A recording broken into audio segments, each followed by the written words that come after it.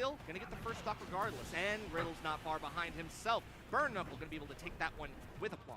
That's really the problem. These burst options from Terry, it makes it so that every time, if you're K-Rool tossing out these mid-range options, you have to be so careful with your spacing. Otherwise, you might find yourself opened up for 40% or a stock. We're already seeing it right here, what this character can do. Terry only needs one hit to start racking this damage up. Well, still late hit Nair allows BruJoh to kind of just like throw that out and let it just slow fall, just in case Riddles gets too close for comfort. Trying to get one of those anti-airs or even air-to-airs. BruJoh so far has been doing the right things, using the armored option. Welcome everybody, I hope you're doing great today. We are watching some Coinbox IRL. I actually have some homies who are in this tournament. I don't think that they're going to be on stream unless like something crazy happens, but we're going to keep our eye out. And we're also going to be trying to get Mario Super Galaxy working, or Super Mario Galaxy. I'm waiting for a USB drive to come.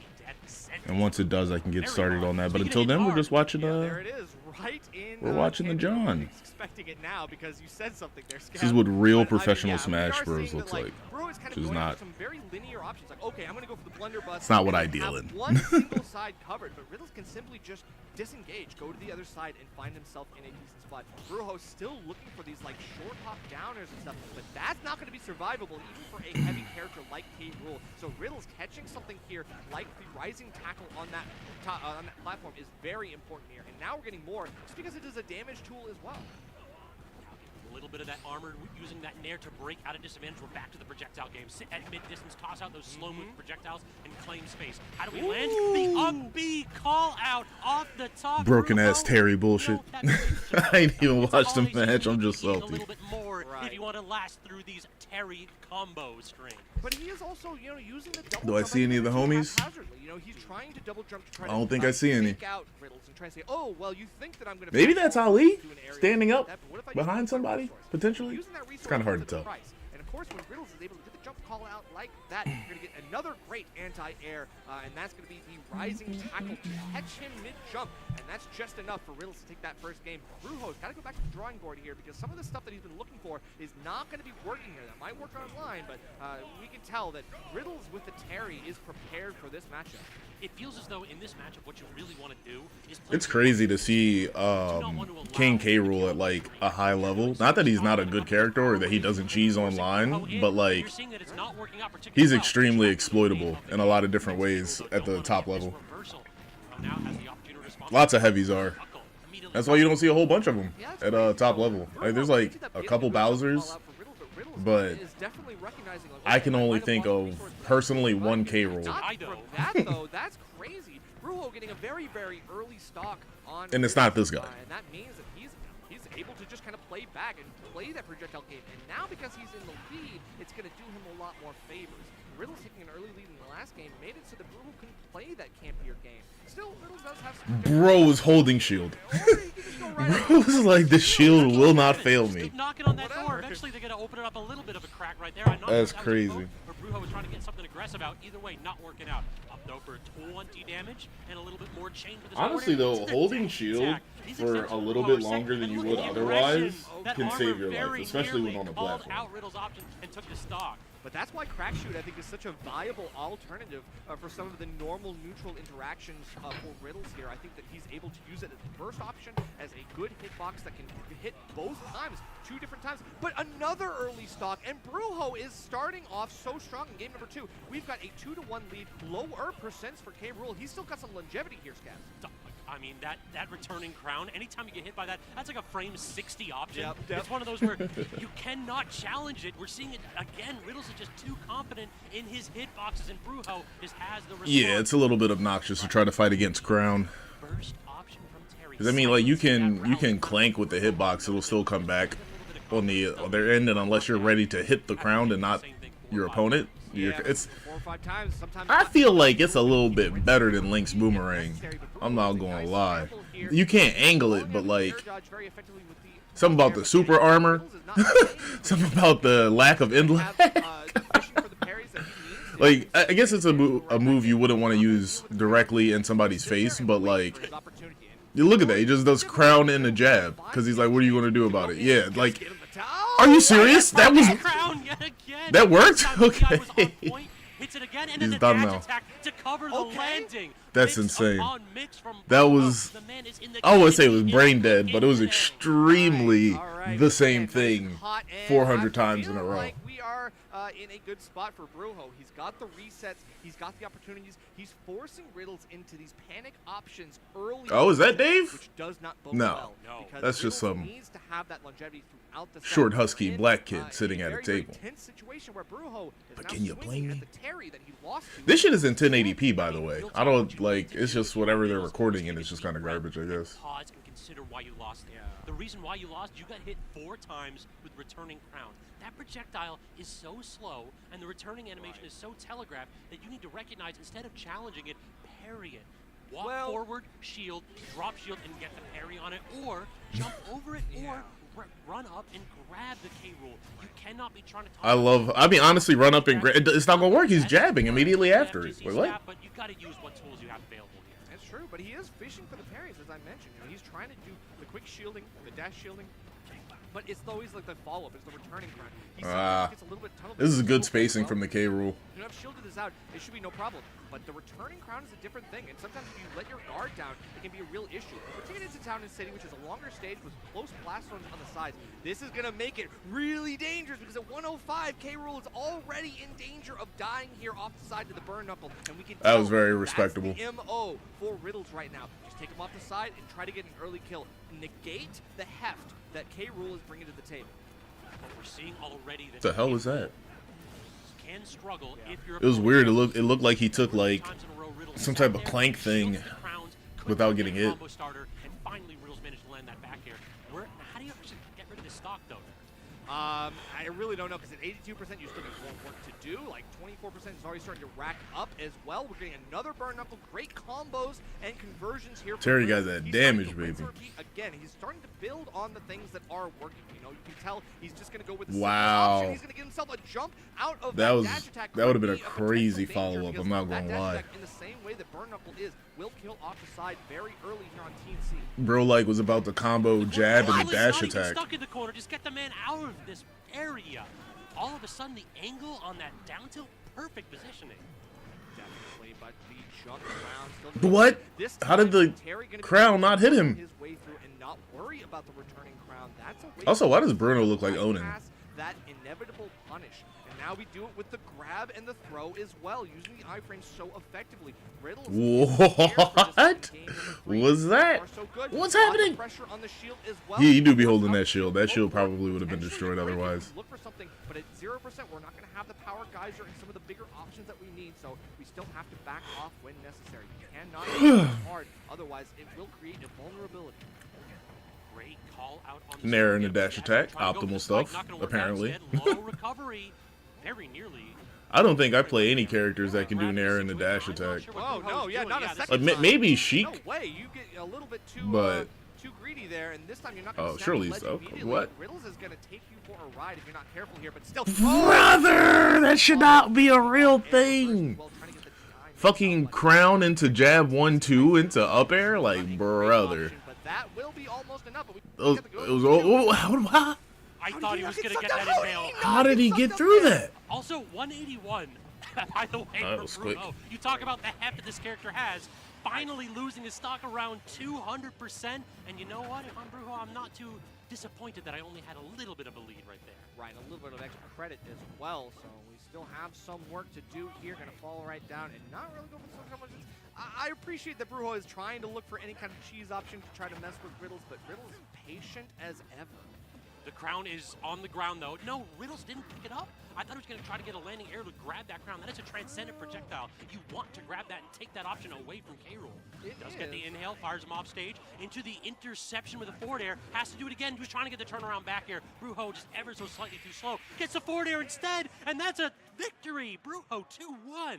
Now you can tell Riddle's starting to panic a little bit more, especially in the corner there. The early crack shoot did him no favors in that last scramble. He showed his hand too early, and sometimes you got to keep with your cards close to the chest. So unfortunately, YuGiOh is going to wait for that option and had the patience necessary to capitalize. So another game win for him, and Riddle. All right, we're back. Do we go to Kazuya? No, we stick with the Terry. That's crazy that Riddles is getting cooked by this this random K-roll player. Things you just don't expect to see. And we're back to this stage too. Like, real talk, I think this is one of K-Roll's best stages. The platforms are just giving so much tricky options in the corner. You saw it time and time again where YuGiOh was able to get out of the corner and use these platforms to his advantage.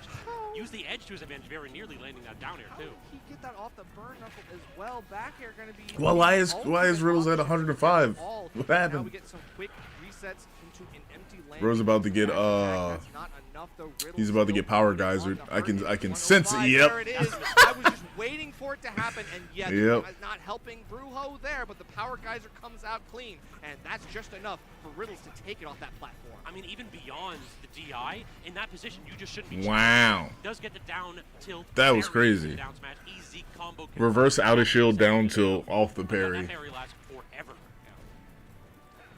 Still, you can tell YuGiOh trying to shark a little bit more, giving a lot of respect to the returning crown this time. Riddle's not going to be playing that game with the armor. How did that shield not break? How did that not shield poke? He's a combo character. He needs his hit confirms, but the armor makes it so much harder. And what are you going for, bro? Like, you are crazy for that. He was crazy for that. I mean, every now and then, if you're a heavy man, that would have been the craziest read of all time. Knuckle out of the corner. No, I'm not gonna let it happen. Here comes the giant fish. He's just waiting for it. Like, bro, he's just waiting. All right, but the there, that's gonna be enough here. And you can jump out of that? Reversing it was the option here, but it can't. You can fall through the platform with blunderbuss and then cancel it and then jump out of it? That's insane. We are still getting our burn. This is shit I'd be extremely salty about if it hit me in real life. Extremely salty about. Pools be to a low-tier hero, but YuGiOh out here got the entire crowd cheering for him, and we're seeing why. Look at this aggression. How does Terry get down? Finally gets a lingering hitbox. Well, and that's okay because again we're the go move being active, and that is the time for Bro to recognize that he could nip this in the bud immediately. Still not going to get the confirmed into the rising tackle, so we still have more work to do. Platforms making it harder for Riddles to get out of this one. He's got the berry, he's got the dash attack, and that's YuGiOh takes it over Riddles. Wow. The thickness with the quickness, using that big body and letting the folks know that he is here to play. That dash attack covered so much. If you pop out of the berry, you're still getting smacked by it. There's nothing you can do in that situation. You felt it after interaction, and YuGiOh gets the resets necessary to take down one of the top seeds of this tournament in Riddles. And then a 3-1. That means that Riddles is crazy. Make up that loss difference in the rest of the pool stage. And can you take a minute to appreciate the killers that are in this pool too? You're right. Like, this is not a loss that you can have if you want to make that winner's side run. Like, my God, Nerf, what do you do in this situation? You know that Riddles is a player with an iron mentality, an iron will. He's one of those folks who sits down and wants to win every Bro's extremely clean cut right now. So you think we're going to have him on the shoulder, or are we going to start to see the pieces start to fall apart?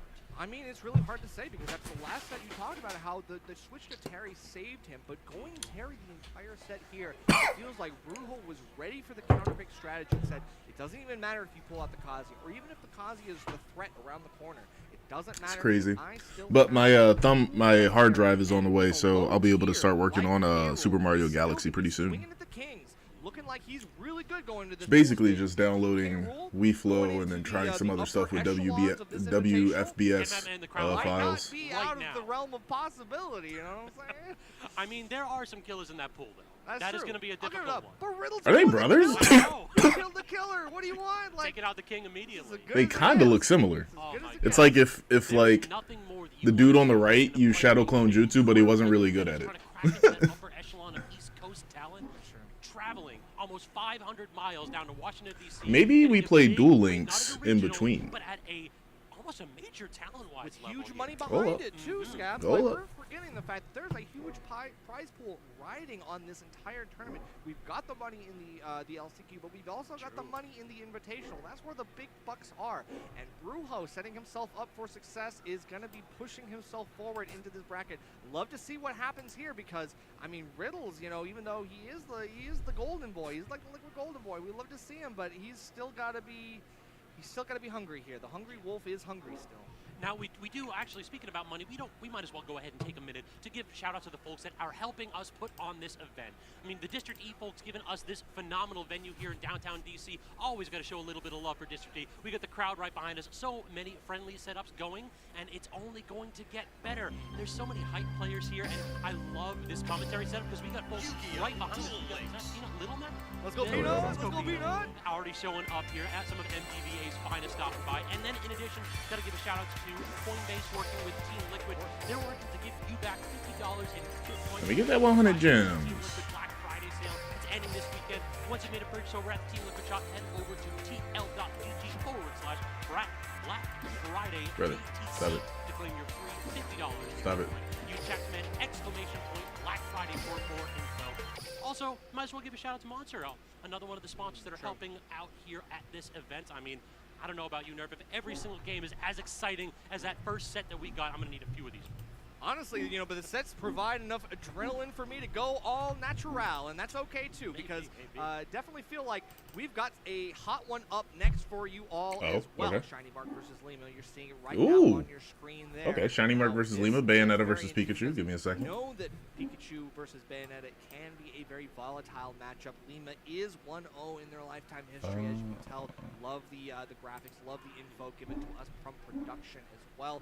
It's very nice to see because, you know, these two don't have very much history, but we can create more history now in real time. And Bayonetta, even though we have the 1-0, I don't even know. Shiny Mark is definitely Can't not even lie. to count out. No. Has a good litany of big wins on the online factor, but now that we're offline, let's see if he can still have the skills to pay the bills. In addition, I got to give Shiny Mark props here because a lot of people were talking about, Let me get that 4-3. Spargo dropped out, so Sonics may very well be the favorite now to run away with this event. If y'all actually watch the coin boxes on occasion, which you very much should, this is a phenomenal event, Shiny Mark gives Sonic hell.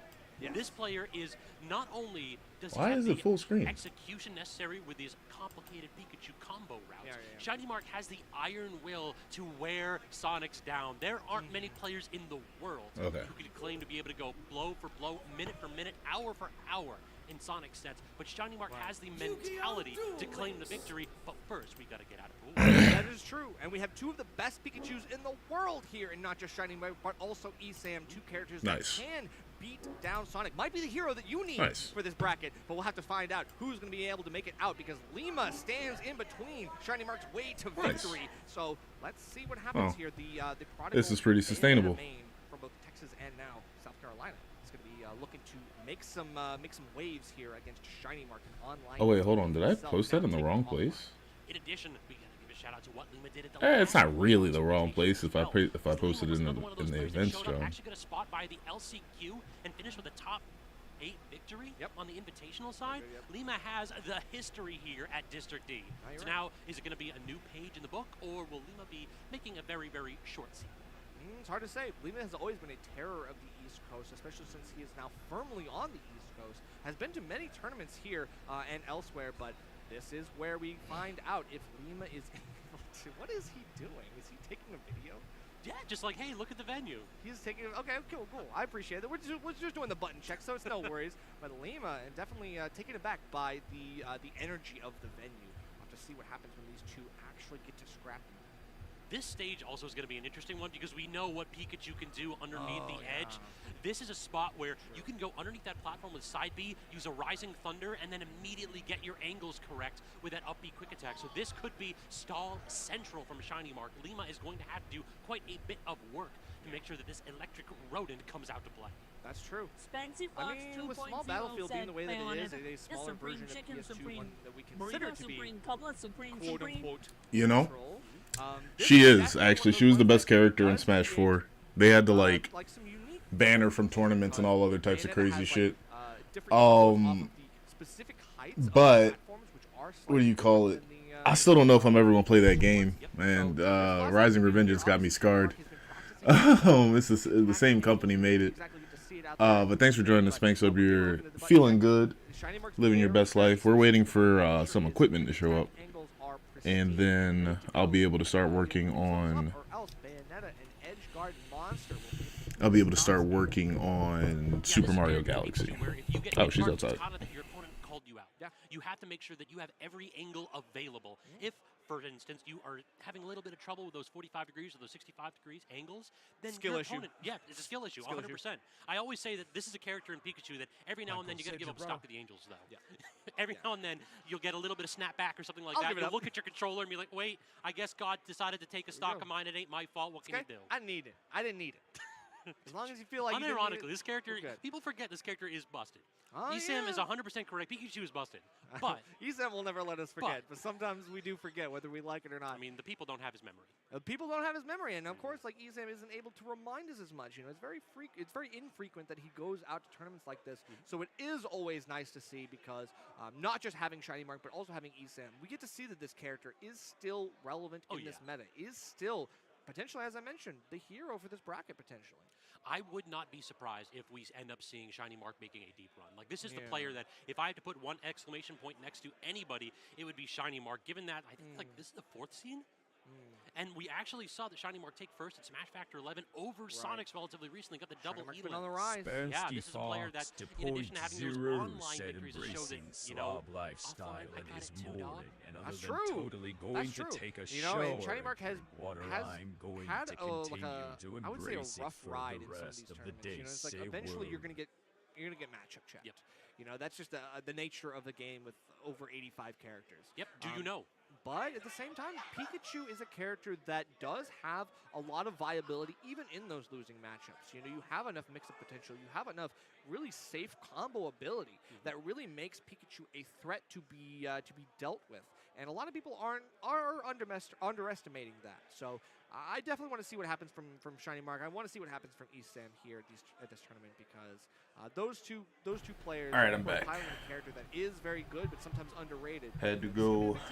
Also, y'all, we should talk about like the low tier upsets that we've already seen. We saw the K. Rool upset against Terry and Riddles previously. Before that, we actually had Crêpe Salé with a Steve player from the EU, from France specifically, getting upset by TMZ's. Or not food, rather. Oh, there was some food. Are we going to see some another oranges. tier with Bayonetta, a character that a lot of people still say is mid-tier, potentially even lower mid-tier? 2 bananas. They are incredible. I agree.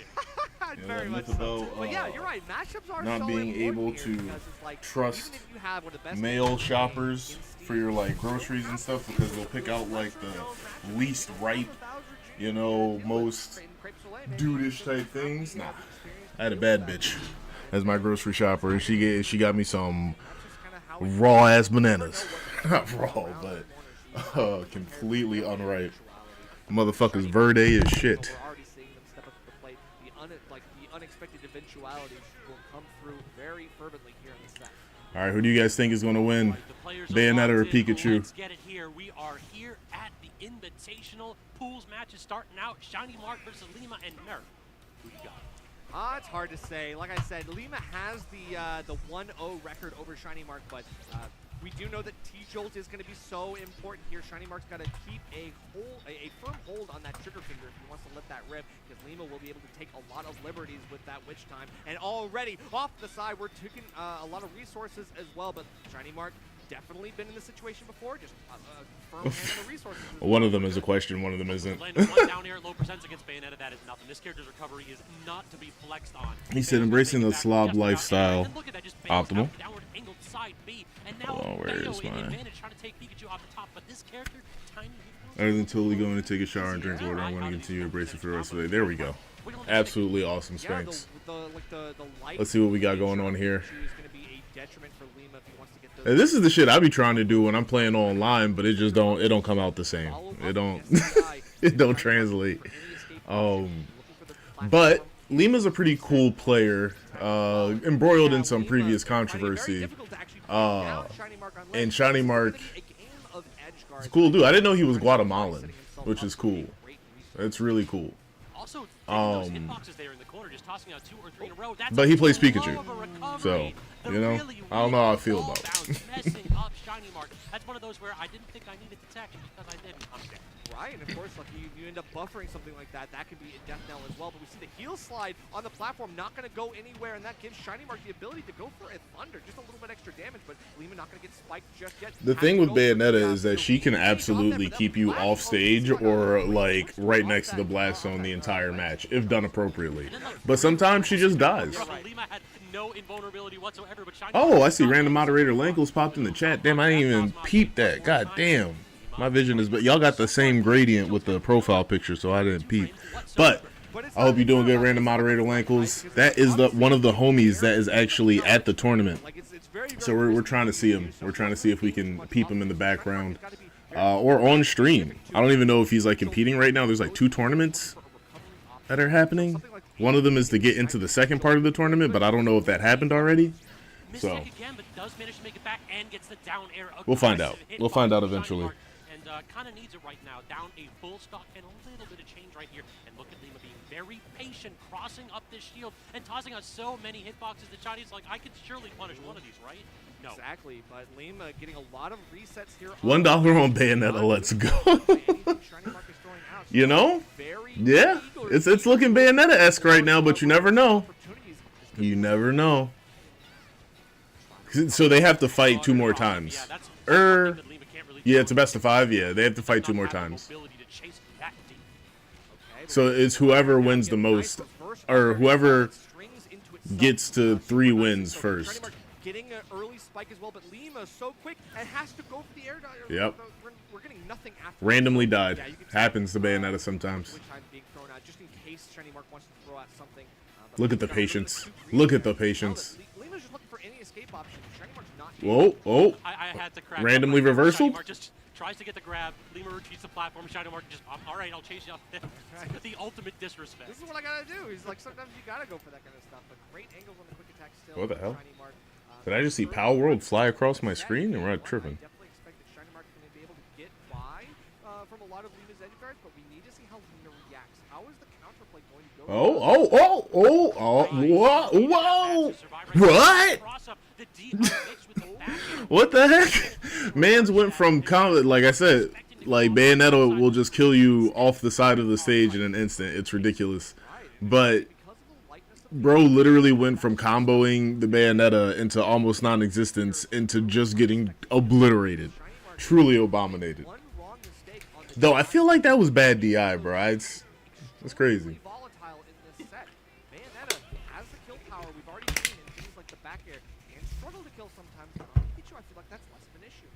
There we go. It's looking like Spanksy Fox assumption is coming true. But maybe the Pikachu will clutch up. Maybe they will, you know, find the trainer within them to pull out their Z moves or whatever Pokemon is about these days.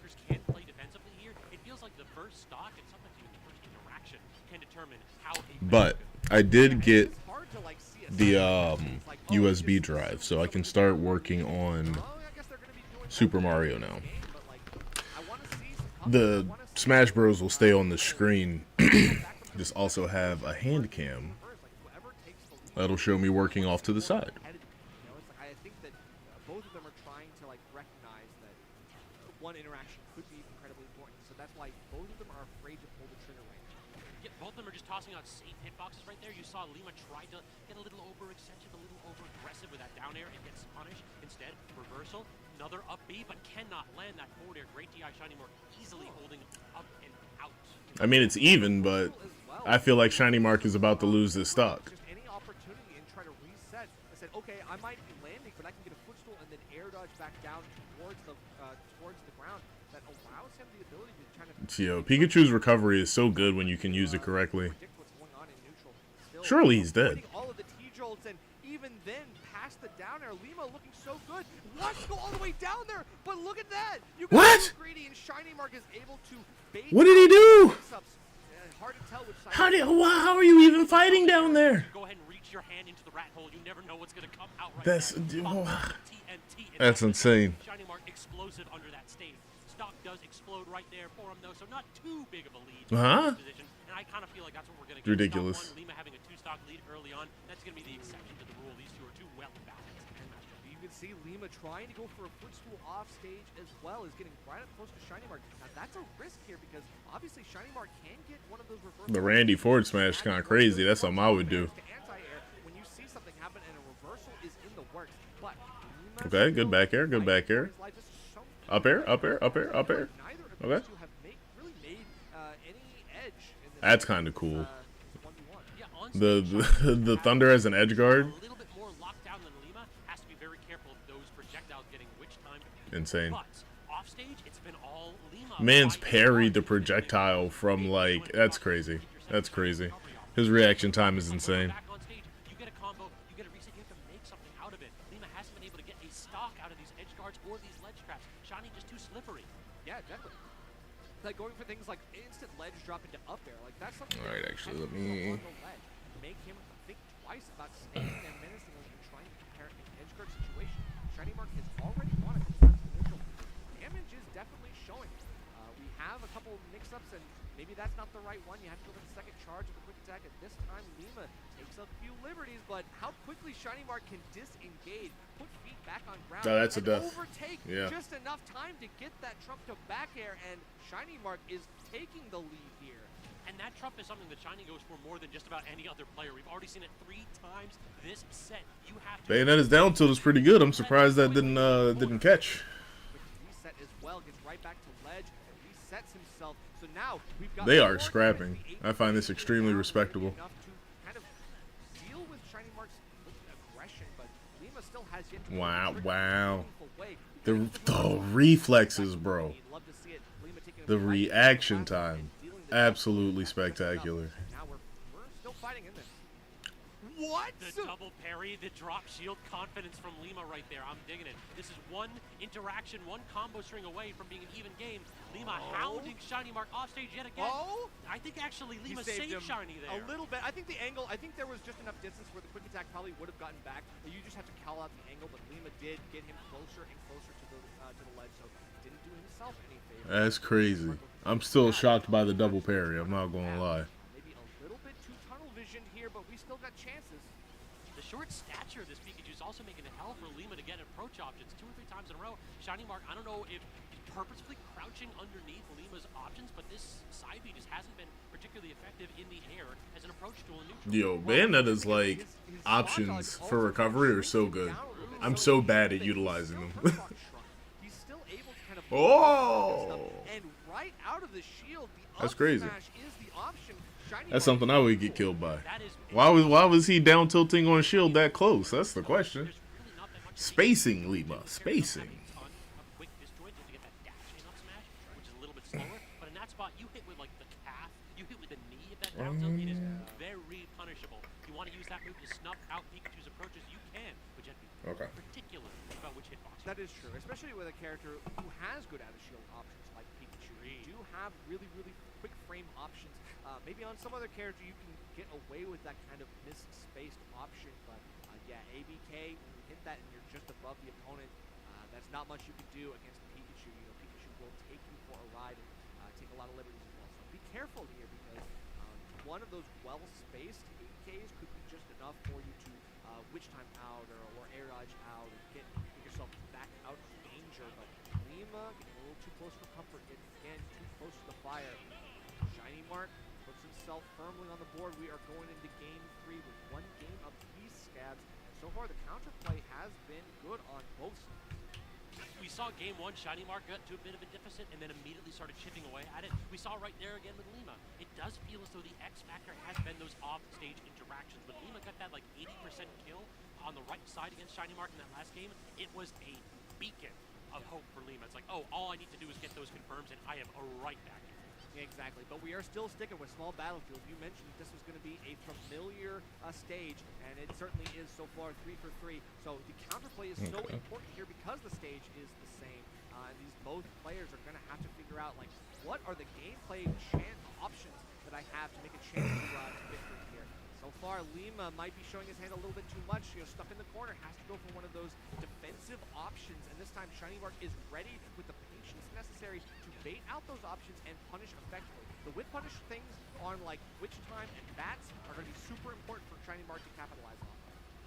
just as important is actually catching some of these landings. It feels still Lima has not been getting a ton of grabs. Shiny has been very consistently shielding after these aggressive options, and 2 or 3 times in a row, he just wiggles his shield, thinking that you're going to get the side B immediately from Lima. Instead, I want to see some dash grabs coming up. That is true. And we talk about how SDI is super important against Bayonetta, but against a multi-hit character like Pikachu can also be very viable. So you can see Lima starting to do the right things to get out of these combos, especially things like the back air, being able to disengage well enough that Shiny Mark has to default to things like the T-Jones, which could get him into trouble if a Witch Time comes out at the right time.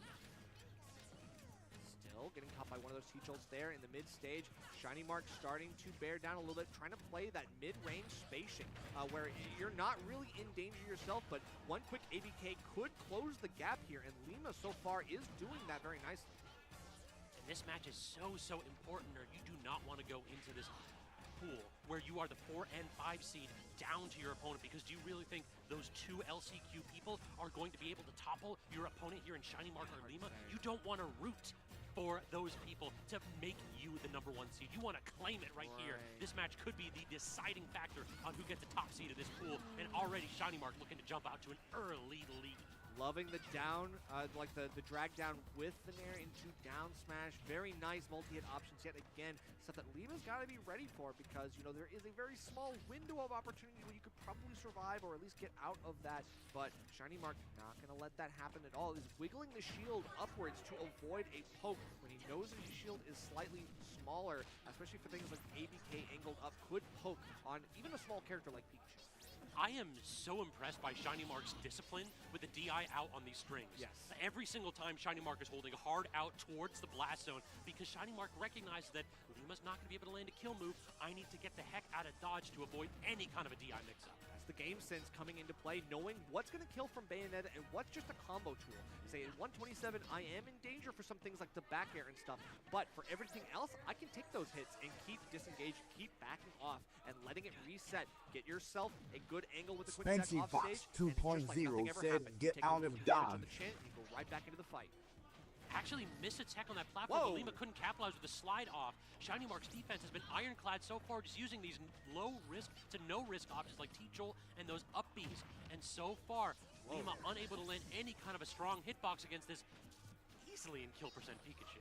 Right, and even then, the Witch Time, when it activates, there's not a lot of time off the T-Jolt, so Shiny Mark is doing it at a distance where he doesn't have to worry too much about what's coming behind it.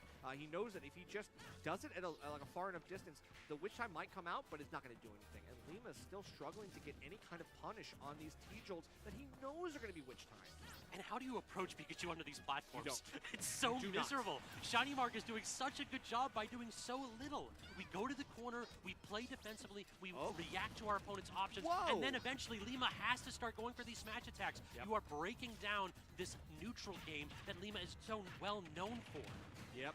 Okay, but we've got another victory. Finally taking the first stock off of Shiny Mark, and Lima is trailing in Game 3. This is looking like Shiny Mark's game to lose, if anything.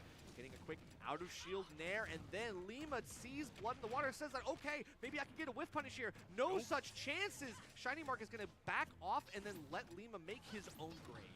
Did you think that Pikachu's going to whip something in your face? No, it's always a bait. Anytime you try to drop your shield, there is going to be a hard punish coming. The forward tilt actually sliding off stage. I'm digging that from Shiny Mark here. Tries to get the neutral air to combo, but it doesn't work out. Lima recovering super low and doesn't have the jump. The punish came from Shiny Mark. This is looking a little bit dire all of a sudden. Yeah, it's really hard to say. You know, Lima kind of like looking up to the skies for some motivation, potentially. Shiny Mark had his number in that game. You know, again, it was the quick early lead. It's hilarious. I forgot that I was muted. No, it's a close match. Definitely a close match.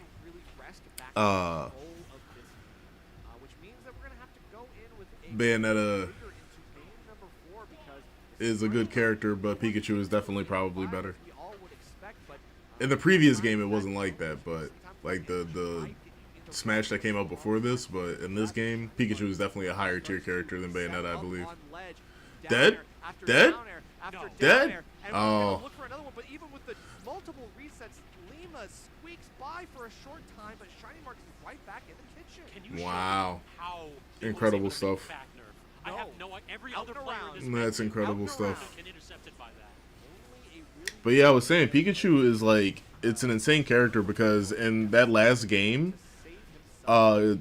Shiny Mark, the Pikachu, did a perfectly spaced nair on Bayonetta's shield, which then was bait because when Bayonetta tried to punish that, they got punished with another perfectly spaced nair that led into a string of fucking combos.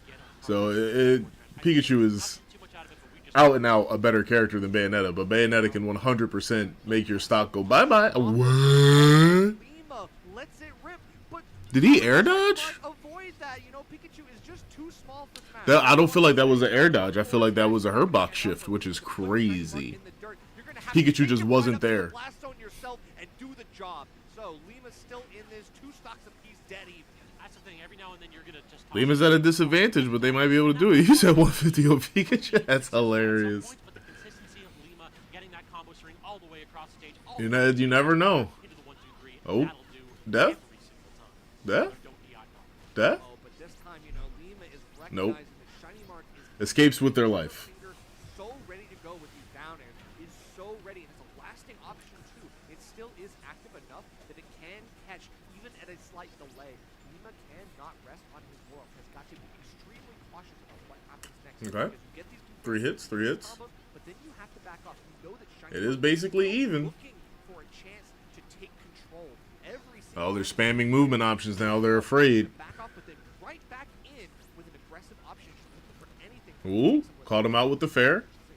Said I caught you thinking. Becomes, can Lima get a combo starter going? So far, Okay, Pikachu is just trolling I now. feel like if Lima at 81% He's doing emotional and psychological damage. here does get the neutral air, but not nearly far enough off. Hit him with a smash attack, Lima. Hit him with a smash attack. Hit him with a smash attack. Smash attack would have worked. I'm not gonna lie. If he just did forward smash, Pikachu would be dead right now. Ooh, ooh. Gets the roll in as well. The tech roll covered by Shiny Mark. You know, he's looking for that short Random up drop smash from Pikachu. mid Taking it. stage. Doesn't really fastball, but like does. Oh, okay, nair out a shield. with a Good forward. option. Shiny Mark's spacing has been super, super good, and again, using those multi hits that he knows are going to be very, Whoa, very the important Trump. for Lima to give a lot of respect to. These mix-ups in the corner, though, from Lima, next level so far this game. A little like Waveland onto the platform, like I am really digging. Yeah, the random up smash almost took it. To see a Bayonetta be able to mix up a Pikachu movement-wise, typically Oh. it's the other player and the other Oh character making no! Soft But spot even up this smash. dash attack on shield, Lima was facing the other way. There's no chance you can't get a back air out of shield because Pikachu is too short. Oh. Okay, I think back air is going to take it for Pikachu for this stock. I think Pikachu gets... Whoa, he tried it for the up smash, but it was the back air from Bayonetta. The kill confirm comes back stronger than ever, and Lima, it might have been a little bit fuzzy there, but we still got it. So Shiny Mark gonna have to put a lot of respect on the bread and butters for Lima. Still really good. And Let's see what's going to happen. Now Lima's saying, Shiny, you ain't the only one who can sit underneath these I'm a wait. platforms. I'm a wait. Exactly. Come to me, bro. You're not the only one that can play patiently. You come to me. I make the rules now.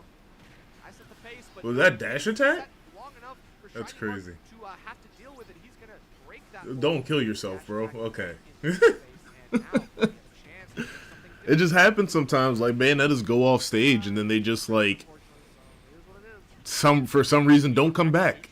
They decide that there's a carton of milk out there that they really need. Oh! Oh! This might be it, Scaz. How did... Here, no Trump though, so Lima doesn't get a chance to make something happen. That's crazy. Just gonna keep rinsing and repeating So, like, Bayonettas have the ability to come back from anything. It's just sometimes they don't. Just sometimes they don't. In the corner, but actually goes for looks like a down tilt. Great. Well, he's not finished pressing buttons. Land on the platform to get it reset. He said, fuck what you thought. I got A button to press. Tons of A button. With a solid lead. The A button economy is looking good. Tries for the lingering hitbox in the nair. Can't connect though. Talked about how Wow, the run up grab. Down smash, baby. Down smash, baby. Down smash. waves in that edge guard situation. Oh, yeah. Whoa. No tech, but no reason. Ah, how did he not get hit? Wow. It's gonna be the witch time. Lima takes game number 4. We're going This to is a tight one. Shiny Mark got This way is too a close. tight Got one. too greedy, got tunnel vision, and now Lima gets one single interaction to take the game and bring it to a good set. Up smash taking it. About the safe, consistent multi-hits from Pikachu. Right there, that spelled doom because Shiny Mark tossed out that forward air, tried to get the drag down, misspace it ever so slightly. Lima's like, I'm just going to toss out this witch time and make sure that I can get that kill confirm instead. That's crazy. So we're still in this. Lima, even though he was down most of that game, we saw how in game number 3, I think specifically, Shiny Mark was pretty well up in the entire game, but then close it out. This time, Lima is not going to take that deficit line down, and he's going to claw his way All right. back. While I'm watching this stuff, I'm also going to be looking at the tutorial for downloading WeFlow. Counterplay comes to an apex here. Yeah, seesaw set going back and forth. It feels I guess I also should get Soul Calibur. genres of music in every single one of these. We started this off at a little bit of a funeral dirge where both of the players very slow and reluctant to play aggressively. This last game, though, both of them turning up the tempo. A little bit of rock and roll to end our set, potentially. You're going to see who's going to end up on top with that solo on the end. Whoa, that was some smooth move jumping. No one really expecting that, including Lima. Shiny Mark being able to get a little bit more Spansky damage Fox as to well. points and Rusad also. Finding with Jumbo Butterfly Shrimp is perfect at 300 degrees after 30-50 making That sounds pretty good. Jumbo butterfly shrimp it sounds incredible. You got any sauce to go with it? Right by as Shiny Mark looks for a quick trip off that stage to the blast zone. This time, no tomahawk grab, going to go for 2 up airs, back air? No, baited out the counter. Genius. Shiny Mark, be patient when he knows Lima is looking for some panic options like that witch time. Already with a slight lead, and we're going to get the up tilt back here, but did not land the sweet spot, so no stock right there. I wouldn't have used that angle, but I would have probably got hit by an F smash. Out of some of these kill confirms, so now potentially we'll have Shiny Mark living a long time if doesn't get clipped by that witch time.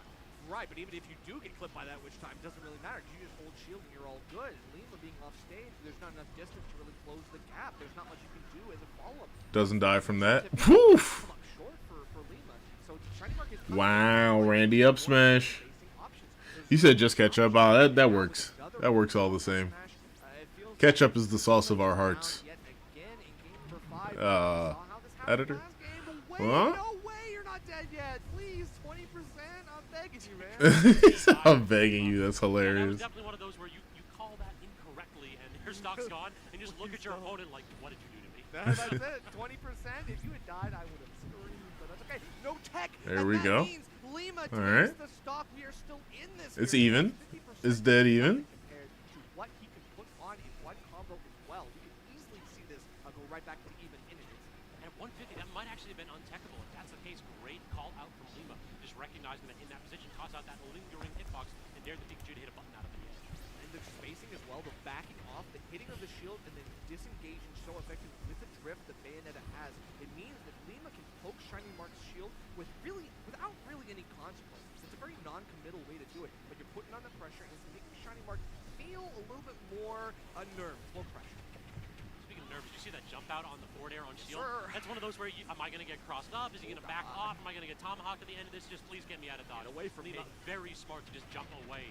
And now it's very smart also just landing. You know, this is actually kind of even. Again, just playing around that shield so well. The downer as well. Lima is starting to mix up his combo finishers as well, getting lots of good. That was so bold. You have to have so much faith in your up Bs to up B along the ground and then up B to ledge. That's crazy. Another up air if he's not careful here. In danger down to just about anything, and Shiny wants it to happen right now. Up throw? Downer? Just up throw. At 160, just about anything would do. And you saw the up smash come out directly before that. Shiny's like, listen, I know we can't allow this deficit to go too small. But still No. pummels as well to make sure that we secure that. Just in case. You never know. It's like, well, I know my percents. I'm definitely that kind of player, but at least I know. Alright. I'm curious when we're going to start seeing things like Okay. come out at edge from Shiny Mark. Like, that is something that we haven't really seen this entire set other than one interaction to catch a standard get up. If you could use that to edge guard Bayo, that's disjointed enough to flank with and sometimes beat that up B if you space it appropriately. Very true, Scabs. Still gonna go. Oh, yeah, I thought he was going to go for the right side too, Lima. I'm not going to lie. He crossed me up. He went to the left twice. Right in the situation. Who does that? Out of jail for free. Going under the stage to do his Who? best. Now Lima still trying to get a couple of these combos. Bro, why are you not just forward smashing? Enough for him, but that angle again. Use Bayonetta's privilege. It's just not good enough. Shiny Mark is going to be able to find his way out of the corner, He maybe. intercepts, but doesn't end up working. Does get the tech. Shiny needed that. That's impressive from Shiny. Not going to lie. Well, 59%, he's still alive. 135, 134. Up smash this nigga, son. Really cautious about how he goes from here on out because That's all you need to. I promise it'll work. I promise it'll work, Lima. Just up smash him. Just up smash him, cause. And this is You know? a bit dicey. It feels as though Lima just cannot get anything going because of the shield discipline from Shiny Mark. I want to see something like potentially just Tomahawk. Just get this Pikachu out of shield so you can actually get something going Ooh. with a kill confirmed. Still have all the resources. Doesn't catch that panic option. You can tell Lima's still looking for something, a way out. There's no jump, I think, there. No jump, like a few resources, but not much to speak of. But Lima's still going to go for a double ABK Dead? on the ledge as well. Now not going to get anything. No. Shiny Mark with a full stop. Up smash, down smash, anything, brother. Flash the thunder. Oh my god. Don't get too close. Don't try to edge guard me. Now it just Bro. Bayonetta has like one of the best disjointed like smash attacks, and for some reason, bro wasn't trying to do it. Let's see, do I see the homies anywhere? Do I see the homies? I don't think I see Peanut, Your style on a dime. but like Peanut's this not one of my can homies. play into I mean, he's the cool. play. Seems like a That's cool something dude, Shiny not Mark gonna lie. is so good at doing. He says like, look, it make you think that I'm going to be playing back. I'm going to be playing patient. I'm going to be playing cautiously. I don't think I see any of the Sometimes homies. you gotta throw caution to the wind, man. Sometimes you gotta be like, I see an opening, I take the opening. No matter what happened in the 30 seconds prior to that interaction, I know when I see the green light, I'm gonna go, and I'm gonna take everything that I can. Those tempo changes can be so difficult to react to in those positions, but if you Oh, compete at a top I see level, people waving their top hands level event, you 1,000 have to miles be behind. prepared Maybe that was them. to change on a dime. Ketchup equally loves Ready, because equal happiness. Happiness equals one with physicality while eating chicken nuggets and Jumbo. Yeah, it's true. That's a great combination. It's hard to not achieve happiness while using that combination. Want to make sure you're doing well in the pool stages as you would in any invitation. Just because we got the winners of the King of the Hill waiting around the corner to try to throw some hands with you next. So don't think that you're just in a safe space. You're like, oh, I'm amongst friends. I'm amongst like really good players. Like, no, you might have some killers in there. some killers in there. Some unexpected faces showing up to try to make your life a little bit harder. Speaking of King of the Hill, we can't talk about King of the Hill without talking about the premier monthly Smash Tournament series in all of MDVA right now. That's going to be District E presents The Hill. It is a free-to-enter monthly tournament right here in downtown Washington, D.C., metro accessible by the Chinatown Metro Stop. It delivers some of the best Smash gameplay in the entire DMV. Every tournament pays out the top 8, and we have a $1,000 prize pool regardless of entrance. And again, that entry fee is $0. Wait, that's crazy. Wait, what? Stay tuned for our 2025 Hey, yo, Philly, what are you doing? Alright, we might gotta go to that. We might gotta go to that every month.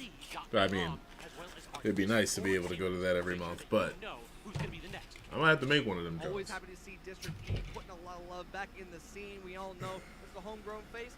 A lot of places around here are going away, so we gotta hang on to the locals that we have right Go to your now in locals, the Hill. y'all. Go to your locals. Support your locals, support your TOs, and support everybody who's making the show happen, and that includes production. So shout outs to everybody making this tournament as good as it is, and it will only get better as time goes on. We get a 2-day event going on, so there's plenty more Smash to go around. But we are gonna hit a quick break. Keep you on your edge of your seat. So make sure you don't go anywhere, grab a snack, hit a bathroom, and get ready for some more Smash right around the corner.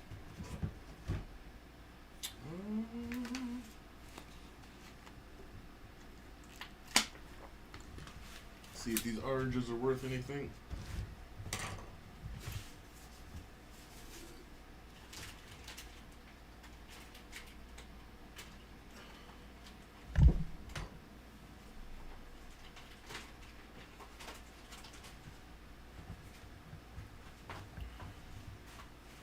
Oh, well, if you guys don't have any music, I don't mind if I do.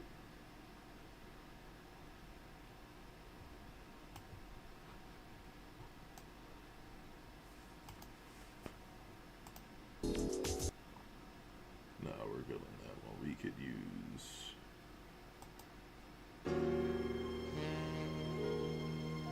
Yeah.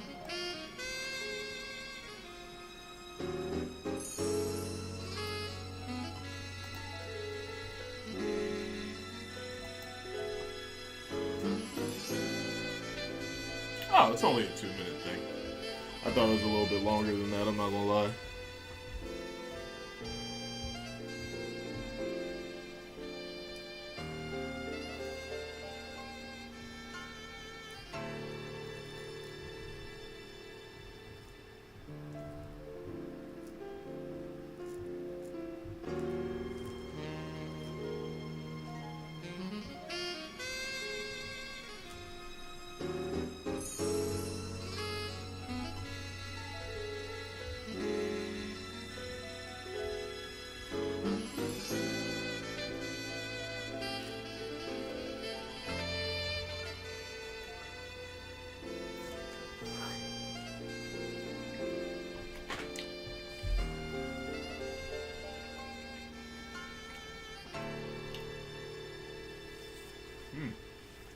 good orange.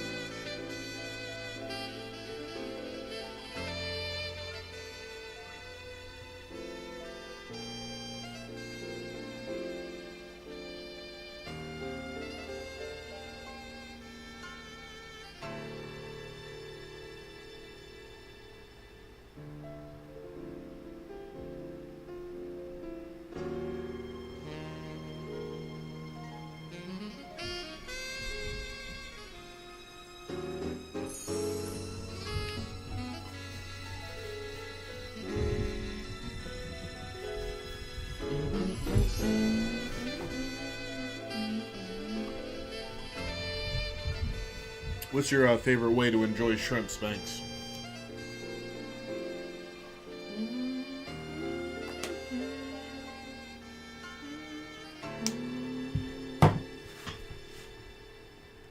Personally, I like a Parmesan grill type of situation.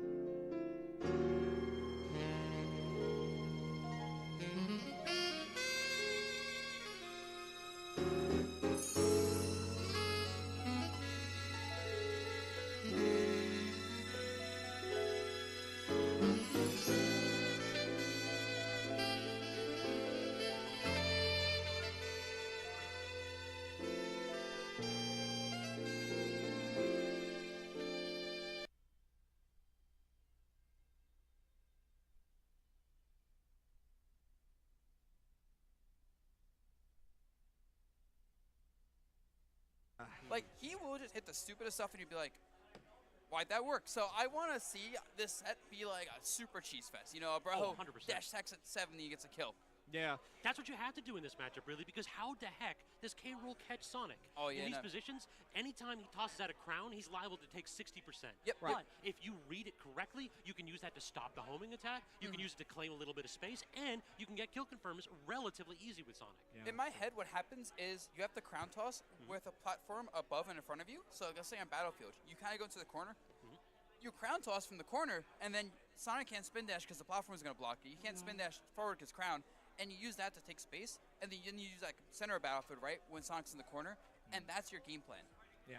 And any other time you crown toss, yeah, you're asking to lose the game. Exactly. Yeah. But it's going to be a game of like really tight timings. You know, Brujo's just going to have to find any specific opening. He's got to know when he can afford to throw out those things that are more committal before the release of the spin dash happens, right? Like, you know that you've got to have a small window of opportunity. Knowing your threat distance as well is really important. I expected to see things like maybe more F-tilt using an armored option could help a little bit, but who knows? I also think, as you mentioned, the armor option, Nair, right? It's going to challenge. Yep. Like anything Sonic does not trade well with Nair because it doesn't have much disjoint. Right. In addition, that forward air is going to be a huge problem for Sonic because everybody tries to punish it. Yeah. Everybody thinks that K. Rool forward air is punishable. You just take it on your shield, K. Rool no. jabs, Nope. and then you take a bunch of damage. So- And then if you decide to spot dodge right there, he starts either grabbing or he goes for the forward tilt. Yep. Or if you have lower percent, you can do Rising Nair and force like a tech chase situation. Exactly. Or even if he gets it with that non-fastball, you can get a berry out of it. So at Yeah. mid percentages, you can mess Sonic up in this matchup. Yep. And anytime Sonic has a deficit, he has to approach. And approaching into K. Rool, if the K. Rool is just being patient, is Not really fun. hard. That is true. But speaking of forward airs, I mean, I'd say Sonic forward air against K. Rool is one of those multi-hit options that could maybe maybe make those armored choices a little bit more risky. Yep. And I think that's something that we got to deal with, especially off stage. We all know the Sonic runoff stage forward air is just the classic. Yep. And Wrath is no stranger to using that to get big wins in big places. But Brujo is a big guy. I mean, we got to see what's going on here because Since he's a K. Rool is big. Since he's a big guy, there's big blind spots, right? Like, I feel like when you challenge K. Rool, if you hit like his feet with that forward air, what is he gonna do about it? Like if he's just kind of like floating? Right. And that, or like kind of the top of his head, like are like two really annoying blind spots when K. Rool's facing you. So that's what the forward air is gonna be really hard for K. Rool to challenge. In addition, like we talk about offstage a little bit, I just want to emphasize how awful it is. Yeah. Like if K. Rool has to horrible. recover low and he doesn't have that double jump, the character just disappears. Yep. It is so easy for Sonic Spring to just rinse alone and will repeat. will completely dismantle any K. Rool low recovery. So it's something you got to do. And there's just no thought to it. Like that's the thing is that Wrath can do this every single time. I expect if K. Rool has no double jump offstage, 9 out of 10 times the character's gone. Yep. All you have to do is hold ledge drop back here when he has no double jump, easiest stock. Like you can do the up B over and over, but I feel like you don't want to keep doing that. No. Because like eventually he'll make it back. But if you just do wait at ledge drop back here, that's a dead crocodile. Yeah, that's true. You use the spring to set that up, to force him to DI out a little bit, or to force him to DI in, and then you can get a wall tech and cover it up with a forward air as well. Right, it is a funneling tool. You just try to get him where you want him, and of course, like it creates that threat pressure off stage where they have to deal with it. They have to use it in sort of like their micromanagement of just recovering. And as K. Rool, that's already a tall order. So let's get into it. PS2 Game 1. Yep, the classic. I don't like giving Sonic the stage. Do you know what the neutral stage list is? I'm assuming it's Battlefield, PS2. Some say small battlefield. Oh, the small Battlefield as well here for neutrals. I think we. Yeah, I think that this one was like a gentleman, probably. Yeah, that's fair. I mean, it's ultimate, right? Yep. Granted, I don't like Gentleman at PS2 because only one character gets a huge advantage in the stage, but Remember that 9 times out of 10 I mentioned? There we go. Yep. Oh, he actually gets it. The spring Wow. was ever so slightly too late. Okay, but that's it. He has knocked back that neutral, so it doesn't matter. Overextends on the dash attack. And you gotta go for those, but you can't mistime them. I think he has to warm up the matchup timing a little bit, though. Yeah, and there's plenty of time to do that. Right now, we're just trying to get around Brujo's cheese. You talked about it, but then we're not going to allow any cheese here. Wrath is just going to put a statement in this first game right now and say, look, at 65%, that's all you're going to get off me. And right now, you got to take the stock. Yep, we're seeing though the crown toss here. Oh, as mentioned before, good crown toss near platform works. Bad crown toss, though, he gets punished, taking a lot of damage. And just tries to grab Sonic, is already halfway across the stage. No, he doubled. Oh, okay. Yeah, the double jump. Braho is... Wow, okay, that worked. Yeah, I guess so. Crown armor is really tough to break for Sonic. Like, there might be one move that actually does so in the back. Makes sense. Everything else, the multi hits, no. Yeah. Back here, forward smash, that's kind of it. But, this game's already looking Well, That combos, by the way. looking like... Yeah, don't DI straight up on that one. It's looked like Bro's gonna get a dub if he keeps doing those stocks, you know? For sure. And now with the Rage, I think that K-Rool can make something happen. We just got to stay alive here, and we do get the air dodge, Oh, but the man, follow-up yeah. there. Love the frame trap here from Wrath right now. All right. Yeah, honestly, I think Bro's just made a lot of mistakes, and Wrath is capitalizing on not making mistakes. But like, as simple as that sounds, I'm just watching this, and I'm like, oh, Wrath is just playing this textbook.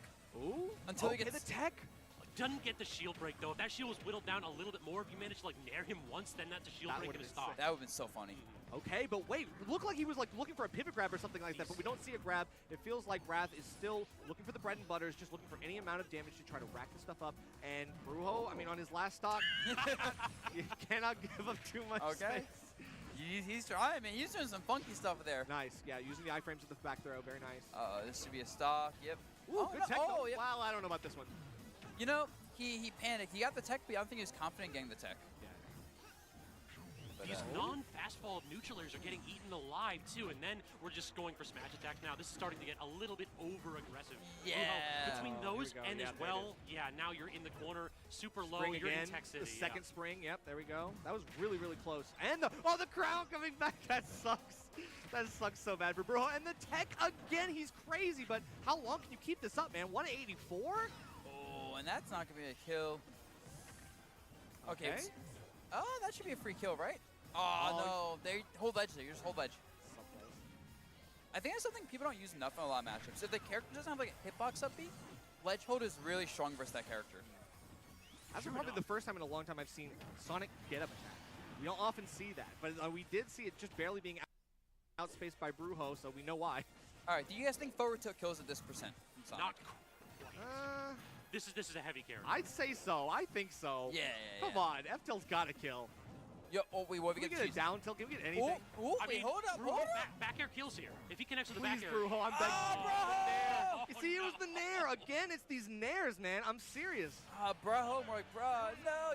I think you should have kept forward airing. You have no, Sonic has no double jump. You forward air him, he has no double jump, he has to recover.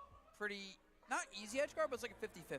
The back air is, that back air is like you're trying to troll an elite smash a little bit, you know?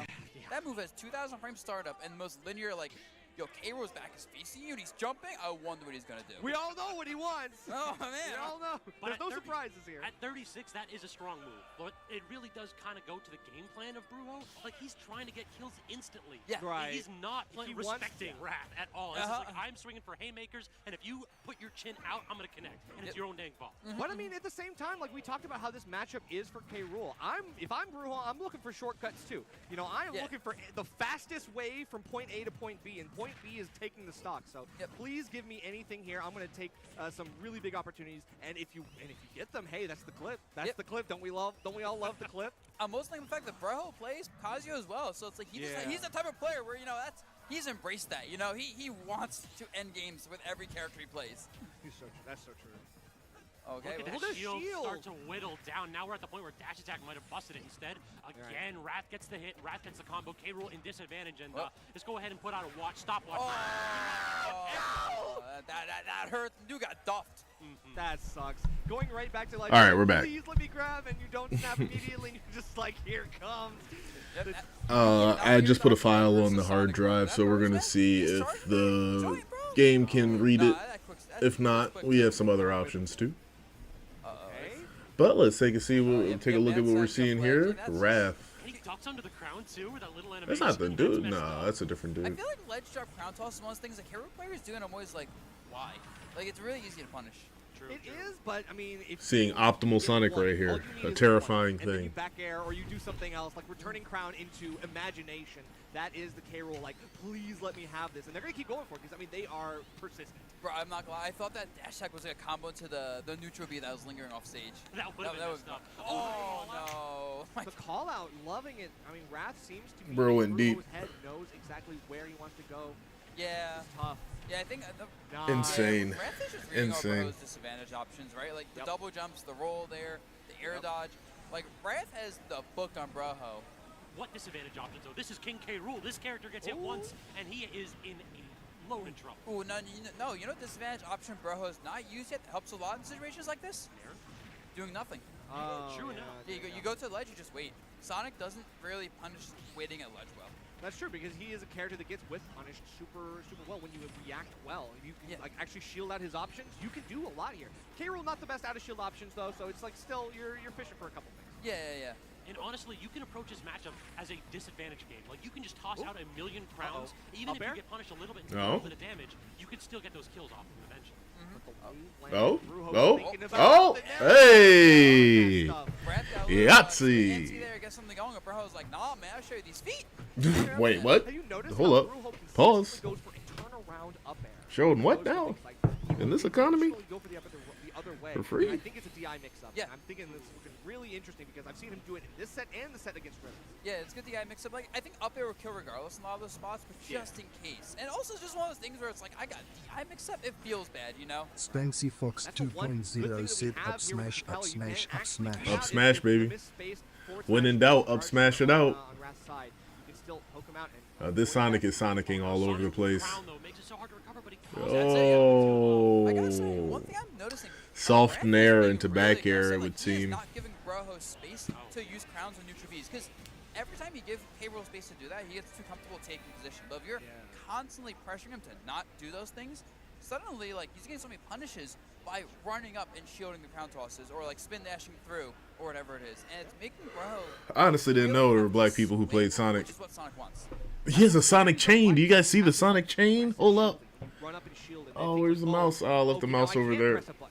That's crazy. Hold on. The Sonic chain. It's right here. It's crazy.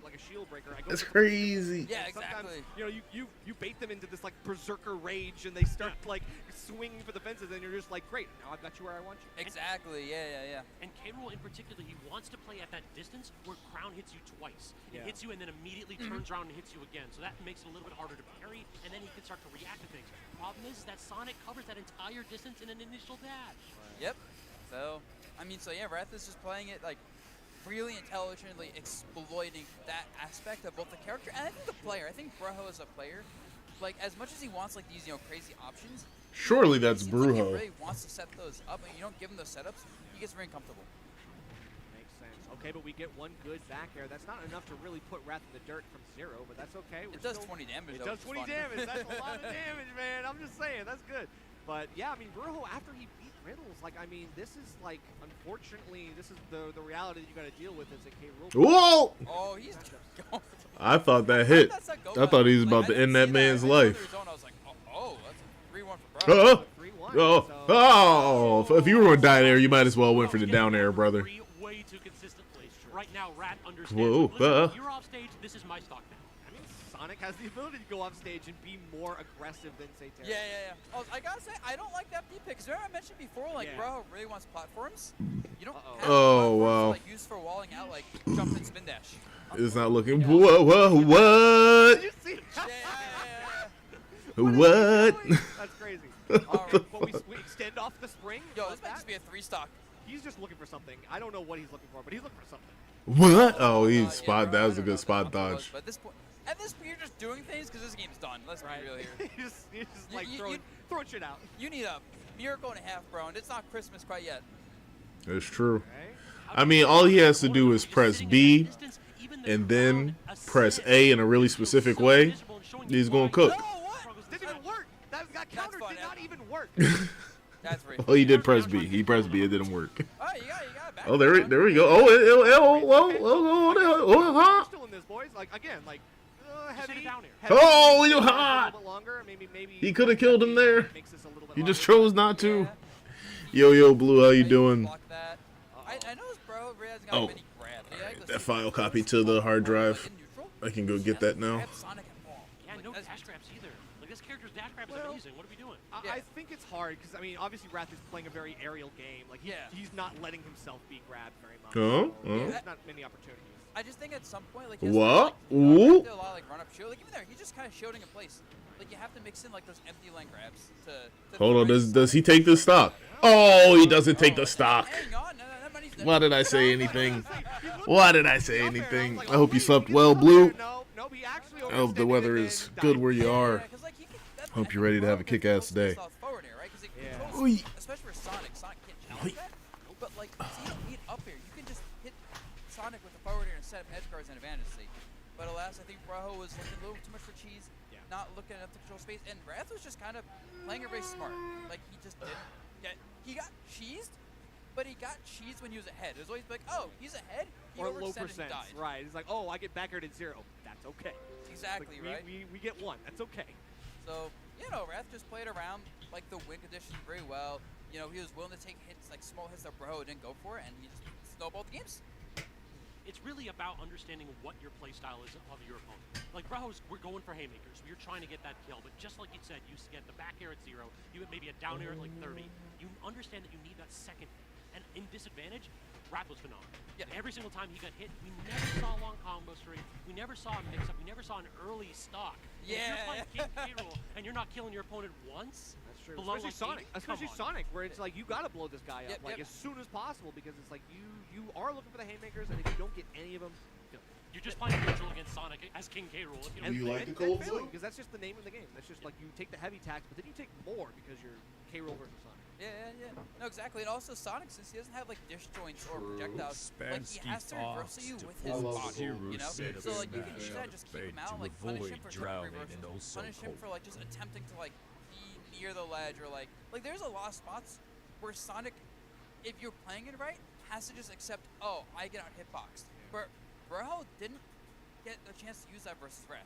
That's true. Yeah, we didn't actually see a lot of like nairs clanking with anything. Like you mentioned armor quite a bit. Can you think of a single time where like the neutral air beat out a forward air or beat out a neutral air of Sonic's? Like not really. The ground beat forward air, but that was once. Yeah, like that was about it. He didn't use it enough. That's it. Exactly. So yeah, great recognition right there, the Buzz. And now I got to ask you about this one coming up though. Wrath versus Riddles. What do we think of that matchup? You know, if it's Kazuya, which I mean, I would assume. I mean, I think no, Kazuya Sonic, bro. No, that no. matchup is like is that bad? That's miserable. That's awful. Okay. Yeah. I mean, I imagine we're gonna see Terry. That matchup's still rough, but like it's doable. The thing is, Terry's able to chase down Sonic, but he can't like oppress Sonic in disadvantage because he doesn't have those big buttons. So I think it's a rough matchup. But I'm gonna jump off the commentary for now. I wanted to watch that in particular because I thought that was very fun to watch, and I have a slot coming up soon anyway for commentary. Got it. Okay, well, great getting a chance to cast with you, Buzz. Thanks for stopping by. Thanks for joining us. All right, but that means that we are taking it home with this next one. As you mentioned, you kind of segued a little bit into it. We've got Riddles versus Wrath coming up next. This is sure to be an interesting one for all the reasons that we just listed, but even more so because their lifetime history is nothing. That's true, yeah. We have not seen these two players play particularly frequently. I mean, but take a minute to consider what we're going to see here. We're going to see a lot of what we saw in the previous match from Wrath. We're going to see a lot of dashbacks. We're going to see a lot of safe approach options trying to oppress Riddle's shield. But the difference maker that we may very well have, that we did not have in the K-Roll factor, is that the X factor is baked into Riddle's character. Go can play such a big role here because, I mean, I don't know if you've seen it before, but that spin dash gets intercepted so easily by Power Geyser. Yeah, certainly, and there's a lot of other issues with the Bolster Wolf as well, but let's get some quick info from our friend Last. Hey guys, I do indeed bring info, but not about the set that's coming up next. What we got? I actually have a missive from John Coinbase himself. John Coinbase. John Coinbase. So I did this earlier for those of you who have been tuning in this whole time. John Coinbase, he got my personal number. All right, we're back. Because he wants to make sure that you guys in the chat are getting taken care of. And so he called me up and he said, as a thank you for supporting Coinbase, Hungrybox and Coinbase are going to be giving away $5 equivalent in Bitcoin to the first 200 chatters that fill out the form below if you put an ! surprise in chat with their Coinbase info. We did this earlier. We already gave away to 200 people $5 each. Now we're going to do it again because John Coinbase... Marcos Lomeli said guy on the right is extremely impressed with himself. Bro, I'm telling you that, like, these two dudes, it looks like the dude on the right used Shadow Clone Jutsu and just got it wrong. That, like... I'm telling you. The dude in the middle, though, annoys the living hell out of me. Something about his affect. The way that he presents himself is absolutely obnoxious. I can't reveal the fact that I'm a whatchamacallit, I'm a humanities major. Wow. Science? I gotta get out of here. Oh, he's one of your people, Marcos. Poli-sci major and, Thanks for joining us, random moderator. We're doing some tech stuff, doing a watch party. Random moderator Lankles is actually at this tournament. I'm not quite sure if he's participating or not, but he's definitely a part of it. Like, he's there. He's there living his best life. He's there with his I think he's there with his cousin. He might just be there with Missing and Ali, but I do not see them. Marcos normally said these guys look like the deans of a particularly dusty department at a university. Well, you know, that's why they are not in the tournament. They are commentators. There's definitely a slight divide between the aesthetic of commentators in Smash and the aesthetic of players. You would think there'd be a lot of crossover, but... So we're actually in this. So Marcos Lomelli said none of these smashers stand a chance of victory against the might of Lankles. I agree. I 100% agree. I hope we get to see him on stream or casually walking in the background of the stream. Either one is extremely acceptable.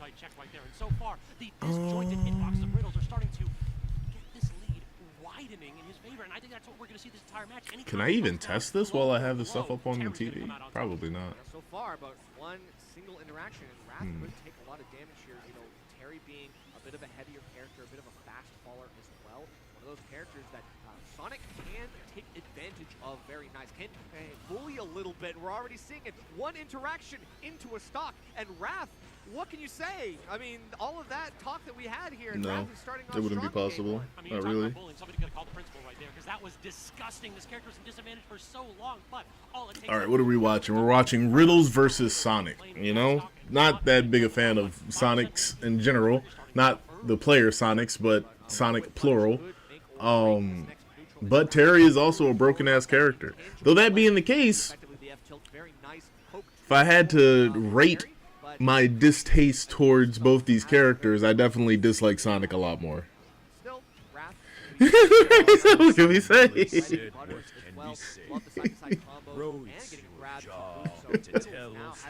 Yeah, these aren't the greatest commentators by like a long shot. I mean, I'm talking over some of the stuff that they're saying, but they're not really saying anything. By no means. No context. But at 120, this is where you want to get rid of this stock ASAP. Don't let the character use go. Chase him off stage, going to get the upbeat. We got some. Oh, okay. I thought he would have got by that. Honestly, if I was Terry in this situation, I'm attacking out of shield like infinitely. I'm just using rising tackle out of shield. Oh, I don't know why you do that. And I would use power geyser super preemptively. He's not going to get the chance to do that, but Sonic spends a lot of time in the air in front of the opponent, you know, like, at very least. Like, Sonic isn't going to attack you from behind somehow. That's not happening. So I would just use Power Geyser. I'm not gonna lie. I mean, we saw yesterday when I was trying to use Power Geyser, the shit didn't come out, but I'm not Riddles, okay? I am not the best Terry player in the fucking world.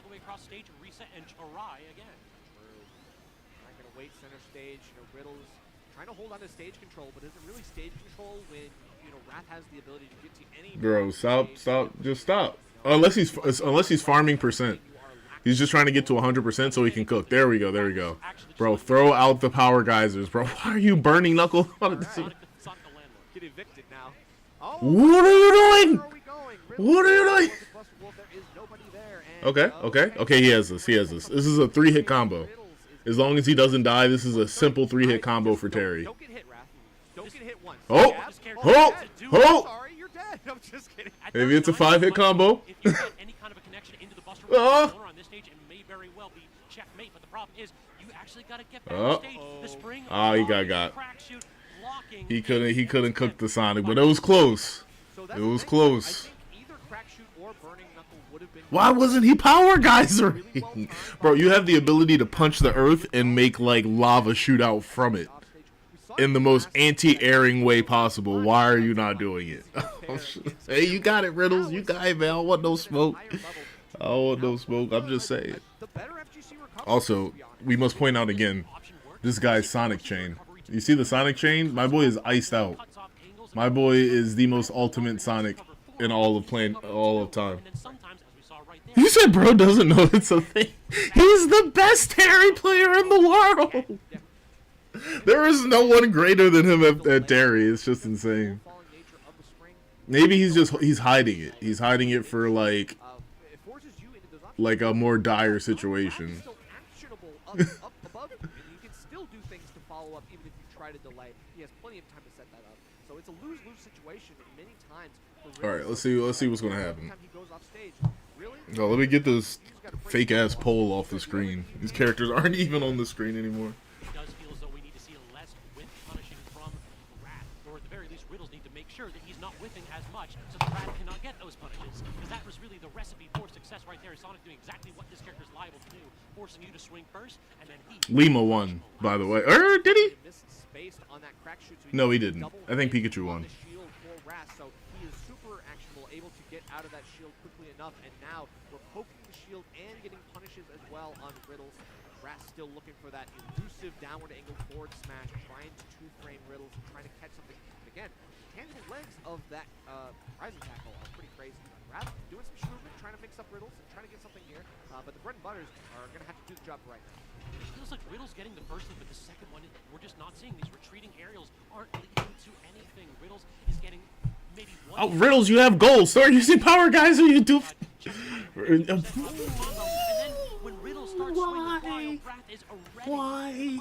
Why are you using Burning Knuckle? Why? It's not a command grab. It literally does not go through shields. What is bro doing? Bro must be on that DC loud pack. That's just what it is. That's 100% what it is. Bro is he's just smoking the finest fucking Kashinga you could possibly imagine, and he has truly forgotten about Power Geyser. Oh. Why would you use power Burning Knuckle there? Alright, he still got this. I still have faith in Riddles. I'm just confused at why he's not Power Geysering, bro. He knows something I don't know. That's it. On some of these hits so that you avoid the follow-ups for things like jab. And I mean, obviously Terry is a character that needs his jab confirmed to get some of his best combos. So no, that's a bit painful. Not gonna lie. Well, I don't know if I would have went for that at 0%. Honestly, that's kind of crazy.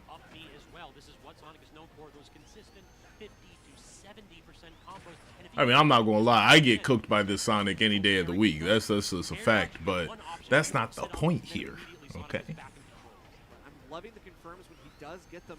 Riddles is still able to take a few good hits, but unfortunately, it's just not easy to get anything more. Brother, just like run up to him and then run back and then Power Geyser.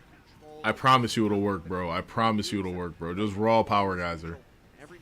Just like Lima should have just rawed up smash, you just got a raw Power Geyser, bro. I thought we were going to see that neutral air back here, but Rat doesn't let it rip. Instead, gets the spin dash into neutral air in a two-stock victory. That nerf, in my opinion, looked a little bit easier for Rat. It feels like don't.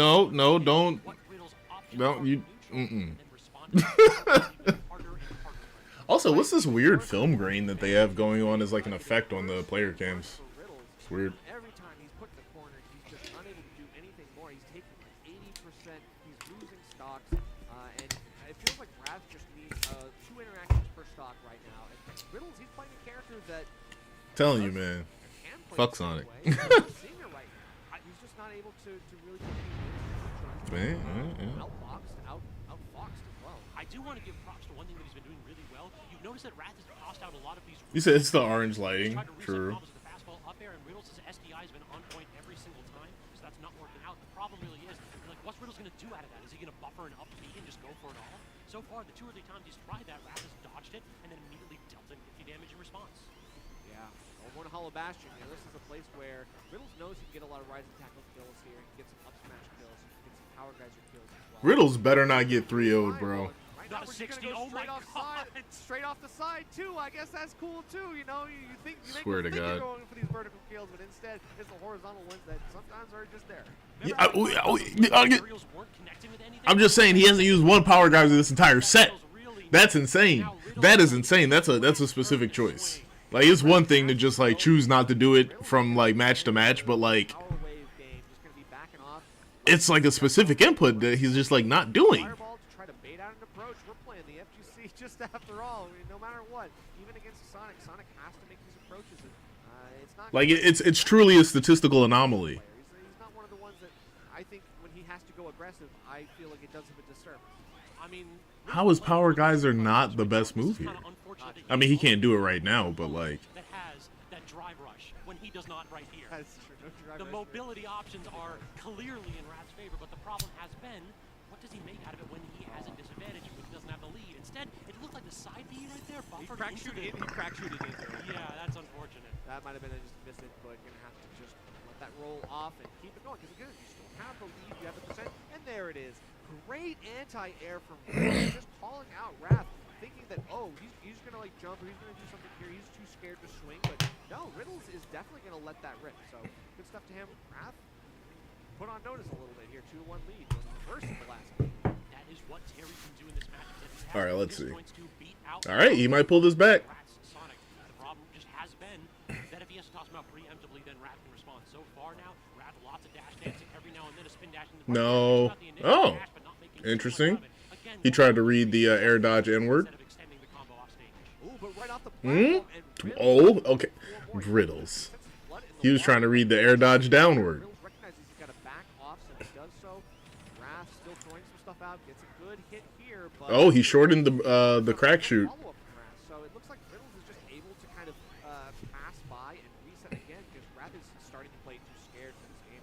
That looked like a jab cancel that Riddles mixed up right there. Instead, he got jab 3 instead of any kind of an up. Yeah, jab 3 is kind of a crazy option there. I'm not gonna lie. Great cross up from Wrath. I wasn't ready for that one. Yeah, certainly not. But yeah, the fake out going to be able to give Wrath an in right now. My nigga in Christ, please, just for me, just Power Geyser. Oh, he's gonna die here.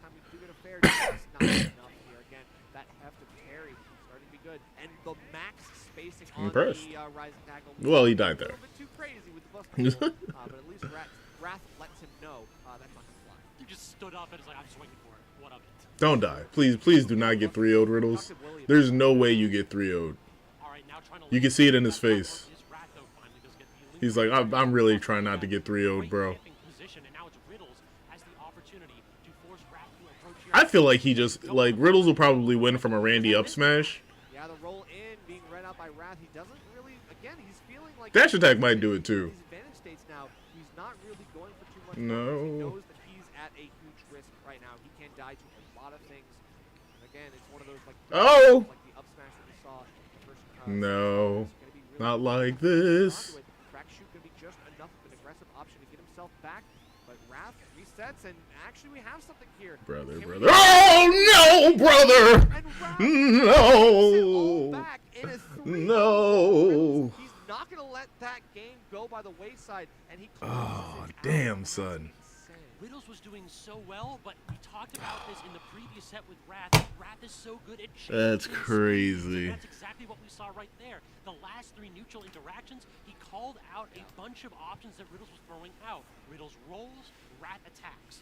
Riddles That's tosses out unfortunate. Wrath You guys guessed Wrath right. You guys attacks. absolutely got the fucking right guess. In a row, Riddles was trying to be This is aggressive rather than what doesn't make sense, right? What doesn't make sense specifically is that is the best Terry in the world, right? I mean, it's actually crazy because That is not the best Sonic in the world. Wrath was more aggressive in The best Terry in the world often fights the best Sonic in the world. I don't think he wins, but like it'd be close. off and then He don't be getting 3-0. for more. That's kind of crazy. Maybe a little bit of hesitancy, but now I mean we see exactly like the end goal of it all was to Absolutely crazy. make Riddles think that he was going to.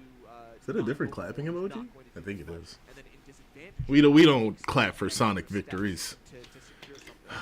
That's crazy.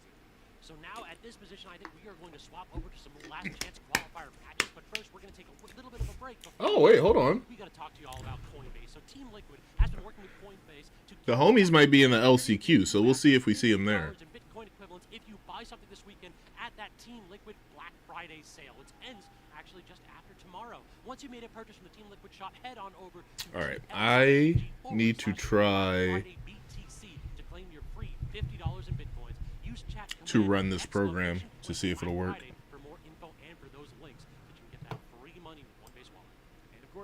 that quick break, so don't go anywhere. We've still got more Smash, and again, we are talking about the LCQ next, so if you want to see who is coming out on top of that, you got to make sure you tune in to the next sets. See you then.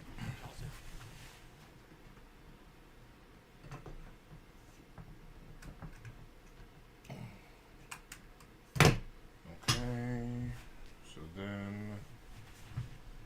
I do this. And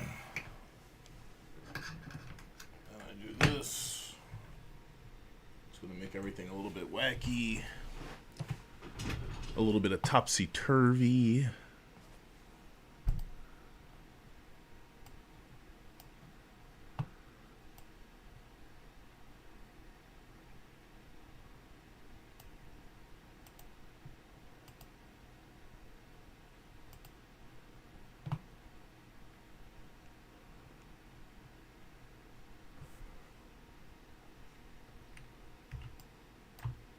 Yeah, I don't know what that's about.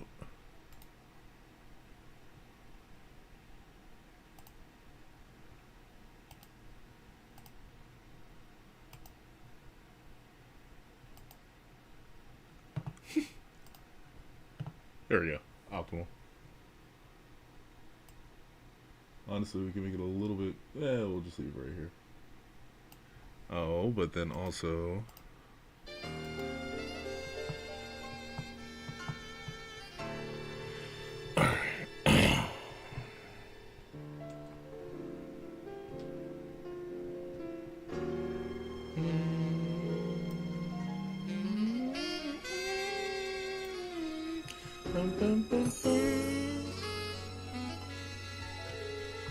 Okay, I'm back.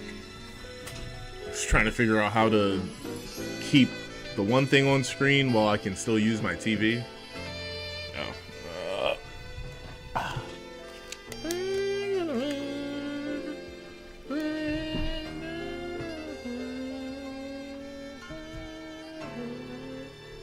She's always on one.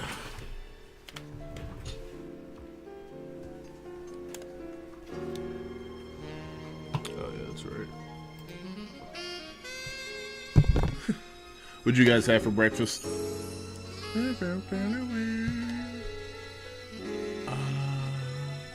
Yeah. I suspect that this thing that I just tried won't work, but I'm okay with that. There's some other things that we're willing to try. Didn't eat yet. Make sure you eat, you hear? Did I put it in the wrong hole? Oh no. I did actually put it in the wrong hole. Crazy.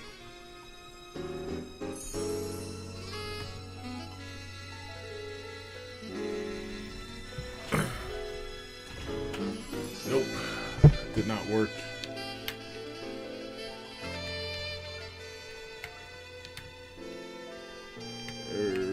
Beeth nothing on this hoe.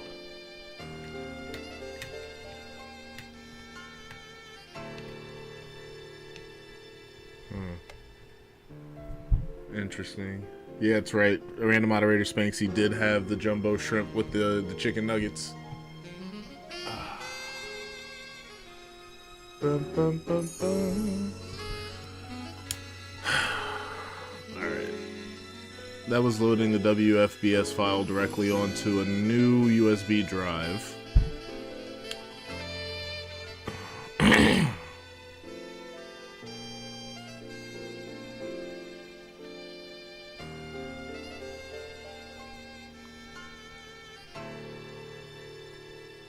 But this time, we're going to try using a program to see if that works. If that program doesn't work, then we're going to download a different loader.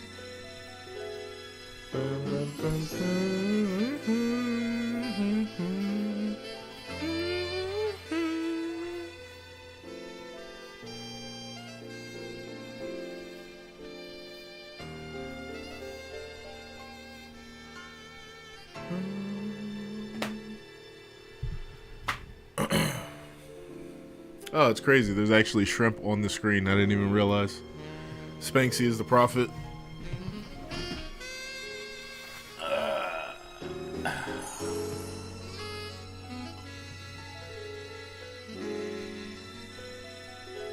Try again.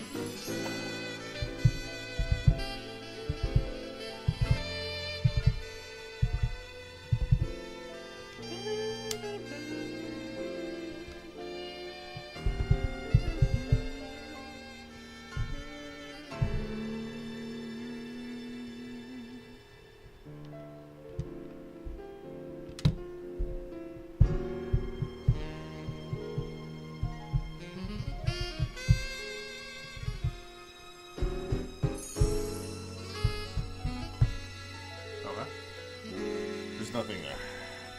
It's truly just not working. Oh, fuck! It's alright. Crisis averted.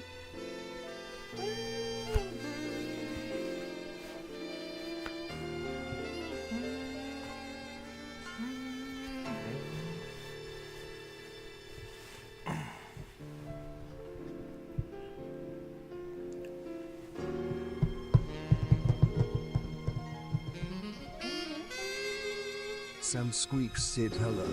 Yo, yo, yo, random moderator Sam Squeaks. I'm in the middle of figuring out some technical stuff with some files and some hardware. We're watching Smash Bros. Tournament because our homies are actually there. I don't know if they're in the tournament, but I know they're at the location. And I do believe they are in the tournament. So we're hoping that we can catch them on stream. And yeah, how's your day going? What's today? Saturday? That means you had work today. Are you off or are you on break?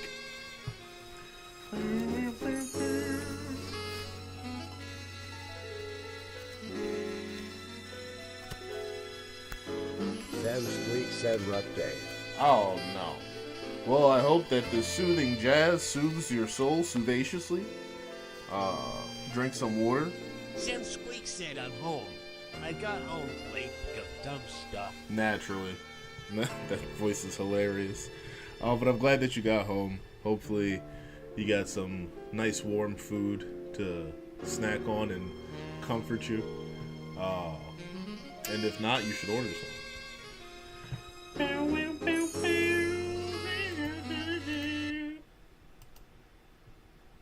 Fray for a short period of time for this tournament and a couple others to give us this last hurrah. So Peanut back out of a semi-retirement to take on one of the up-and-comers in MDVA, NBA specifically in Willie. Willie the Kazuya, you definitely know Willie he's the a Kazuya. Wi-Fi warrior, but has the Leftover offline skills as Ooh, well. nice. What you have for lunch? Important to talk about his Sam rate and Squeak said, his "Did you meet yet?" win rate against Ultra. No, not yet, Other, but I had breakfast not that long ago. Little Mac that we And have. I'd So tell he you, has a lot of my experience against that. That is a bit of a mixed record. just stomach 12 to 10. generality But at the is same time, in you know, pain. he knows how to fight against Little Mac and Peanut. Maybe he's a little Let's see if we see the rusty. homies in the You know how to fight background. against the Nope. iframes that Kazuya's Oh, playing. maybe actually. That might be Ages here, Sketch. either missing or his brother. It also might not be. The world may never know. Has Peanut been doing? Has this man been doing a little bit of labbing in the background, playing a bit of Smash, doing a little bit of streaming? Not as much as we would typically see. And typically, Peanut's Little Mac is among the most polished in the FGC characters here in MDVA. So the question becomes, can Kazuya take down the Italian stallion here, the boxer from the Bronx? I'm scanning the That's hard background to see if I see the mean, homies. They are both wearing nice Italian suits. Or at least one's a tracksuit, at least. But I would say Kazuya is a character that, you know, if you're not prepared for, you're gonna. I can't see So it. it's like That's if you, fine. if you are not ready for Kazuya to start shooting at you and using things like the Maybe they already got cooked. The world may never know. even a grounded character like Little Mac with really great ground speed is going to find themselves kind of swinging for nothing. And sometimes the armored option, I think, might be what Peanut is going to be going for. You know, he loves going for big haymakers. He loves going for, like, really big pressure options. You know, he is one of those players that makes you sweat. And for Kazuya, he's put at a disadvantage, you know. Oh, this is Kazuya versus Little Mac? This is this is hilarious. So this is the best Little Mac in the world.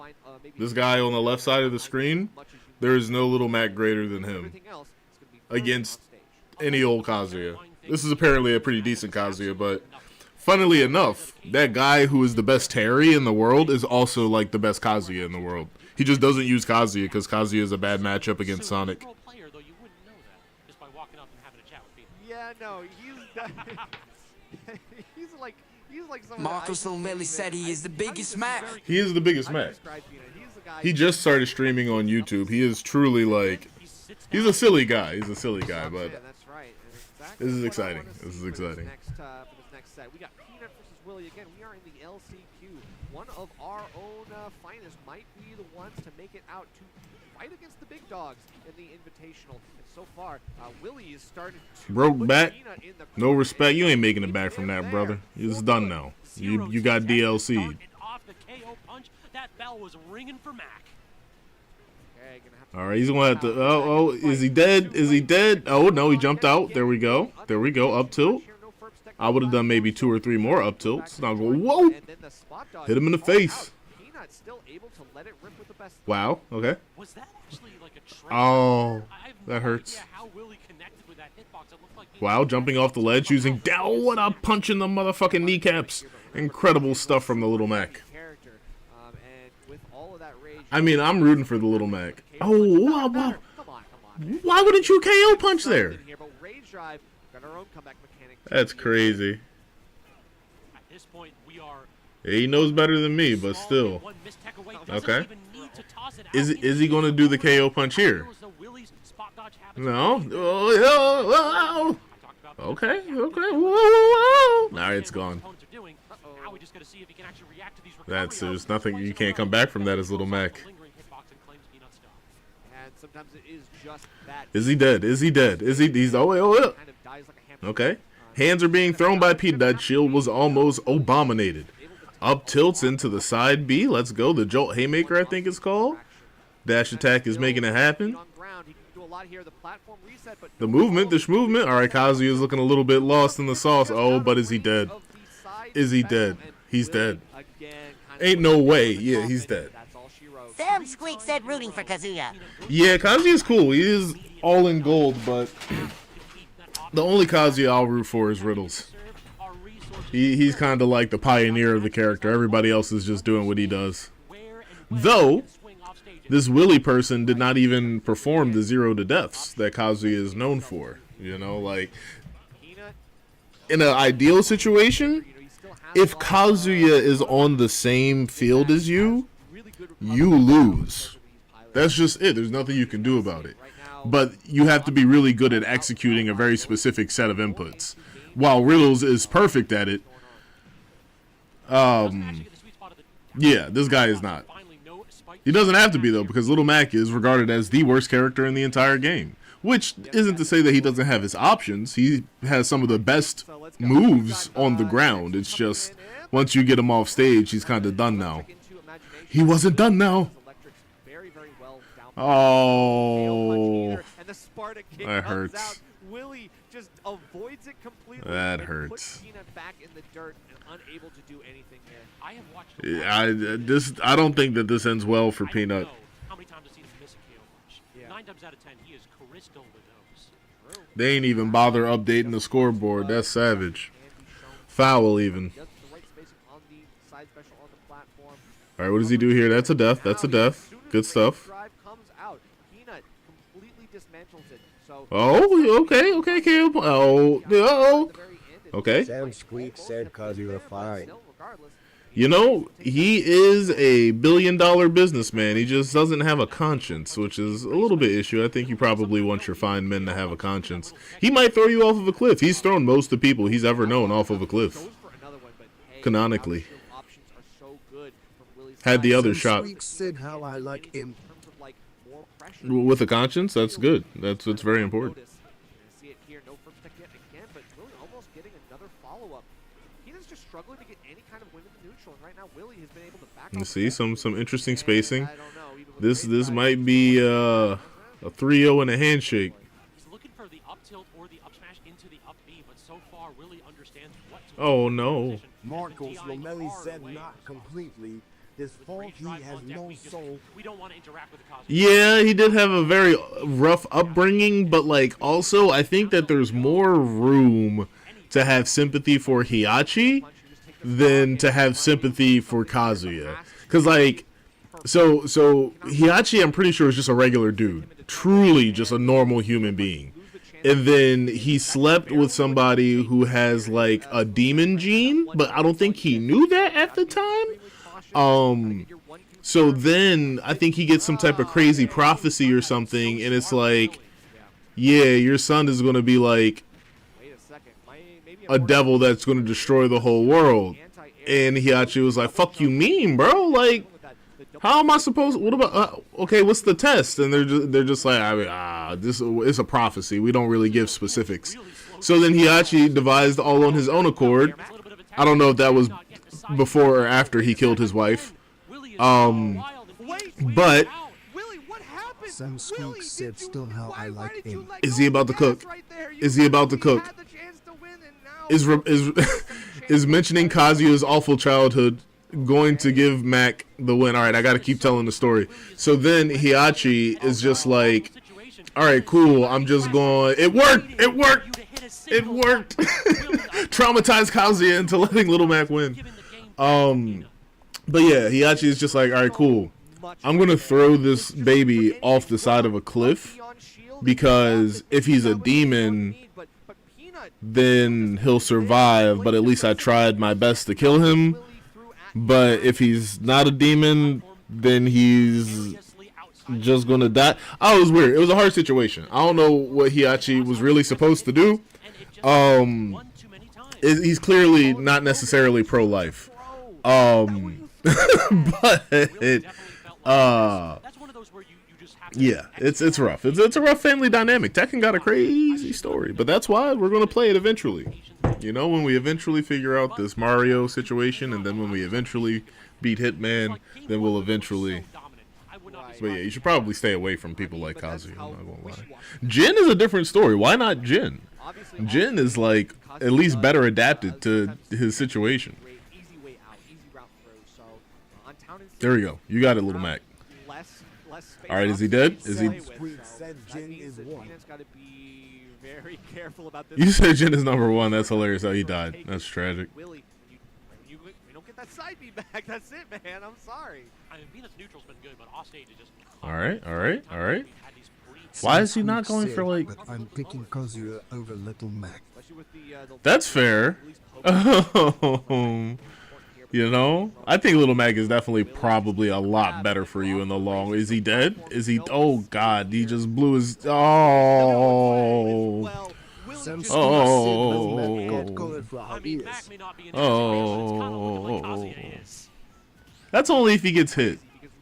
One of those aerial characters. No. Sent him right down to hell. And No. we are still in best of 5 in winners quarters, but man, Some Squeak said he getting hit a Peanut's lot. gotta be sweating after that one. Like, that's all I can do. He is getting hit a significant amount. God damn. Offstage, like time and time again, that has got to be one of the quicker matches between these two evenly matched competitors that I've seen in a minute and a half. Like somewhere out here. Ridiculous. He's getting DLC to death. Now you know. He's now just you know what I have chuckling in the back. He's here. He's here in the venue. He's watching this, probably like, come on, Willie. How are you losing to this? Oh no. Oh no. Is he dead? Okay. He's dead. Zero damage, 0 to He's dead. death for Willie. How many times He died. have we seen this? The aggression has been unmatched so far. This What can Little Mac do in this? Oh no, is he dead? No, okay, because Willie sucks. Willie's like, you know, not as good as T, not as good as Riddles. I'm just saying. He beats me, but he's not up there with the finest Kazuyas. I don't know if you know this one, Nerf. That hits edge. You have to respect that option. It is so devastating here to only 10%. Peanut needs to hit a KO punch, but he needs to hit something right now. Bro. We can't even be thinking about going for the haymaker. Thank you. Like, I don't know why he's not been just using multiple up tilts in a row. I don't know what's up with that. I mean, I'm no Little Mac specialist, but I do know that up tilt like hits 3 times in a row at low percent. from the ledge. Doesn't get the down tilt, so doesn't get the two frames, so doesn't get the stock. And look at how terrified Peanut is. He backs all the way off. Does get the side B off the platform. Look at that movement. He's wiggling. Pivoting, trying to get our spacing right. He backed off a little bit too far, though. I think he could have got a punish off of that. And he wants to Maybe he takes the stock. Go a little bit crazy, no. go a little bit haphazard. You know, there's a 3-1 lead. Take those opportunities when they swing a little bit too hard and they feel too Sam Sweet said I could never do tournaments like this. No, nah. He's dead. He's not dead. Great recovery that time, but already 100% here. He's done now. That's gonna take it. A 3-stock, a dominant victory for So, you know, you got to be good because you know, if you're not like one of the best players in the world, people are not concerned. Like, you know, these people are interested in this match, and it does get that way. Like, if you did become one of the best players in the world, then yeah, that's something you would have to deal with, because people, they be cheering your name. They be specifically doing the opposite of cheering your name. The commentators, though, oh my god, that's something that, like, I often think about, right? Like, sometimes venues, they're really close to the people who are playing, and like sometimes the players have like noise canceling stuff, but that's hilarious. Yeah, if you go pretty far in the tournament, then you might end up playing on stream, but there's a good chance you go to a tournament and then all of your matches are off stream and nobody sees you play. It's literally what happens most often than not.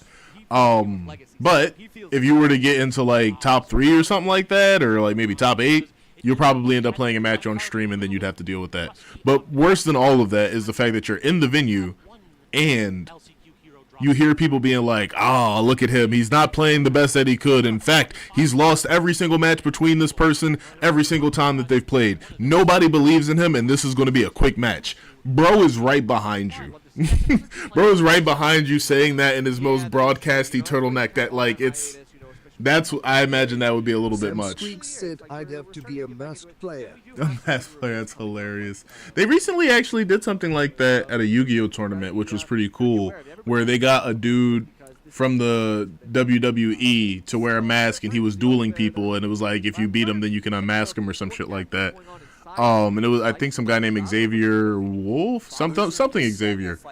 But okay, oh Joe, Jazzo's cooking. Is this the LCQ, or were they lying about the LCQ? Jazzo is one who will again find one interaction. Said they had Charlie from One Direction, just did that. Some squeaks said Zayn Malik. Really privileged quick up special to get yourself out of dodge for free. And now, oh really? Like actually like the Yu-Gi-Oh thing? That's crazy and hilarious at the same time. I would have never seen it coming. He's done now. Oh, okay. I thought he didn't die. Sam Squeeze said yes. That's awesome. That is awesome. Yeah, you know, it's one of those things that you always kind of. Oh, wait, hold on. Are we gonna get a chance to commentate 2 commentators? Oh yeah, okay. So there you go. Nick District on them. Love those guys. Spin said ketchup goes in the fridge. You'll know. Sorry, I'm going to have to disagree with you on that one, Spanx. I don't want cold ketchup. Do I keep my ketchup in the fridge? It's anybody's game. You never know what you're going to see here because this is, you know, a newer venue. This is we're still finding. I don't have any ketchup, so I can't tell you. It's just a year. Huge. But hot sauce does not go in the refrigerator for me. Sam Squeak said I put my ketchup in the fridge. If you put hot sauce in the refrigerator, I don't want your hot sauce. Just all it is. I don't want cold hot sauce on my hot food. Like what? No, thank you. How quickly MDVA has taken to the hill because this venue is phenomenal and because it's metro accessible. We're a block away from the Chinatown metro station in downtown Washington. Where are the homies at? So if you are that's the question. Said cold ketchup makes scorching hot food ready to eat. I'm not quite sure that's how that works, but I believe it. Yeah, District Bites. I mean, they got like a lot of great food options. You know, they have some specialty I don't options know. here for this. It's been a long time since I actually put ketchup on anything that would like I feel like be that hot. Like I don't put ketchup on chicken. Sam Squeak said no. I don't usually put my hot sauce in the fridge. Yeah, it's just. Oh, hey, what's up, Neil? Hope you're doing good. Hope you're living your best life. Keep up the hard work. We're watching a Smash tournament, and I'm also working on some technical stuff. More so watching a Smash tournament, but honestly, while they're yapping, I'm going to do more technical stuff. It's a good one. I mean, hey, I will shout them out. You know, they So putting the WB, yeah, I was going to try something else with that. So allowing the growth of the scene to I will happen. return. Of course, like, you know, we have to have like the options like that, even if you don't want to eat at different prices. There's plenty of places around, and there's plenty of like things to do in DC as well. So, you know, when you have yourself on an off chance on a 2-day tournament like this one, where it was only 1 day last year, I think this is one of those things that you really get to enjoy the city, to enjoy the atmosphere, and I think this is one of the last bashes. Sam Squeeze said I currently have one hot sauce in the fridge, but that's BC is a specialty hot sauce that says to refrigerate it. Completed their runs here in MDBA, so you always have to go ahead and support the folks that pop up to go ahead and pick up the slack. Speaking of picking up the slack, we got to talk about these two players. What's so special about your hot sauce? Bracket here for LCQ. It's going to be YuGiOh versus Justin. I'm not saying that to be like rude. It kind of came out that way, but like, Down in a game what makes it special? Situation. Justin Violet, though, What makes your hot sauce better than the rest? This early. Yeah, I suppose so. But he did say, I mean, he said that he originally had a bad bracket for Byleth, but it ended up being a little bit better as it sort of turned out. I think he ended up getting the benefit of someone DQing or something like that. 16th seed this time as well. Yeah, so he was a little bit seated lower, but I mean, this might be a chance. I think against YuGiOh, against the FGC character, I think we will probably see the Byleth. I can definitely see that. It feels like we've seen a lot of Justin Violet Steve as of late. Yeah. Like it's a character that he's been putting more and more time into. And Justin's the type of player to take a character to the lab and never lose. Oh yeah. Like he's got the Steve tech Sam down. Squeak said it'll not fight if it's not. Those, It's like like hit some stun sort of cancels, block separating nonsense sauce that from needs to be Justin Violet. Yeah, I don't aggressively know. shipped before I don't know if use. PMLG is legal here, but I mean, if it was, Justin Byleth's going to use it.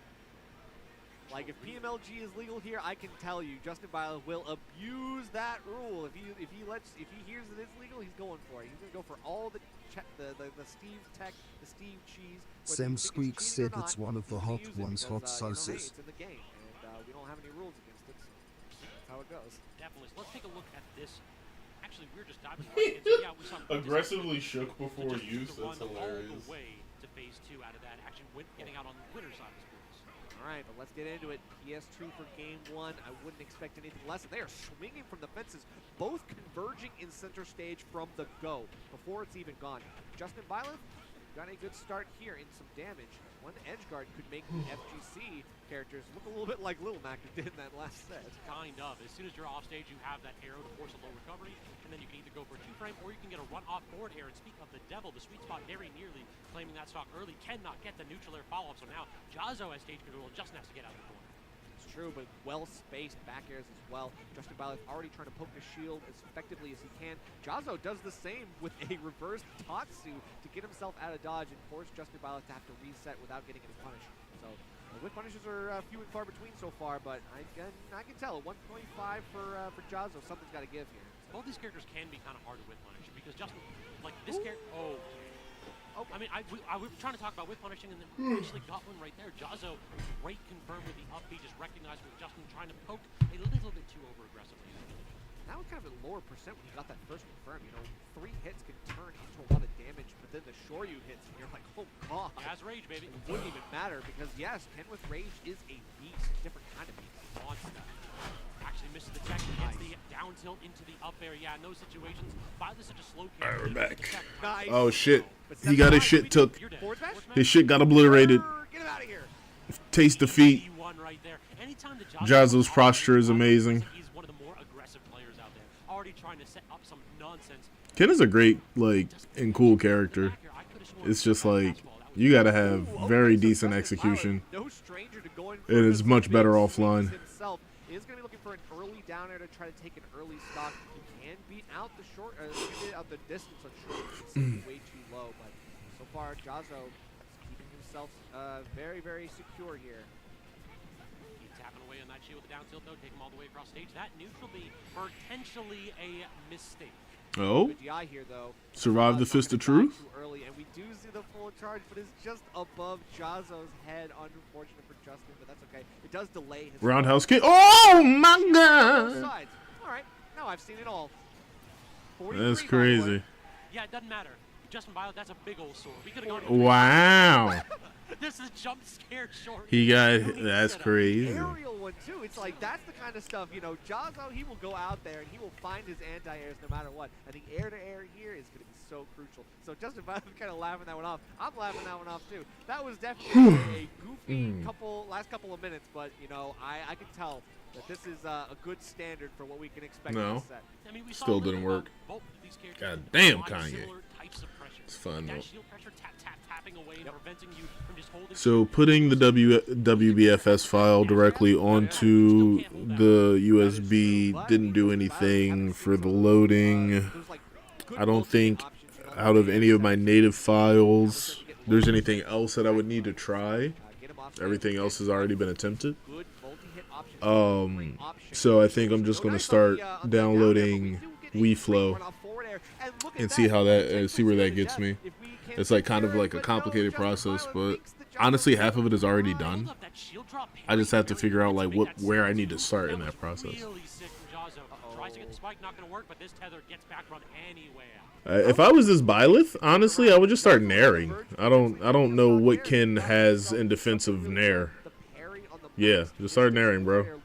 Yeah, that's what he did. It's the move where your sword goes around in a circle. It has like a crazy amount of hitboxes. What were you doing? Whoa! Wow. Impressive. YuGiOh smiling at that one. He's just like, yeah, you right, bro. Let's go gambling, nerd. Aw, dang it. All right, but we are back to 2 stocks apiece. All right, it's like the game just started. Let's see what's happening. These guys are just going. Oh, there we go. He card canceled into the Hadouken. That's why we do the slow moving Hadouken. Nice. Actually waits out the arrow, so good opportunity. Incredible. He hit the Daigo parry. That's crazy. Oh, I would have hit the roundhouse kick there, personally. Oh, yeah, there we go. That doesn't kill there? People have just been choosing to die when I hit them with that? That's insane. This Byleth isn't that heavy. Does Byleth clutch this stop? It's possible. Down tilt? Yep. There we go. Oh, but you, no. Whoa. No, oh, yep. Obliterated. You gotta switch to nair. Yep, there we go. Hit him with the. Alright, he's a different breed. He's a different breed. Justin actually is like his jaw dropped on that last one. Justin's having just as much fun as we are casting it. No one named Justin will be able to prosper against an FGC character. I'm sorry. Surely he gets the stock here. No? Okay. Interesting. Yo, bro is gaming in the bottom right, bro. He is gaming. Like, he is, like, heavily breathing and everything. I can't blame him. It get like that when you know what I'm saying, you're really in the zone, but you can't let him see you sweat, brother. I mean, just look at YuGiOh's, like, composure. That doesn't kill? There's nothing you can do under stage, really. Wow. He's with the reverse? Oh my god, he gets it. Look at that range. That's crazy. Look at his face. It looks like he's in the middle of that meme with the dude where he's like getting accolades from his homies, but he's like making no response. They just green screened out all the other dudes. The super hot fire meme. You know, he still makes videos. He's like a boxer or something. Hey, do your thing, brother. Do your damn thing. Just gotta talk about what's happening on screen. That's all. We can speculate all we want, but right now YuGiOh is making his plan known. At least. Oh, I do have some TV dinner type situation. Are we going to see the steam come out? Are we rocking with this fire? He's hovering by it. I think we're sticking with. You know, it's like I don't know if I want that though. I don't know. What is your message there? Camera, focus, please. Focus, camera. Focus, YuGiOh, camera. we gotta. YuGiOh, come back here. That's come okay. over. You gotta come over here and let us know. Come on, man. I could hear. I gotta know what's going on in the mind of we're gonna talk YuGiOh. after Okay, this, that's YuGiOh. fine. That's fine. Stop on by after this match. Yeah, we'll talk. hit the interview over here when you're done here. All right, going back to it. Battlefield is the choice. We gotta give a shout out to the camaraderie between these two. It has been all smiles, despite a little bit of jank that's been popping up. That's true. Sometimes you gotta laugh off. This Byleth needs more nairs. More nairs. They're keeping that same energy throughout the set, which I like. We don't want to slow it down. We want to try to make our own pace, but tell Justin Biles, he's still not afraid to go in and do some stuff. No, he's still definitely done some absolute nonsense with this character. He understands exactly what the game plan is, and he has still been committing to like nair crossover, despite the fact that YuGiOh is going to cook this guy. That's 100% going to happen. I'm going to start downloading that program. So you'll see me on the screen in the bottom. Well, you'll see my hands anyway. This is crazy. This man's craft is jank, and he is very good with it. He's crafty, all right. All right, gonna try to get that snipe. Good air dodge in from YuGiOh. Oh, there we go, TM. That sounds great, brother. Good job doing the salmon run. It's hard to do unless you have good homies with you. Edge guards, but no dice so far. We take a little bit of damage, and that just creates more full rage opportunities for Ken. You're done now. Oh. Has to drop shield and jump away. Very smart there. Yeah, I was worried about the shield health, and it looked like Justin was too. Oh my God. A reset after reset, and YuGiOh is staying on Justin Biles' ass, not letting him leave the building. What defensive options do we even have there? Justin is really struggling. The second that YuGiOh manages to tap his shield, he is looking ready to burst the door down. There we go, Nair. There we go. That's all he need to do. He just needs to Nair more. It's just, you know what I'm saying? Just give me the controller. I'll lose for you extra quick. You don't even got to bother if you're not going to be trying. This time YuGiOh doesn't let up on that fire and keeps it going. Catches him under the platform, and another stock lost. Stock lead as well for YuGiOh, stuck in the corner, getting faced out with these arrows stuck on the platform now. Snatch him up, get him with the back air as well. Look at the damage, 80% from one string nerve. And not done yet, and we're still going to be able to look for something more with that fastball there, trying to catch YuGiOh in the air dodge. No, not going to happen, but look at all this damage you can put back on the other side. YuGiOh gets 3 hits, and 50% is your fate. What the fuck? Just like that, Justin Biles, halfway up out of his chair, knew what was That's crazy. Knew the spike was coming out, and YuGiOh... That happens to me sometimes, but like, my Tatsu goes in the other direction and I die. It's awful. Did not even get a kill screen, nothing to put Justin on notice that his stock was gone. I don't even know if it was. See any of the homies? I don't know. He got swallowed up by the blast. Still can't see any of the homies. Imagine. So because you have to kind of like be in that animation when you want to get like that creates early stocks off that bottom blast zone. So it's just a never-ending threat. And of course, when you get that pop up, that's the Ken golden situation. You want to get that good kill confirm. That hit confirm is all you need. And we saw how many times YuGiOh was able to get 2 hits, then back off, force an air dodge out of Justin Biles, then goes right back in. The frame traps were there.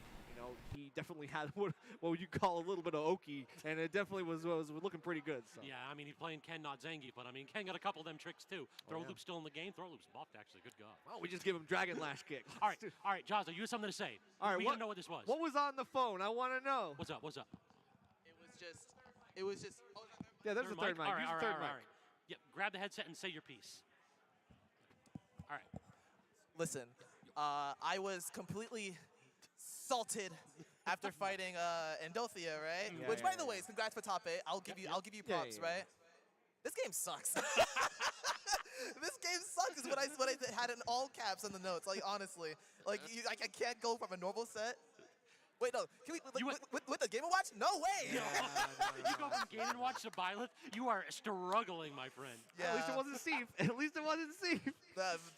It's okay, Like I made it to top 8 anyways. Like one more spot for all of us who make it to 7th place to get that qualifier spot. It's a very fun event so far. I wasn't here last year. I love this place. I mean, it's a wonderful venue here. So hopefully we got to get you back again. Yeah. Of course. Definitely. That said, yeah, I stand by that. This game sucks. Y'all guys have a good time on this block. Right. Well, we'll be having much to think about as we go into our next break. Maybe rethinking our life and our choices, but that's okay. You all out there, stay tuned because there is still a lot more. We've still got a few good sets in this LCQ that we're going to hash out, and then we'll decide who's going to be making it into those very elusive last few open slots in the Invitational. More to come, but stay tuned. We'll be right back.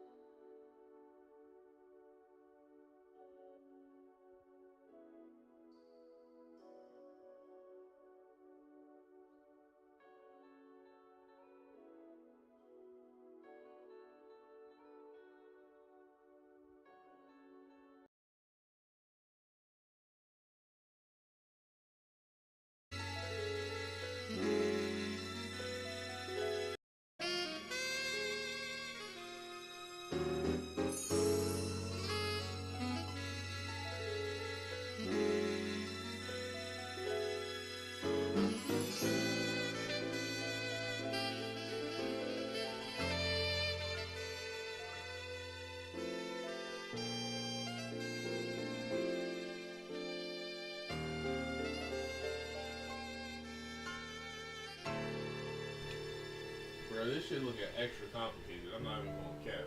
Keep it 100% of a bean. 250 billion beans.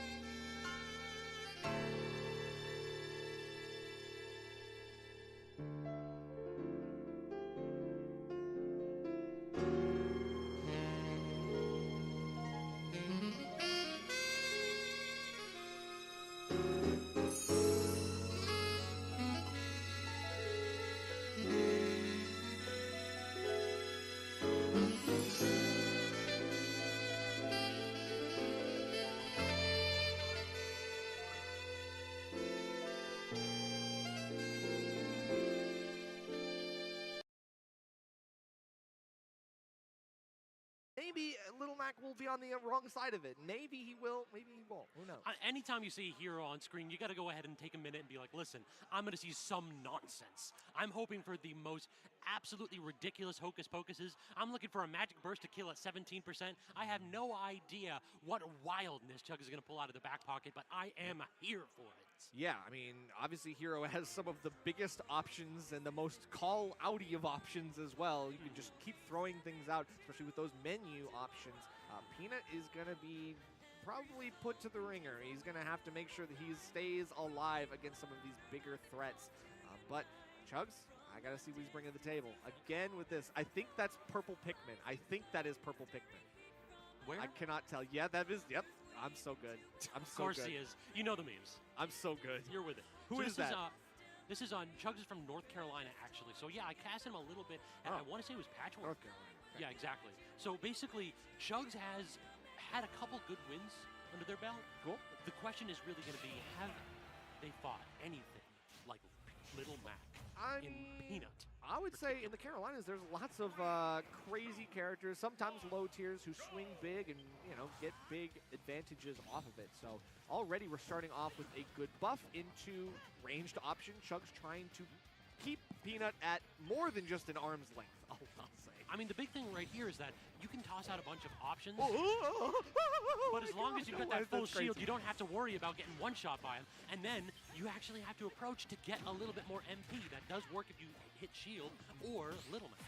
Yeah, exactly. But the parry not going to do you any favors either. You know, Peanut going to be able to get himself back in a grab. Not sure what he's waiting for. Just kind of looking at him for a quick second. But I love the punish on the jab. Oh my God, the armored F tilt through all of that. The Zapple not enough to do anything. Crazy. That's kind of messed up. Yeah. Typically, you see Hero actually armoring through moves with that one, but instead Peanut's like, yo, I got one better for you. Okay. Oh, but wait. Okay, he punches the tornado. I love it. It doesn't matter how many disjoints you have. Little Mac can just muscle through every single one. The problem is, can he actually beat spaced aerials? We haven't seen Chugs really been able to toss out things like that back air whatsoever. This has been an MP-centric game plan. And unfortunately, he's not getting his accelerodal bread and butters. You know, he's not able to confirm that forward air. We do get a lot of run-up jab. That can be good, but that's not very much damage. It does put Little Mac closer to KO punch percent, so gotta be careful here. You're very close to it right now. Lot of shield pressure, and yet that's the second time Peanut has taken an almost shield break on the chin and then gets a big advantage off of it. He just knows. He knows exactly how much he can take on that shield. So far, it has been a measured resource to utilize. Hey, gets past the swoosh as well. Like, it feels like Chugs is looking for every kind of easy option to put Little Mac down, and still none of them have actually done the job against Peanut.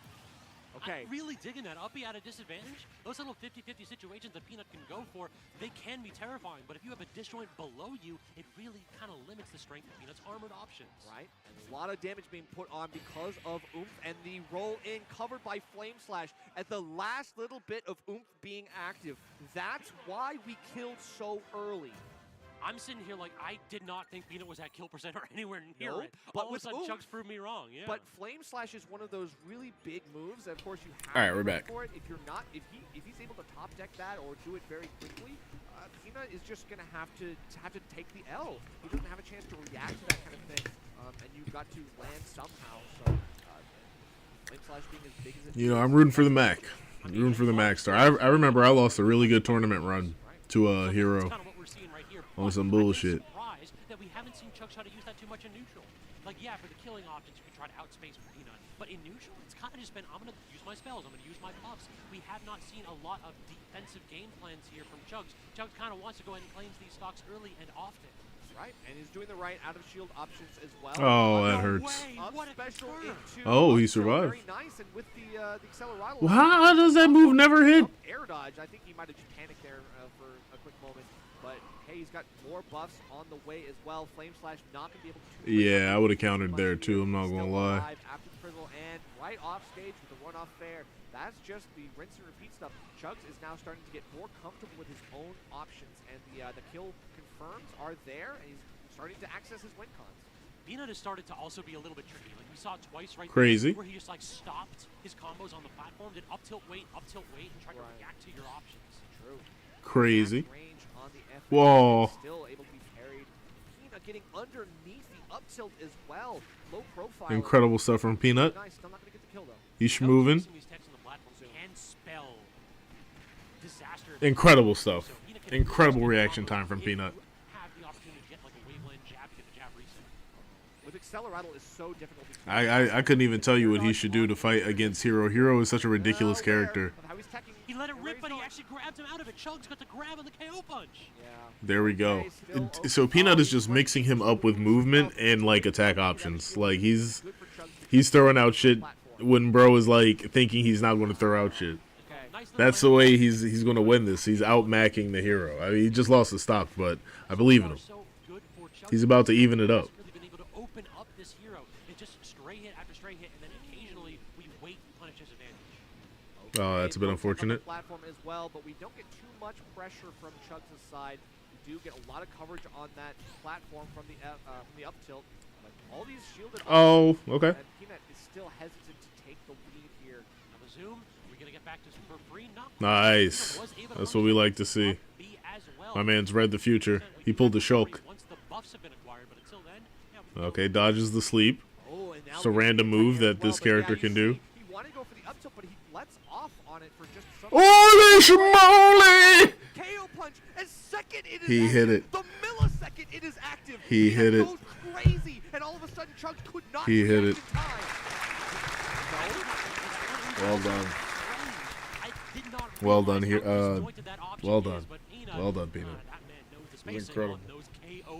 That move is just so ridiculously unreliable that, like, when it hits, it just feels good. Thought that he was gonna have to deal with air mag, but instead He got destroyed. He got absolutely destroyed by that. In those spots, like, you don't want to hold shield because the move goes through The hero has so many moves that can also just kill you with one hit. It's not even close. There's nowhere for you to go. That's crazy. All right, so Peanut on the board. Both of these games have been really, really close. You know, Peanut barely wasn't able to do too much in game 1 when he started to get control back, or he started to get his footing rather. This time in game number 2, he's doing his damn thing. Now we got game 3. This could make or break the set. It does feel as though his dash-ins are This is cool music that they decided to play. Perhaps it shows a little bit of greediness in Peanut's approach options. I want to see Peanut react to this and then get harder punishes off of the up B lands on platforms. If that forward smash had hit, it would have been dangerous here, but Peanut squeezed Oh, out. surely he would have countered. A little bit of a jab, but again, that's not very much damage at all, and it doesn't really lead into anything more for Chugs, just a reset to maybe a menu ranged option, but that's about it. The jab check there on ledge as well means that Chugs cannot just quickly up B to get himself out of jail for free, or Zoom for that matter. Now we just let him to just charge up right in front of you, man. Oh, well, he didn't know. It felt like It's hard to react to that. Punch was trying to get an up tilt instead, but Chugs not obliging that. Definitely one of those spots where we're safer just let it rip. Yeah, but when you see him getting that buff right in front of you, you cannot be like Goku. Don't let him go to his full power, man. I want to fight you at your best. Nope, don't do it. Just swing. I beg of you. Zoom, so we Punish? get an opportunity to recover from Ah. and we do get a Peanut trying to cover the corner. Still Then punished. out of shield, definitely not going to claim the stock that early. The random hit, the random heal. Another buff. Yep, heal into Oomph. A really, really nice run of 2 menus for Chugs, forcing out a low recovery with Frizz as well. Looking for another one of those run-off fairs. It's a shame that he was still able to recover with such low mana. All of these options have not really done. Hero has to use his magic to make anything happen, and there we go. You gonna land that punch, Mac? You landing that punch, Mac? Oh, you probably could. It wouldn't kill at 0 though. How many spells are we going to pull out on that platform? Just let him use the MP, honestly. I just let him run on empty. Let him keep throwing that stuff out and then just play. Oh, it's just unreasonable. It was Oomph. Part 2. It was Oomph with the It was a full shield. A full shield. Oh no. Awkward spot for sure, but not going to land the back air instead. Just tons of damage. This is looking Wow. devastating. Impressive. No, he parried. That's crazy. He parried a nuke. That's insane. You could tell Bino was like, okay, I didn't think I'd get this far. Like, what's next? Accelerottle on deck though, so now a little bit more elusive is this hero. I would start pulling out the counter a little bit Tossing out tons of disjoints, catching if the I jump was Peanut. well, Peanut back into the corner. Oh no. Okay, the forward throw just enough. Oh no. Something here. Horizontal option and Oh well. No, no. This time Peanut I would have jolt haymakered, but I don't know if he was still able to. Chugs able to set up that situation really nicely. Probably still would have got hit. Peanut had, I don't think any of feel like Chugs would have had a follow-up too, so it's like I don't think any of Little Mac's moves make him invincible in the air. Tragically. Using those really good disjoints too, it feels as though we're starting to see Chugs actually be able to bully Peanut off stage and in neutral too. Time and time again, it's like Peanut's trying to jump in. Here's a back air. I'm going to drift back, and then I'm going to hit another hitbox. And so far, Peanut has not been able to get any kind of neutral win when Chugs is jumping away from him. Yeah. Unfortunately, we still got to go right back into it. Game number 4 starting up here.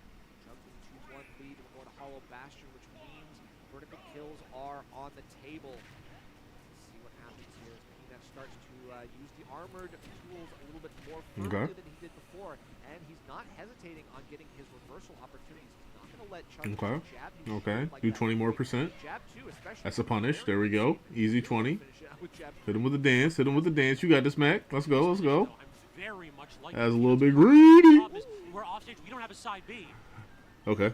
Okay. Problem is when you go Oh, for okay. up special This is early, so it rough. forces Chugs out of that charge, so he does end up. Oh, what? The counter blow. Well done. Hey, that's what I said. I said you got to start throwing out that counter more a little bit, you know what I'm saying? If it was me.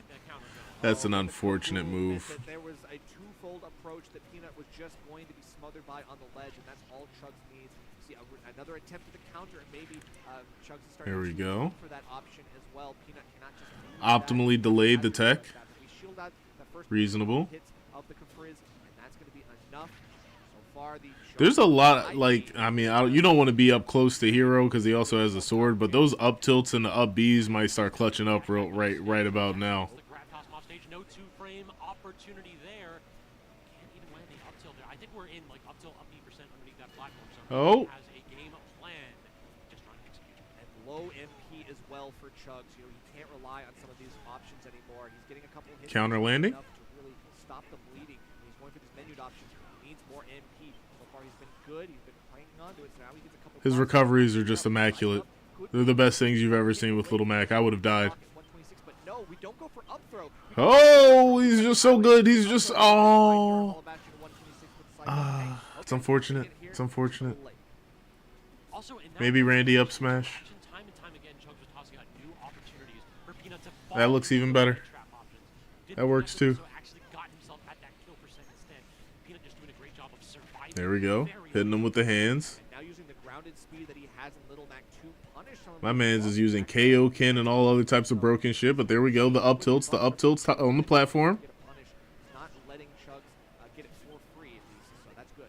Psych up back on deck, trying to land on that platform against Oh, okay. I'm liking what I'm sold. the air dodge in, but Peanut didn't react in time. Oh, huh. KO punch, and he's got one hit away. He's going to shield that all the way out. Oh, my God. Spot dodge, I dare you, baby. I dare you. Well done, Peanut. Well done. Well done. Incredible stuff by Peanut. He can clearly hear me. Oh, man. Got his ass. All right, but Chug still in this. We're going to Amazing. 5. Peanut. You love to see Mac do it. But can we keep that energy into this final part of the set? It does feel as though Peanut hasn't really won too many of these games where he hasn't hit those KO punches. It feels like we need that exclamation point. Now, I don't know how he wins this last one. Almost all of the sauce has been revealed, but 31%? That's just outrageous. But Peanut has better reflexes. Peanut has a better mentality because he made it here with Little Mac. This isn't DLC. This is day one. Oh, no, I think Little Mac was in Smash 4. There we go. A true survivor. You thought that was going to kill Little Mac? It might have killed Little Mac, but not Peanut. Oh my God! Jesus! Jesus! Jesus! That's insane. Was that KO punch? That's ridiculous. Low recovery there from Chugs, doing a good job of just out-spacing those down tilt two-frame attempts. And Peanut has to jump away, but can they air dodge to the platform? Not going to get hit with that sizzle. Good option. Little Mac should have a hitbox on his foot when he does up air. He should just always have a hitbox on his foot. A very small one. Okay. A little bit of counter? A little bit of counter in your life? So far, it feels though Peanut had Chugs at that up tilt. What? Okay. The gasps from the crowd, you can hear it. I had to take a minute to stop what I was doing. Oh. How lucky Peanut was right there. He takes these stocks. He takes these stocks. Yep. Yes, sir. Yes, sir. Took the stock. That's all it was. Put the books down. Hit him with it. Hit him with it. Couple more up tilts, brother. Couple more up tilts. No, Hero is a hero class. He's not a fighter class. All right. Shout out to Dragon. Looking a little bit like Glass Joe right there. That's right. All right.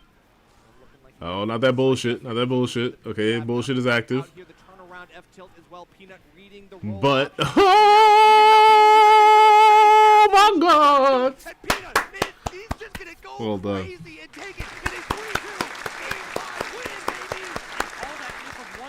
Situation. One long disadvantageous string. Well done. Comeback after well done. Incredible stuff. I'm glad I was here to witness this. My week and wait. That's incredible. The range of that up tilt, the disjoint pickup, absolutely insane follow through by Little Man. Never underestimate that is the incredible. Heroes. That is the name of the game. I can't believe it. Sleep on your laurels here in DC. We are I gotta figure out what I want to eat for lunch. Showing up all of those invaders trying to make Peanut Pad Thai. Peanut going to be making his way out of that set into the next one in loser's side.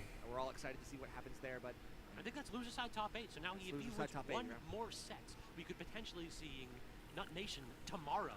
That's a crazy thing to say, not gonna lie, brother. Out there thinking you're going nuts for Peanut, but we love to see it. MBVA's finest, you know, even in the semi-retirement, he's still got the plays. He's still got the reads. He's still got the fire. Exactly, but we don't anymore, unfortunately. We are washed for the evening. We are done for the day. It has been a phenomenal block with you, Nerf, and I hope everybody at home has been enjoying this. If you have been liking the casting, our social media info is below. You can find me on X at SSB_scabs. And you can find me at NerfCast. Shoutouts to all of the people who make this event possible. We love District D. We love the production. We love Team Liquid coming in and bringing the fire, bringing in the great players that we want to see. And we hope you're all enjoying the show. There's still more to come, and we have some great casters on the other side going to take that through for you. So make sure to stay tuned and support everybody who has made this event happen, because this is a big one. Exactly. We'll be back tomorrow, but for now, we'll catch y'all next time.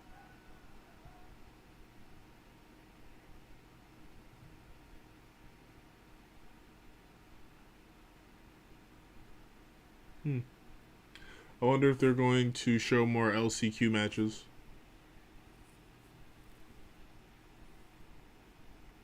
I wonder. But until then.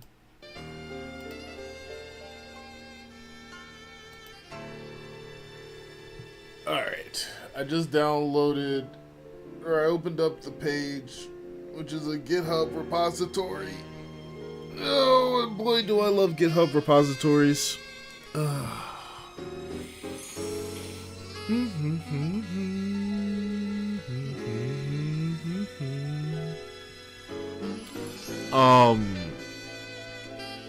And there's like I think a couple things in there, but once I download that, I think there's a couple of things I don't have to download. But I'm more or less worried / wondering if I can put it on the SD card that I already have, or do I have to load it onto a raw SD card, or can I put it on the USB thing that I have along with the games? I don't know, but we gonna find out. Yes we will, yes we will.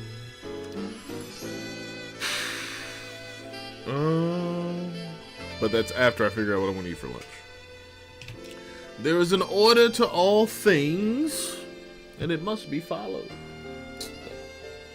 I moved my footrest so that it can be a chair over there. Anti-optimal.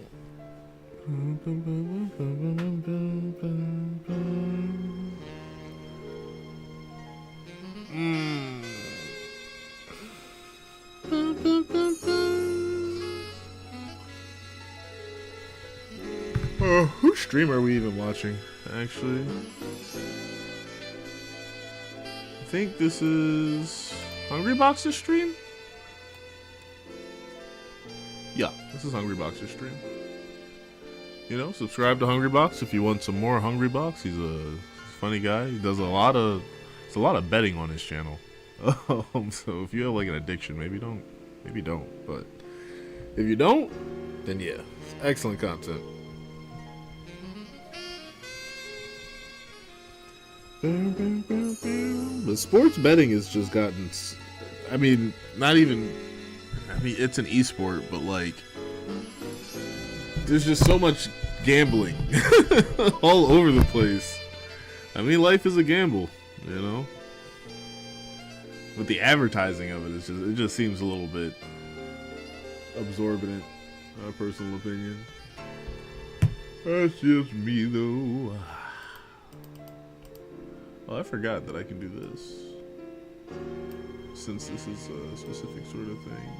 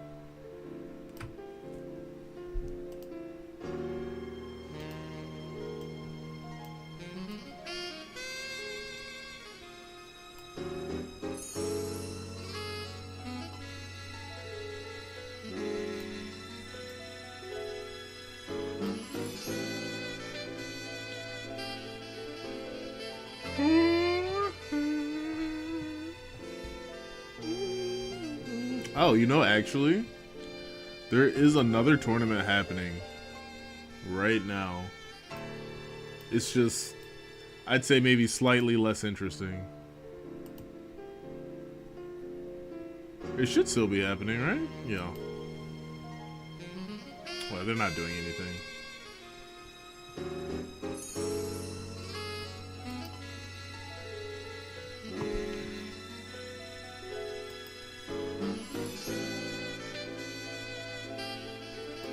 There is a YuGiOh tournament happening right now. It's actually like one of the, I think the biggest YuGiOh thing or some shit like that. The YCS, like people go fucking bananas when they win these things. So, I think it's happening in Delaware? Oh no, California. Which is cool.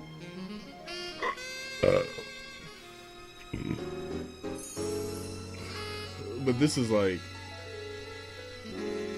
impossible to appreciate without sound. I can assure you that. If you're playing that Primite Lord, you are losing 2,000 life points right off the top just to get your combo started. And life points matter up until the last one. That is when it's most important to protect them.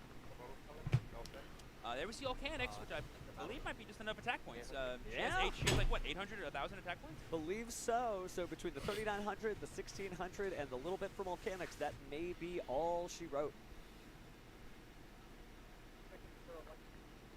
If they're just doing the math, I guess, right now, keeping the tab of their restaurant, making sure it's nice and in order here.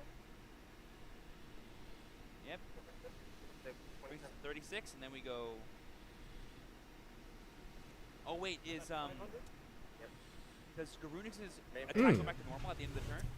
I believe it may, but it looks like you get 800 additional attack points there. A little clap there from the sous chef, just holding on. He's like, we live. We're alive, just with the rhythm there. So last card, let's see what it is. But SP Little Knight, I think, will be a really Does he want to reveal it? He is. It's the sous chef. It's the Shari, the third Shari. If he had gotten to keep the Primite Lordly Load, he would have been able to bring that out and then create something. So perfect ingredient. Wrong time to put it in the mix there. So again, that means that Samuel has taken that game one here. Now we're going to be going into the side deck. If you're I just remembered that I have a nice little parfait. Rank 4 sous chef, Izeal, Primite. Well, there's a lot of things you can put in that will just generally affect the Xyz monsters, right? I mean, Dimensional Barrier is just an easy option that you should expect to see throughout the tournament, especially with the easy access to another popular card, right? Triple Tactics Thrust. So if they do anything in return, you go ahead and set that, and then you're pretty much insured against any Xyz shenanigans. And when you're using a deck that's a little bit more Link-centric, your opponent doesn't have that option against you, and that might be one of the strongest reasons why Samuel has decided to stick with all of his Dio Bellstar stuff. Right, and then from Forbid's side, I think he just wants to maybe sort of add some more ways to interact with Sam that don't just come from his boards, maybe more interactions from the hand, like, you know, various cards like Aspects of Enjoy Spring we already saw, but we could see things like Throw and Lockbird. That card's at an all-time premium right now for this format. But honestly, the Azamina Snake Eye deck is kind of known for just being like, I can just kind of play through whatever interactions you have, so maybe just trying to figure out a way for him to sort of play in a way that doesn't give Samuel as much time to be what he's trying to go for here, like maybe more ways to deal damage, more aggressive. He is going first, so maybe he feels a bit more safe. Oh, I mean, I guess I don't know what he chooses to go for. If I was Forbes, I imagine going first is preferred, but I guess you never know. I would think you would go first because you really want to get all your Primite stuff established. It's true that you can use Primite Drill Beam to rip through your opponent's arsenal, and remember, it banishes and negates the effect at the same time. So there's a lot of That's crazy. things that he's going to be able to play through. That's insane. But the You banishing and negating at the same time? Fire King Island, because again, What the hell? Sanctuary not really protected against. That's just savagely Yeah, disrespectful. that's actually a really interesting interaction that might come up more often than we think in this matchup. Something too that I think might be interesting is I've seen people do like this mind game recently in siding where they don't, you know, you announce who's going first after you're done siding, and so you assume, oh, my opponent is siding, imagining they're going second, and now if I tell them you're actually going first, they're like, oh, I've now ruined half of my deck because I put in all these powerful going second cards that don't do anything going first. We saw this a lot in Reach of the Abyss format with Huilos and Molcharming Ferulia, cards that are actually useless when you go first and play your board. It certainly would not feel great there. But Samuel looks like he's locked in, and Forbes also at the ready there, just getting some final instructions from the judges. Why is bro dressed like a chef? And speaking of kicking Like things a off, ramen this is the chef. first event where you've used that brand new background with all these amazing TCG format cards that have just been so historic, whether it's Chaos Emperor, Dragon, Brionac, so much good stuff up there. One of my favorites that you guys I don't think can't see on the overlay is Time Thief Redoer. Oh, wow. Well, speaking of time, it is time to duel here. We're going into game 2 of round 2 of YCS Anaheim. All right, let's see. You chose to go first. Are there any mind games being played? Are the sightings going to work? I've always said, like, Yu-Gi-Oh is a game about 2 and 3. Game 2 and 3, I think, are always more important than game 1 because, you know, playing with your deck as you thought it was going to be is fine, but once you know what your opponent's playing and you can actually tailor your strategy, that's where the real duelists shine. Well, it's time for the rubber to hit the road here. We're going to start with Painful Decision. No, the poor Ojamas. You don't know what it does. You get to pick 2 normal monsters, 1 to the grave and 1 to the hand, which is sad True. because if you look at the art, literally Ojama Yellow is like... People are playing that card in 2024? Respect. Both my brothers. Respect, brother. Respect. But obviously this is going to be allowing him to access his Suship, Shari, and be sending 1 to the grave, and then I think just adding another 1 to your hand. Oh, that's right. Yeah. Because you can add based on name, right? Or is it considered a normal monster in the deck? Let's take a quick look at there. Luckily, we got our wonderful YuGiOh judge staff up there to make sure everything is fair, but let's see whose cuisine is going on here. That's Shari Red, right? That is Shari Red, that is right. And it is Gunkin Suship Shari in the hand, deck, graveyard, or on the field. Wow. So a version of this is like if you sent Harpy Lady to the graveyard and you added like a Cyber Harpy Lady or a Harpy Lady 2 or something like that. So really cool that its name changes in the deck just because of stuff like this. Very awesome. Yeah, lets you have access to it by a Painful Decision. And there we see Roar. We saw that being very useful last game. So he is going to go down 2,000 life points, but this is going to let him special summon that Gunkin Suship Shari. So between the Shari and the Shari Red, That Suship deck is fucking annoying, bro. When people play it in Duel Links, there's so much nonsense. Ryzel Duo Drive doesn't. Does not. It's insane. That means that he could use these 2 Wait. Gunkin monsters.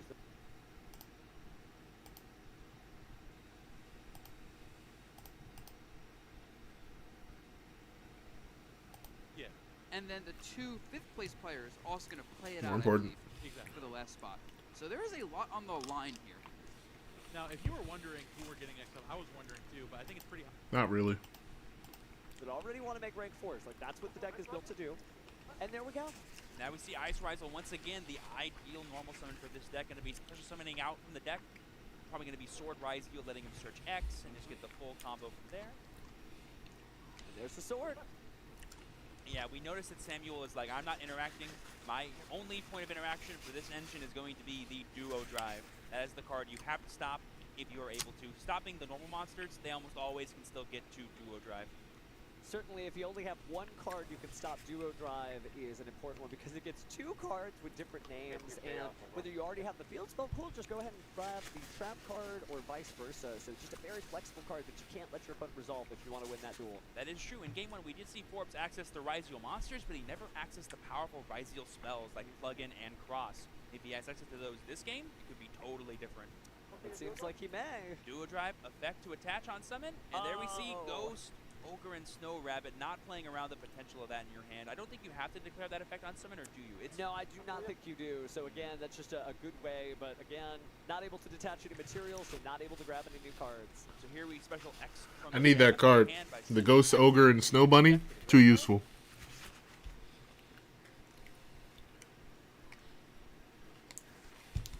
Taking a look at that graveyard and thinking to himself, the Aggregator going to the graveyard is definitely going to be a vibe that we see throughout the weekend here.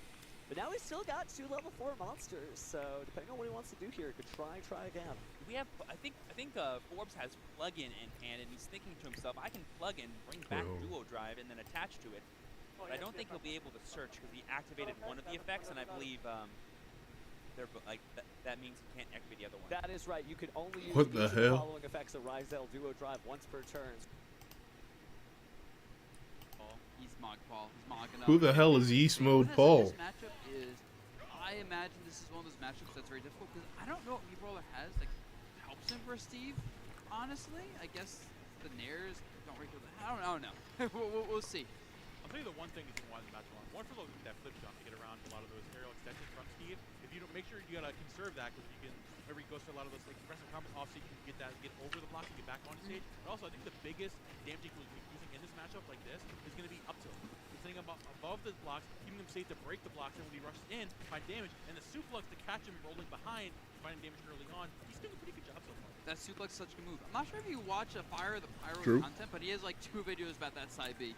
That move is crazy. It's a command grab that goes very far, no lag. You can like short hop with it, have like even less lag, and if it like trades with a move, it actually armors through the move. So you can use a lot when Steve's just throwing out buttons to say no button. With that said, you know, it's Steve, right? The parries are insane on Syrup right now. Oh yeah. You can really good job recognizing again the aggression from Yeast coming in, driving the lane with a lot of those aerials, the up tilts, the up airs coming out. Catch him again. Nice up air into the thrupper from ledge. The Yeast classic. Catching that jump in, recognizing Syrup getting a little overzealous, gonna find that stock. Even with stock count here, down by 60%, but not too bad so far in this game 1. Yep, the question is just when is Syrup having Just went through the anvil, that's incredible. He made blocks, he didn't actually make a dive weapon right away, and now you can see he's really trying to find a space, and still not. Oh, okay, no, he's trying to like set up his material so he can make a diamond, and immediately get another diamond and like set up for future stock. But he's probably gonna make it. Oh, no, he still doesn't make it. Oh. Really good parry there. Like you mentioned, Syrup's parries have been on point so far in this set. Parry that up tilt, getting aggressive again from Yeast. But he's trying to play the keep away game with those arrows, like keeping a disjoint against the blocks is going to be huge going the rest of this. But he's already 67. You mentioned Diamond. The second he gets Diamond out, that's 70% off of Rip. Yep, and he has gold, he has a few iron. Like, oh, he's burning it right now, though. With that said, he has to be very careful because, I mean, Yeast knows he has to get the kill now. The moment Syrup gets the second Diamond, I'm ready to say GG's. All right. Next game, this is going to be a rough one. Yeah, backer does over 20 damage by the Diamond back here. Hero did not win.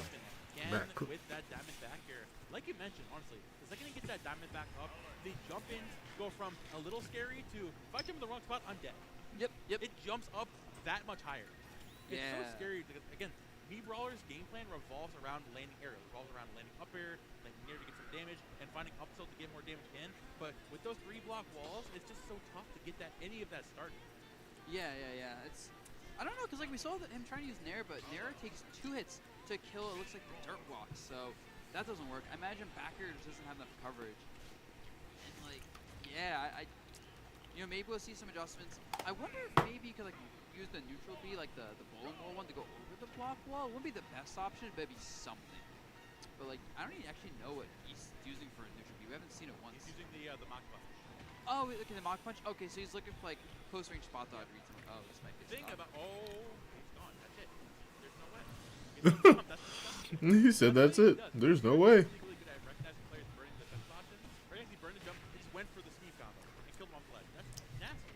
Yeah, that's man, that's good. Oh no, dude, it's 30 seconds in and he's already lapped Yeast in percents. The 5-block wall. Oh, I think he missed him. He just built a whole fucking establishment on this nigga. What the fuck, bro? Yeah. Bro, Steve is out of pocket. Bro, this might be a restock. Steve is viciously out of pocket. I can assure you this. Yes, he has a DPD, and that's not gonna help him a lot. Yeah, you know, down smash. At this point, the question is, how much percent do you think Syrup's taking? What? I'm gonna guess he's gonna get to. You want to do even odds? Let's do over or under. I'm gonna guess he's gonna be under 100. All right, fair enough. Actually, under 120. Oh, wait a minute. Fair. He's gonna take it. Well, okay. I mean, he's under 100. He's at 0. True. All right, down a whole stock. Definitely. I mean, Yeast has the right ideas of catching Syrup getting overzealous in those situations. But again, Diamond, like you mentioned, Diamond Online, 67%. He's at 70. Dude, what's stuck about that is Yeast tried side being and he got stuck on the top wall of the top block, and he got up to it as a result. That's it. This might be. Oh, what? Oh, never mind. Well, that's good DI. Can't be missing these combos. Like you need every opportunity you get. Yeah, I don't. That should be it. That's heavily good Okay, stuff there. it is a turn. Wait a minute. Yeast, he's got 2 stocks back to rec. 90% of rage here on this Mii Brawler. Find one good read on Syrup here, getting playing here a little bit in the defensive game. This could keep you back in the game. He might be able to bring it back. Oh no, he's letting Steve mine right now. The down air trades. He has rage. He only has to hit him like 4 times. Oh, he has the gold weapon. Okay. So Hold on. Oh. honestly, He canceled the down smash with the disappearing minecart into back air? That's just unreasonable. Oh, you got run over, nigga. You got run and, like, over. obviously, you saw Syrup set up the blocks behind them first. Even if Yeast like made that jump in to like, get an opening, it would just kind of hit Syrup into the wall and you could like mash. Yeah. That's really just tough because like when you're playing a character that's so stubby, right? Like we saw in that stock too. He's gonna take the stocks and explode this character. It's just assuming you get in there and find the opening. And the thing is, if you don't find it as soon as you physically can, like you saw the three huge walls, you get so many materials. The diamond, not just the diamond, the gold. So you're pulling out the gold tools. If the difference wasn't big enough, now you got faster frame data. It's just so tough to play around. What do you do if you're used? Yeah, you know, I don't know. I think because you can't really look at the parry, Steve. That's too risky. You can't really approach from the ground because there's too many walls generally, and also like jab those lock. I look at this matchup with Theory and I'm like, I don't know how Mii Brawler is supposed to win this outside of being a better player. But like, there's only so much of a better player you can be when you're fighting a probably top 50 player. Imagine this is number 33 in the world right here. There's only so much better playering a man can do at this point. Exactly right. I think especially with the parries from Syrup makes it very hard for Yeast to like really commit to jumping like nairs or whatever. Which I feel like as Mii Brawler, you want to bully people with your frame data. Yeah. And you can't do that here. Again, nice. Again, the gold tools like you mentioned earlier. And we got. Oh, he got the up smash cancel. 71. You could have got more if he didn't go for the second up smash cancel, but he's just having fun now. Block up the back air 106 on this Mii Brawler. Make it back in again. No. Like you mentioned, parries are too risky. Okay, under 100. That wall. Under 100 this game. Okay, all right. We'll let it carry over. That's a fair play. And we have a combo. That's like I see why he goes back. You know, every time on here, under 100. Now he's gonna take the stock. There you go. Yeah, he gets it. He gets it. Yeah, only down a full stock here, like you mentioned. Just trying to make it again, jumping in and getting over aggressive. And Syrup gonna punish it accordingly. Had the right idea with the flip jump.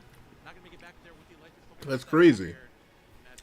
He like canceled putting himself in disadvantage by running into the block. Syrup didn't fully commit to just end the game, but you know he trying to play safe. He doesn't want to throw a huge lead. He's like he wants to make sure he gets that spot right. Yeah. Just one game away from one interaction for doing it, honestly. Oh, this is Syrup? That's crazy. Yep, he's looking to find an opening here again. The Elytra into the pickup there. Nagatik just barely missing it with the upset at 111. Syrup used to be a really good Nest player. Oh my god, do that shield. I've noticed he's I'm pretty sure. more dash attacks and grabs right now on the ground. Like he's trying to make some ground options. I think it's just too little too late. Also, that was dang. That was dang, yep. That was dang. But bro, he tried the up B and like the anvil pushed him out of range for the up B to connect that shield. And then you're just stuck there a billion years of lag. You saw Syrup run up. He like saw that. He ran up. He charged up smash a little bit. He's like, I got time, bro. I mean, that's there we go. That's a top 30 player confidence right there. Syrup now moving on, guaranteed at his third place here, which does mean he does qualify for the Coinbox IRL number 2. Congratulations to Syrup, of course. He's still not out of it yet. Still alive in losers. Still has a way. Still guaranteed at least 5th and could still make it in even if he does lose the next set. Regardless, played there very, very well.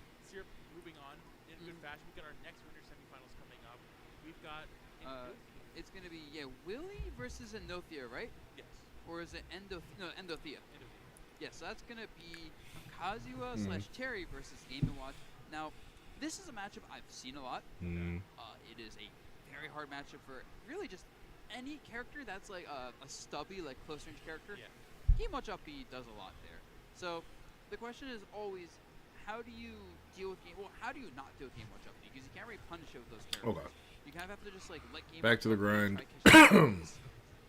That parfait was very delicious. Because Game Watch up airs, Nair will juggle those characters. They don't have This carried a large and heavy load so off my hunger. We have to really look at Willie and say, do you have answers? Do you have player-specific reads on Endothea? That's the answer.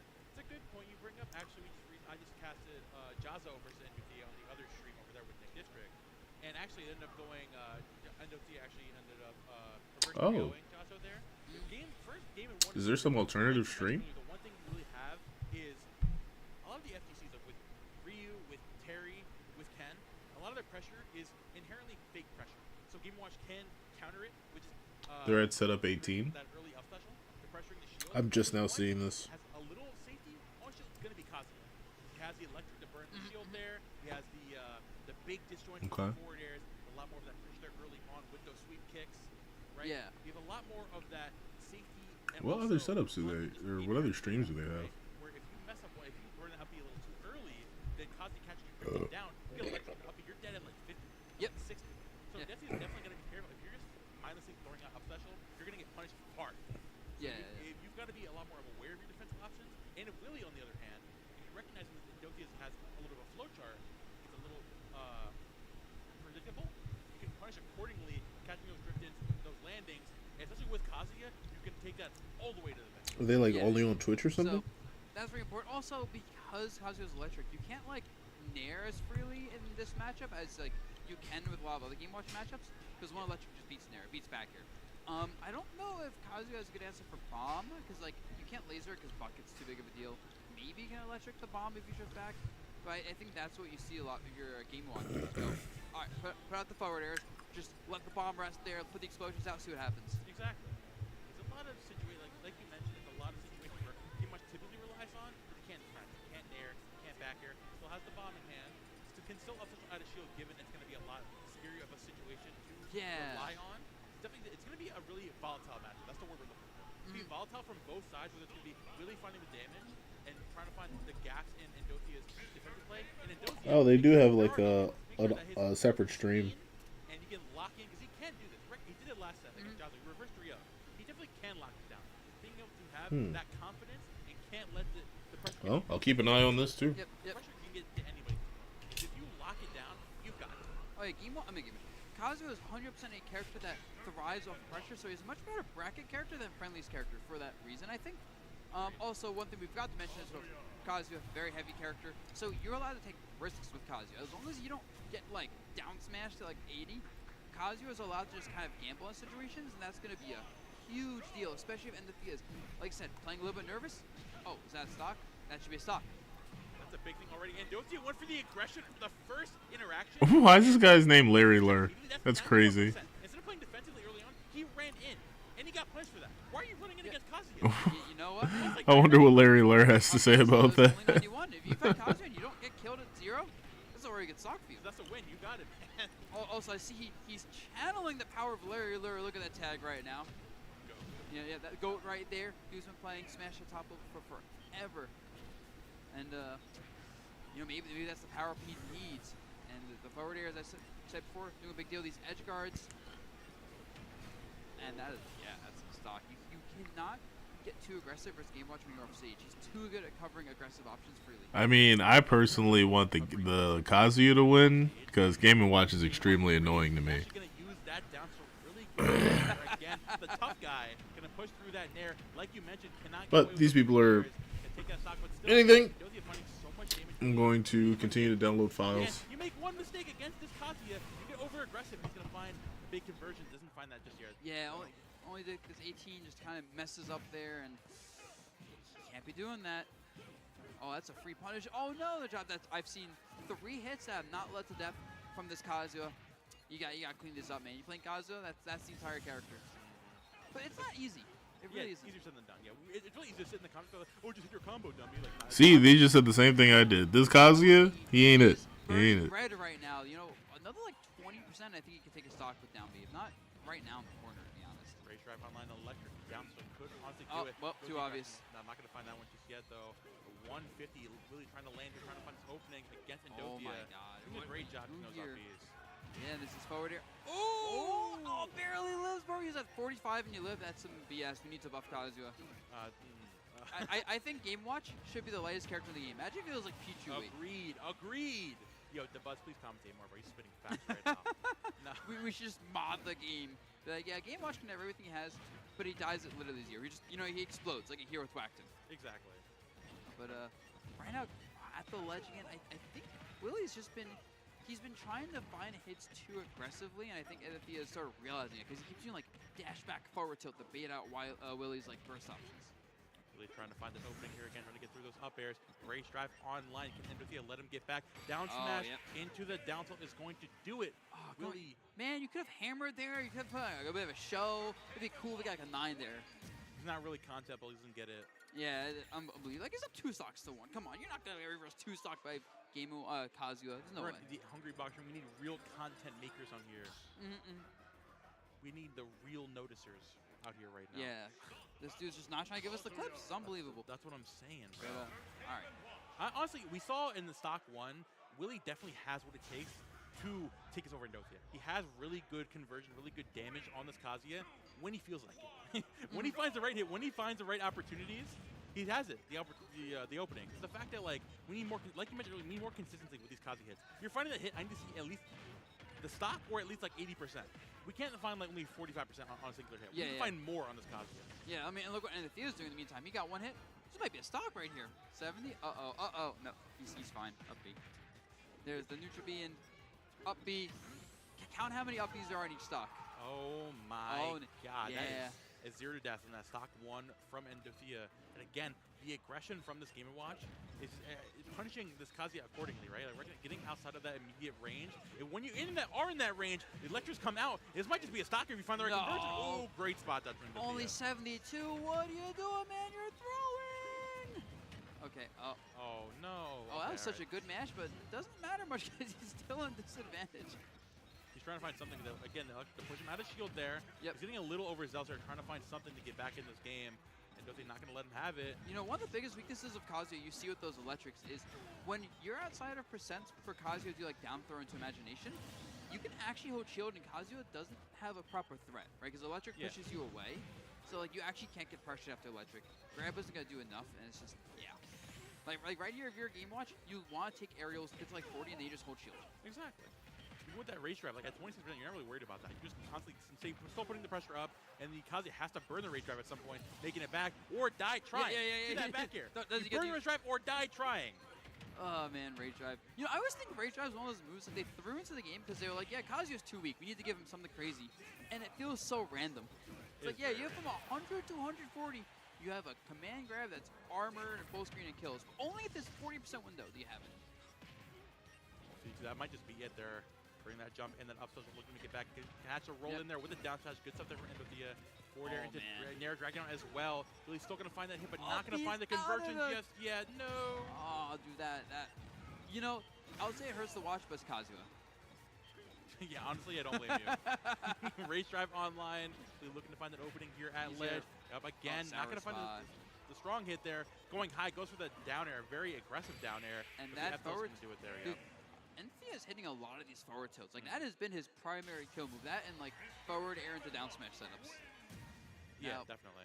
Honestly, if you're Willie, maybe you try Terry for the heck of it just because, I'll be honest, this Kazuya, it's not that it can't, he's dropping the combos. You can't do it with Kazuya if you're missing your, like, easier combos. I think the one downside to playing the dual FGC characters is that, like, he's been on Kazuya all day. The Kazuya is warm. I don't think the Terry would be warm enough right now in this set, at least. I think I think the Smash will pick. I think you might as well just like, oh, I mean, never mind, I'm lying. Yeah, you have it. Terry can do it. I mean, honestly, what am I talking about? That sounds like a crazy thing, Blue. That's a lot of life points. They just buffed Terry, bro. Yeah, no, we're going to see the buffs in this game right now. But, yeah, it's just like, just having the ability to find these bursty openings is such a big deal when you can't move around the Game & Watch like stuff well enough. And I think having I don't know if Terry can hit Game & Watch's shield well. I think at this point it's just worth trying, right? You just throw it out there, see if it sticks. I don't think the idea is really pressuring his shield, more so getting more damage whenever you do find those lingering hits whenever he gets over aggressive. Because on the Kazuya, you're really finding because then you're dropping those combos like you mentioned. But here, you go too high. You've got that huge Terry up air. Yeah, and you've got good conversions like this. Yep, and Terry conversions are a little bit easier. They're a lot more consistent as a result. So like you know, like even if you're not one-touching the opponent, you can generally 2 to 3 touch people and like no, like that's gonna happen. Where Kazuya might be a 1-touch or like a 4-touch. Oh, you know, it doesn't matter if you don't touch your opponent though. Exactly. Now, only lapping Willie in percentage here, just getting that damage up on Smashville, not looking touchable right now. No. Backers coming out again. That errant recovery, still able to make it back. Oh, he's going for the hammer. Wait a minute. He's the content. Okay, he's content pilled. Thank you, Endothea. Go for it again. Go for it again. Oh, man. And this is... Even Watch's worst move is Side Special. And it can kill you at 0. It's also his worst move. The taunt? Yo, he's content pilled. Okay, thank you, Endothea. Get this man a YouTube channel now. Forward air, yep. Just up smash in case Wiley was behind him, and oh, that's up air. We might just have 2 3-0s back to back, man. These are some quick sets. Yeah, man, we're getting super aggressive. Yeah, looking for the opening there. We have to go online. Okay, hear me out. We need to get back. Willie we can find a power geyser. Willie needs to go for the timeout right now. Play as campy as possible. Hope Thea makes some mistakes, because I think Willie's just forcing things constantly, and Game Watch is like one of the best characters at punishing for overextending. Just straight up. Yeah, that's the thing. It's so tough to not overextend like as a character. FTC, when you're down, it gets to the mental a lot. Even that jab power line is still not going to take it, bro. Game Watch is heavy. You can imagine they should be lighter. Yeah, that's going to be the burn knuckle taking it. Down a whole stock is definitely possible, but it's going to be pretty tough. Yo, Joseph is online playing Pokemon Cafe Remix. I just wanted to point that out. Let's go, Joseph. Shout out Joseph. Oh my, you just side me right into the charge up smash. No. Oh, no. You know, if I'm Willie, I'm looking at that and I'm like, man, he trolled me and he still, like, that's the worst feeling when you know someone was low-key trolling you and they still won. Sorry, Willie. That's just good. You know, we'll see him in losers, so he's not out, right? He still has another chance to get into the Coinbox IRL. Oh, yeah. Considering there are 5 entry spots, like you mentioned earlier on, definitely still has alive in this bracket to keep making some strides. We are going to be dipping down to losers quarters, I believe. Are we? Or are we going to have winners I'm pretty sure we're finals? dipping. I think the next week we're going to have winners. I'm pretty sure we're dipping on the losers quarters. Okay. Regardless, we're going to be adding some great. Okay, yeah, we just got confirmation as losers quarters. So I believe we're getting. Yeast we're getting. Hi, last. Hey, bud. Senor. Who invited this guy? I know, right? He's just jumping on without permission. Who is this guy, bro? Get out of here. It's my tournament, man. I can jump on. Yo, you're liquid, bro. Do something about this. You want to be in the frame, bro? No. So just a quick announcement. Endothea is DQing from the LCQ. So Syrup is moving on to Grand Finals. Endothea has spoken to me and said that he is ridiculously exhausted from being up since like 4 a.m. to drive here, and so would like to minimize the number of sets that he's playing. Honestly. So Endothea will be getting 3rd place in the LCQ and will go into Lima and Shiny Mark's pool. Oh, smart man. So he'll play Lima. He's given up on the $1,000 for the King of the Hill, but that's all right. I understand. Looking at his face, he looks like he's about to fall wants to go over. back to his hotel room and sleep, get rested up for his pools tomorrow. That's chess, not checkers. That's not checkers. That is smart. So Endothea gets 3rd. Congratulations to them. Syrup is now in Grand Finals. Very, very close to a free band. Congratulations to Syrup as well. My glorious king, Syrup. Time to keep chugging through this bracket. Thank you, Les. All right. You know what? Yeah, you know that guy? No, I don't know why I just jumped on here, why I knew all these who things. was that guy? Even as a Team Liquid jacket, like, Yeah, how can did we that do happen? something about this? We're security. Yeah, now. right? Come on. They really, anyone could just walk up here and say whatever they want. You know, he's probably lying to us, whoever that was. That's what I'm saying, bro. You're probably just like making stuff up. Nah, but we are going to be getting, again, shout outs to Endothea for getting 3rd regardless, not making it to the entirety of the LCQ, but still qualifying for tomorrow. Get your rest up, King. Yep, I believe you can make some moves tomorrow on Sunday. Oh, they're not playing any of we're not playing any of the LCQ players matches and pools today? It's all tomorrow? No, it's tomorrow, yeah. The rest of the day is LCQ. Okay. All right. Oh, so yeah, in that case, we'll see him more tomorrow. I don't blame him. If he's up 4 a.m. Oh, yeah, no. Literally, go get some sleep. Go get your rest. Be rest up for tomorrow. Take on your pool. Make some moves. Regardless, we got some moves to make here. Syrup in Grand Finals. That's my glorious king on the ropes for that 1,000. Already qualifying. Guaranteed second here, so going to be qualified for tomorrow. But also, he's about to make a band. Make a band. Yeah. Jersey boys on the rise. Give me that. Oh, yeah, bro. Yeah. No, he pays. No bias. He pays for that road trip right here, because that's a long trip, right? Now, whether you drove up here or you took the train, it's a long trip. I took the Amtrak up here. Nice 3-hour trip. Probably woke up like 7 o'clock, which is very early for me. I took a 3-hour nap at that. I was here. I'm like, I'm feeling good. I drove. I'm in South Jersey. I'm in Burlington. Shout out Tweak. It was like 2.5-hour drive. It wasn't bad. The worst part was the Maryland traffic. What's the opposite of a shout out to? Because the opposite of a shout out to Maryland drivers, that was awful. Screw the Maryland drivers. That's what I'm saying. Screw the drivers in any city, place, or anywhere in the world, really. Real. Right? Like, if you're a driver and you don't hate other drivers, you're not a driver. Yeah, right. You're actually lying. There's something wrong. You're a passenger princess, I fear. Yeah. Speaking of passenger princesses, we got H-Box. He's a passenger My princess. passenger princess. You want to say something? Oh yeah, grab. Hey, Xbox, you're a passenger princess right now, bro. Wait, why am I a passenger princess? Because we say You're so, sitting bro. on the third mic, bro. That's the passenger princess mic. I'm running the show, just in the background. Literally exactly, in the background, Exactly. the I'm passenger the seat. conductor of the train, you know what I mean? Look, conductor of the train. I don't see no train here. There's no choo-choo sounds. Look, all I'm saying, okay, remember when we were in Japan, me, you, and Riddles? We were there, right? And we were all trying to figure out how to get from Tokyo to Osaka. We were arguing back and forth. No, take an Uber, take this, no, take the train. And then the Last same thing. figured it out. And then Last, like, no, we're going to walk there. And then I said, and I remember I was eating this delicious onigiri from 7-Eleven. Oh, yeah. The 7-Eleven onigiris over there. Oh, my God. With a Slurpee. Okay, I was losing it. Anyways, I was eating it. My mouth was hot full, and I said, we're taking the train. And we went there, and we all got there without a hitch. It was beautiful. The sun was setting on the train. Oh, yeah. Sometimes I can conduct a good path, if you trust me. I remember that. Oh, yeah. No, Why don't you conduct a good pass? All right, we're back. Oh, listen, man, he plays Jigglypuff. He has excuses. Oh, it's H-Box. You're not hired next year. Nice. Listen, bro, listen. Don't doubt your luck. Let's see. If you open the door, I'm going to walk in. I don't know what to tell you. Oh, man, just go walk on the mic. Be like, yeah, this is my spot. I'm You know, perpetually on the mic. You know, it's like the thing. If you act confident enough, no one's going to doubt you, right? Like, if you weren't even hired for commentary, you walked down, sat in the chair, grabbed the mic, people would be like, oh, I guess he was here and he's hired. I did that last year. Stop the nonsense. Alright, so the thing that I thought might work as a storage device didn't, but it's alright because I have a thing that I know will work as a storage device. It just would have been nice to have an SD card that could also work. Wasn't the case, but it's fine. We're going to see if we can put it all on the USB drive, and if we can, then we should be able to get something to work. Potentially, maybe. So, we're going to continue to do that. These guys are yapping about nothing. We got Peanut versus YuGiOh. This is a good match. I might stick around for this one.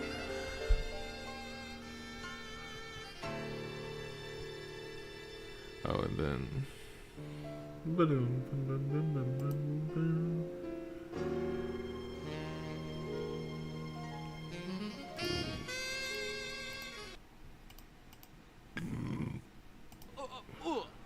The last time they played was Santa Claus. That was like 2 years ago, right? Yeah, it was a long. And then I pulled up the other stream, but it doesn't seem like any of the homies were on the other stream either. I've been keeping an eye out. Purple, let's go. All right, YuGiOh's my homie, but I want Peanut to win after that. If YuGiOh also put he him can a purple hear you on the mic, bro. Chill. I'm sorry, bro. The purple, that speaks to my heart right there. Wow. Still competitor at heart. Can't believe this. No, but yeah, last time they played, YuGiOh's been taking it 3-0. Peanut definitely, he's been on a little bit of a slump as of late. Hasn't been playing as much. But like I talked to him earlier, since unfortunately with Xanadu closing down, he's been trying to get back out more to those locals, support his scene more and more. Out here at Coinbox IRL doing his thing. One set away from being 5th place here on the cusp of qualifying against YuGiOh. Any opponent left that's going to make it hard for you to get through, it's going to be YuGiOh. Let's see if the Peanut can pull through and start peanutting. Editor, you know what to do. See if Peanut can bamboozle YuGiOh. Yeah, grabs are good. Grabs are important. Oh, goddamn. Down throw and fucking crescent kick bullshit.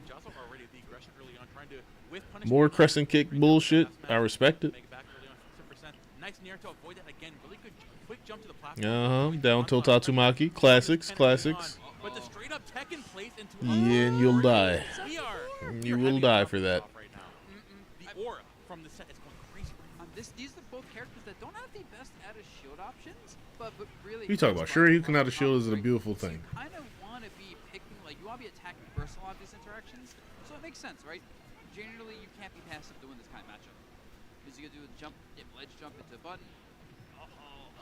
He's off stage. Oh, yeah. Vile and violent. Every match we've watched so far, bro, has been a one-sided beatdown. What has happened?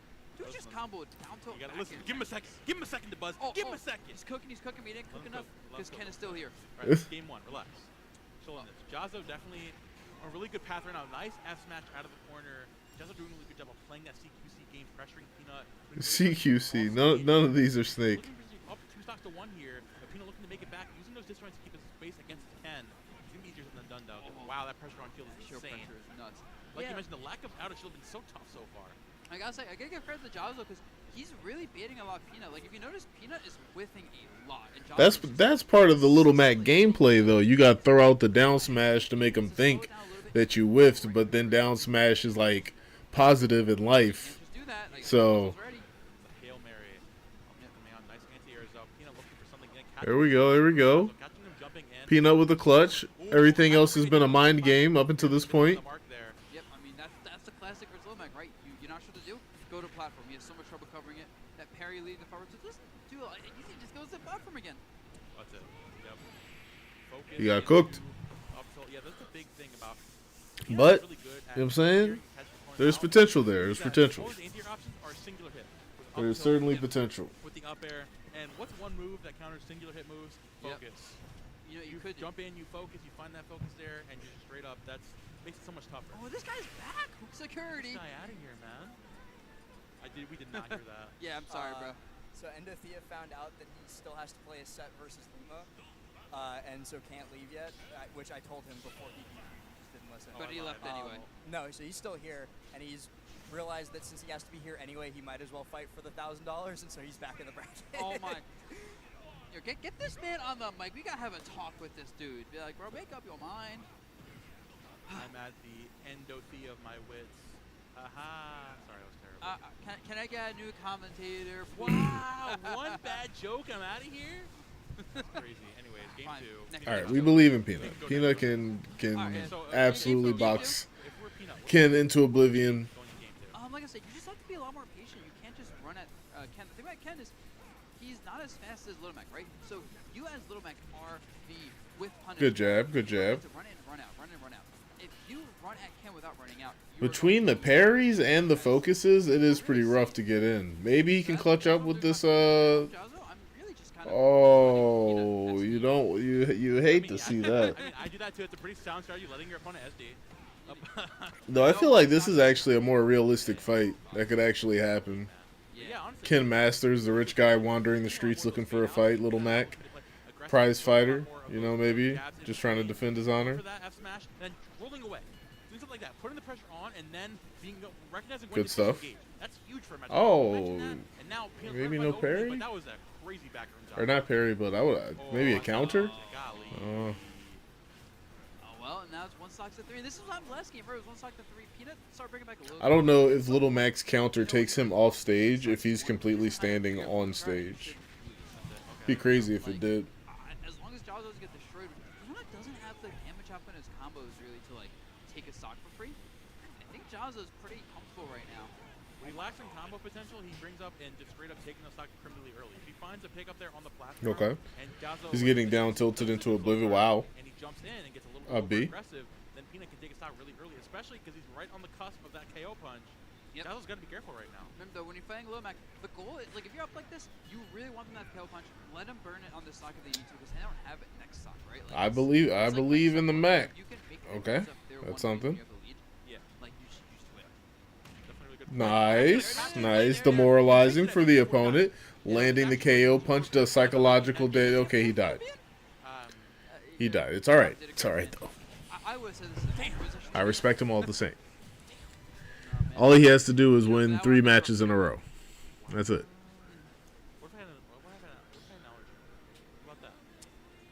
Hey man, you shouldn't be in the room with a Peanut. You feel me? Yeah, now Jazzo up 2-0. Peanut definitely still alive and kicking. You're definitely able to bring this back. It's the fact that he's thinking. We have an idea of a game plan, right? You saw early on he went for a lot of those two-piece combos and rolling out, drifting away like you mentioned. There's an idea here. Okay, opening up B. Wake up DP. Beautiful stuff. Multiple hitboxes. Not giving him a chance. Excellent job. Run up, grab. Next time you get a chance. Peanut could bring this back. Oh, the counter. Beautiful stuff. It's a rough one right now, that's for sure. We get our first non-3-0 off the block. You know, man, Oh, I'm hoping, crescent kick from Ken. the way it's, Super armor. Forward tilt. Very good stuff. I do want to see a more competitive set, though. It is a little bit unfortunate that, like, we're really just seeing these one-sided games. Oh my god. That's interesting. I didn't think. Wow, everybody's falling out of everything, except for that. He's dead from that.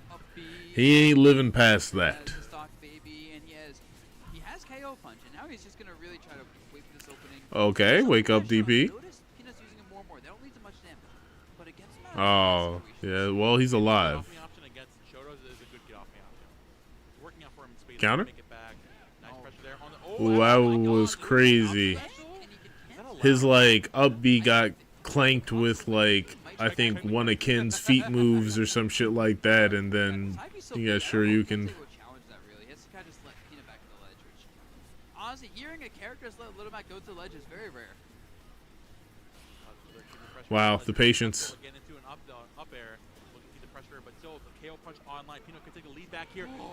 Yeah. I guess KO punch doesn't have like invincibility on startup or something, or maybe it's like frame 3 and not frame 1. Like there, Peanut would get the kill vid armor, you know? Fine. Doesn't die from that. Had the right idea. Goes for the essence of a life that actually burns out of that focus. Oh, that's so much damage. 20 damage in that down smash. I mean, it's not the most, but like it's so kind of crazy to look at. Incredible. And Loki. But bro thought he was Kazuya for a second. I'm not gonna lie. He did jab, jab, up B. There's so much priority on Ken's moves. He's getting away with it. Down air into up tilt again, coming out. Looking to get back here on the ledge. Counter? Oh, whoa! He's dead. It was a quick 3-0. And that is the second time, by the way, in a row where Peanut the ledge and did regularly good. Them fucking, so, like, I think them kicks, man. Them kicks go crazy. The big thing you realize is Peanut was unwilling. Absolutely bananas. He didn't do a ledge roll either, but like Ken covers All right. roll very easily. However, when Ken's just standing there up tilting, he definitely like a ledge. We're getting into the meat and potatoes of downloading this program for Super Mario Galaxy. Up tilt. So, should be good. That's what we call it, man, the chicken wings. I see the homies. Coin that. No. Coin that, no box. Coin that, no box. Still don't see the homies. Yeah, with some quick sets, but I had a really good time. Thank you, the Buzz. Yep, this is awesome. And oh, is this the end of it though? We're going to a break now, right?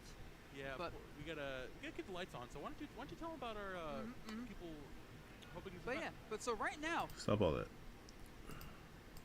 So if you tried, you can't again. That's probably like an argument then to like when you summon Duo Drive, not danger zone. Memento can go for big damage here, and we're in that range. Now we're live with the YuGiOh tournament in Anaheim. Okay, it was a little too much there, so it looks like we are going to the next one. Yeah, that. It's kind of hard to jump into the middle of it, but he's gonna say, you know what, I gotta scoop it up. I want as much time as possible to go into this game. it's absolutely hilarious how many times people will just give up on the first turn. It's hilarious.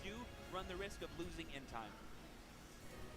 I think that Alan though played it very The YuGiOh chair go kind of fucking hard though. I'm not gonna lie, that's kind of lit. It's a shame it's probably like more than $500 or some crazy goofy shit, but. Yeah, I know a lot of players are like, oh man, I hate when my opponent has interaction to stop my plays, but sometimes when your opponent just says, hey, you know, you go ahead, you're like, oh no, does that mean the beer is gonna come down, or do you have like all the breakers in your hand, so it doesn't matter what I have? So I have to like figure out what you could be holding on to. I also don't know what your deck does that well, so I'm like, how did I play around what you're doing? Interesting that bluffing is becoming a part of the YuGiOh trading card game again, because think about that too. We haven't really seen it yet, but the Malice bluff is a real thing too. Setting a card and starting your Malice plays to just see if your opponent either wants to take the bait on trying to interact or not. Because of course, if you just normal summon Dormouse with a back row set, it could be one of those Malice traps. If your opponent tries to infinite impermanence, you can actually dodge that. But like you said, it can be a bluff. That could be a triple tactic set. That could be a called by set. I mean, well, maybe don't set called by. Probably want to keep that one in hand, but either way, the mind games are very fun. Haven't seen a lot of that on stream yet, but we could in this next game. Presumably, it will be Isaac going first. I do know that, like, if they ever do set a card bluffing and their opponent's like, you know what, I'm going to call you on that bluff, effect Veiler, and you're like, GWC, baby. And you're like, no, you did it. It wasn't a bluff. Certainly got plenty of great YuGiOh action left. The tournament is still young, so maybe we'll get to see that level of interaction soon. But Alan just thinking about, shuffling the deck. Of course, Isaac, same deal. When you're about halfway through the day, you want to make sure that every round counts. Even if you end up towards a loss or two isn't going to hurt your record, right? You could still be on the bubble. But these duelists don't want to just make it to day 2. They want to not only get the top cut and go all the way. So this is going to be a really bit of a nail-biter for both duelists because only one can win unless they both draw. It's a marathon, not a sprint. Long day of Yu-Gi-Oh! And if you're trying to top, All right, we're back. you'll also have another day ahead of you going into tomorrow. So pressure's on for both these duelists. 1-1 on the scoreboard. Next one that takes it wins the feature match. And this could be the game where we see that all-important tech card in Malice. Dimension Shifter be the most impactful it possibly can. Alan's going second. Isaac's going first. If he goes draw phase shifter, all of the memento cards just get turned off for the entire turn. We definitely know it's in there because when Alan was cycling through his deck, I did catch a Dimension Shifter on the very bottom of the deck. So it's there. It just hasn't happened yet. Something to note, too, is that even though, yes, Malice can play under Shifter, they actually get a lot of value out of playing Shifter, they don't really get access to their super powerful Cyberse plays. They only really get all the Malice stuff, not really the, All right. Terror. I'm gonna start doing that download stuff. I mean, things like Dotscaper can still go off, so you still have ways to build essentially the same field, but you're right that it's a little trickier to get there. You can't choose when your banish and special effects are going to go off. They're just going to happen. Yeah, exactly. Now it looks like the players are ready here, so let's go ahead and begin Game 3 of our Round 4 of YCS Anaheim. Again, this is going to be a nail-biter. I have no idea who's winning this match. We're in the main phase. That's a good start for Darkblade. No response. Well, expecting no Dimensional Shifter then. Or maybe we're going to Ash Blossom. I can see it in the hand there. Do you interact with Darkblade, or do you interact with the card that Darkblade searches? I think you stop it so that you prevent both names from hitting. Oh, we're going to Bone Party. Now, that isn't going to allow the Darkblade effect to still resolve, but it is going to go ahead and tribute that Mementotlin Goblin from the hand and bring out Mementotlin Anguish, so you basically get the Strato-style search anyway. Yep. It actually looks like he didn't even chain Bone Party to Ash Blossom. He just activated it on a new chain. I can certainly still do that with a quick play spell, and he's getting everything here uninterrupted. So unless Alan is trying to just seem cold and steely as he holds on to Nibiru the Primal Being, we may see actually some Nibiru stuff I was going to happening, say, typically when somebody puts their hand down, it can be one of two things. Either they have nothing, or they're really mind-gaming their opponent. Oh, yeah. It's the poker face of all poker faces. Like, yeah, no, that's good. And then you just go rock. So it looks like we sent a few additional names to the graveyard there. I think I can see Gaddock peeking out there and Sleepy as well. Yep, and then we're going to use Anguish, target the mace that was just put in the graveyard to, I believe, summon it back out. There we see that. Yeah, like on my money, I'm gonna Ash Tatsu every single time because I'm like, that card's just so strong. So strong. Yep, gonna go ahead and send Mace. Gonna be getting another name. Which card are we gonna take this time? This could be the trap card, actually. No, I don't think so. Can it search for the trap card? It can, but let's see what he ends up going for. Oh, okay. There it is. So we haven't seen this one yet. It gets to destroy a card, and if you control the combined creation, you get to destroy another card after that, non-targeting. And what's also cool, you can banish it from the graveyard to reduce an attacking monster's attack by 1,000 attack in a battle involving Memento monsters. Very powerful. When you're going first, you have access to these powerful trap cards that Memento has. It just seems super useful. It now becomes a mini toolbox as well as the gigantic engine. Well, speaking of toolbox, I think we have assembled all the tools here. We're going to go ahead and fuse here. Using those cards on the bottom of the deck. Yep. Gonna go for Creation King, I assume, because we sent 3 monsters. There we go. You know those cards I just put back in my deck? Let's send 3 more in there. Let's get the names that we need. And I gotta say, I love Isaac's use of sending the fusion monster to the graveyard, not getting greedy, not just trying to send additional monsters from the main deck down there. So we're getting Gaddock, Akihiron, and then the Creation King. Now Gaddock can come back out. A lot of people think that's Karibo. It's actually Ghost in the Attic. Yeah, all the Memento cards are sort of retrains from like older Effector normal monsters from the original Dragon. sets. What's Ghost in the Attic if not just like Karibo's big brother or something? Yeah. Think about it that little way. green-eyed furball, I could make that mistake too. Yeah. Distant cousins. Just everything coming up Isaac's way. Uninterrupted play here, getting the Memento Mictlan. Does a lot of different things. Of course, you have safe attacks, sort of ancient gear golem protection whenever your Mementos go in. You also get to set your cards from your graveyard with Memento names, which are so cool. Not the monsters, of course, just the spell and traps, but very useful. And here we see a chain of Sleepy to Memento Fusion's effect. Going to be sending the Darkblade to the graveyard. I think we're going to resolve for a fusion summon of Twin Dragon maybe afterwards. Get us access to our trap card maybe? Our other trap card, Cranium Burst. Cranium Burst would be very helpful right now if we get to Conversion, or excuse me, the Combined Creation. Ooh, and I just saw it looks like there was another Ash Blossom in Alan's hand, but we've already used one, so unfortunate drawing 2. Yep, so here we see Aki and Goblin coming out. And now we're going to Fusion Summon using the using the Gaddock and the Creation King to get Twin Dragon? Oh, we haven't seen it yet. This would be a great time for it. Yep, there it is. There's Twin Dragon. Based off of Twin-Headed Thunder Dragon, I believe. It's facing the opposite way. I love that like the art almost overlays perfectly in a mirror image. Gorgeous. Just great stuff. Great Yu-Gi-Oh lore amidst all these cards, right? We were just talking about how much lore there is in this game. This is the nostalgia player's dream deck. You see all these old school cards reimagined. And they're edgy. Yeah. They're skeletons. Little bony.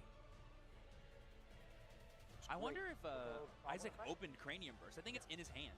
If he did, just setting that and not giving any information to your opponent, especially when we've noticed that Alan is reading each of these cards, and that's okay, you're unfamiliar with it, you should read the cards. Yeah, always. But that means he's got a pretty good bet in his mind that Alan doesn't know what Cranium Burst does, so you'll flip it up and surprise your opponent with it. So here we see Aki Huron effect switching the graveyard for a... Gonna go ahead and add Mace back to the hand here. Now Mace has an in-hand effect that is so crazy, it is a main phase quick play change of heart if you control the Combined Creation. Which is just nuts. That You can do it during your opponent's turn, right? Yeah, At which any is main just phase. insane. Yeah. Oh, what? Yes, we did in fact have 2 monsters in play, guys, which means now we access our entire Fiendsmith part of our deck, which is there. We It's saw a the very light Fiendsmith engine, Engraver, though. yeah. Yeah, this is a very modest Fiendsmith engine. Just going to probably set up a nice little Desiree. Nothing too crazy. Could be. Maybe a Hiking Caesar, depending on which one they want to go for. There's Necroquip coming down. Engraver effect, shuffle back, boom. Oh, we can use Creation King's effect in the hand, and you're going to draw off of Necroquip. Oh, here comes Abystial to block this play. Very nice. Good patience on Alan there, saving the Druid Swarm. Now, most Memento are Earth, but I believe there are some Dark, so this may come back to haunt him later if he's looking for that additional name or if it's just already in there. Creation King's a Dark, right? Yeah. And Alan, And so's the Isaac Tricorn. never put it in the graveyard. Look at that. Heads up on him. Yeah. And no real money today to get fight for better money tomorrow. Yeah, real live money. Isn't that crazy? It's $1,000, right, to whoever wins? Oh yeah, it just like kind of like says a lot about like where we've been in general. Like from being an online weekly to $2,000 a week to $3,000 a week, to $2,000 every other week, and here we are with at least $11,000 this weekend. And this venue is incredible, but like enough about that. That's one stock gone. Syrup showing why Syrup is one of the best in the business for a reason. Yeah, no, Syrup, definitely a very talented player. Played Nest for a long time, then obviously Steve came out. A lot of players tended to switch over to Steve, which you should. I mean, better character. And a lot of people love playing him too. I mean, like, I understand the appeal that he's a lot of fun, but obviously he's got a lot of very good buttons.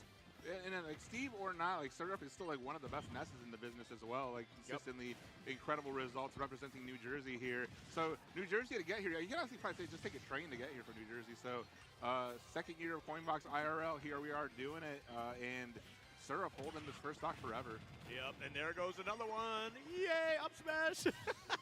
That was a nice setup. Good stuff to Syrup. No, honestly, it was actually a really solid setup, too. I feel like Indothia was a little off the mark on trying to get that edge guard earlier, but, I mean, you know, things happen. Steve has a very great recovery here. Oh, just barely missed out on that forward tilt.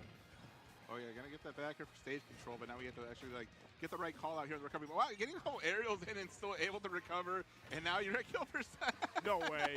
Okay. It's like, there's no way this is how he loses the stock, right? Well, we have diamonds, so forward smash is on the table. Yeah. Up smash is on the table at this point. You see how many times he threw up smash there? Syrup is ready for these techs, too. No, Syrup's a great player. I mean, he's been good for a really long time. Like, again, basically since, like, the beginning of Ultimate, he's been, like, a top-level Ness in Tri-State. In Tri-State, very, very tough level to be a top-level player in. And as you can see, Syrup taking that game 1. Was that a 3-stock? 3-stock, for sure, Oh, man, that's a rough start. Hanging on to that forever. And, I mean, like, this is, like one of the, like, just finest talents in the country to begin with. So, like, I don't blame anybody for getting 3-stock by Syrup. It could happen to the best of the best. I don't think I was ever, because I did play him before at Collision 2022. And I don't think I was 3-stock ever, but I did get my butt whooped. Like, it no was, way you're flexing after game 1, dude. I'm just saying.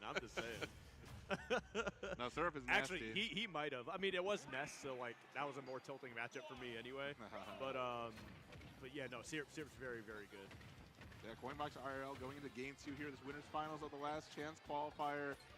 2 games away from being in the winner side of Grands again, because like the top 5 of this advance into the final bracket, which we'll get some of those matches after this bracket is done. So after this winners finals and like top 4 is over, ooh, after that stock is gone, we still have more action coming from the main event too. Dude, it's just like wash, rinse, repeat at this point. Syrup's just trying to get himself an extra 1K, and he's gonna go crazy tomorrow too. Like I said, oh, okay, we're just gonna throw that out there. No, yeah, Syrup is no stranger to making gaming watches pop off, dude. So it's just like, I'm telling you, he knows what to do. All right. Oh, he tried to go for the turnaround grab, but the dash attack coming through. Here we go. I can't believe that move is just like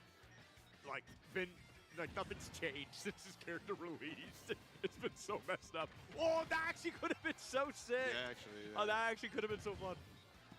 It's like that old T-ball set where you press the button and the ball shoots up and then you swing at it. Like that's almost what that was like.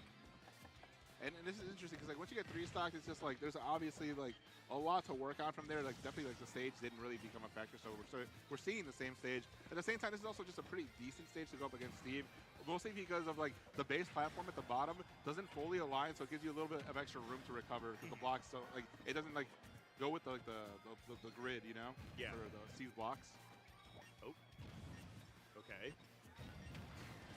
All right, yeah, there we go. Finally getting a stock out here, but you know what? Better late than never. At least it's not going to be another 3-stock here, but I mean, you are still 84% in the second stock. It's not looking too good, but it's definitely looking a lot better. Oh, yeah. Let's see what we can cook up right here. Looking for the combo starts to falling out of it, and now, wow, actually getting the stock of that. Yeah, Game & Watch is missing an entire dimension, so it's going to be one of the lightest characters in the game. Yeah. And that's like the actual justification for it too, isn't it? It might actually be. Because I mean, it sounds like a Sakurai fact. You also just don't want to like look at forward-facing Game & Watch. Yeah, how are they actually fighting this guy? You ever seen somebody in the second dimension? Oh yeah, all the time. There's a Futurama episode about it. I'm about to say, yeah, it feels like a Futurama thing. Oh, okay, he went for the read on the roll in, just didn't get it. We're doing a lot better on this game too, which is good. It's like even if you're like not gonna like win the set, you can at least like learn about the matchup. But here, actually, last stock on the table. There's always the judge hammer. We did see actually a 9 pop out earlier, at least just to kind of say hello, at least briefly. But that could have been a stock, dude. He recovered way too high. That was a little he's priming it. Oh, he's thinking about it. Oh, no way, right? Yeah, oh yeah, no, that was wood, right? Yeah, not the right tool for that. This should do it, though. Oh, wow, I didn't break it. Woo! 8, no! We're sneaking in there, though. 49%. Down smash is on the table soon. Oh, I think down smash is going to kill. Wait, oh, yeah, down easily. smash, forward smash? Yep. Yeah, 100%. Actually, even earlier percentage, especially with the rage. Where did this come from, dude? It's just Game & Watch being Game & Watch. Yeah, the down air, a little antsy, but still get some damage. Just control there. Oh, getting a little too antsy with up smashes. I'm not sure. Hopefully you don't like suffer for that one. But this is terrifying for both players. Yeah, this from what was looking like going to be like maybe a 2-stock game here, all of a sudden is a last stock situation. Oh, forward air hits. You would never even remember that like game 1 was a 3-stock here. Oh, doesn't get grabbed either. The diamond is coming out. Yeah. Yeah. Okay. All right. Trying to hype it up a little bit. Remember what character we were playing for a second. What up, dude? I just realized your microphone's on the wrong side. Oh yeah, I changed it. You're actually like so unprofessional. What? You're supposed to have the microphone on the inside. Like supposed to? What? I'm being comfy, bro. No, like 100%. Because when you turn, you're supposed to be able to see your face on the... Oh, I guess. All right. That's always a thing. You don't work events like I do. I mean, yeah. we're not in a Discord call anymore. I'm trying to help you by trying to embarrass you in front of all the viewers. We're not in a Discord call. I forgot. You know. That's fair. All right, but we're going to be getting into Game 3 here. Obviously going back to PS2. Hey, this would not be a problem on the side stream. I'm just saying. That is actually fair. I can't wait to be on side stream. That looks so comfy over there. The Game 3 though, it came on the last hit though. We got Signs of Life here. See, the thing about fighting Steve is, like, in my experience, every Steve plays different. Yeah. So, Syrup is Cream of the crop for a reason. All right. There we go. What? Shout outs to production. Always being great and never a problem for the casters or any host. And I didn't realize how we took so long complaining about absolutely nothing that we completely missed how that first stock went. Oh, answering right back though, getting the star KO. I saw that one at least. Oh yeah, 0-0, 2 stocks apiece, 6 minutes. We're playing a different game. Yeah. You see the little bucket dance he did there? Mm-hmm. I remember Smash 4, Steve. What are you talking about? 2 stocks, 6 minutes. Shut up. I hate this guy. Well, we found a Smash 4 player on the mic. Yeah. Oh, forward smash. We found a wood forward smash 10 feet above the ledge. Dude, I get it. I understand drifting away because like you just drift in, it just like it's easy to read. But man, Syrup was so ready for that. You're telling me we're not playing online? Unfortunately, not. I said unfortunately. Well, we saw this matchup a lot in Coinbox history, though. Yeah, we have. Because just what? We got like Jake. We got Jake Meister. That was a lot of that. Oh, and there we go. Oh, I don't know if that's what. Ooh! Actually, that block saved him. I think he was going to be dead. Oh, definitely dead there. It's going to be the 3-0, advancing into grand finals for Syrup. I mean, obviously, one of the best in the business. Can't praise him enough on this, but this is the LCQ to get into the main event. So, main event, we're going to see the highest level of play all weekend tomorrow for sure, and even a little bit later today. Yeah, and you know what's crazy here too is I kind of like expected that to happen, and looking at the talent that's in this last chance qualifier bracket, I kind of expect Syrup to just kind of walk through his way to first place here. So, and it's not a shot at the other people. It's just Syrup's really, really good. Oh, absolutely, yeah. I mean, actually, no. I think Lima's still in, right? Lima's also a very good player. Lima's part of the main event. Oh, that's right. Yeah. Different bracket. Because Lima was fighting Shiny Mark earlier. That's right. I thought Lima was in bracket for some reason. Yeah, look at the pro that we have in Syrup, automatically disconnecting your pro controller. That's a pro right there. Yeah, we appreciate that. Frame one. But up next, we got losers semifinals. YuGiOh rising from the deaths to go up against Oolong, MDVA favorite. Is that Wii Fit trainer? Yeah, that's gonna be a tough one. Oolong's one of those players that's like obviously he's very good, but like if you're just not familiar with fighting Oolong, it's a trip for you. So YuGiOh's gonna have his hands full here. The silver lining here for both these players is it's top 4, so they're both qualified for the main event already. And then one of them's gonna fight for $1,000. But YuGiOh, one of the Coinbox favorites of all time, consistently like getting top 8s, beating top players in the online brackets. Even just last week at E's tournament, won the LCQ, won the main event. Actually, yeah, I forgot about that. Yeah, so I mean, definitely has a lot of experience of playing online at a high level. Shout out to E, by the way. Too. Yeah, shout out to E. I know you're watching, bro. he's probably doing a watch party right now. 100%. Yeah. Shout out to E.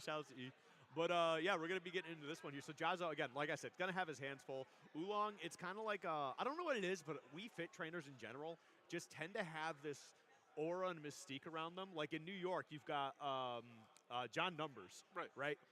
And like the legend and lore on John Numbers, that's something that needs to be. You could honestly make a Nintendo World Champion. Yeah, on Nintendo World Champion, you could honestly make a documentary, and I think it'd be a really funny, like a pretty good, like 30-minute documentary around John Numbers. I'm sure somebody in New York can work on that. But like Oolong's kind of got his own thing going on here too. Like MDVA supports their boys 100%.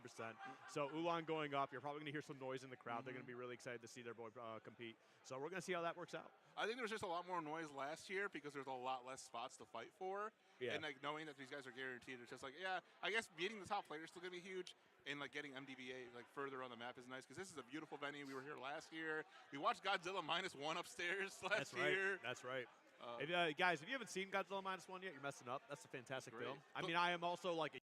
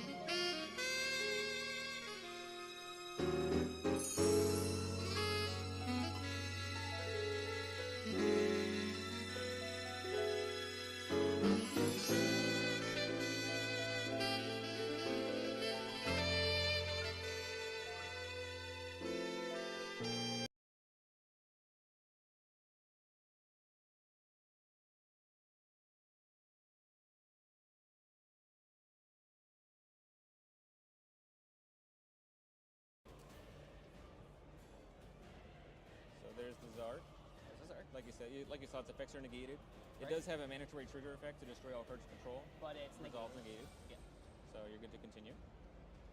Oh man, that's a good card. 4,000 for both. Yeah. Attempt us.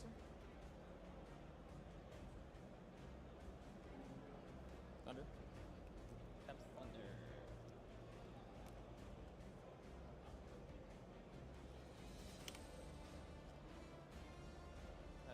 For spell trap cards.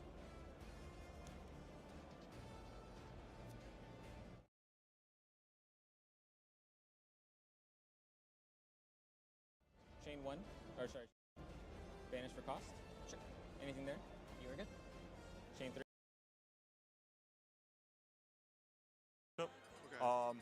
But last night he did beat Jazza for the first time, but Jazza was going to mix a Kazuya and Ryu. So take that as you will. But last night where? What? Last night at the grind. Okay. Shout out to Xanadu. Right on. Last night at the grind, Oolong, you said it won? Oolong won last night against Jazzo. Ooh, At the interesting. grind, okay. The run back. Granted, again, this is less. This is more for seeding of where you go into. As far as I'm aware, there's no $1,000. Oh, there is? Yeah, Oh, there's $1,000 for first place. my bad. Let's go, Yep. Syrup. Gonna make that money. Yeah. Jazzo might be able to. Actually, funny, wasn't it Jazzo and Syrup in the EE tournament last week? Yeah, I think so. Yeah, Like it was three gra- it was times. grands, right? Yeah. They fought 3 times across the LCQ and the main event. Yeah, but it's a bit of a different beast here because Syrup is allowed to use Steve now. Yeah. Oh, a Steve fan. Yeah, for EE. Yeah, that makes sense. That's Steve and fair. Sonic. Good, that's deserved. But here, no character bans, just a whole lot of Wii Fit and Ken. But we did. It was Nick District that said that this matchup is good for Wii Fit. And I can see that too. It's kind of just like big charge shot character, like Samus does good, right? And other characters do against the FGCs. At least a little bit, right? Like, you still have your game plan. It's not so much like, this is a winning matchup. It's like, well, I'm not going to immediately lose, which is always good versus the Shotos. Right. And Oolong, I'm not surprised Oolong is the person that made it here from MDVA. I think he is their current #1 question mark? Or maybe it's just, at the very least, up there. I don't know, but he's always really good. Yeah, I believe he's you're a very right. good Yeah. player, and like again, like he's a lot of the people here they love him. Yeah. Like they're all good friends and stuff like that, so they're gonna support their boy. Ooh, nice Nair up air. I think, Beautiful. I think it was like last year at Coinbox IRL that Oolong was generating the most hype for the region. Oh, that was when people like really saw who Oolong was. I think it was right? against Syrup too. Yeah. last year. Yeah, I remember that, I remember They love their boy here, that's for sure. MDVA has great crowds. Yeah, Shout out to listen, Smub. as long as you're like, if they love you here, like you should be loved anywhere because MDVA is kind of selective about who they really love sometimes. It's true. But as we can see, Jazza right now, ooh, nice air just dodge. barely missing out on that. Yeah, beautiful air dodge. Keeping it close here for this game 1. Should be dead? Yes. Okay, Yeah. so still Jazza with a pretty good lead. Nothing that Wii Fit can't come back from. I mean, Wii Fit has some secret, incredible, like that did 40. Yeah, that's. Why does it do 40? That's just deep breathing. Deep breathing turns Yeah. you into a mobile Bowser, pretty much. That's your DLC move. It kind of is.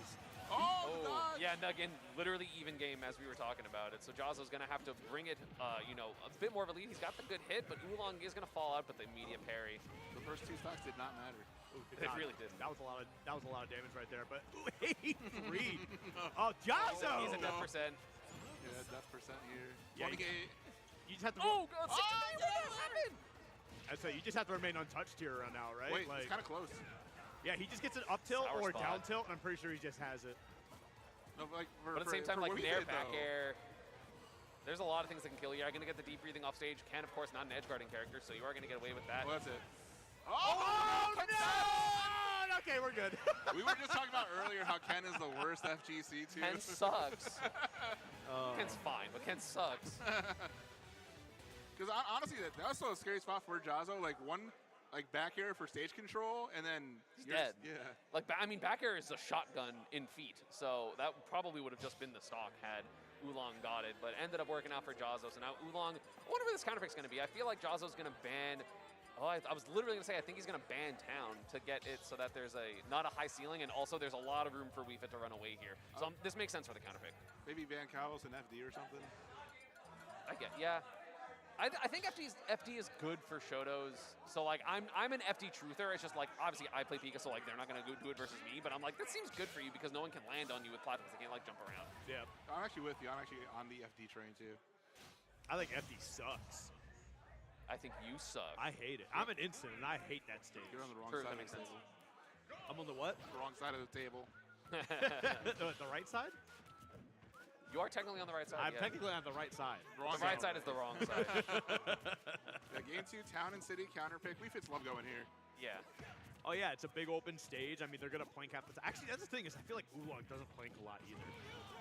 Yeah, and still YuGiOh with a pretty solid lead, about to be like 80-ish%. Oh, got the Whoa, up air. bye. Got the tech chase. Goodbye. Yeah. Oh no! Once again. All right, that's twice now. It's good SDI on Oolong's part. Like, you don't generally just fall out of it. It's typically because you do something good, and Oolong's SDI has been very good. I think the thinness maybe of Wii Fit Trainer in terms of like the hitbox is good, and nice confirmed there from YuGiOh getting the first stock. Yeah, that roundhouse kick is a definite killer. It's probably something he's going to have to look to try and take more advantage of instead of just, you know, trying to rely on the Shoryuken.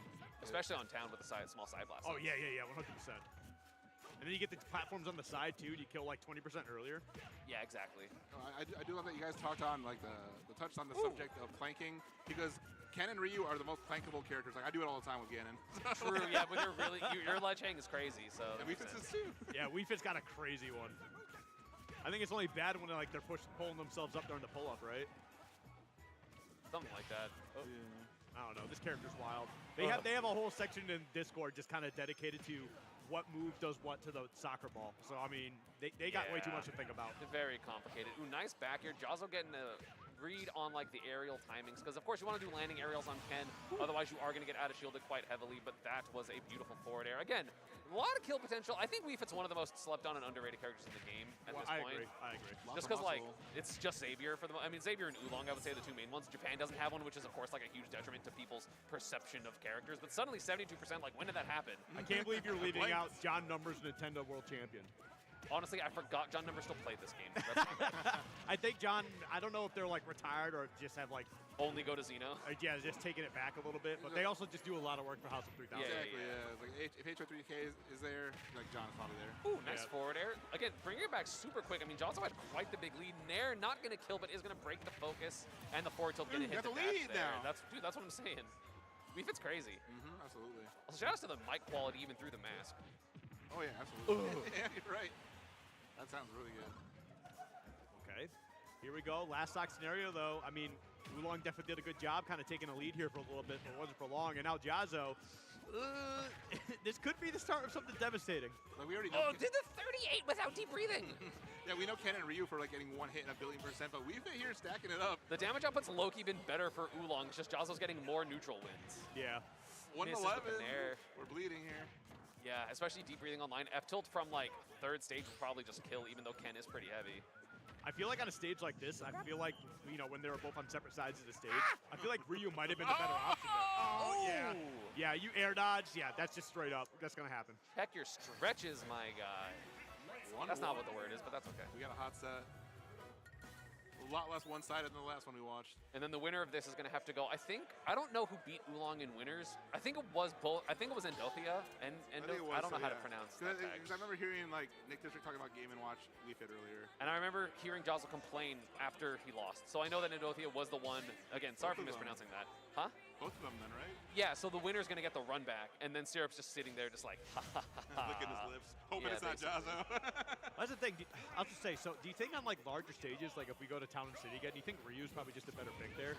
Because there were a couple times Oolong's just on the other side, just kind of like doing whatever they wanted. Ken's faster, so I don't know. It depends, right? Because you either fight back with their fireball game, or you just like get in there faster. And right now, that was a great dash grab by YuGiOh, just showing off that speed. Again, I do think Ken is the fastest of the FGC characters. I mean, Terry maybe is applicably faster and scarier burst range because of crack shoot, but still. I think burst range 100% goes to Terry, but I think you're right. Ken might be the fastest on the ground. So much shield pressure. It's very interesting how different Oolong and I feel like all the Wii Fits play very different because obviously you have John Numbers, the super camp. Yep. Then you have Xavier, who's like, yep, shield break. Breaking news! You gotta let go of your shield there and just take the hit. It sucks to take the 18% or whatever it does, but it's better than dying at literally any percent. That also has hazmat. It's like the day one. Yeah, I mean, because people get scared, right? They're just not paying enough attention. Forward throw. You let go of the controller. Let go of your button. Oh, the ball! That was actually so crazy! sick. Dude, the up tilt kept him stuck there for so long, and the ball just bonked him on the head. That was funny. Oh, that's when you got the confidence check when you get your parries in.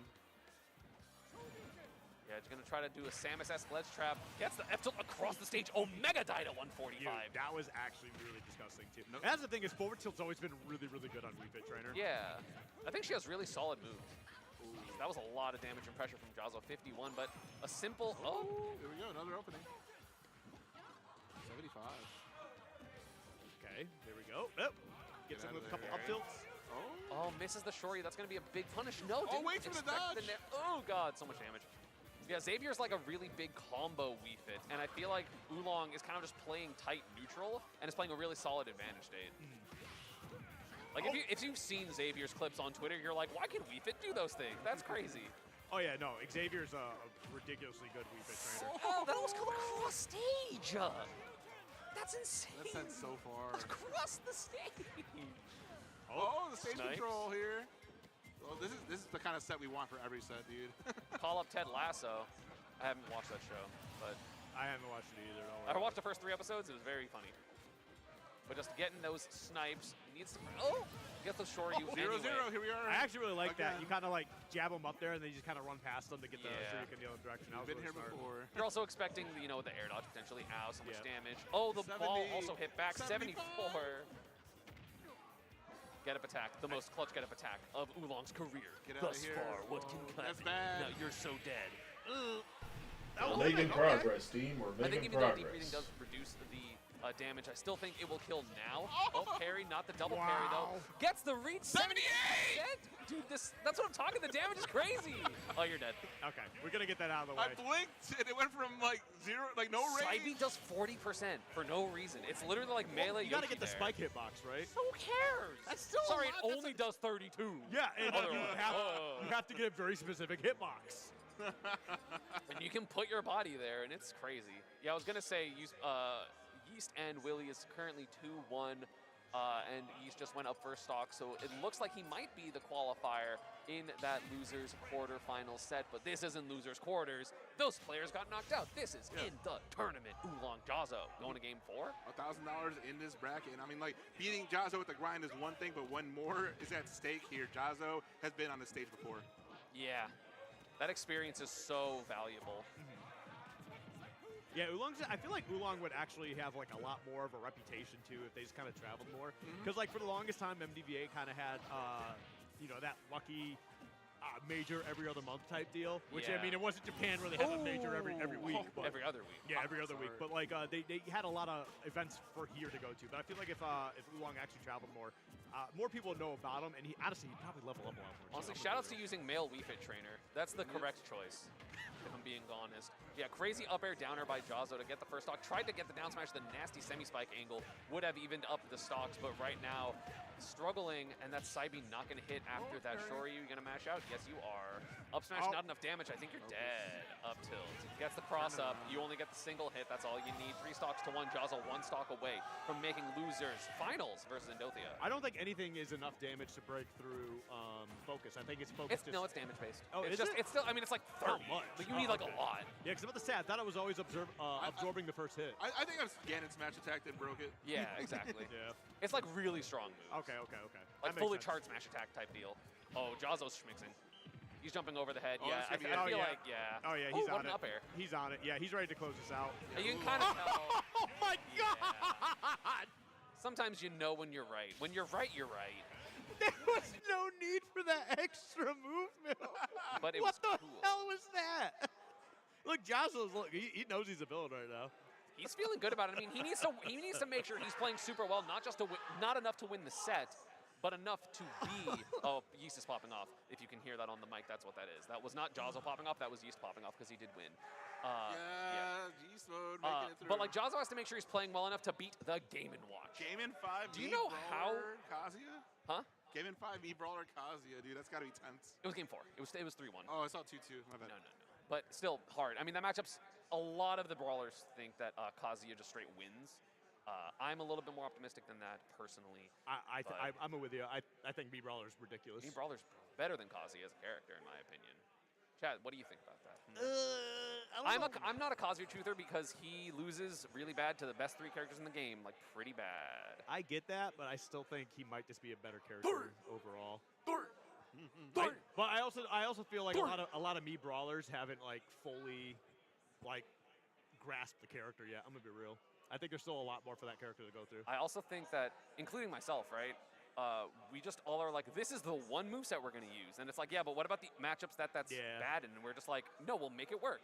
Like I talk to all the brawlers all the time, and they're like, yeah, like I don't know what to do about this like character, and I'm like, run burning dropkick, and they're like, accept that. I'm like, I don't know, man. They're like, I keep getting edge guarded by these characters. I'm like, use shot put and use it to cover yourself, like I would with Thunder Jolt. And they were just like, no. I'm like, okay, sorry, whatever, it's fine. Get edge guarded. I don't know, whatever. Listen, I have an easy combo that can just take stocks. Why would I want to try anything else? Why would I want to think? Exactly. But I do think we are going to take a short break after this, or right now, actually. So we'll be back in a few minutes, but don't go anywhere.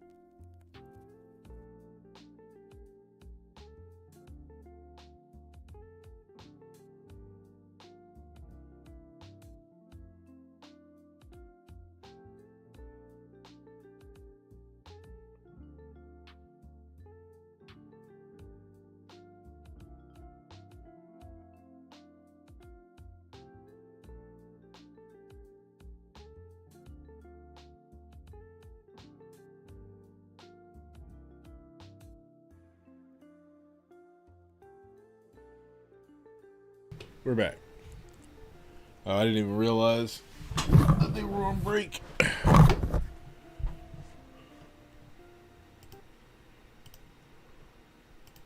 Well, these guys are on break too, but this is what it looks like at a YuGiOh tournament.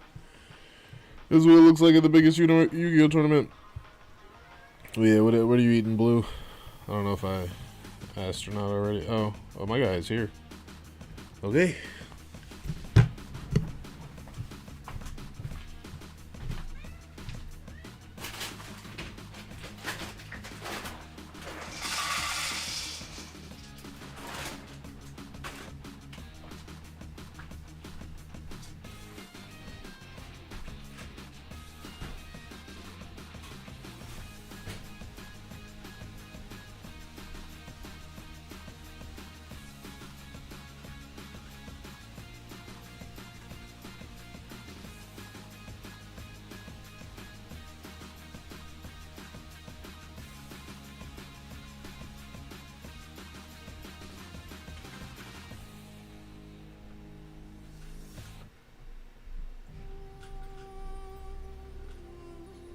What's up, everybody? Steve King is live at YCS Anaheim. We're at the convention center, and I brought some cards, so let's find some duelists to see if they can guess what they are. What's up, everybody? I'm on the convention floor here with Jackie, and you got 60 seconds to guess a card. Go. Is it level 6 or lower? No. Is it level 7 or higher? No. Is it a 12 card? Yes. Is it played in the classic anime? Yeah, we're making some good progress. That was a big guess. They're playing Duel Links music? Yes. Is it They're not slick. No. Is it, I think they played Foolish Burial? No. Is it Soul Exchange? Nope. Is it a Yugi card? Yes. Is it Polymerization? No. What's a Yugi deck? Okay, is it Dark Magic Curtain? No. What else is in his deck? Oh my gosh. 10 seconds. What does it think? Yes, okay. Come on, we're rooting for you. I don't even know, dude. I named every Limit 1? Limit 1, Regeki? Unfortunately, it is Gold Sarcophagus. Oh, Might be played this weekend. Last episode, too. Oh, that's such a good pick. Thank you, I didn't thank you. think about it. Well done. All right, we're live at the convention center floor with Forbes, aka the sous chef guy. You get 60 seconds. Guess the card. Go. Is it level 4? No. Is it fire? No. Is it dark? Yes. Is it level 7? No. Is it level 5? No. Is it part of an archetype? No. Is it a fiend? No. Is it a cyverse? No. Is it a warrior? No. What? Is it a dragon? Nope. Is it a zombie? No. Holy heck. Is that a machine? No. Think about the levels again. Well, it's not a level 4, it's not level 5. Does it even have a level? 6? Yes. Oh. Is it a spellcaster? Yes. Oh. Level 6 spellcaster dark. That really doesn't narrow it down. Fair. Is it female? No. Okay. What's male? No. How could he even know? It's not part of an archetype. 3 seconds. Is it an Endymion card? No. And unfortunately, that is time. It is Dimension Shifter. Everybody's favorite card. I know, we're here to be popular. Thank you so much. Bro is walking around with a full-on like board. I love it. Show floor with Dragon Duelist Nick. Nick, you got 60 seconds. Guess the card. Go. Okay, is it a Link monster? Yes. Smart. Is it a Link 1? No. Is it a Link 2? No. Is it a Link 3? Yes. Is it a monster that has an effect on Link Summon? No. Does it add a card from deck to hand? I should have done this one. My research. No. Does it set a card face down from deck? We have packed my. Okay, no. Is it a Malice monster? Yes. Is it Malice Queen Hearts of Cryptor? That's it. Well done. Kid is too good. Kid is You goated. have 60 seconds. Guess the card. Go. Is it a main deck monster? No. Extra deck monster? No. Spell card? Yes. Continuous? No. Quick play? No. Regular? Yes. Does it fusion summon? No. Does it send something to the grave? No. So? Does it The McRib? remove something from grave? It's alright. Not too bad. Does it draw? No.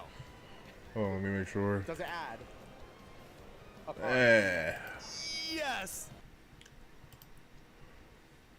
What's going to happen here in the run back? Okay. Jazzo making it far. That's what we like to see. Has actually, been doing a good job of utilizing the bucket. Granted, we saw him I don't know if he cares to use the actual bucket, damage out there because it's just like Ryu Fireball, so how much is it really going to do? But still just utilizing it anyway to just kind of disable entirely. Dog, nobody parries like Jazzo. You have Jazzo, you have Fox Mains, and everybody else. Aquila is actually a crazy carrier. Alright, I'll put Aquila up there. Yeah, Are they playing like background music or something? No, but Aquila's parries are actually disgusting. He's already and then he's really. They are. It's weird. Yeah, it's a different piece of content. But you are right though. It's pretty much Jazzo, Fox players, and then But like a Fox, you need parry. You need that to work.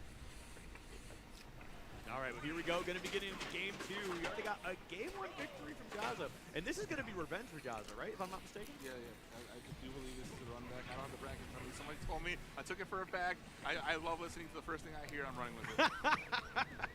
Yeah, you did a really good job for during the election cycle on Twitter. Well, I wouldn't go that far, that's for sure. But the fluoride in the water is actually bad for you. Yeah, getting this high percent strings here for both players. Game & Watch juggling here. I'm actually trying to see if Jazzo did indeed get eliminated by Endo. Speak Zeta, let's go. Down smash. I don't think he would have grounded in that spacing, but sometimes Game & Watch down smash has this way of killing you with every type of hitbox. There's 3 different hitboxes, and you just get obliterated. It's either straight up, straight out, or you're in the ground. That's it. Which I love. Oh my god, another parry coming out here. Oh, getting out of that. Yeah, get out of there.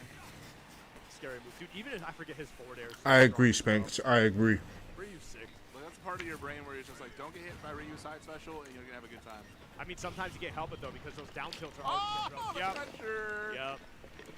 Do a little bit of bucket dance on them, too. Just kind of, flexed a little bit, but yeah, I did double check. It was a game 5, which is actually to get into winner. Game & Watch is such a like incredibly obnoxious character.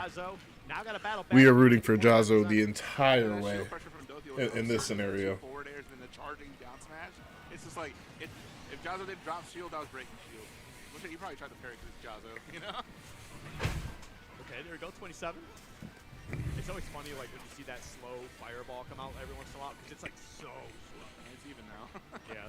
It's actually Ryu advantage, by the way. By 0.1%. Oh, no. Because, like, at 65, you're at kill percent. That's the way I look at it. Oh, yeah, that is true, yeah. Yeah, Tatsu is a hell of a move. Oh! Yeah, see, he said okay, you got me the first time, but you're not going to give me the second time. I will get the parry here. Whoa, I can't believe that traded, man. Dude, that parry that he got made me sound like one of the like fish side characters from SpongeBob. Yo! That was gnarly! My leg! Oh, goodbye. Your leg. Your leg in the ground. Yeah. Oh, he took a little bit of damage from that fireball, but last stock scenario here. Oh, he has a full reflector. Oh, yeah, see, it's not Truly frightening. Mental damage. It is mental, but I think it's just like he doesn't care too much as long as he just has the bucket available to be able to absorb projectiles. It's kind of like I don't even know what YuGiOh is supposed to do against Game & Watch. Like they get into the mentality of, oh no, I have KO punch, I have to save it. Except for maybe like insult the dude in real life. Being able to negate projectiles entirely is insane. We did say this match went game 5 and winner. Like distract him from his degenerate gameplay. Now we're at 65%, so short use on the table, kind of. Oh, in the air especially. Yo, that was Oh, it is final stock. I mean, random down air could take it from both of them. Ryu approaches slowly. Yeah. Hey. Shoryuken. Another fails quite as good as YuGiOh. Yeah, and honestly, YuGiOh might really just do it again. Especially against Zero. He might do it again. That is precisely why YuGiOh is there and I am not.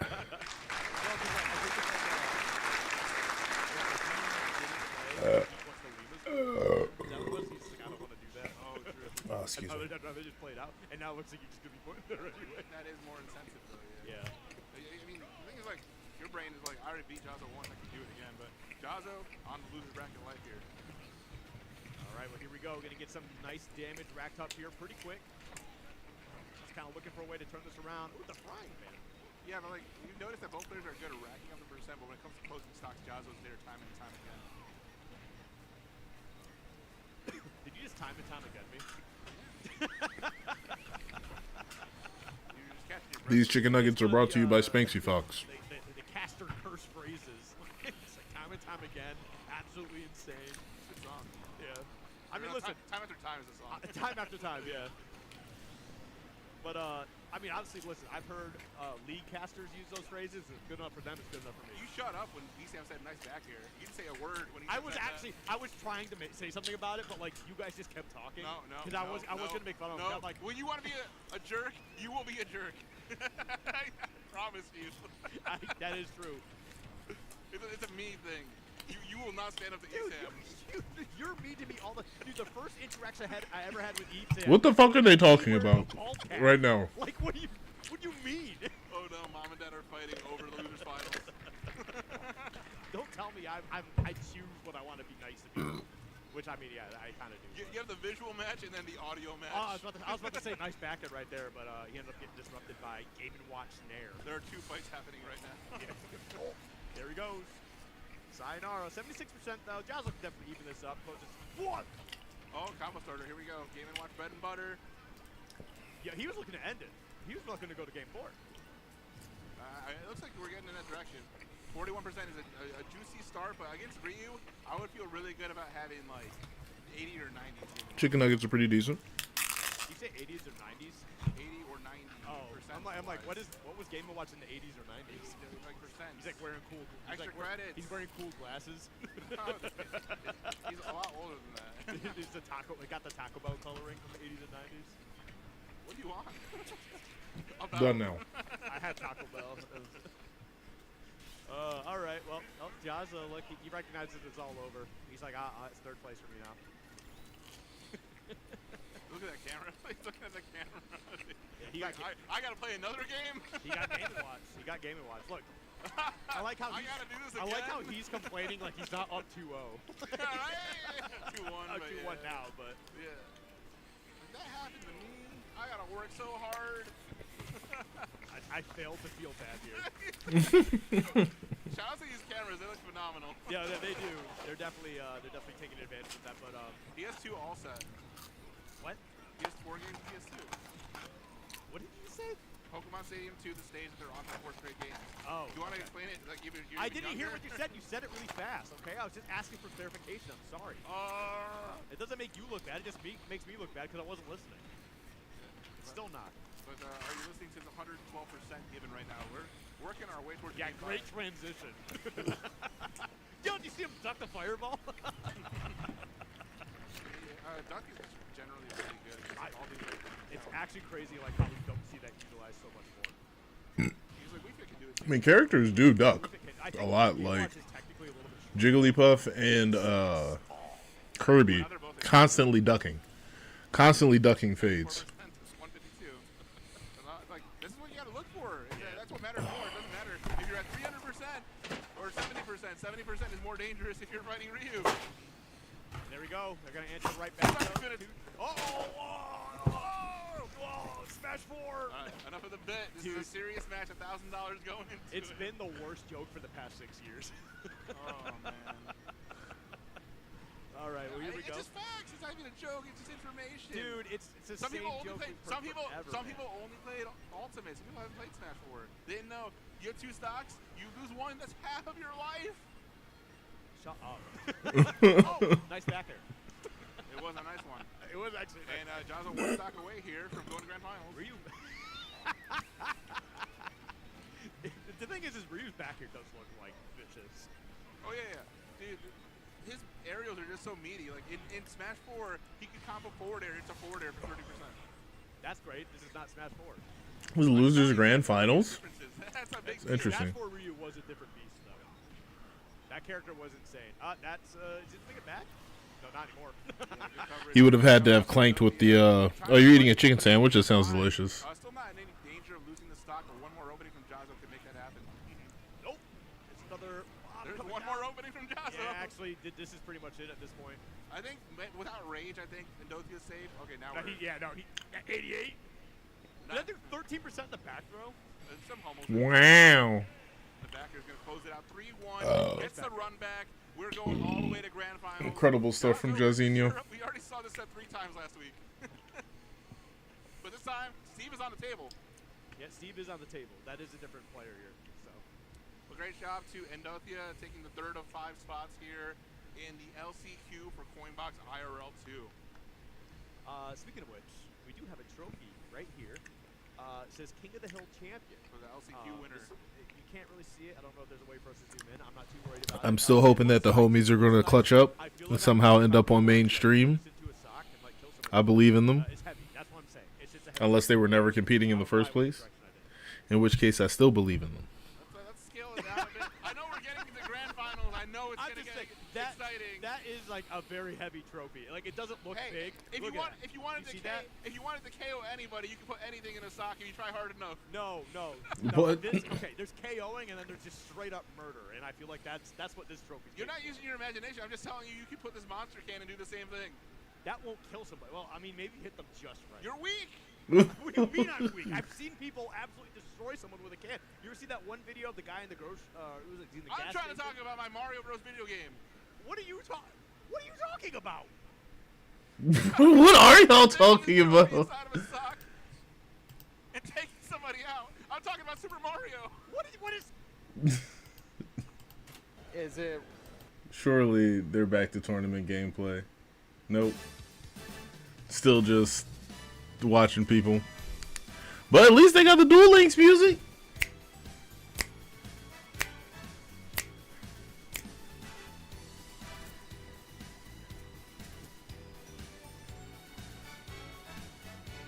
It's superior. They know. They know it's superior. They know that Duel Links has the best music. of all time. This is absolutely ridiculous.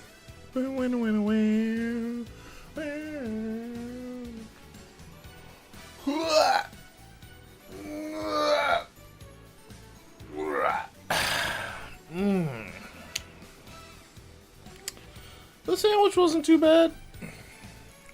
Had worse.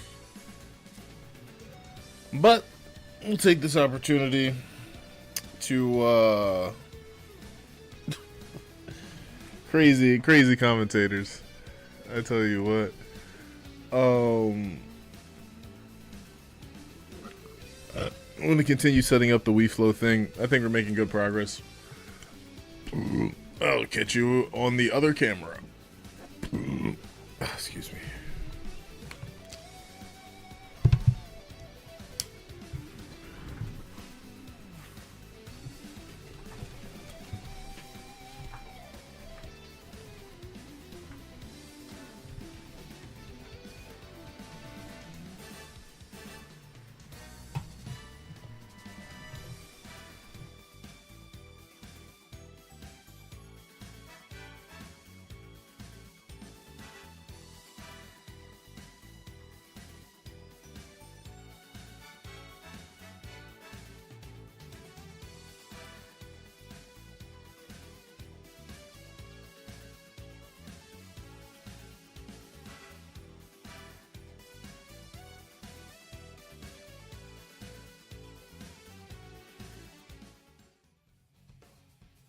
Everyone, we're here in the beautiful city of Anaheim, California. That's right, it's YCS Anaheim 2024.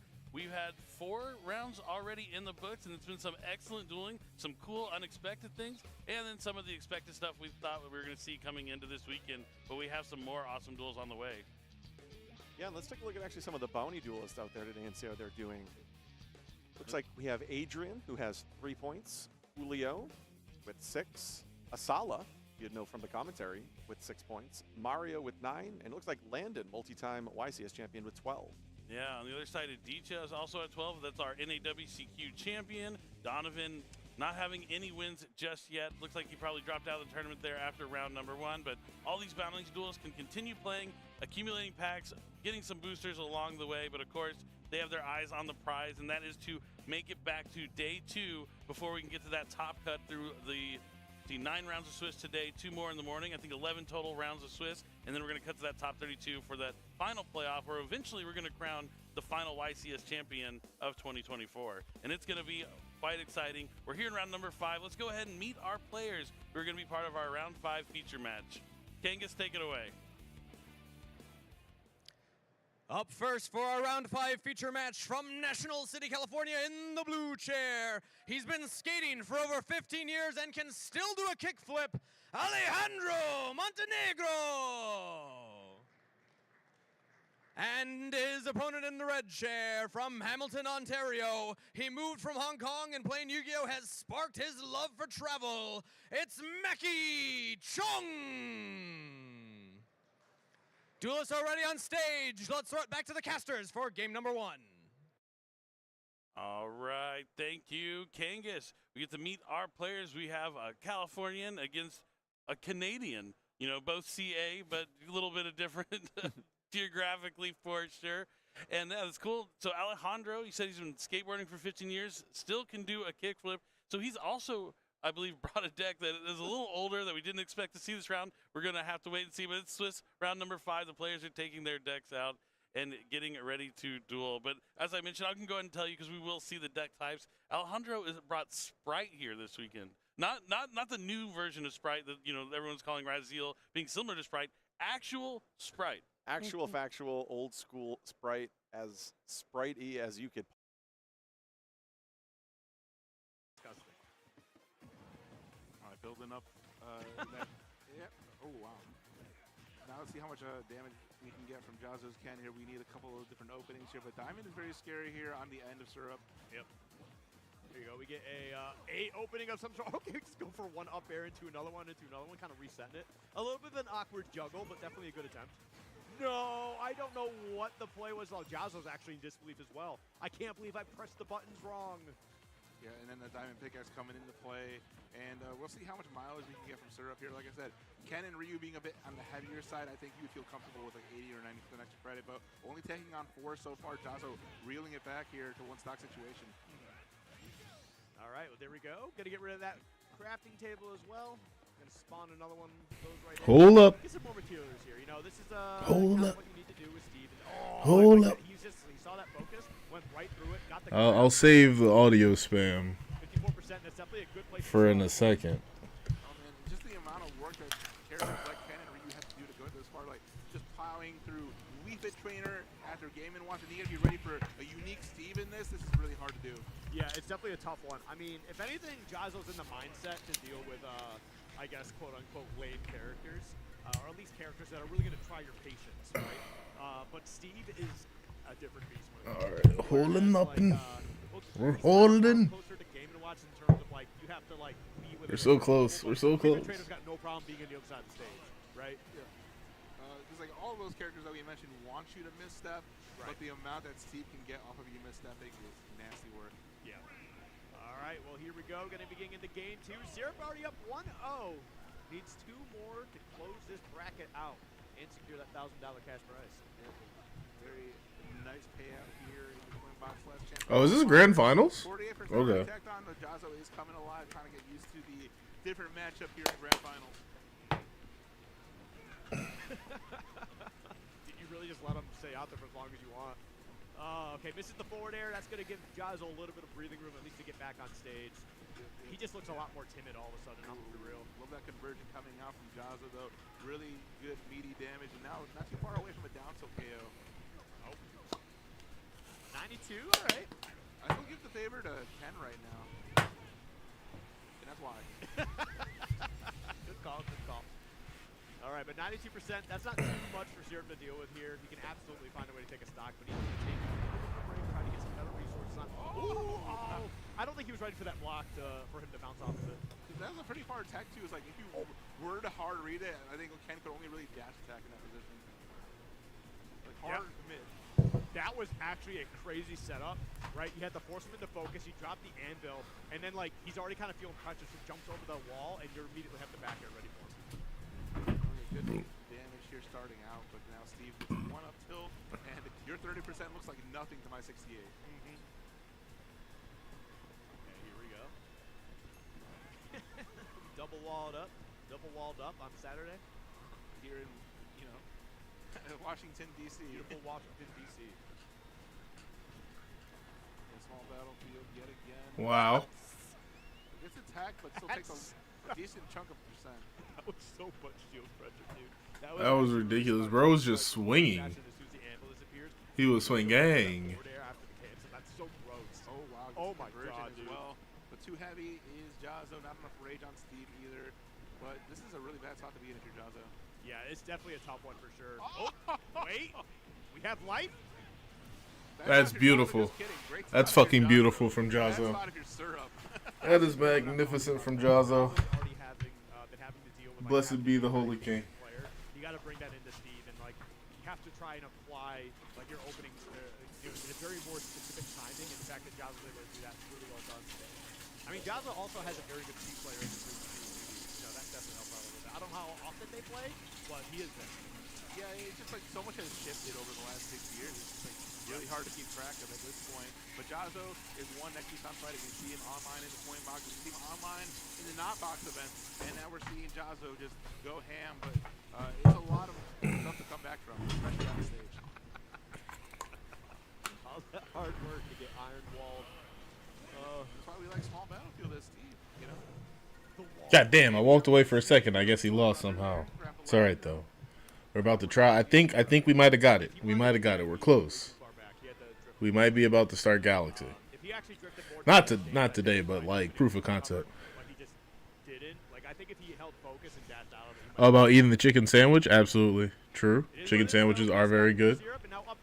Is all they need, and they secure a pretty good block spot for the LCQ. Not LCQ, but of this bracket. So I mean, all these players are going to be in the invitational portion, but only one of them's gonna have a little bit extra money.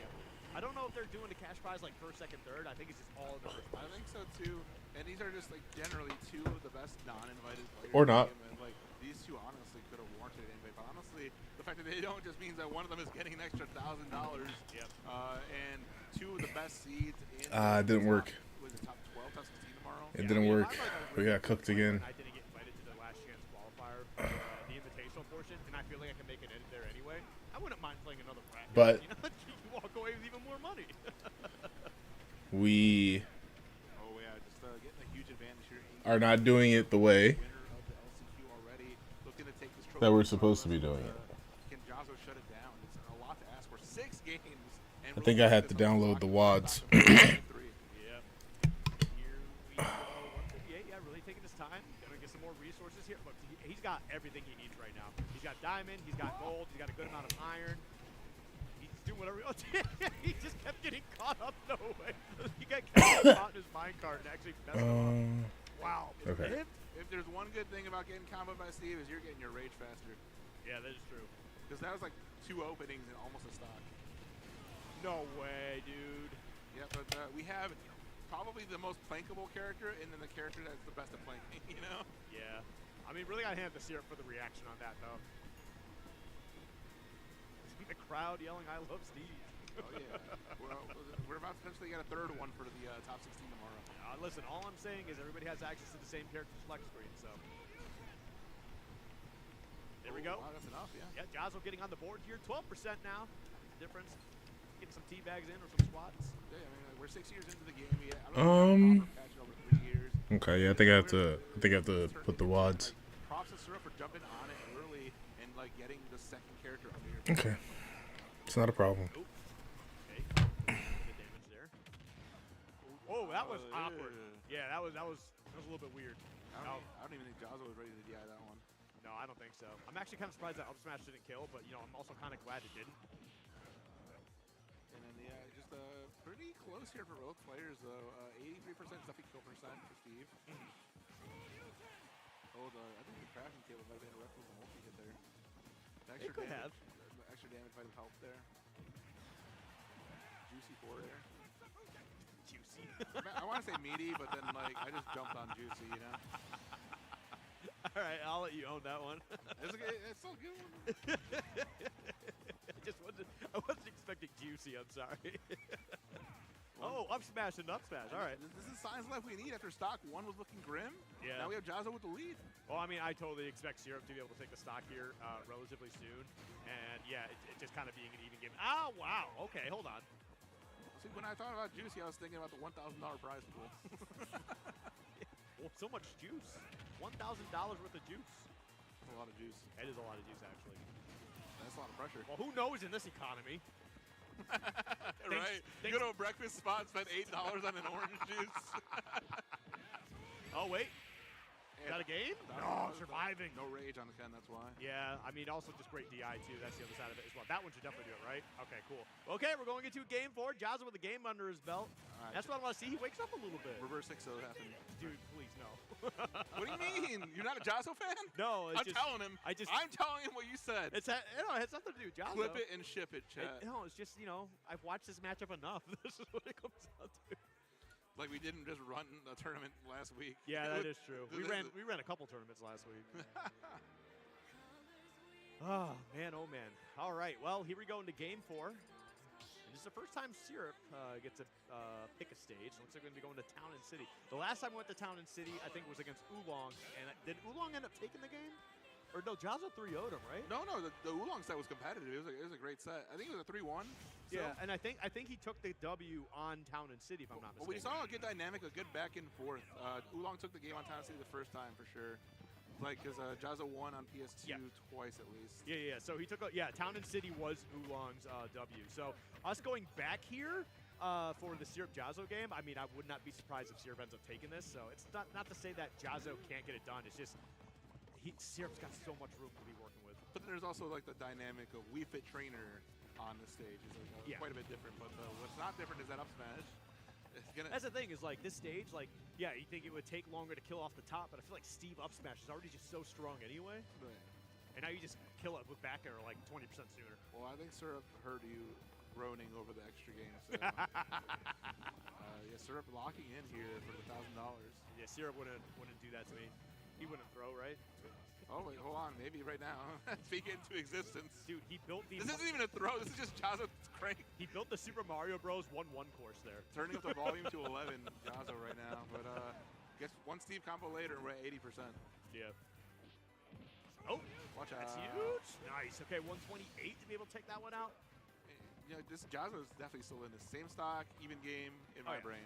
Yeah, but I mean, 79%, that is a lot of percentage here, especially the fact that Syrup can kind of just decide to jump in when he wants to. That time, he definitely got picked up, though. 101. We do have the rage, though. Like, one opening and one short of you, and we could have the lead. Oh, never mind.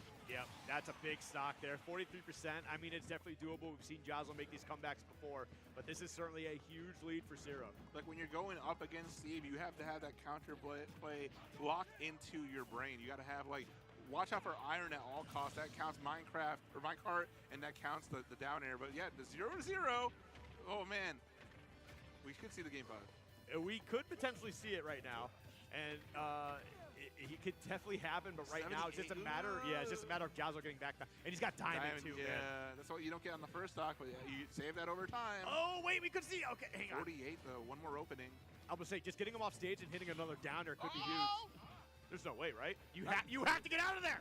82 is great. It's phenomenal, but then we can reposition here. Not going to get by that command grab, and this could be dangerous. He has That's to chase huge. down. Big read. Yup. Oh. Nice. Jazzo's usually very, very consistent with those two. If he knows that you're going to be able to fall out with those down tilts, he'll just follow you because that's what you're trying to do anyway. You're trying to air dodge out. So, I mean, he's ready for it. And, okay, look, I'm just going to pick up more damage. And he had a wall behind him, too. So how far are you really going? No, I can tell that you're speechless after Jazzo winning another game. I can tell that you are groaning and moaning over Jazzo taking this to game 5.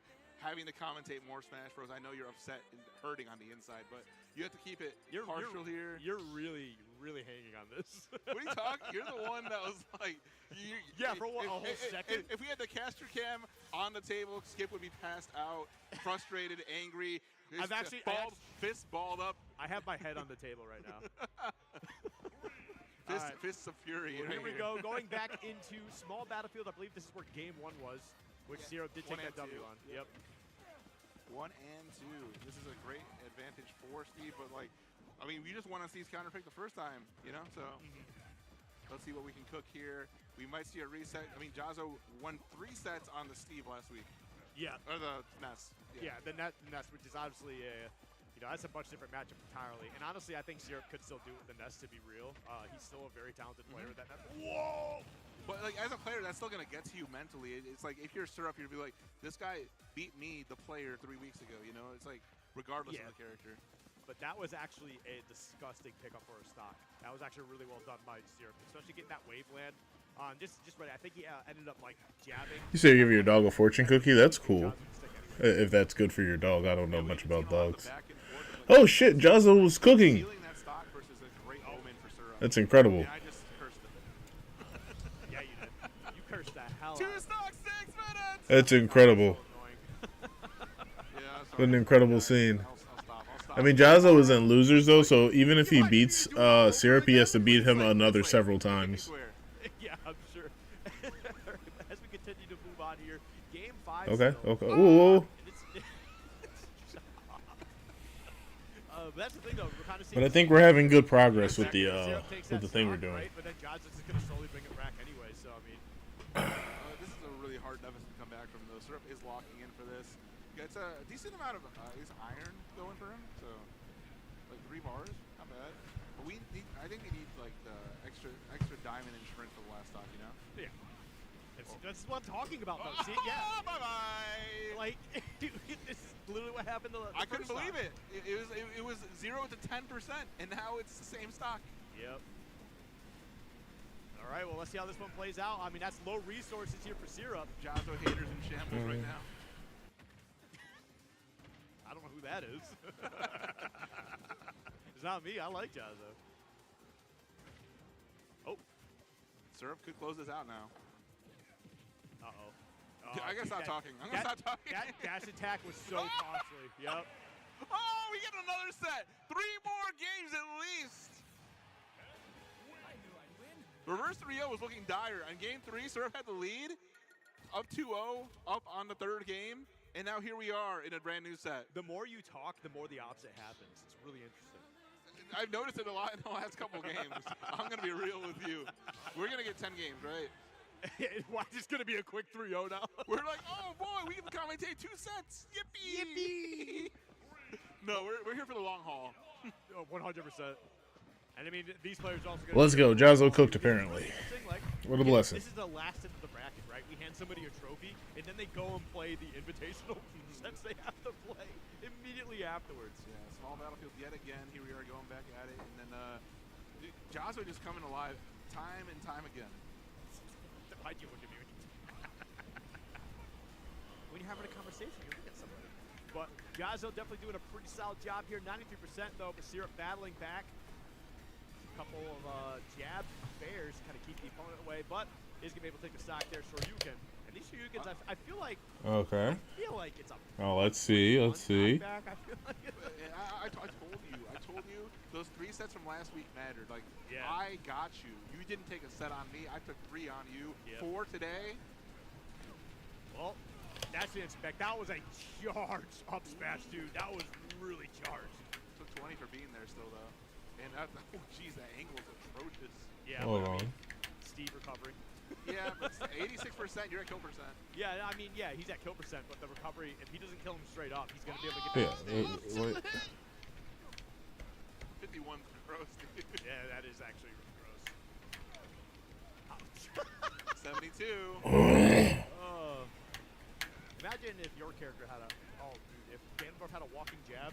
What are you talking about? He's on tilt grade. Yeah, but imagine if you press jab and still walk. Especially the way his jab hits. I'm just saying, make it like Ocarina of Time. Let me send your projectiles back. Yeah. Actually, it should be in the game. But let me float, bro. Yep. Give me a I like how he jabbed, dashed away, and then went right back in for the up tilt, and YuGiOh just parried him anyway. Dude, I'm gonna challenge YuGiOh in some games. I need to see the parries firsthand. You know, like I love the effect that they added to the sound for Ryu. Oh yeah, yeah, 100%. It 100%. 70%. Yeah, but okay. It's still either player's game. Range 10. It's over. No, that's definitely not. We're working on it. YuGiOh waking up here, trying to put an extra 1K in his pocket for all his trouble. This is 4 straight games, by the way. Yep. Can he make it 6? And a 2 stock. You actually did call the reverse 6-0 earlier, yeah, when it was Syrup was up 2-0. I don't feel the great. one thing you're okay, I don't think it worked. I don't feel great about it either because I'm a big Syrup fan, but YuGiOh showing like the world right now. Oh, so you could be a big Syrup fan and not be called a YuGiOh hater, but if I'm a big Syrup fan, I'm a YuGiOh. There's a difference. There's not a difference. No, you're a YuGiOh hater, I'm a Syrup fan. I think you're just a hypocrite. No, there's a difference. There's distinction. There's nuance.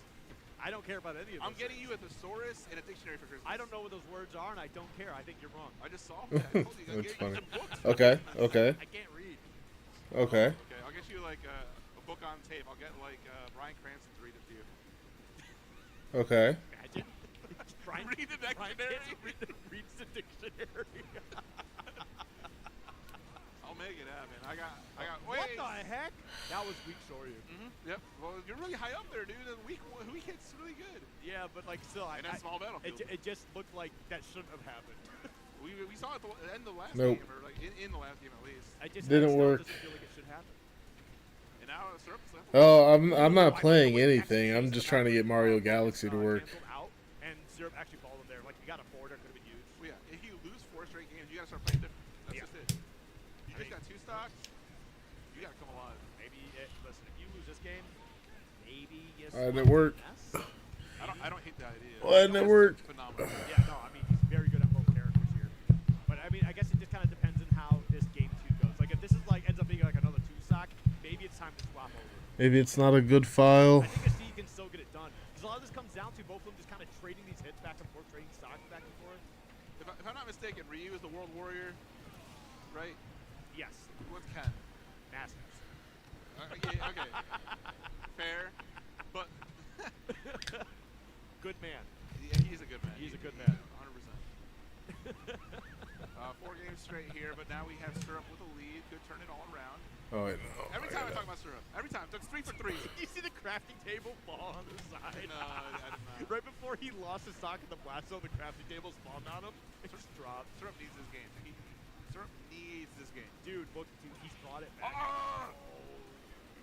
Yeah, he grabs it because Steve recalled. There we go. Josto looking like he can take it, though. My axe just stopped your second down here, though. Oh, this is dangerous. Kill percent for Steve. Oh, okay. He's able to get that counter punch there. Oh, bye-bye! No! He got hit by the axe swing. Yeah, he was too eager for that one, and now he might suffer recovering high. That's it. That's unfortunate. Crazy. He had the game. He had it. I can't believe it. The axe swing to break the block is what got him. And he knows. He knows he fumbled on the up smash punish. Oh. Yeah, I don't know if he wanted the dash at him, because he did dash, right? Yeah, and then, like, Ken is tall enough where he's going to get hit by that. Yeah. Like, clip, just the tiniest clip. And that's all the stage control that Syrup needed to bring the set to even and stop the 4-game streak at 4. All right, well, let's see how this plays out going here. Nope. He has not picked his character. So maybe it's the file. This is the kind of set we want to see, though. Like, yeah, I want to see a competition. I hate it when we see like a reset and then it's just like a 3-0. It kind of sucks. The answer to the 2 stock is a game on the board. Yeah. And we can see 10 games. We're guaranteed at least 9. So. Yeah, for sure.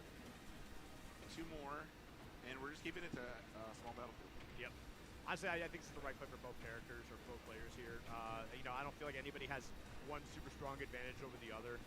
Blast zones work out great for both of them. They can both cover, you know, most of the stage very well.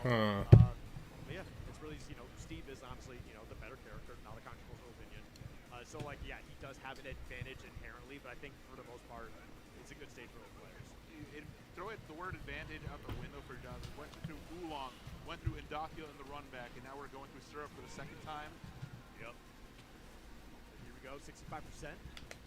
No, like you can say matchup to Jazzo, he'll say victory screen. Yeah, probably. He doesn't give up, that's for sure. He is a player who will keep playing. Although I think I have seen him give up once or twice. Just like, you know, like every once in a while you get to a set, and it's a player that you've played a bunch of times, they just absolutely roll you, and you're just like, oh god. You get to your own head. Yeah, but right now Syrup playing with the lead right here. He got Diamond in the back. Kind of hanging out. Can't parry him all. You can, but you didn't. All right. Oh, no punish. I don't think he was expecting him to land on the block. I'm going to be real. Yeah, this felt like a lot of time there, you know? Yeah. But this is a high-pressure situation. This is Grand Finals 2, and now we have Syrup off of stock in Game 3. Yep. Game 8, rather. Oh, it's shield below. But we get our up-tilt combo nonetheless. 56, 63, 70. We're counting together. Nice. Shoryuken. Great DI, though, to stay alive here. Syrup. Now doing a pretty good job. That's the thing, though, is even though he's got 74% in the second stock, we've already seen Jazzo even this up. It's no problem for him. He'll take the stock here. He'll get his 87% on a couple engagements, and then, yeah, you just got to play the second stock from there. Something tapped in the Syrup and said, hey, there's $1,000 on the line. Yeah, I hope somebody said something cool. But there we go. Going to get that second stock out of there. Yep. 3 stocks to 1. 145, though. We have seen some nasty stocks from Jazzo, but this is a mountain. I love it. I love it. And that's the thing, though. It's like 3 stocks to 1 looks rough. 2 stocks to 1 feels a lot better. Look at his damage. 74. Yep. 81. All right. We need Syrup to answer back here if he wants to Syrup go up the set.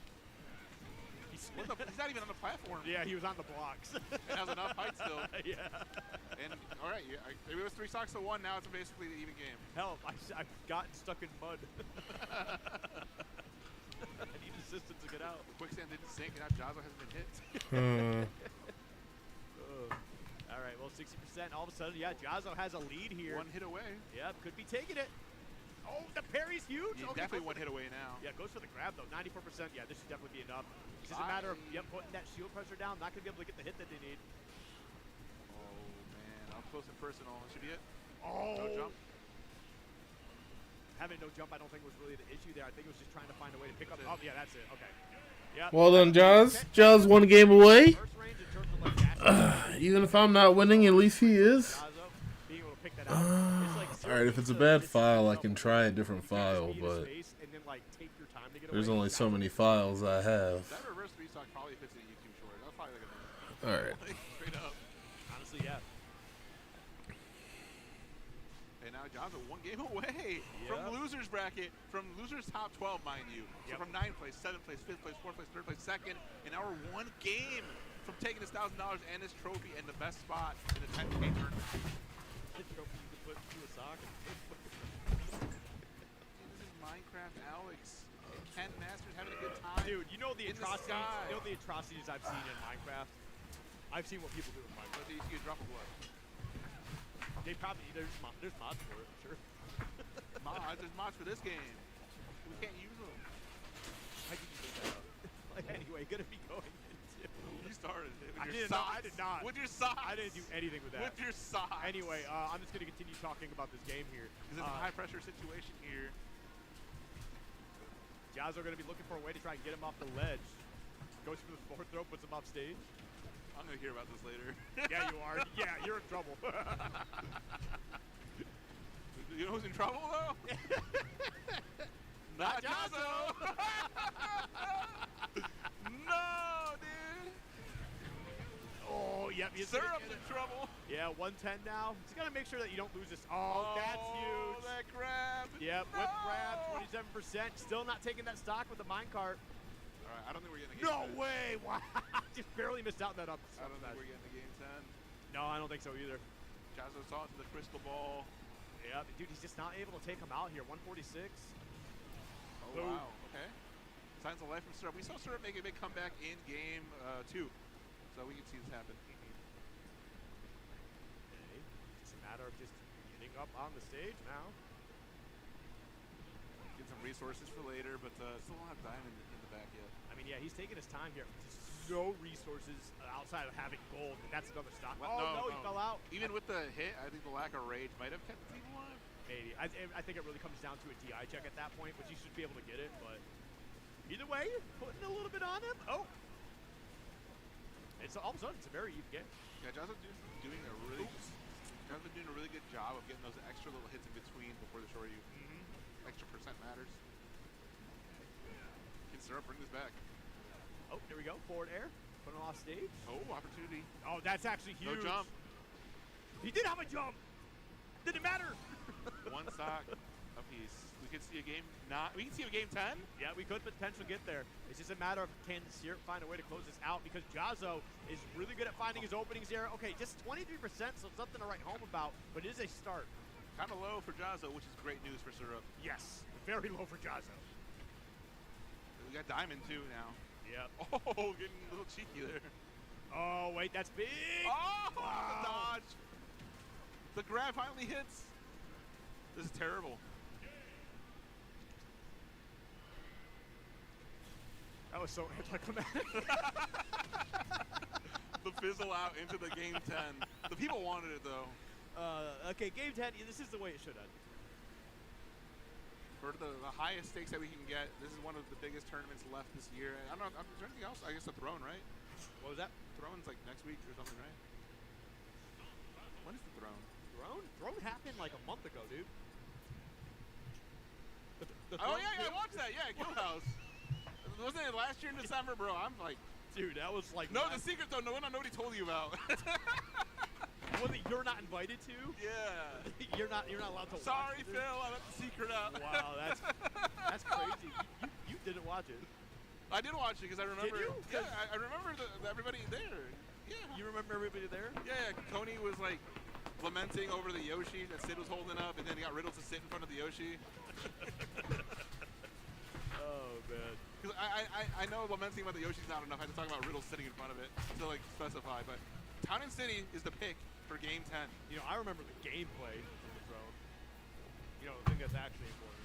I'm just saying. What is Game 10? Leo going absolutely stupid on the rebel guards. It's looking tight for YuGiOh. That's for sure. We are on game 10 here. But if he wins this, he wins it all. I believe in him. One's in chat for YuGiOh. Getting that 1K, and who's getting that, slightly better spot in the pools? All right, watch out here. Oh, the pressure here. Wow, that's so respectable. Really clean in his Game 10 so far. What excellent gameplay. But we've seen YuGiOh reverse 3 stocks. My shield would have been broken, but he chose like anybody's tournament. all of the right options. Okay, You got there. Up, gets them out of there, and we got Syrup with the first stock on the board here. 62% is all they have. Ooh, that's a full focus commitment to the crafting table. And there's another crafting table. Oh, it doesn't get a good hit on that down air. You're gonna suffer for it. Oh yeah, that's 40%. Oh, in the second place. Getting eaten alive. 54 and counting. Yeah, I do like that he short you get to the platform though, because that definitely saved him. If he didn't, he was definitely probably gonna just lose that second stock. I'm gonna be real. Oh, and the command grab hits again. That's terrible news if you're YuGiOh. Yeah. You know, I like that going for the Tatsu because if you do hit the Shoryuken, it might not even kill because the block's right there, so it's almost not even worth going for. However, you do get him to the tech off of it, you could probably follow up with something. You just go for that consistent damage, and we are up 3 stocks to 1 here for Syrup. Oh my goodness. Not undoable for YuGiOh. We've seen it before, but I don't know if Syrup's gonna let it have a choice. It's going to be a tough call for sure. I mean, I think he made the full comeback already once, right? If I'm not mistaken. Yep. All right, well, we get that first one out of there. Yep, that is how it starts. And again, oh yeah, because I remember saying 3 stocks to 1 or 2 So it probably is the file. Right, you just get it out If I there. had to guess. Move on now. We'll see if Giles is able to do something here. Absolutely can. All right. So I'll try a few of the files that I have, and then I'll look for a new one. But the WFBS file, I think the random moderator J-Class was talking about previously might come in handy now, since this program does use those.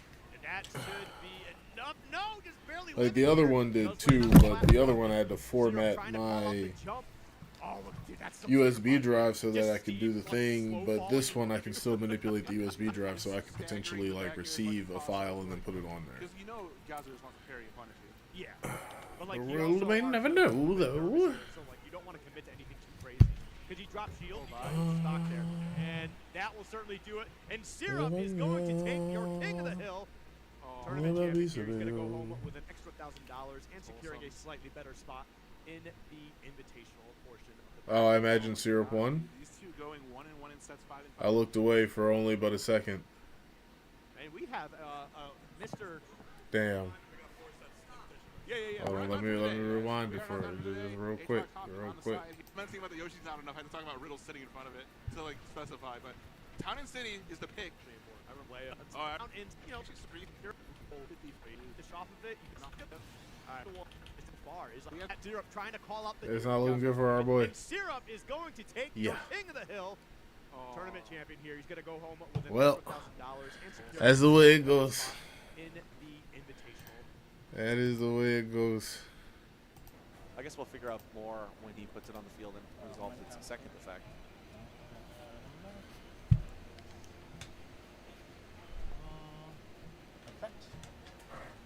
Going to be met by Infinite Impermanence. Now he could use Detonator to destroy it, right? And then it would still resolve. But he's already banished into Summon once. Yeah, he has already banished it to Summon once. So it's like just going to go to battle phase and attack. And I'll have to do something. It's not really there though. That's the thing. Gonna link it away. Where is it pulling this information from? Haggard Lizard Nose? Maybe SP. SP wouldn't be bad. I like when this deck can SP on the opening turn Malice monsters out of your graveyard. Oh yeah, that's pretty cool. It's sort of like using Lizardos, just slightly different. Yeah, so he ends up going here into SP, setting a trap card. Alright, so he has the Dimension Shifter active. Landon lost a lot of level 4 monsters, investing 3 into that detonator, but he does have another Razgul monster coming down, and then activating the effect, which is immediately going to be met by SP Little Knight. They're going to be both like banished. Ice, yeah. Usually if it's a normal summon, it's almost always ice. Yeah, that is the one that you want to normal summon, because if you have to use Ice's special summon from hand effect, you don't get the other effect. The effect is only activated when it is normal summon. So if you have to invest your normal summon in something like Sword, that means later on in the turn you're not going to be able to activate Ice's effect as special summon from the deck. Indeed. And then Sword is going to add probably X to his hand. And then X is going to, I mean, I can't. It's tough to see. We're looking on for our bonus feature match. We're on a much smaller monitor than we are for the main one. So it's a little bit harder to see the cards as well. Presumably under Shifter, it's going to be Sword that Yeah, it is Sword, it looks like. That's one thing to understand while playing. As players become more accustomed to the Ryzen matchup, they'll kind of figure this out. But if your opponent starts with Sword, which, you know, does search out a light Pyro monster and can get things going, it does mean that they don't have ice in their hand. That's a dimensional barrier. That is a dimensional barrier.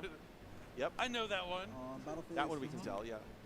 I mean, Kazi's deck type should be like Dimensional Bestial Malice. Like, he's activated so many cards with the word Dimension in them here.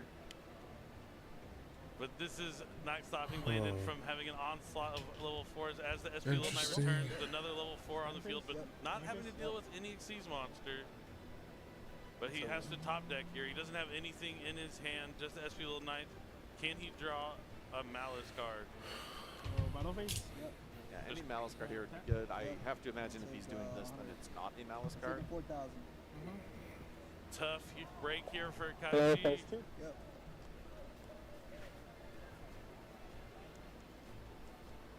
Is that a hand interaction? Is that why you looked at the extra deck to see if there was a link monster? Okay, so it's a card that he set to the small trap cards. Landon is probably feeling pretty good. Could be one of the Malice traps, could be an infinite permanence. But Landon has been playing the waiting game. He's just been, you know, kind of relaxed on his turn, letting his opponents use all his cards to try and stop him, but it just might not be enough here in game 3. Gonna go straight to battle, attack over the SP Little Knight. Notice how he did not use the effect of the ice Ryzel that he just normal summoned so that the SP didn't activate.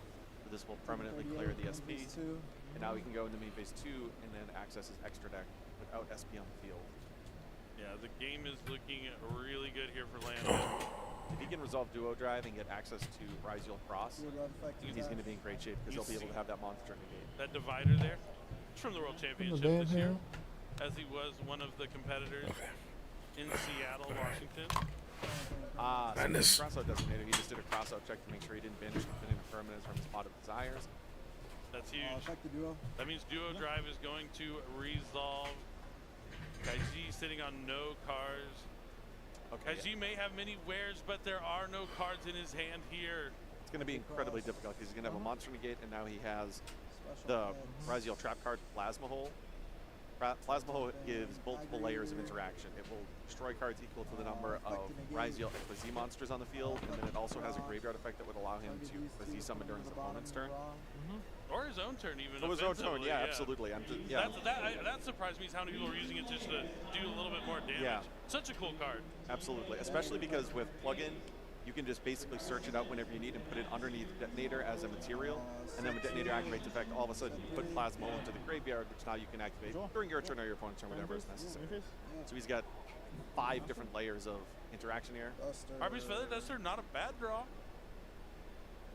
He's going to need more than that, but that's definitely not a bad draw into this and seemingly tough scenario. Yeah, my bad. Yeah, Ryzel Cross also good. Yep. He just wants to resolve it, destroy the spell and trap cards, and Landon Oliver, 2-time back-to-back YCS champion from this year, World's competitor from this year, is moving on 5-0. Incredible. He couldn't help but get that 4-for-1 Harpy's Feather Duster exchange before conceding. Yeah, you need it for your stats, so for your missions, so you're able to get those gems, just like in Master Duel. Like, I don't ever want to concede a lot of my games in Master Duel because I'm like, oh, I already like Exceed summoned 3 times, so if I concede now, I'm not going to be able to get my gems, so I'm just going to keep on playing. But it's still fun to see, and it was a great match between 2 players. We only got to jump in there towards the end of game number 2, but it did look like Haji got to do exactly what he wanted in game 2 when he had that access code with I don't remember which Malice Link monster it was. Red Ransom. It was on the screen for a little bit. Yeah, that's one of the cooler plays I was looking forward to this weekend, was seeing access code talker banish a Malice Link, pop a card, special summon it back. That deck can put out so much damage so quickly. There are actually some Malice variations that are not playing access code because you can navigate around enough damage without it, but you know, access code, when you do see it, obviously powerful, as you just mentioned there, because of those interactions. I mean, yeah, even just the Heart Scripter by itself, if you use Dormouse effect at the beginning of the turn, you have Heart Scripter, you can banish itself with its own effect after you attack, comes right back, double the attack, and it's like 8,000 right there from the beginning. But, you know, we're going to see a lot more Malice through the day. We're going to definitely see Raziel throughout the weekend. We've seen some of the older strategies, like Sprite, just now do really well. But let's go ahead and take a look at some of the stuff that was going on outside of the YCS. We have the Remote Duel YuGiOh Duel Links main event series. This is that first place game mat featuring the artwork from Silver's Cry. Absolutely beautiful. And our main event series are scheduled monthly. The next one's going to be December 14th at 11 a.m. Mountain Time. So make sure you don't miss out on playing in one of these main event series tournaments. We also have them for Master Duel and the TCG, and I believe Speed Duel has its own main event series as well. So if you're at home and you want to do some remote play, definitely check it out. You can always go to YuGiOh-card.com to find out more. So stay tuned. We're going to be back for round number 6 shortly. You don't want to miss out any of the exciting action we have going on. We just saw Sprite. What's next that might be undefeated? Stay tuned, guys.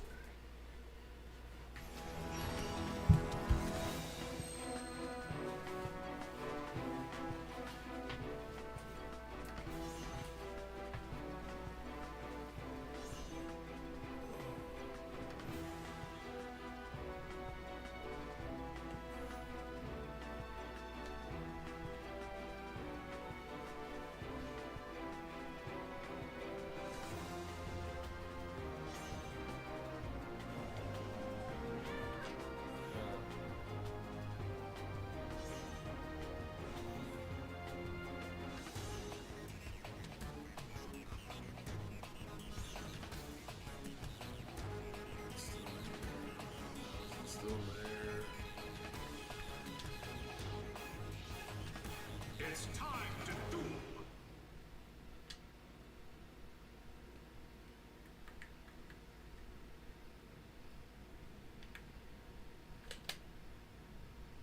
I brought Snake Eye Fiendsmith. I'm excited to play against the new YuGiOh deck. I think we tried some pretty interesting strategies to target that deck. Hopefully a lot of people are playing the new powerful behemoth. Oh, I'm going to be bringing Yubel. The deck I'm bringing is going to be Yubel. Looking forward to playing against YuGiOh, the new deck coming out right now. People say it's really good. It's I really, don't know what it did. I don't know what I've done. Army. What's his name? Fuwalas, I think? Fuwalas? Keep me Something like kicking. that. I'm going to see how well I do. I'm not expecting much, but I'm just here to have fun, you know? For this event, I did bring YuGiOh. I think that's one of the strongest decks. I think it's the most consistent when it comes to setting up a very strong board. I'm really excited to look into the Fire Team matchups because that's one of the better decks from last format. I want to see how it can compare to now. So the deck type that I brought was Snake Eye Fiendsmith. I know that a lot of people don't think it's the best, maybe the best choice going to this format, but I actually built it in a way where it's prepared for the YuGiOh Malice matchup really well, while also handling the mirror match. So I'm actually really excited to play all the new decks. I think there'll be a really good matchup and really good gameplay. I decided to play YuGiOh this weekend. It just came out. I'm not as confident as I have been in other events. I've had more time to practice, but I do like it a lot. And I think I want to play against Snake Eyes. I think that a lot of the cards I'm playing are geared towards that matchup, and that's probably what I would like to play against most. I brought the Malice deck because I wanted to play something new. I don't think I'm particularly looking forward to any matchup. I guess I want to play against YuGiOh because I think that's the matchup I'm prepared for the most, but I just picked the deck I like the most from the new decks. I brought Razel, which may be surprising because I actually choose to bring a meta deck for a change. I'm looking for the mirror match, which is the main reason I brought it. I think the mirror is really fun. It's a bit different from what we've been playing, where you have a lot of half boards a lot of the times, where it's not just you're comboing or ending on nothing. It's very much always getting to the point where you have some form interruptions, and then playing this very value-oriented game. And we haven't had this for a while, and that's the kind of gameplay I have. I really enjoy these mid-range decks, so I figured that I decided to play tier 1 different. It was a whole different error code this time, which is nice.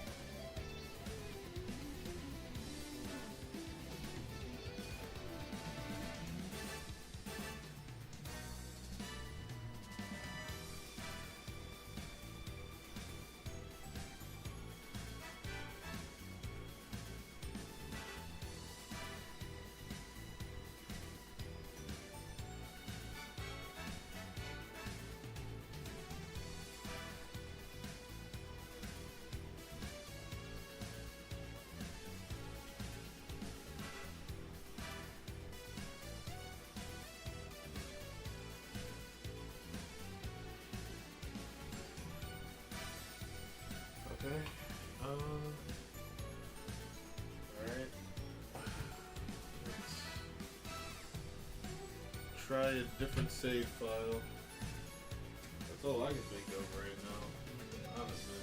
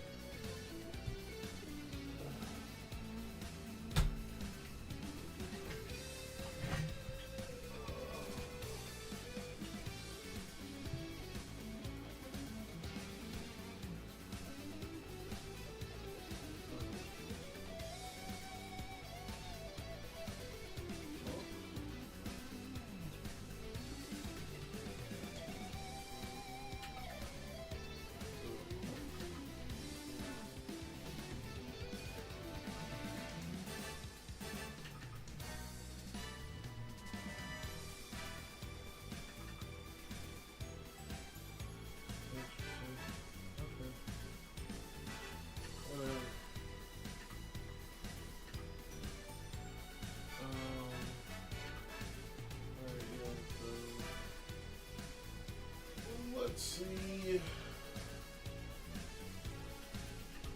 Find another file that works.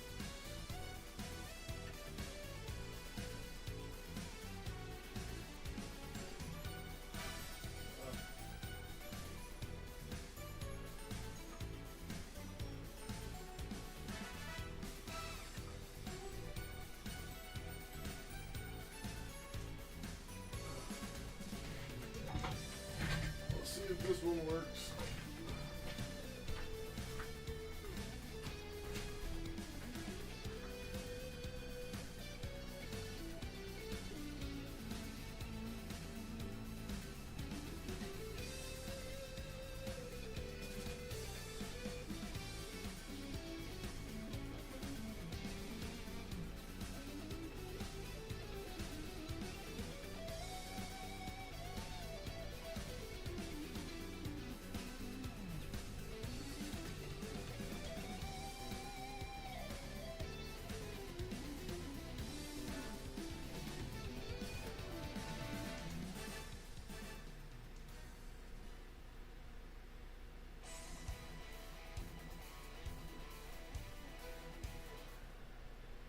Hello and welcome back, everybody on stage at YCS Anaheim. I'm making some friends up here on stage. I have Edgar and I have Gabriel joining me. Edgar, how's your YCS experience going? It's going terrific. Best card game in the world. That's what I'm talking about. How are you doing at the event right now? 4-1, pretty good. Ryziel gave me a run for my money. All right, 4-1. What about you, Gabriel? How's your YCS going? Pretty good. Yeah. Are you playing in public events or in the main event? Public. Public events. Which one? Winamax. Winamax. All right, cool, cool. Well, I hope that you're having fun as well. We're going to play some games up here and have some fun. We're going to play a game called Categories. Make sure you're playing along at home or in chat, wherever you are. I'm going to name a category, and we're going to take turns seeing who can name a card in that category until one of you makes a mistake, okay? You got it? You got it? All right, the category for this game is field spells. Edgar, you're up first. Malice and Underground. Forbidden Paradise. Mystic Mine. Oh, come on. Viking Island. I'll allow it. Sky Striker Airspace Area 0. The full name. Gabriel, come on.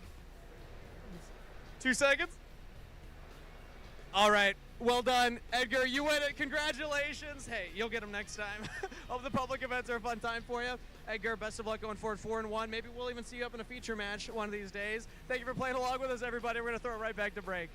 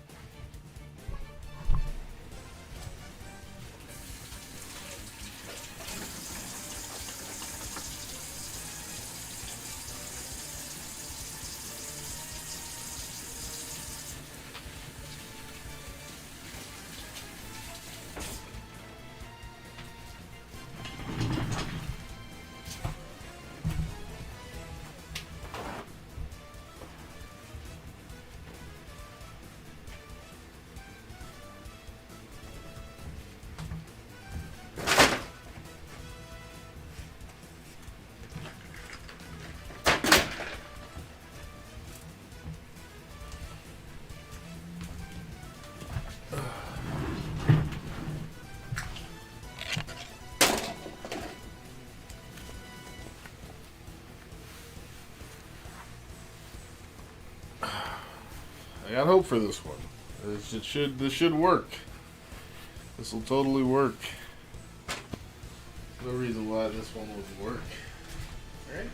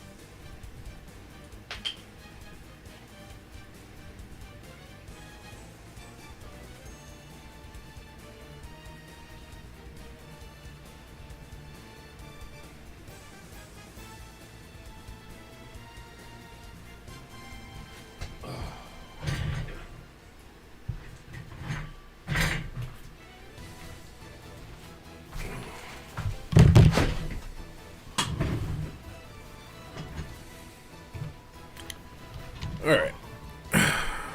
We return.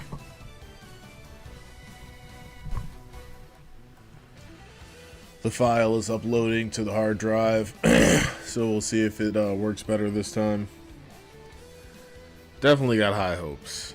It's totally a workout. There's no way that this doesn't work out. This don't even sound like what are they doing? Just talking about stuff. What is this? Is this still some part of the...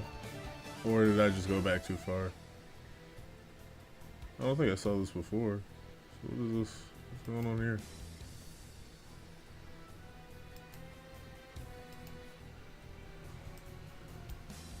I don't know. It's whatever. But I find 2 out of 3 of these people to be extremely annoying. So I think we are done there. But I do have Duel Links open and ready to go.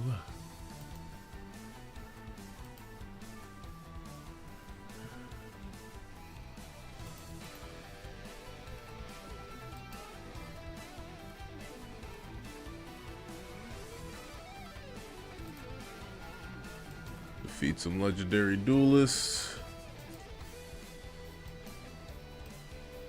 I gotta go to the thing.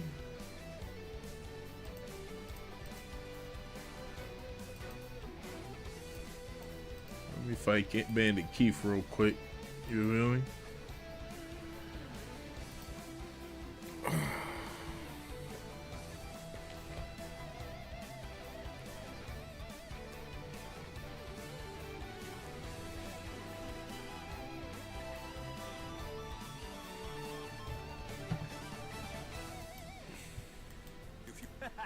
Duel. From my hand, no retreat. I summon a monster and Okay. from my hand, I activate an eye. Here I go. My turn. My turn. I draw a card.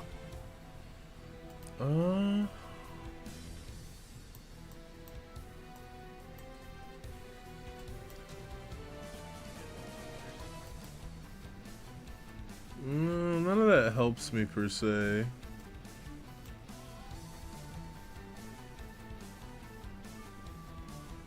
Yeah. Well, I can do 36 damage. Now is the time. I summon a monster in attack position. I set a card. From my hand, I activate an equip spell. My monster's effect activates.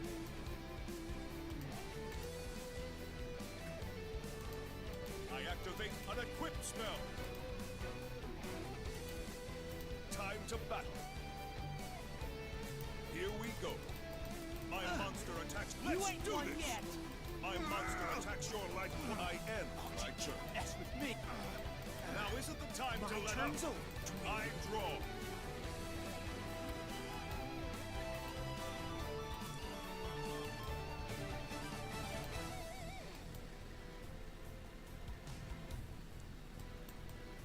Yeah, I mean, there's no reason I have to put him on the field. I'm counting on you. I summon a monster in attack position. Oh, but then I could special summon him, right? I could, but there's also no reason to do that. If I wanted to get Artorias on the field. Kustanine better yet. Now is the time. Oh, that's right. I gotta put regular Kustanine in here. I think he's available. I think he's a card I could put in. He's probably not. Actually, now that I think about it. He probably said, big fuck me. That's how it goes, bandit.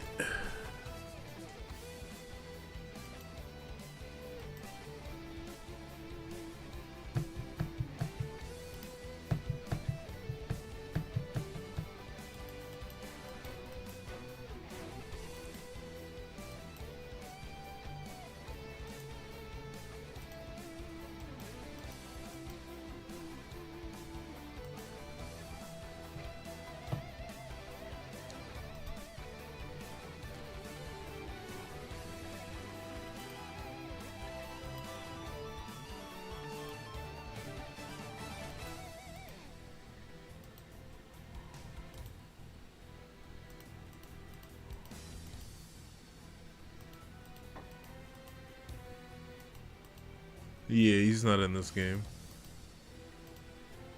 That's a tragedy.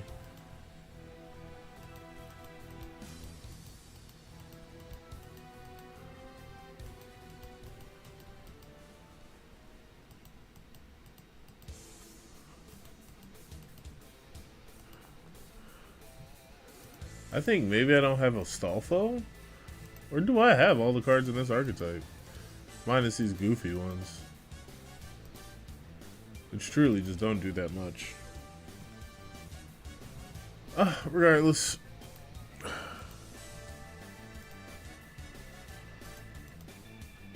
Those cards aren't really in the archetype.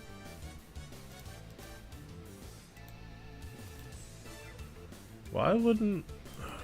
Whatever. Why don't these guys come up as related cards for each other? There's like 6 of them.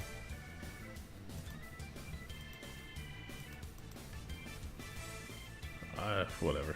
Whatever, Duel Links. Alright, I'm gonna go get the thing and see if it works.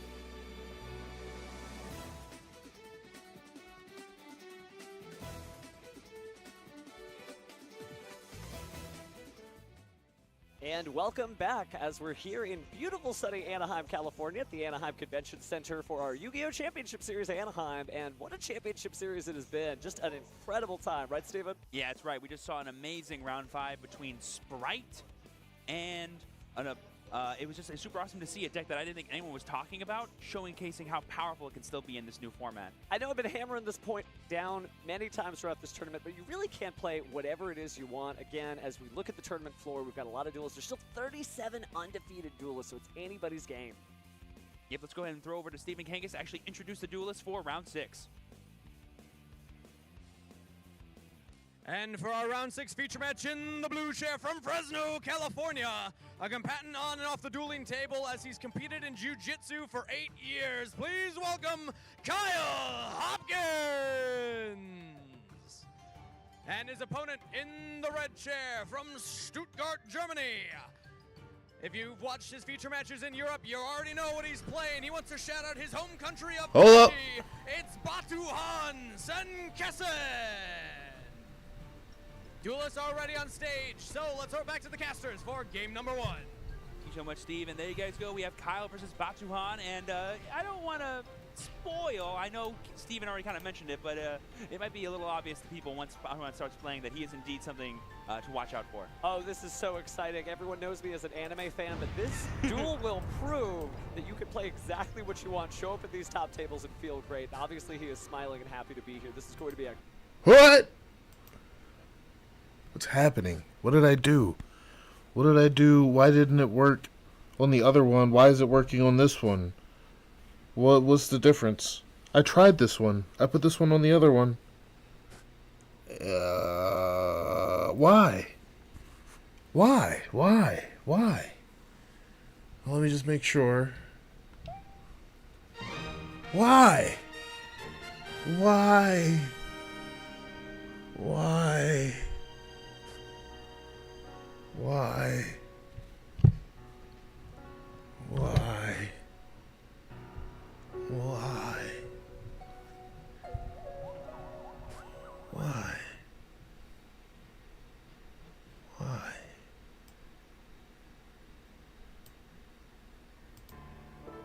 Why?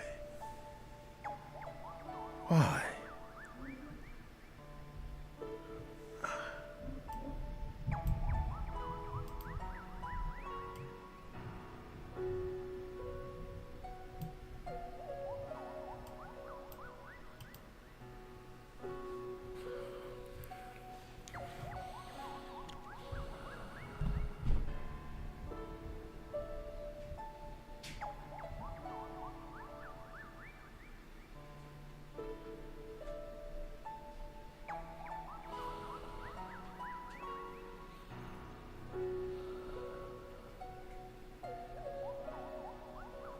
Doesn't make sense.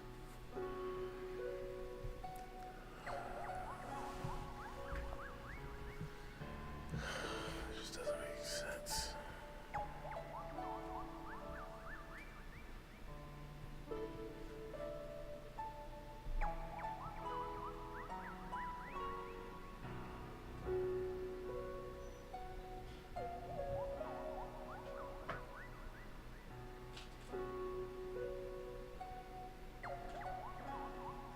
It just doesn't make sense.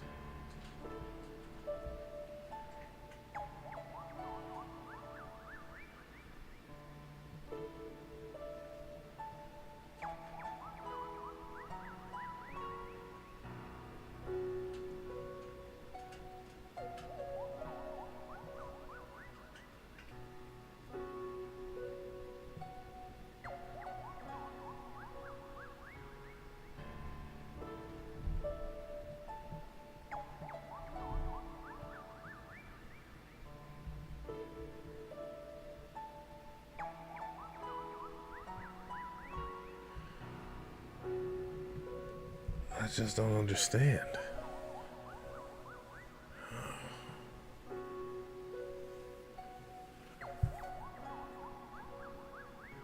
I mean, I didn't download any new files. I didn't make any edits to any of the files that already existed. I'm using all the same files that I was using on that same day that I was streaming. Now, I did download a new loader. The new loader was not working. Okay. So, I just tried to delete all the files. And all the things just kept crashing. So, like, I tried a different file to make sure that, like, every file that I had was bad. And it crashed in the new loader. But then it worked on GX Loader. But it didn't work on GX Loader when I tried it during that stream. Now, the only difference is the way that I loaded it onto said USB. This USB is clean. It doesn't have anything else except for WeFlow. So this actually has more on it than the other one, but it wasn't formatted in some weird way. So it seems like not the loading program was the problem, but the onboarding software. Because before I was using WBFS Manager 3.0. But apparently maybe there's something wrong with that at this point. I don't know, because the other USB should still be working. It looks like we got it, Blue. Hey, man. Y'all hear that? They all got their own little sound.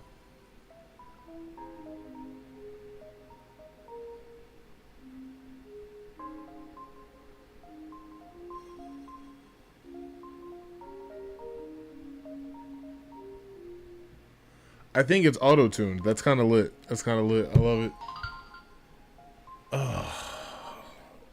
I mean, this is frustrating because if I don't understand what happened, then how can I replicate it?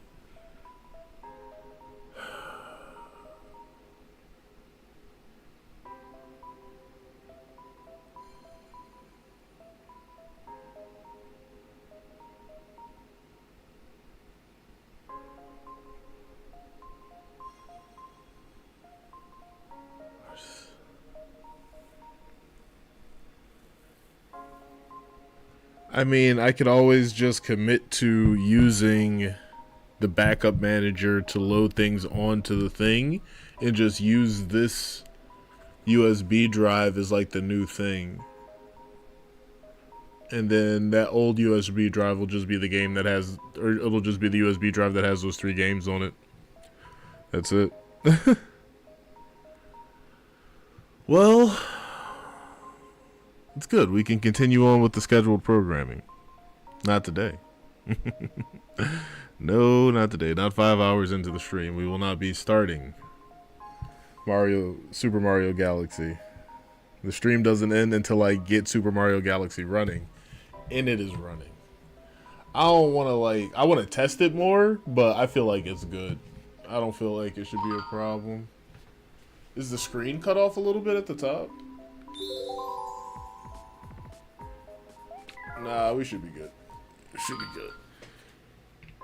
Damn, that music is good. It's some good ass fucking music. Make sure you like the stream for the success. It took us like 3 hours, but we did. It took us like 4 hours. We weren't doing this for all 5 hours. It took us like 4 hours. And we don't know what the fuck happened in the end.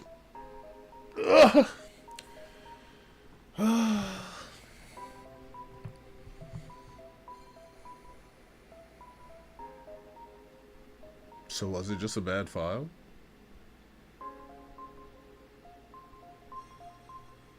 Let's see if we can load Mario Galaxy 2 as well. Right? Why stop here? Let's use the magic. Let's use the magic. Alright.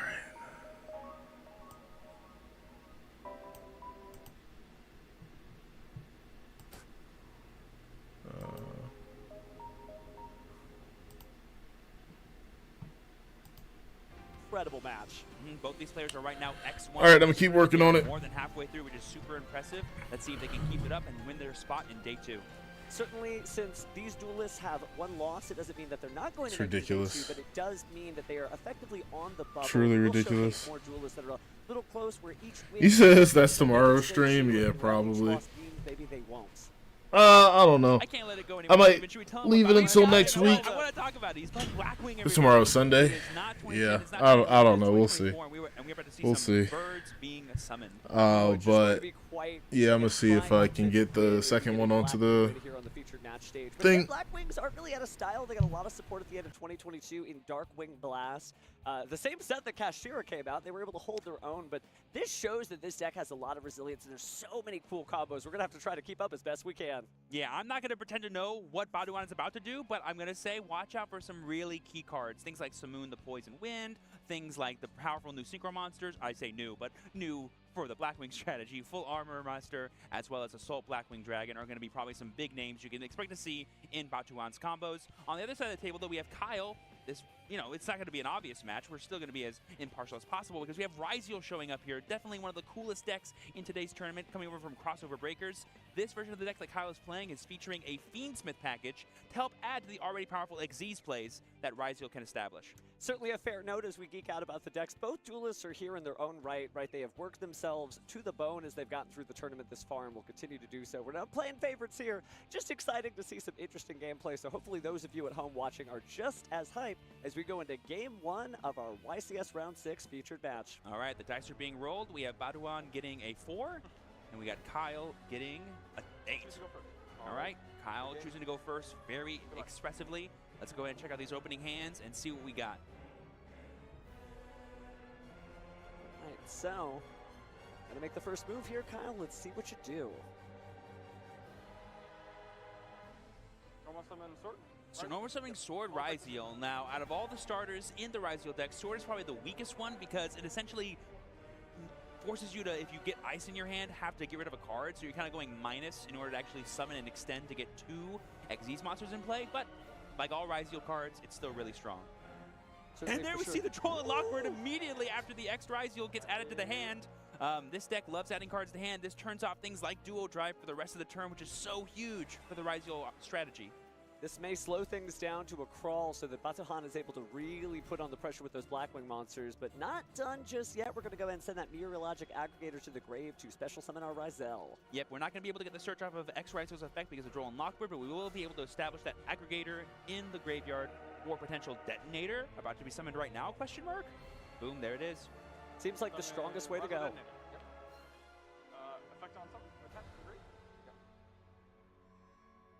So still a really strong board, even with just these single Xyz monsters. We've seen strong boards with single Xyz monsters. Zeus comes to mind. But that's going to end the turn, so pass play over to Baduan.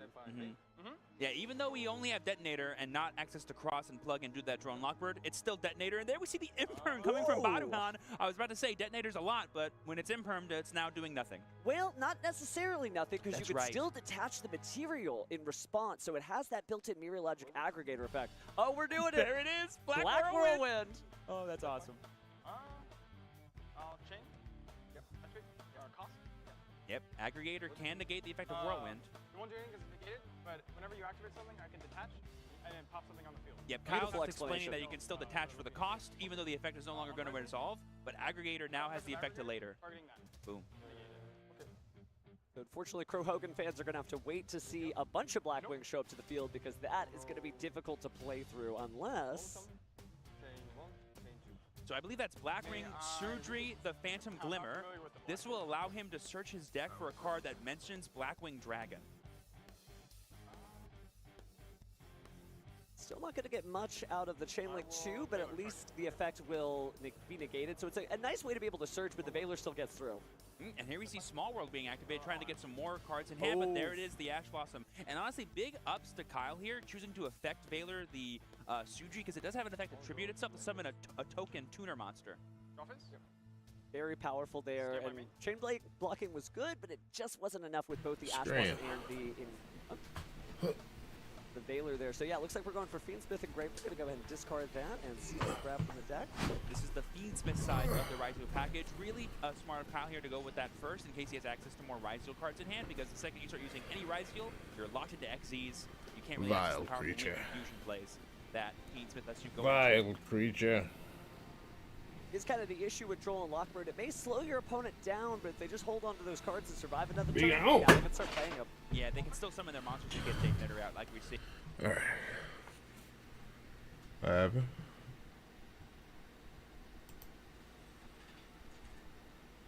I don't know what happened. Whatever.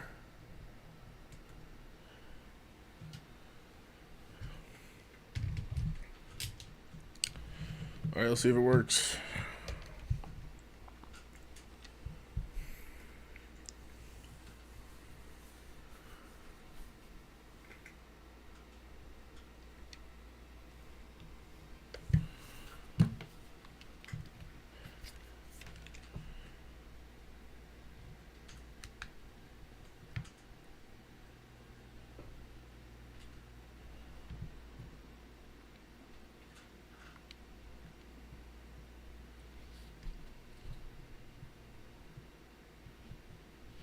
Did they cut their own music?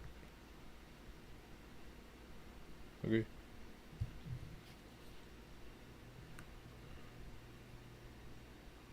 Hold up.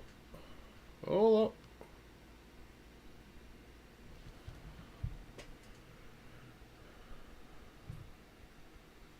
Was that not?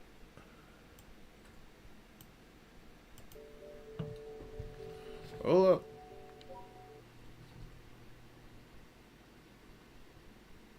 Wow. Okay.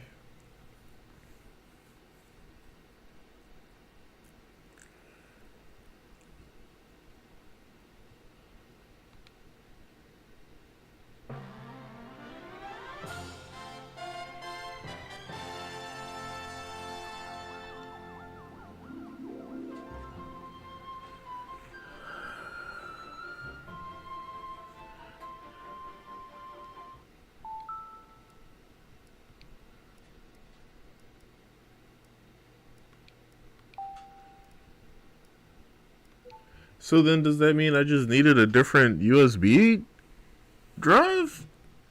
Just in general? Oh my god, brother. They don't have wads, which is fine. I don't care.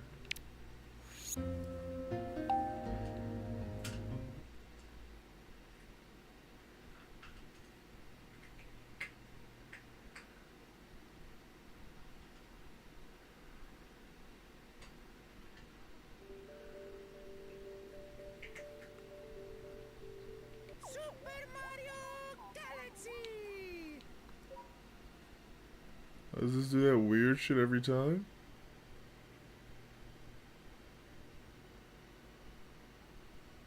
No? It does a little bit, but...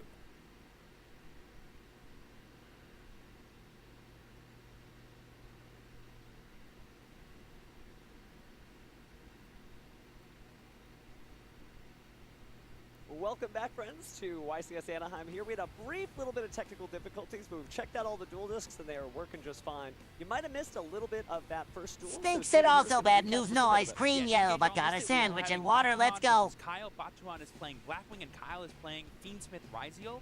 We had Kyle go first in game one. He started off with Sword Ryziel, and even though Batuhan played a really powerful Drone Lockbird to keep him off the powerful Ryziel Cross and Ryziel plug-in spell cards, he still was able to have a Detonator in play. And using that Detonator and the combination of Aggregator, he was able to we got it. Oh, no ice cream.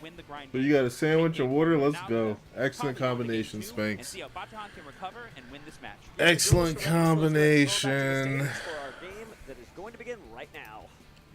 Yeah, like I said, Batuhan is the person who's deciding who's going first or second. We're going to see shortly what he picks. We see the fist bump of awesomeness, and let's see how it goes. Big thanks to our duelist Yo, and did viewers. it somehow like stall out? Technical difficulties happen, but we saved the It's best weird. for you, right? The duel did not proceed without you. Speaking of the best, I'm seeing some Bestials in Batuhan's hand. That's a really cool inclusion in the Blackwing strategy. It kind of like froze. Somehow it's weird. I don't know. It's whatever. So it makes sense, right? This is a very Just want to try some other stuff too. because of all the light and dark monsters out there, and another great addition, right, from Darkwind Blast. Oh no, another Droll Lockbird though. Batuhan did it to Kyle in game one. Now Kyle's doing it to him in game two. Very powerful. But let's see what synchro and or other kind of plays Batuhan has access to, even though it's through Droll and Lockbird. Dang, what a shame to have a Wing Beast speed against a Wing Beast deck. Yeah, birds of a feather flock together, huh? Yeah, and I believe that is Blackwing Shangra the Warning Moon. Yep, and then Blackwing Chris the Crack of Dawn. And we love Crow Hogan here. Sorry, friends. It looks like we're going to go ahead and Synchro Summon since there isn't anything else that we could pull out there. So, see our first Blackwing summon of the day. This might be getting Blackwing Borace from the Wicked Wind. I think that start things. Yep, there it is. This will allow him to send a Blackwing monster from his deck to the graveyard, and then when he does, this card's level becomes that same level. Okay, so he copies the level. He dumps?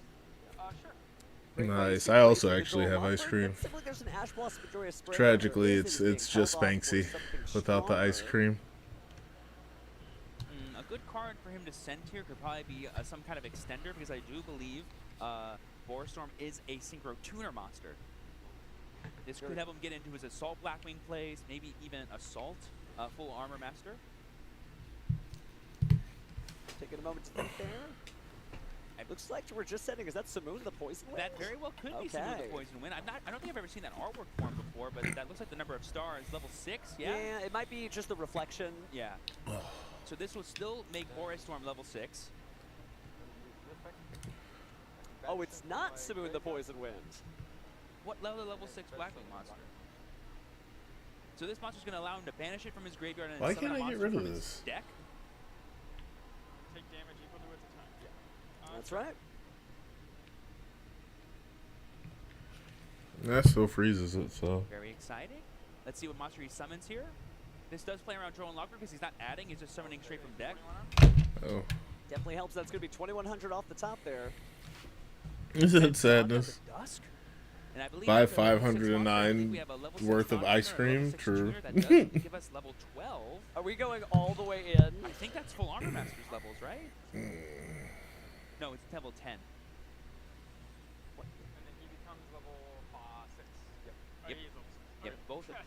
Both of the levels are as printed. But good job, Kyle, for keeping track. Hey, 6 becomes 6. Some Hey, stuff we did happen. need to know what you can summon, right?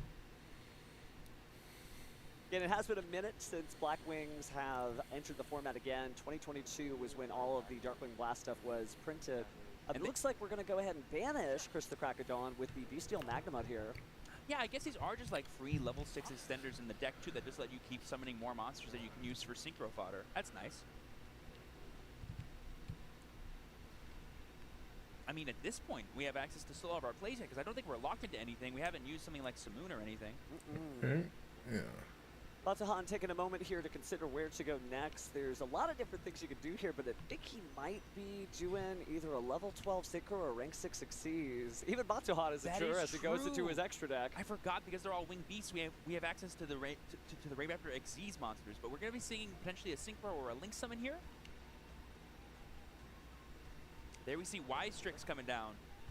This is a really powerful card that will basically allow him to search his deck for another Wing Beast monster. It's basically like a simple extender, but I believe it summons from the deck, which is why I can dodge Droll and Lockbird.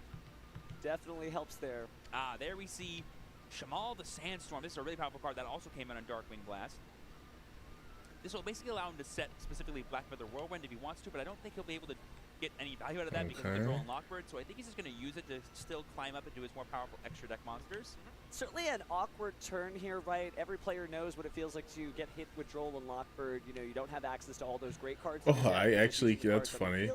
So the WAD is there, but I actually can't access it. That's crazy. Going for Bestial Dissipator? Yeah, we have access to level 10 Synchros right now. Yeah, that's funny. One of those monsters was a tuner. I think Shamal is a tuner.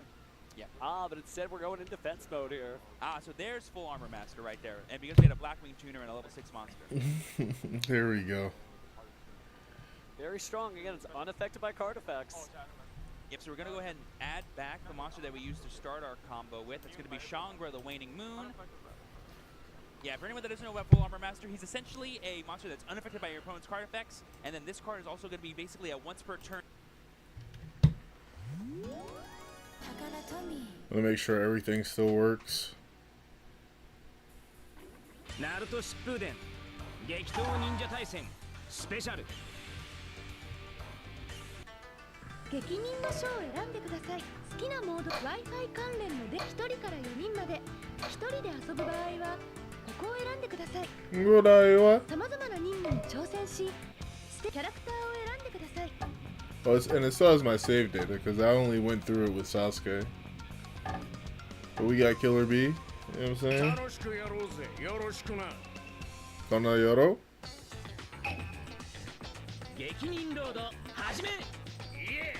Yeah! We'll do one battle. And we'll switch. Just want to make sure everything works.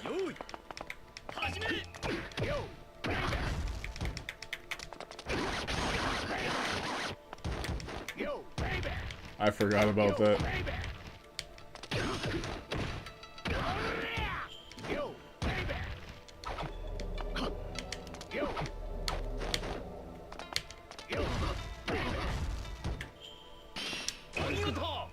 You've been made black.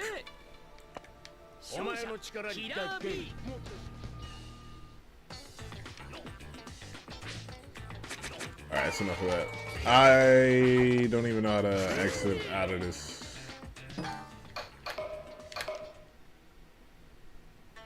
You play games enough, you know what the menu. How I know which one was yes and which one was no, that's the crazy part. That's the insano style part, for real, for real. Okay, so this works.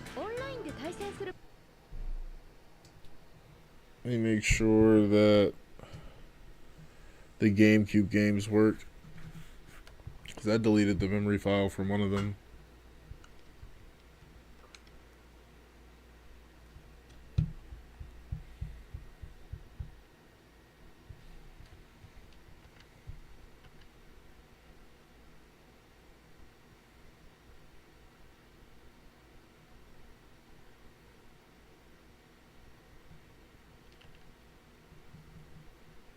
So there's 3. No, there's 4.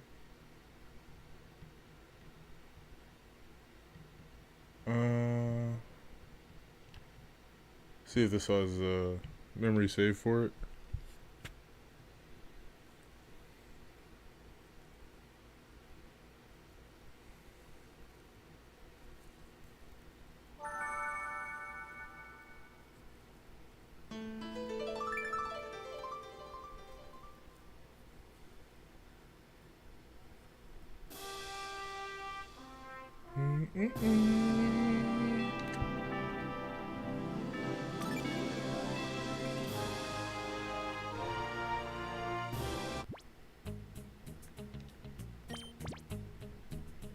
Okay.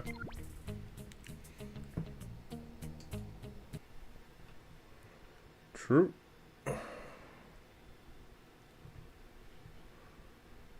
Card effects, they don't do it through battle. It is possible to like use like duo drive plus detonator to like increase their own attack points and then you just be stronger than full armor master. Need a Pokemon that makes ice cream? True. And That would be pretty clutch. Also, BadManners would have to like let you do that as well. Exciton Knight.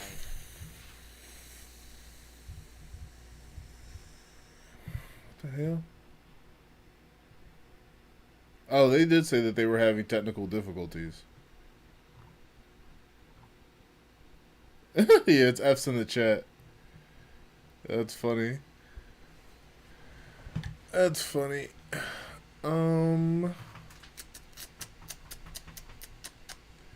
mean, I guess we solved the issue. I guess we fixed the problem. I might have accidentally deleted all of my sunshine data trying to figure out what was going on, but we got both the galaxies. We got both the galaxies up and running. So that means that this upcoming week we can go along with the regular schedule. And I guess I'll play a little bit of Duel Links. I'll call it, because it's already been a long and trying stream. But, what is it? Jazzo lost, right? Yeah. That's unfortunate. We didn't even get that. It's fine. It's fine. It happens. It happens to the best of us. Alright. That means we're done with the alternative cam. Head cam done.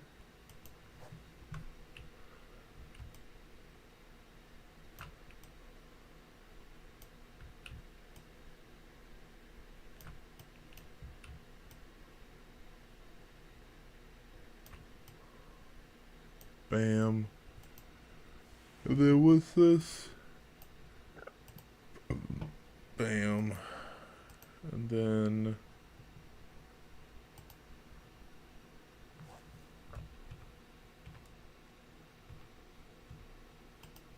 we escape out of that. And then, oh yeah, that's the reason why we were doing that. It's because of this.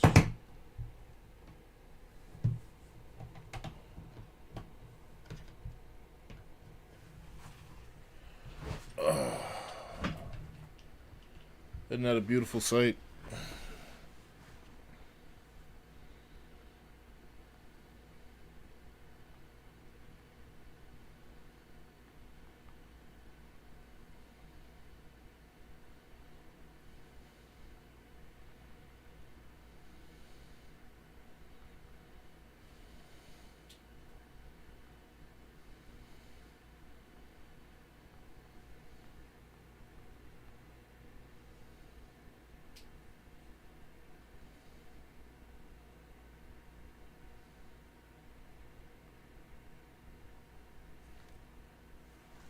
No. No.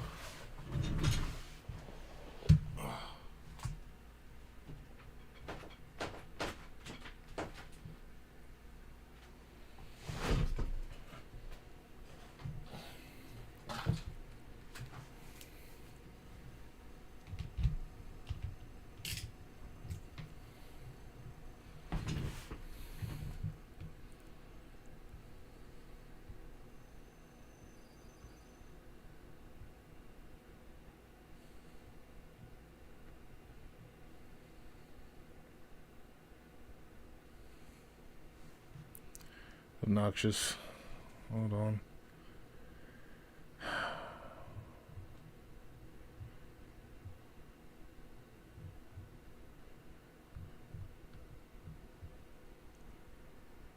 Oh, wait, hold on. Okay, so it did go through. Okay.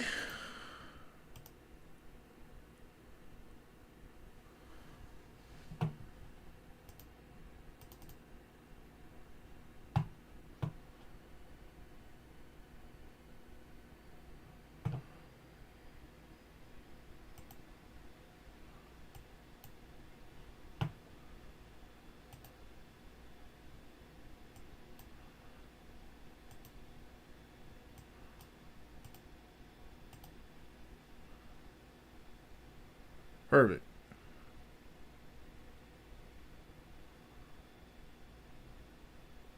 YuGiOh Duel Links.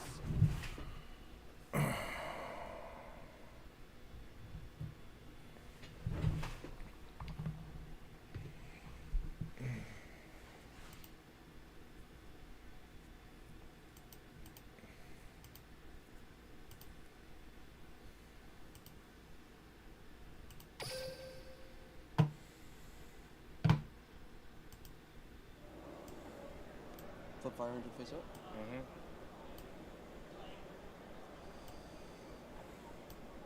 Effect hollowed as Amino. Sure. Sure.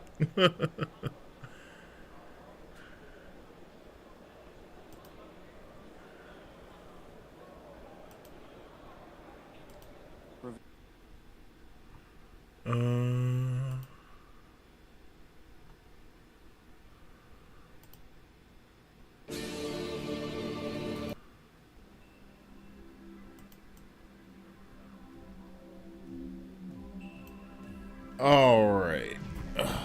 Oh, I gotta get my foot rest. Then we'll be back in business.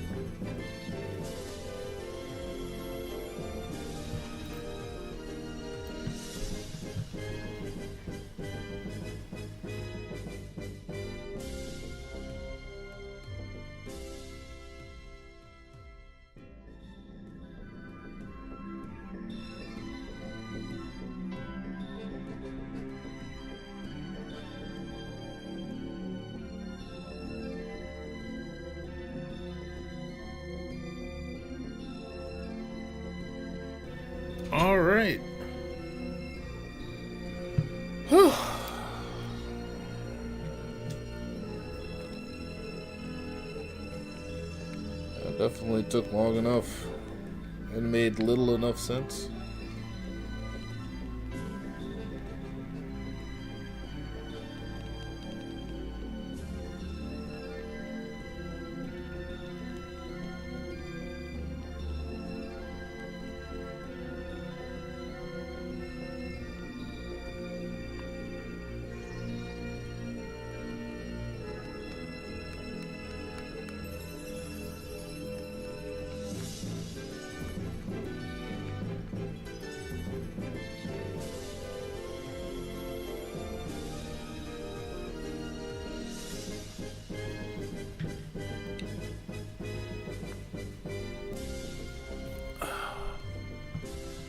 Damn it.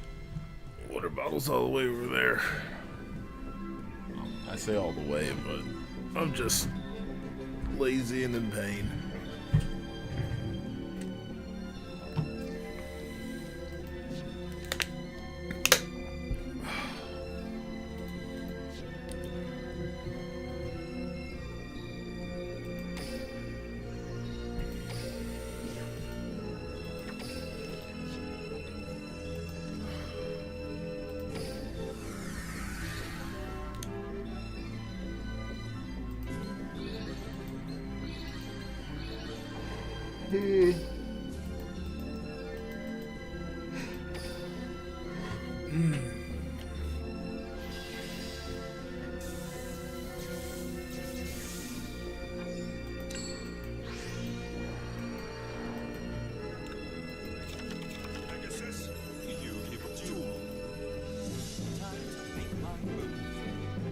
Not the best hand, not the worst hand.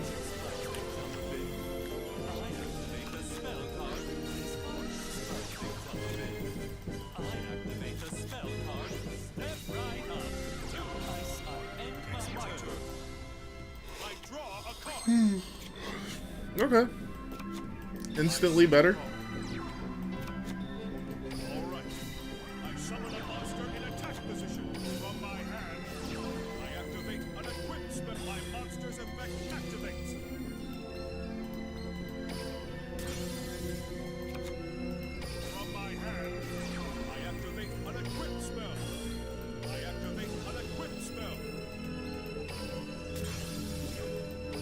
Let's do this! My monster attack, here we go!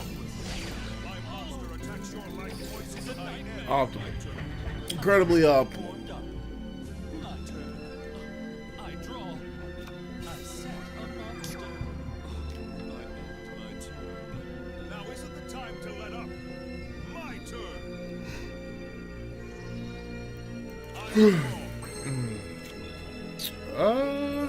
Renard doesn't help me here. Tragically.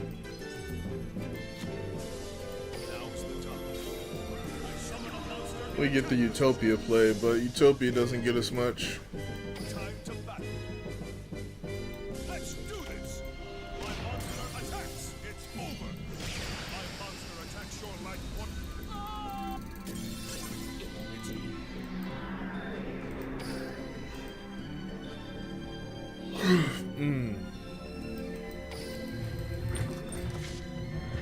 Oh, we got ourselves a Toon Mermaid. Yeah, it's not really for me, but it's cool.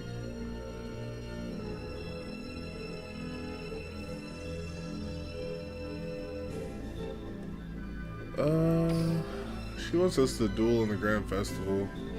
Really do not want to. Twice, no less. Twice.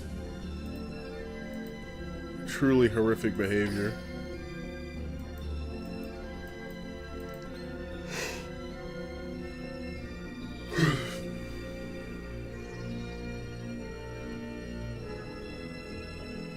Oh, that's nice.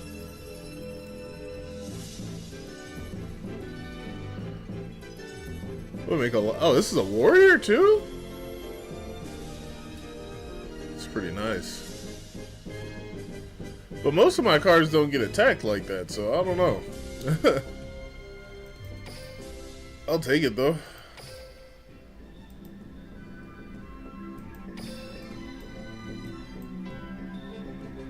Oh yeah. definitely take 2 of those.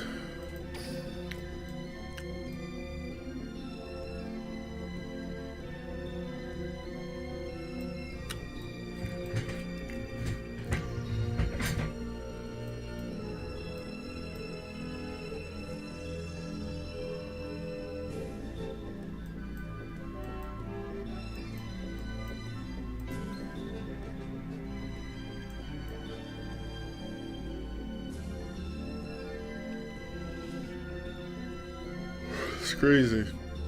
It says, although they suffer in silence, they swear an oath to inevitably revolt. I feel you, ant people. I feel you. Oh, Penguin Knight?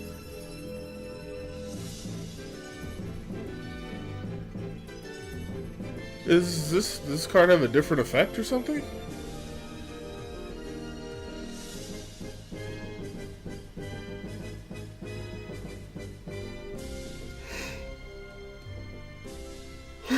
First of all, this is a crazy text right here. Absolutely fucking hilarious. A card controlled by your opponent. Unite your graveyard cards and your own deck. Shuffle them and form a new deck. It just feels a little bit melodramatic because of the word unite. It's not a new deck, it's literally the same deck. This is a cool card.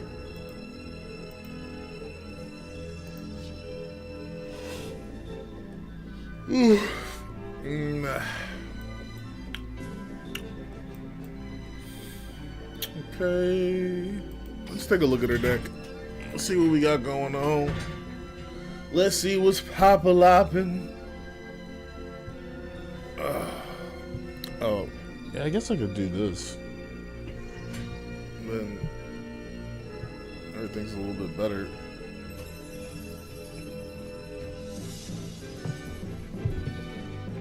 Do that. And we're good.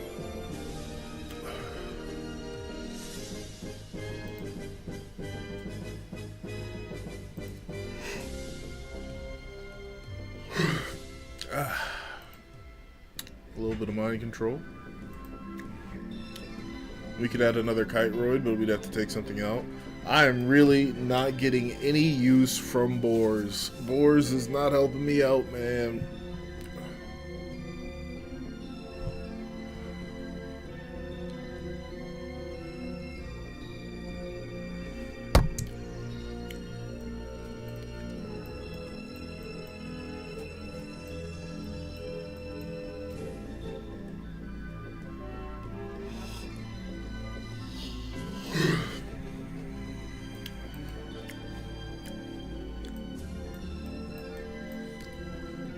This would mess up the play, I'm pretty sure.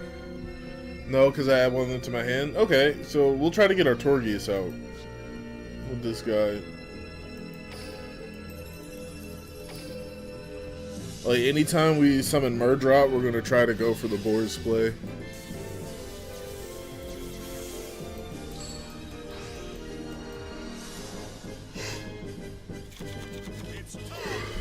Actually, we're gonna let Duel Links rock out with their own music.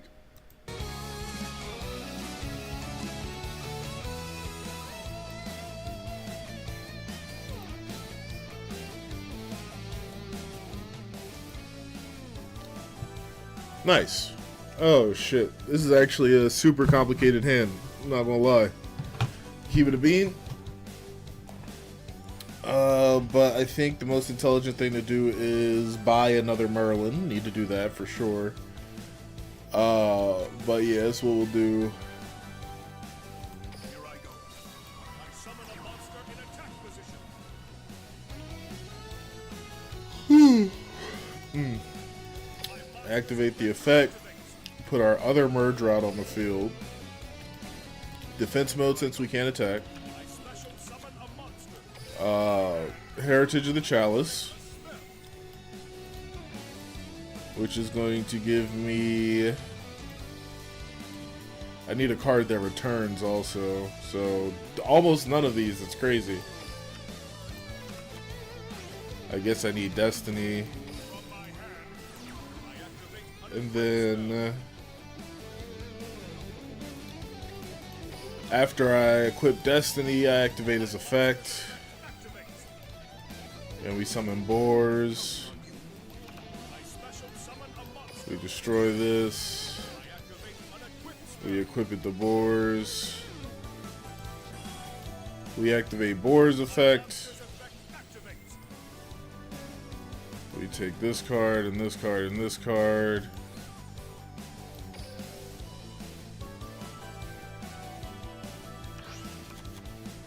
Oh, whatever. We activate this card and equip it to him. So now we have, for the first time in a long time, this guy is available for us to special summon, because we usually don't have level 5 cards in our deck. So, and now that we have Merlin in the graveyard, we can special summon him on the opponent's turn. So, it's looking good. It's looking good. I like this.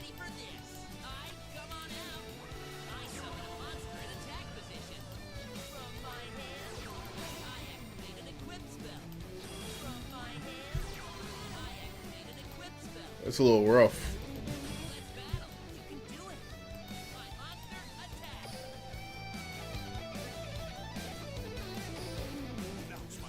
Oh no, we're good. We're good. Oh, it's true.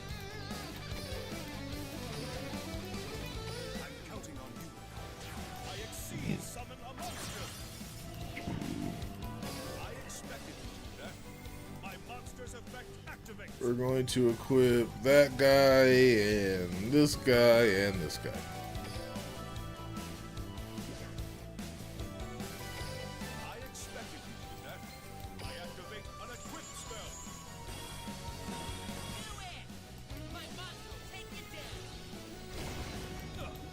It's fine. It's actually not super fine. He's going to continuously be a bit higher damage than me, no matter what.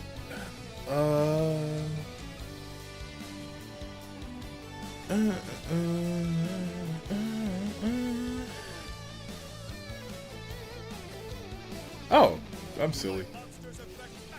So silly. Bye-bye. Double bye-bye. I activate the effect of Hot Claire, which allows me to attack twice. We gonna make him extra beefy though, and equip Rolling. Yes, sir. We doing damage today, baby. Ka-chow. Ka-chow. That was interesting. That was an interesting Boars play. That was an interesting Boars play. Yeah, and having, I mean, yeah, I don't know, it's interesting. I feel like Gallatin might be important in the deck now, because I need the attack point boost a little bit. Just a little bit.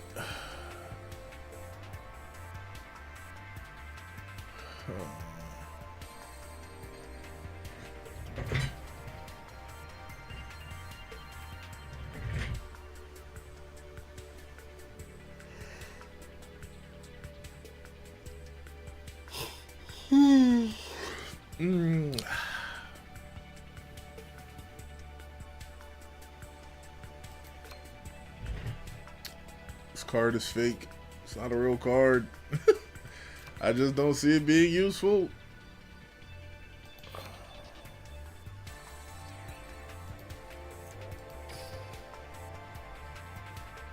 Where that hoe at? Crazy. It's so hard to find the related cards.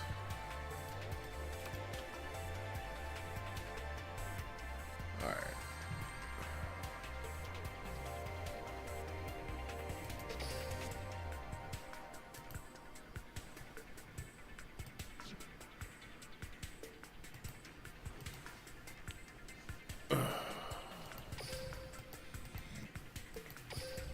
We shall duel you into the ground. Let me change the title of this goddamn stream. Shit, wrong as fuck. If you are a true duelist, I expect nothing less than your best strategies. Let's duel. It'll be tons of fun. Duel. Duel. Marcos Lomeli said, want to know what happened in this cup. Oh, what happened in the MLS Cup? This isn't, that's not like the championship, right? Or no? Or yeah. Or, oh.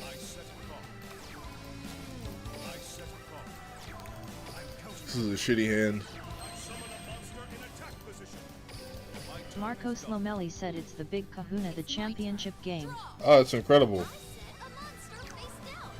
Is that a one-off or is that a series in MLS? It's like a back and forth, right?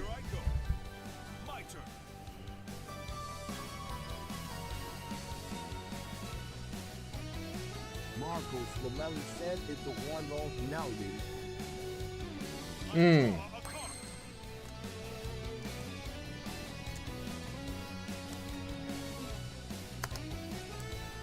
Marcos Lomeli said I think at some point it was a home and away series. Hmm.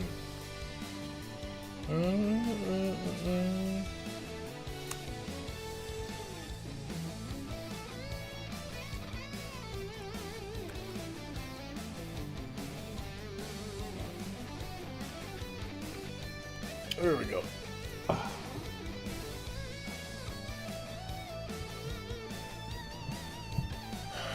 What are we doing here? Alright. But yeah, what happened? And where was it? I guess that's part of what happened. Marcos Lomeli said, but it was a guys against the Red Bulls for all the marbles. Oh. You want spoilers, although. Oh, might as well. I'm not going to watch the replay. Long, far and beyond those days. Marcos Lomeli said it wasn't Los Angeles. Very cool. Gonna use Infernal Knight. Ogier's special ability, you know what it is. A little bit of roll into the graveyard. A little bit of Kustanine up front.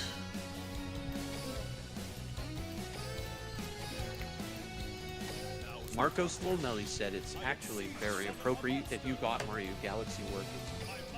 Ha, that's hilarious. That's funny. What really is crazy is that it started working out of nowhere. Like, I could not really nail down the super specifics of why it started to work.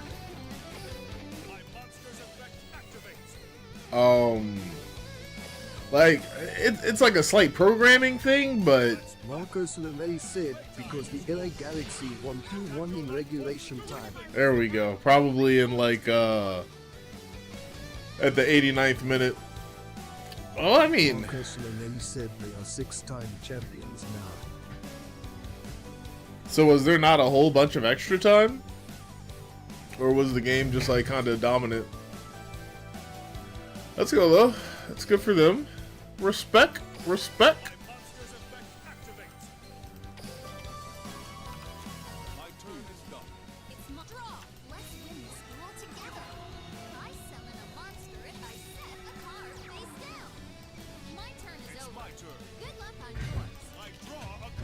Sir, I don't need luck.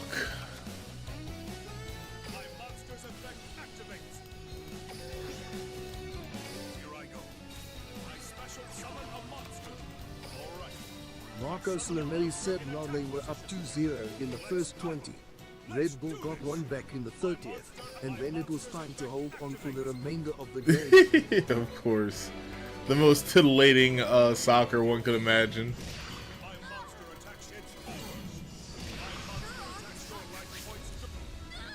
That was a regular play. We didn't use Borse. We gotta use more Borse.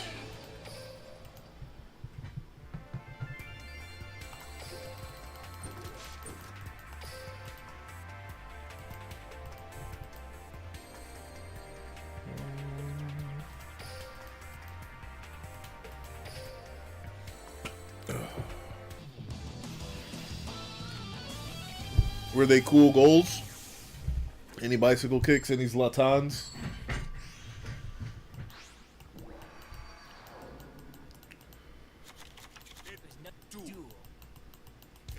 It's a little rough, but it's fine.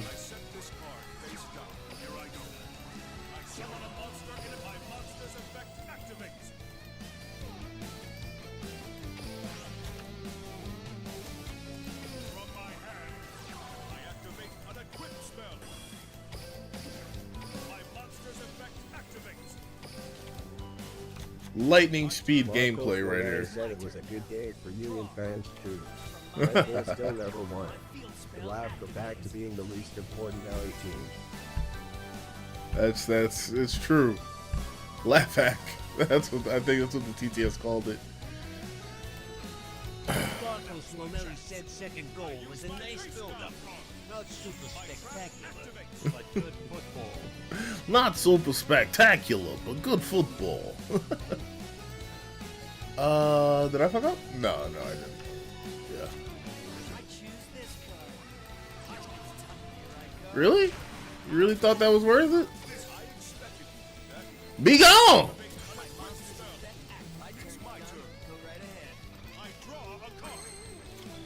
Alright, so what we can do is this. We're gonna go ahead special summon our immortal Phoenix Gearfried by banishing an equip card from the graveyard. And we are going to go ahead and normal summon our Infernal Knight Malgus. You know what I'm saying? But in addition to that, we're going to activate our effect from the graveyard. And we are going to summon to the field. Might as well, right? Yeah. No reason not to. Bourse for the safety play.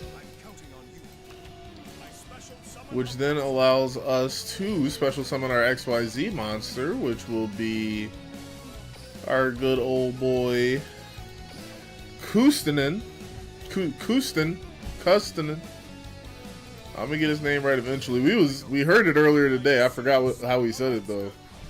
It wasn't like super far from how I was saying it already. And then we're going to activate the effect of Ogier in the graveyard. Equip that bad boy to our bad boy.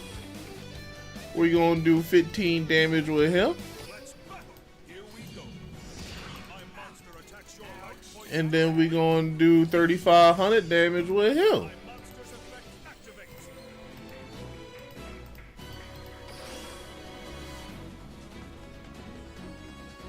Who was sent to the graveyard? Oh, because of the materials. What's in my graveyard? I gotta get better at remembering what's in my graveyard. It's rolling. I might as well, yeah.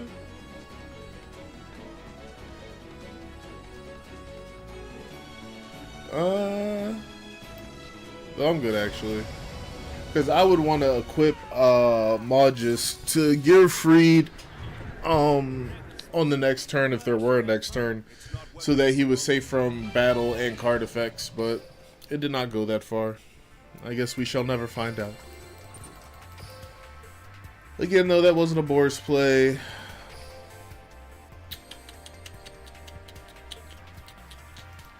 How useful is Lancelot?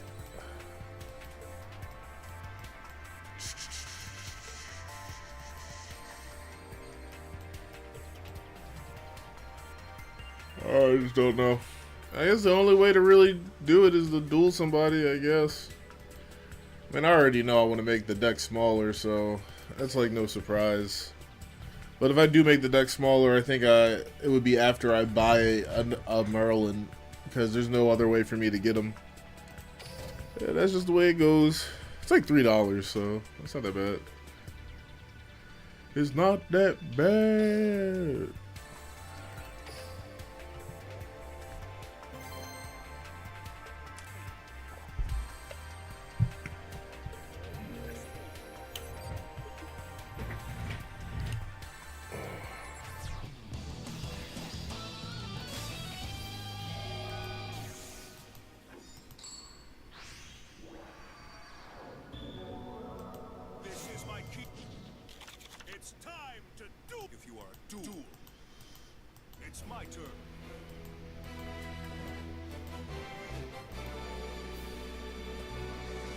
This could be good, but like, it really needed to be a card that returns to my field.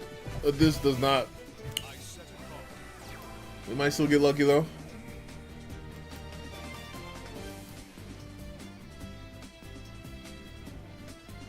I'm counting on you. I summon a monster in attack position. Oh, it's a Battle Chronicle deck. You hate to see it.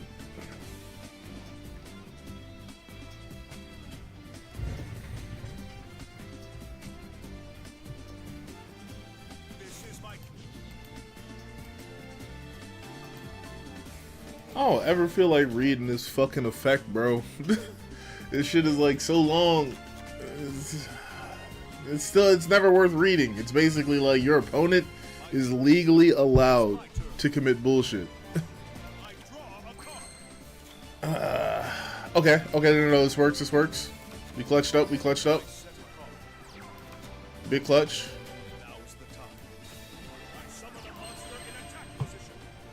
And we do this.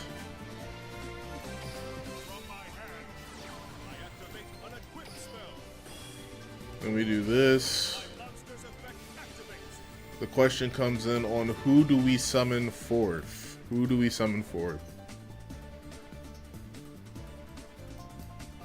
I think we do the Kusanine play. As per usual. No. Well, yeah, we do the Kusanine play. But we do it with Dristan instead. Because of Destiny's ability.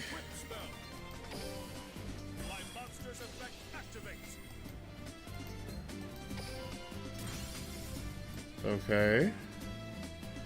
And then instead of Kusanine, actually, we're gonna summon our Torgius.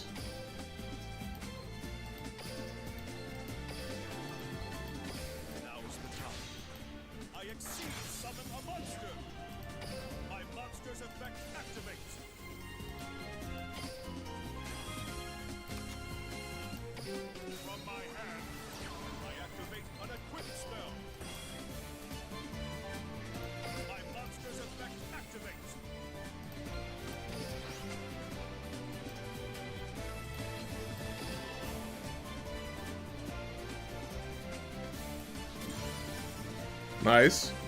It wouldn't have worked on me anyway.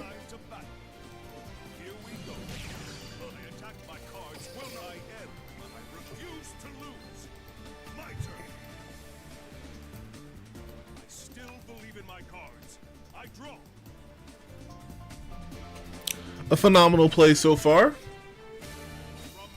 What you got? Okay. Fair. Respectable even.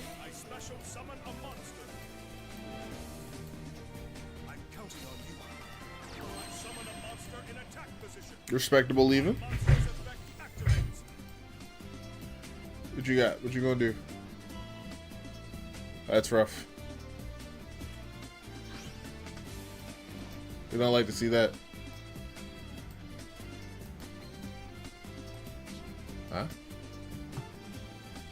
Okay. I think I'm about to take 1,500 damage right here, boys.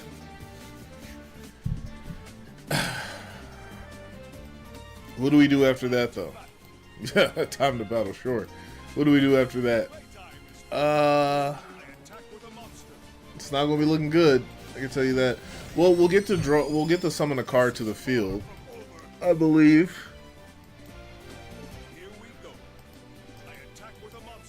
Yeah. Oh, wait. Doesn't something activate? Nothing? Okay. May have misunderstood a little bit of everything. It's cool, though. Doesn't he have a... I guess he doesn't. Alright.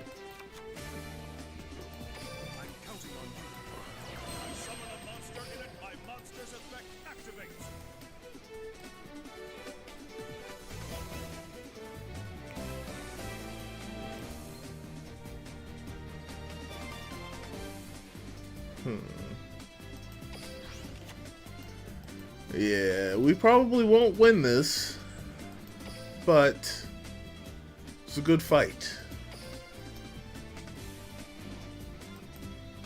Yeah, I think we instantaneously lose. We should have went with Kustanine.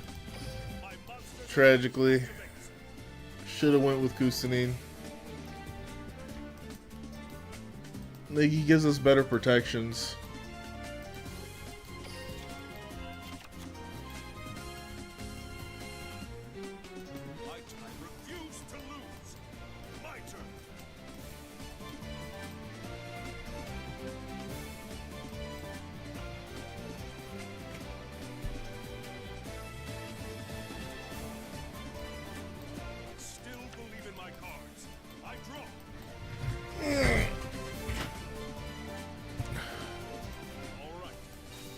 Oh, well, yeah, the tributeless summon of the Blue Eyes really just puts the nail in the coffin for how bullshit that ability is. But, you know, that's how it goes sometimes. I made a misplay, and that's why we lost. Another Brain Dead, Blue Eyes, Dark Magician deck. Yeah, that's fair. That's fair. I expect nothing less.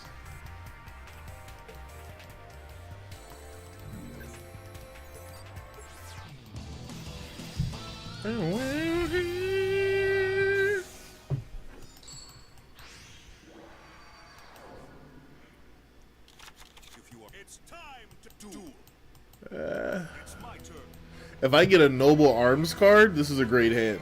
If I don't get a Noble Arms card in my next draw, we're cooked.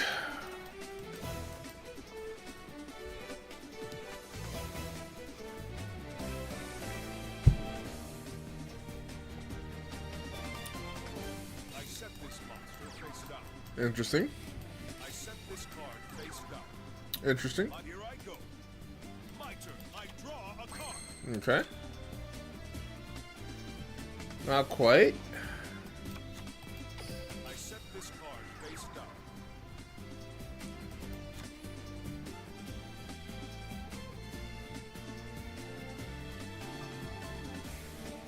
Okay.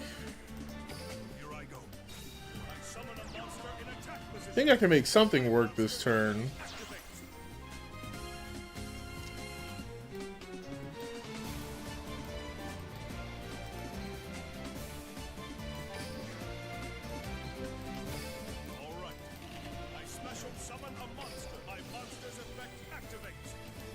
And I can't send him to the graveyard.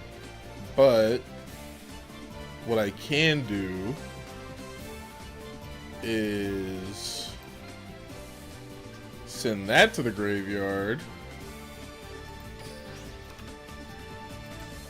We're freestyling here. Why? Why does that happen?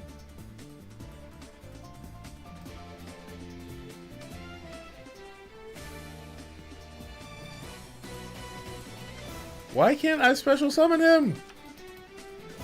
What happened? Oh, is it Merlin's effect? Except for Noble Knights. Ah, that's rough. That's rough. That's an awful misplay. It's fine, though. It's fine. We'll clutch up. We'll cook. It's not a problem. We'll turn it around on him. Yeah, tragically, Immortal Phoenix Gearfried is not a Noble Knight, and thusly cannot be summoned with the effect. Yeah, oh yeah, look at you. Not surprised.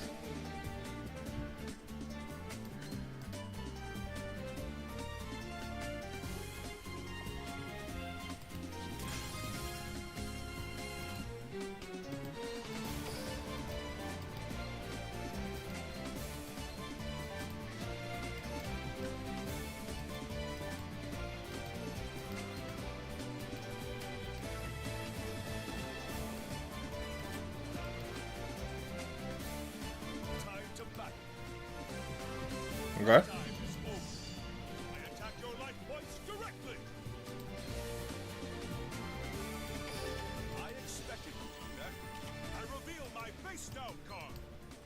My trap activates. We're gonna save the good stuff for later. My turn. Here I go. My turn. I draw a card. Okay, that's good. That's good.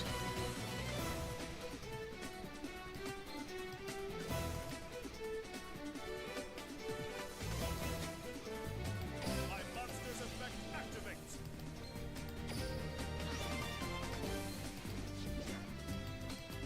Here I go. I special summon a monster.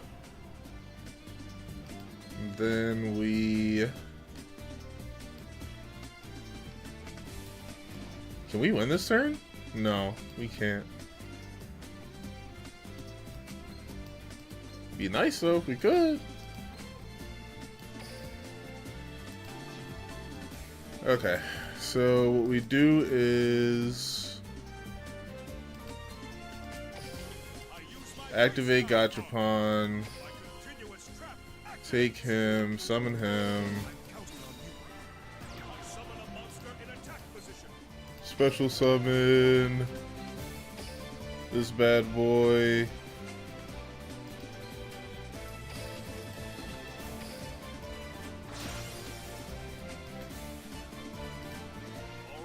Summon Nightmare Phoenix. Activate the effects and Kite Roar to the graveyard. Battle effect will come in handy at some other point. There we go. That's what we like to see. Activate the effect of Ogier for Gearfried. And then we attack. Surprised, not gonna lie. But it's okay. I expected you to do that. My monster's effect activates.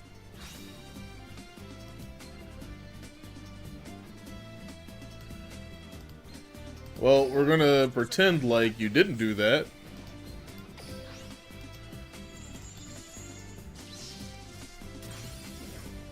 Oh, and we can attack? Let's go. Let me go ahead and do that. Go ahead and do a quick spliffy 35. And we're looking good here, team. For now. Is he playing Chronicle? I think he's playing Chronicle. I don't know, he's playing Master Magicians. I don't know what that's about.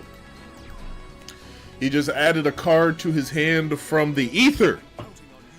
Broke ass bullshit. Super broke ass bullshit. Does it? Did he special summon that? Or did he just... No, he normal summoned that. You're cooked. This battle is over.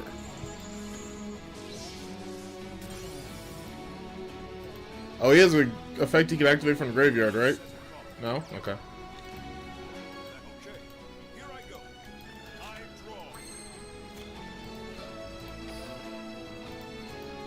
We reactivate the effect of Ogier from our graveyard, which makes our good boy immune to monster effects. Or, not immune to monster effects, but immune to being destroyed by battle. And then we could throw this card out, but we're not going to. We're going to let him cook. I doubt we lose because of that, personally speaking. But that's just me.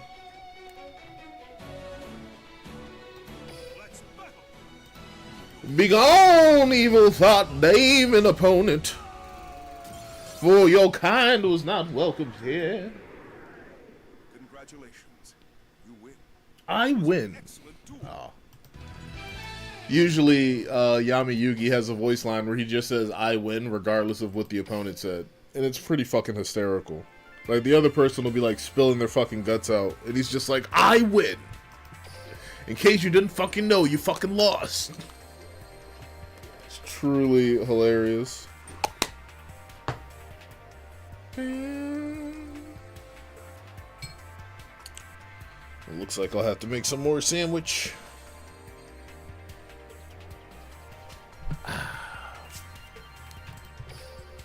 Hope everybody's having an amazing night, feeling good and enjoying the warmth of their home or the cold of the outside. Excuse me. I still got to make my deck smaller. It's not efficient enough. Someday.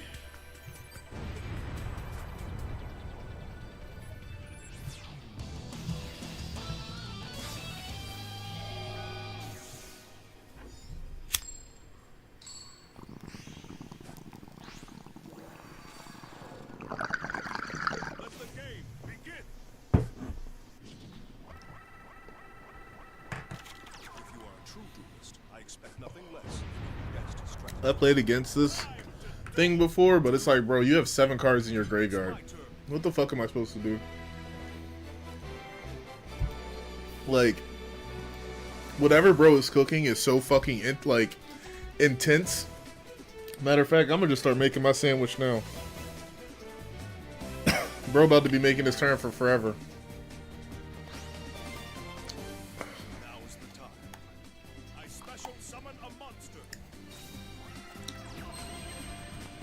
Not Envoy of the Beginning from the fucking bat, bro.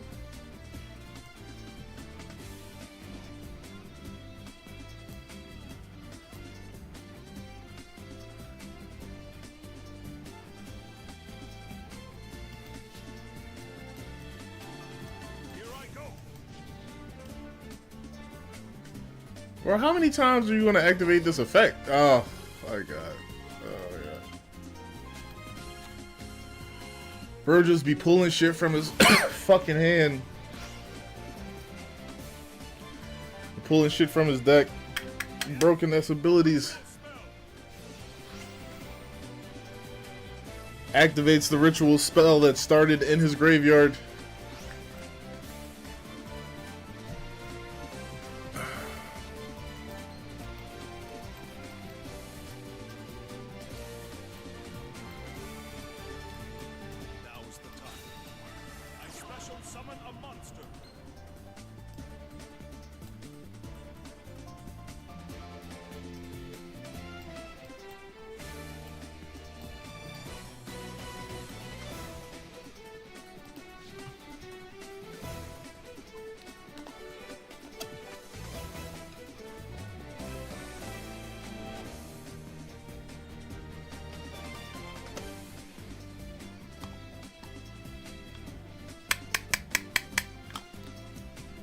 Okay.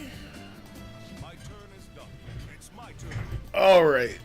Looks like it's not too bad if he doesn't have a whole bunch of bullshit. Okay? It's not too bad if he doesn't have a whole bunch of bullshit. Let's see.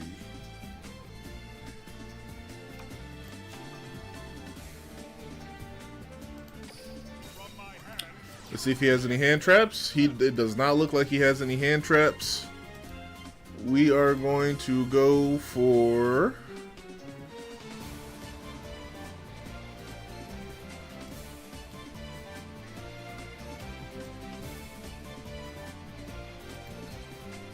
We're going to go for... We're going to try to OTK some type of magical way.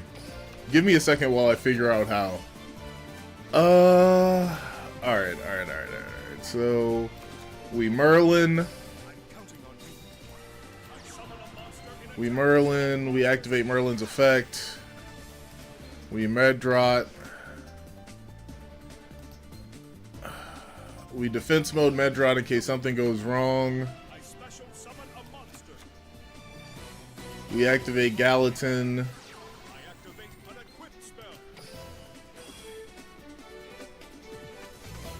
We activate the effect. We bring Dristan. Destroy this card. Equip to Dristan, activate Dristan's trigger effect.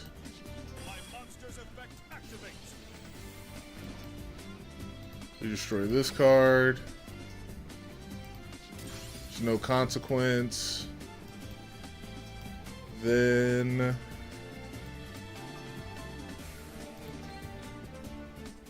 let me just make sure it's only Merlin.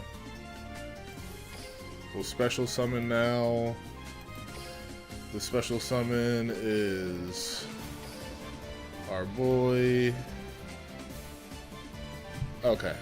No, we can't. We can't OTK. We can't even come close to OTK. But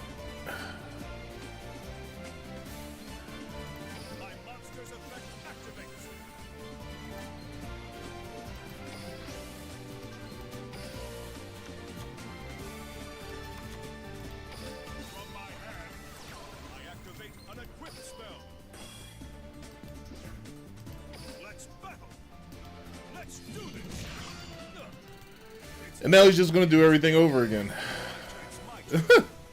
That's it. So I don't know if we can beat him, but I do like that we were able to clear his field away. I do like that.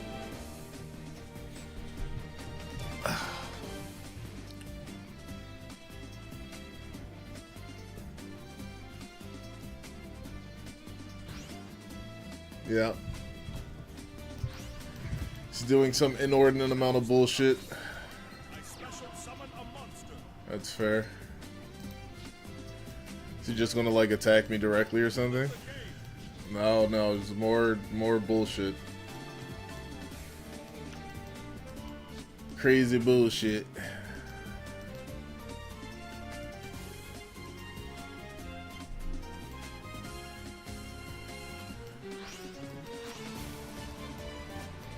I don't know what, I don't even know what's happening, bro. What the fuck? It's literally just cheating at its finest.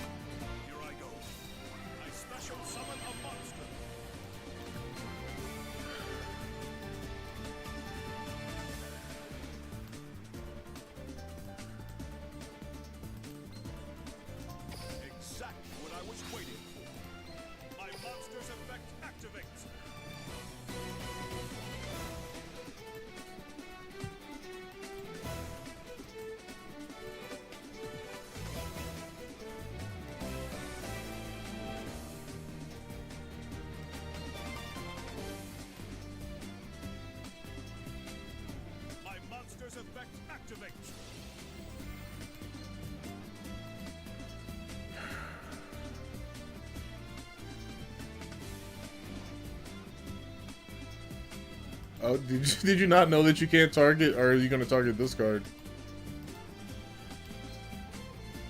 No, you have to banish a monster. Did you not know that you can't target me, buddy? Did you not read the card effect? Banish your own monster! Banish your own monster, you fool!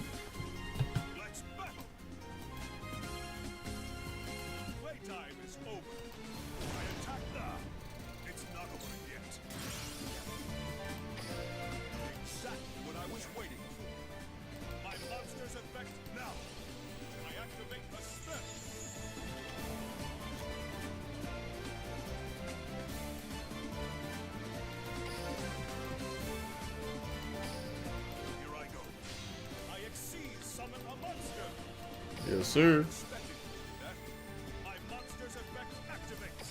Yes, sir. Yes, sir. Yes, it is, sir. Alright. Let's see what we got here.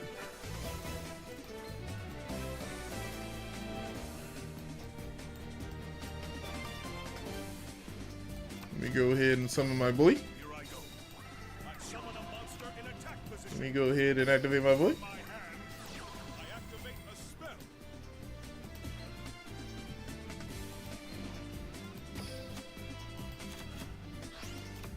Let me go ahead and activate my boy.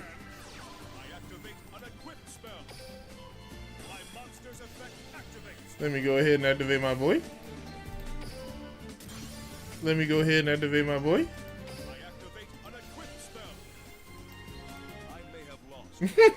Let me go ahead and activate my boy. That was a pretty good duel. I'm not gonna lie. That was a pretty good duel. That's decent. Bro just got cooked. Did he have any good defense cards?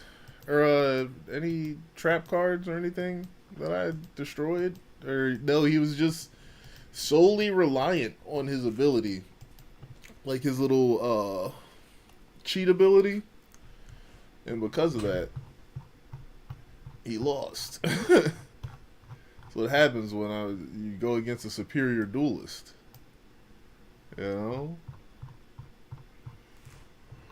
What plays do we go for? We must learn from what we did. I mean, fortunately, there wasn't a whole bunch of, if this card is destroyed by this, then this happens. And the one card that was that, I sent back to the hand. Very fortunately. And also, since we had equipped Excalibur, we didn't get targeted by this bullshit effect, which is target one monster on the field, banish that target face up. He would have banished my card, and none of my effects would have taken effect. However, I thought ahead. Optimal, baby.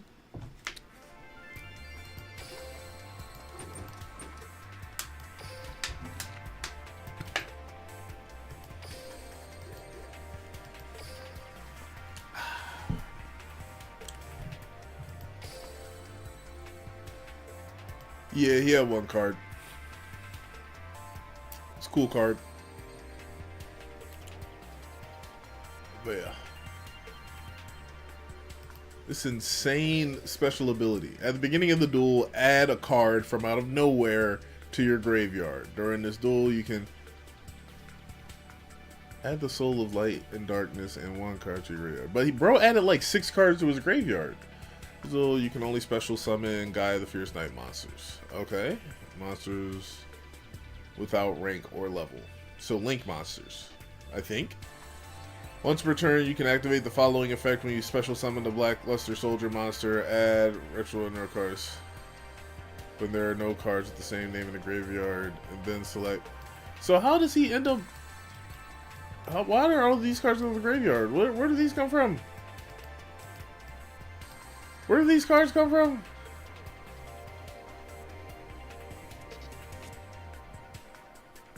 What? I just don't understand.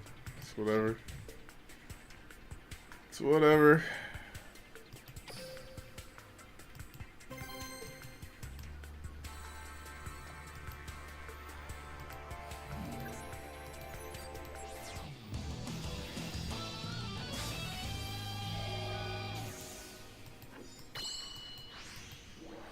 Oh shit, we might rank up. We'll probably get cooked though. This person is using something wild and foul. And I have a shitty hand too. It's my turn. It's rough. Ready for this? I summon a monster. I activate my monster's effect. Yeah. This duel has been lost.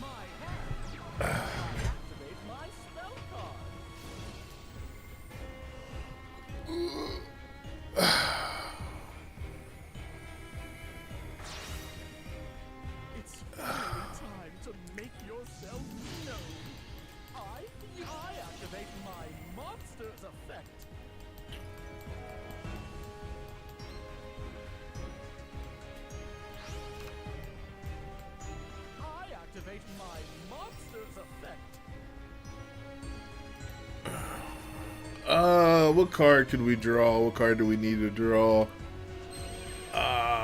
We need to draw. I think that if we draw either Heritage of the Chalice or Medrot, we could do alright.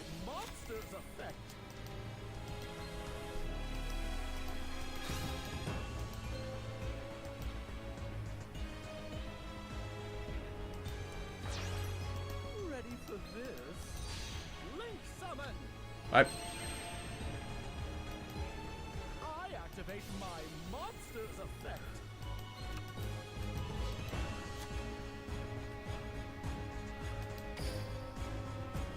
I'll set a card. It's my turn. That I'm ending my turn. I draw a card. Oh, nice. Very cool. Very cool. I just gotta read what this does.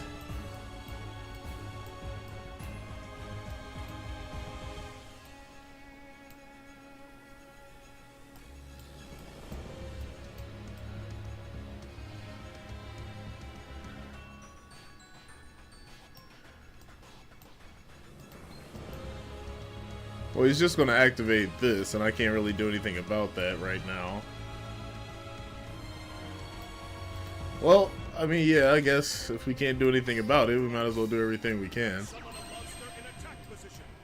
You activate this and then flip this face down? No? Okay.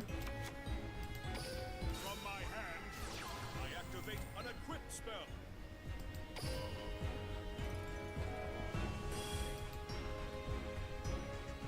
Oh, I need to read that card again.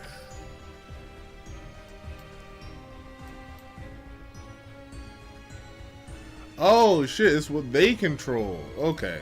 Alright. Alright. We can continue to cook. We can continue to cook. I activate my Oh? set card. Okay. I activate my trap. Ready for this? I special summon a monster.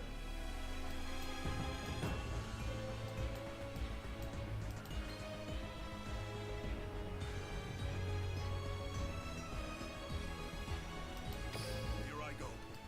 I special summon a monster. My monster's effect activates. I don't think so. I activate my monster's effect. What's your monster's effect?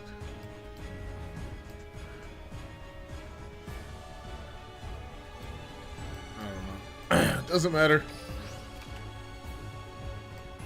It might matter, I have no idea. That's no good. I activate my monster's effect. What are you doing? Oh, it's like high-key obnoxious.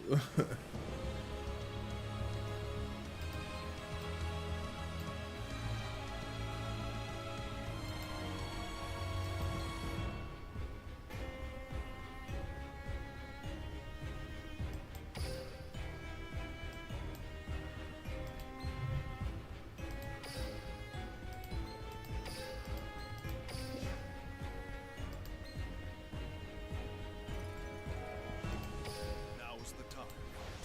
I exceed summon a monster. My monster's effect activates.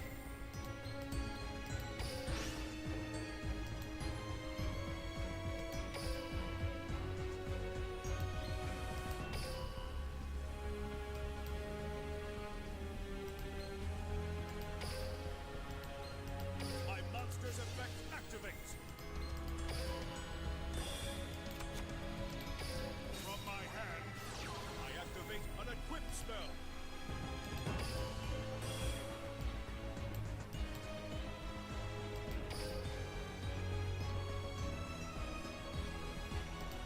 Let's make sure. Okay.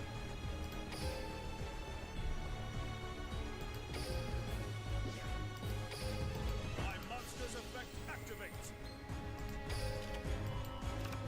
My turn is done. Here I go.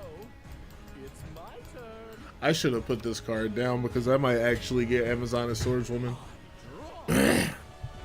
He has a lot of bullshit he's ready to do. He is super ready to do an infinite amount of bullshit. From my hand, I activate my spell card.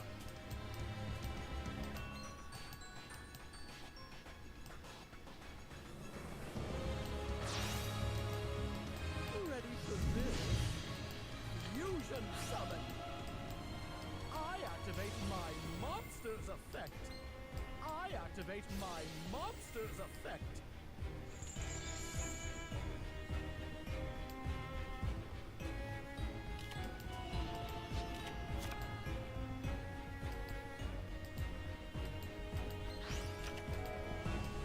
I activate my monster's effect.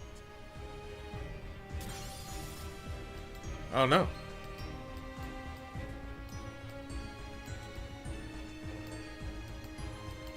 I activate my trap. I activate my monster's effect.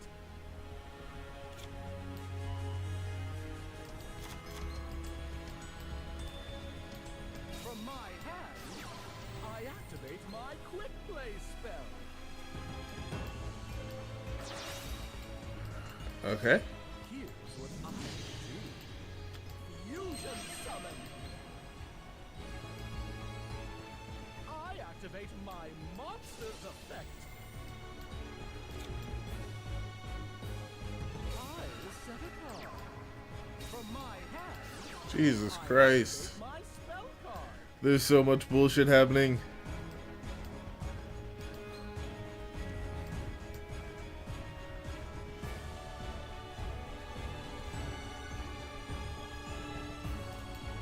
Oh no, he's gonna fusion summon with my card? That's crazy. That shouldn't be allowed. Oh, he didn't do it though. Bro has like a ridiculous amount of cards on the field right now.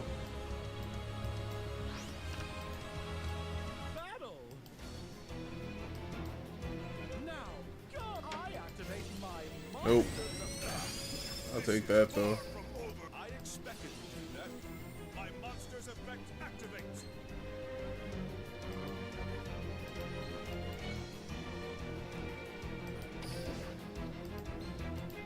Here I go. I exceed summon a monster. Now, my monster's effect activates.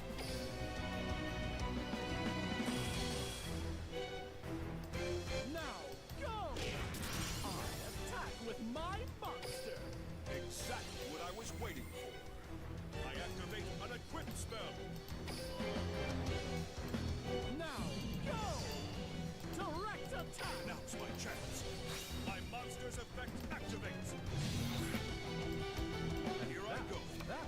My turn. I'm ending my turn. I draw a card. My monster's effect activates.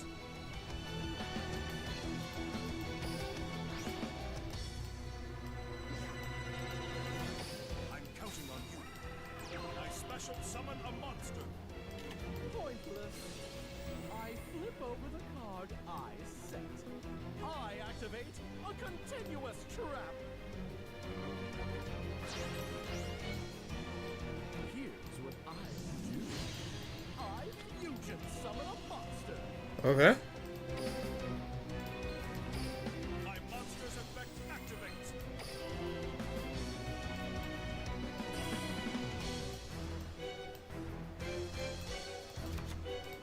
From my hand, I activate an equip spell.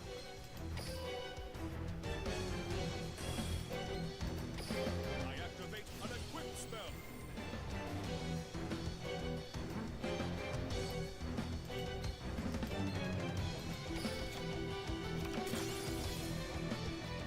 All right.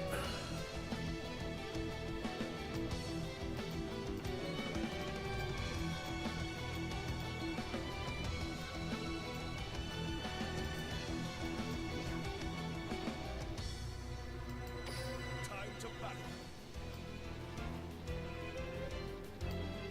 Here we go.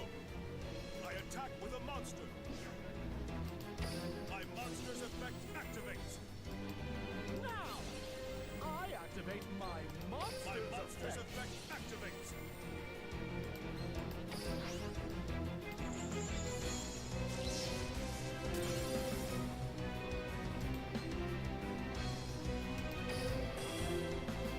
Pointless. I activate Even from the graveyard? That's crazy. Okay.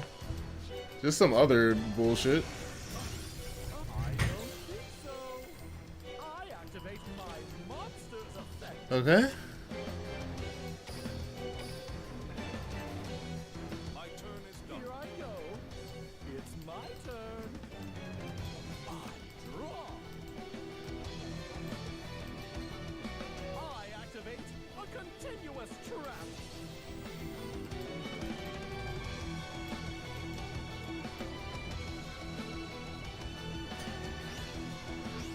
I'm pretty sure we lose this, but I think we gave it a good fight. The fuck is this? I activate my monster's effect. No, sir. Exactly what I was waiting for. My monster's effect activates.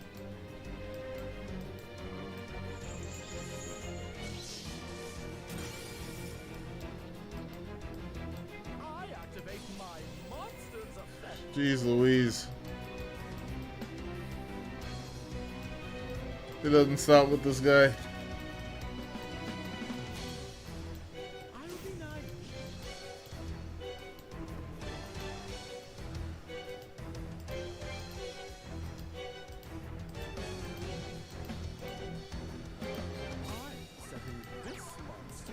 Okay. Okay. Jesus Christ. Really? No? Okay. I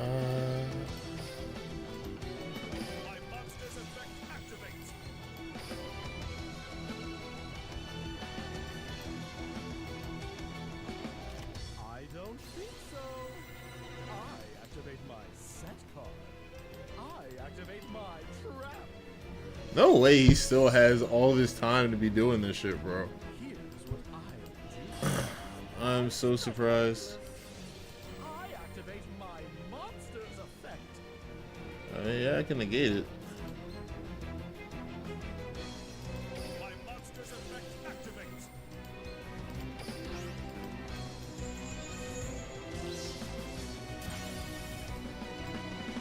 I don't think so. Jesus Christ. Activate my monster's effect. Bro. This shit is obnoxious.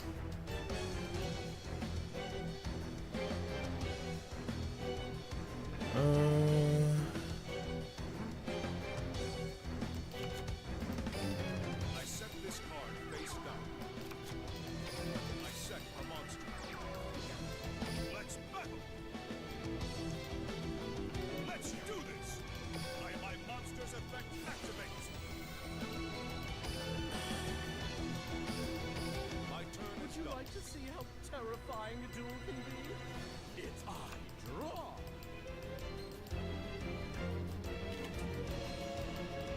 I activate my monster's effect.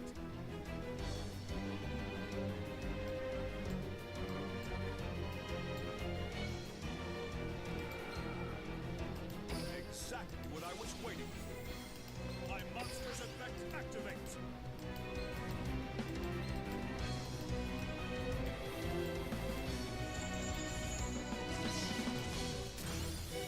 I think that was just like minor bait, honestly. He didn't need that at all. I summon a monster. I activate a continuous trap. Bro really about to like beat me on time and shit. That's crazy.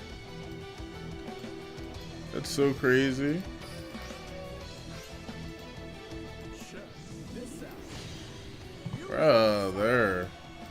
I activate my monster's effect.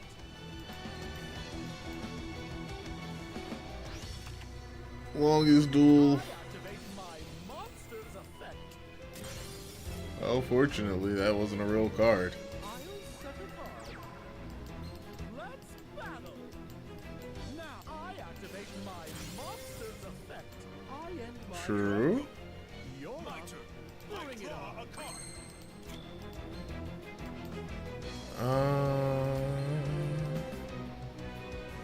What's in my graveyard? Kusani? Everybody. For real, for real.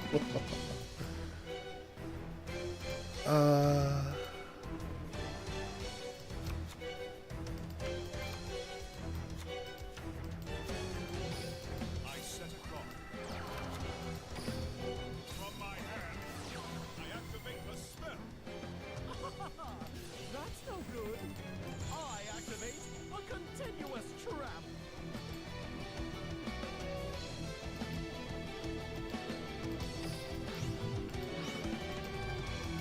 Here's what I do. What in the hell? Should summon a monster.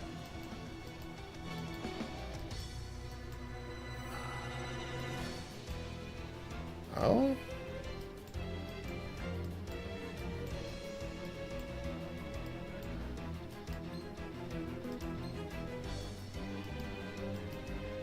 Ah. Couldn't think fast enough. Couldn't think fast enough.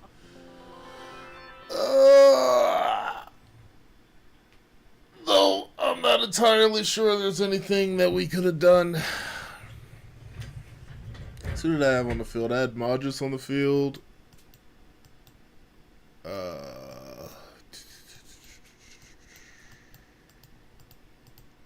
had Modris on the field. I could put one in my hand. Oh. I probably could have summoned Roland or something. Or Oliver. But I don't think any of those guys helped me. Honestly, Gearfried was like the best counter to that stuff, but that was just such a strong deck. It plays into itself so completely. I would have needed...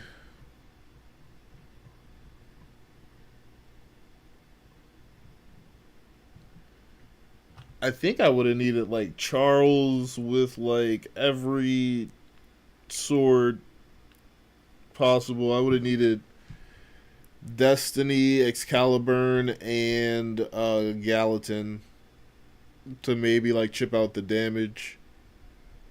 Because it didn't seem like he had a whole bunch of cards to stop me from attacking, just a whole bunch of special effects to do bullshit that I had to keep negating. I don't even know if they would have been able to cook if they couldn't target me. This just says destroy that monster. Well, that wouldn't have worked because of Destiny.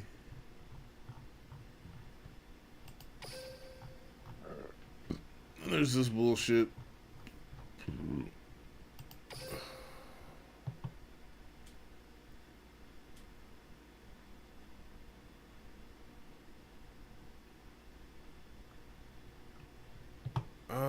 I think it's the same card or something. Are these all the same card? Yeah, what the fuck?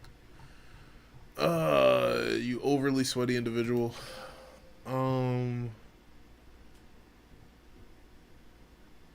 No, because you wouldn't be able to target me.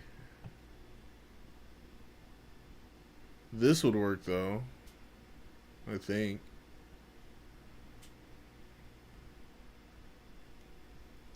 Yeah. But I think I can draw equip cards from the graveyard with Charles. Yeah.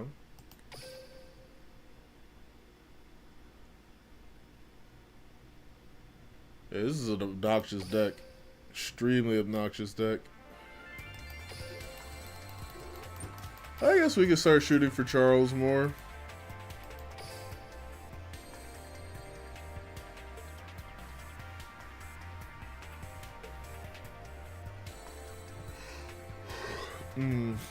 How do we get Charles more efficiently, though?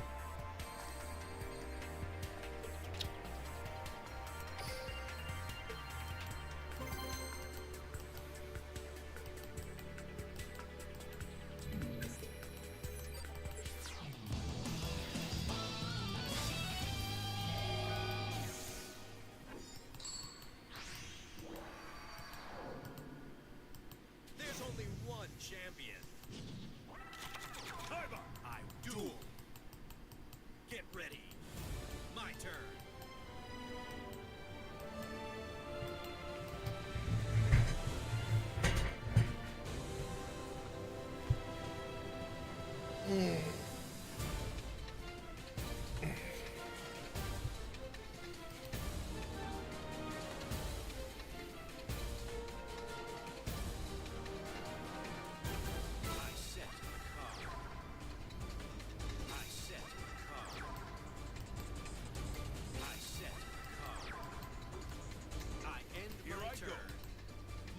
I draw a card. That's some incredible stuff right there, I'm not gonna lie. Alright. I summon a monster in attack position. My monster's effect activates.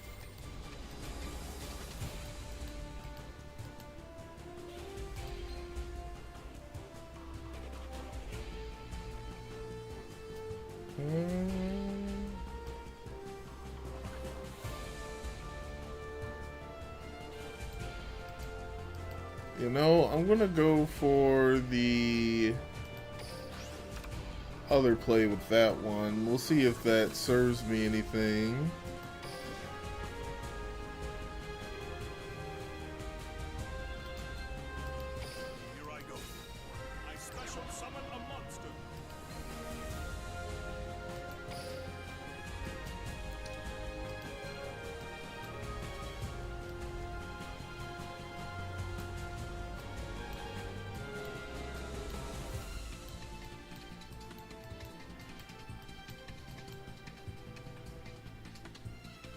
Nah, it doesn't really help me.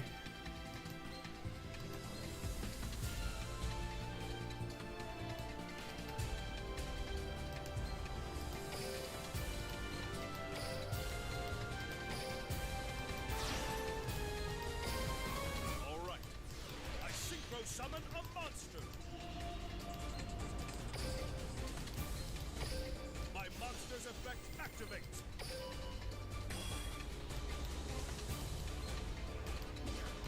Time to battle. Let's do this. I attack your life points. My monster's effect activates.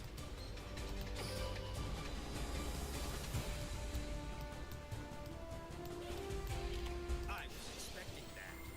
Here's my face down card. Nope. My trap activates. I end my turn. It's my turn.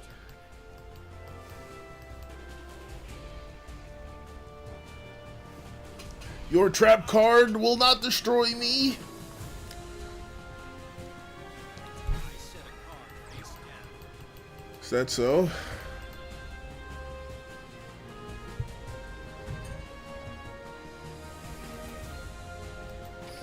I expected you to do that. My trap activates.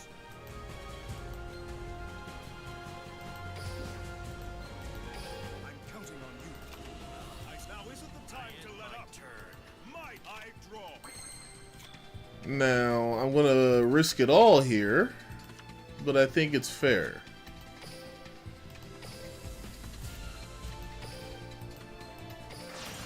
Here I go. I triple summon a Because this cleans his back row. And let's go.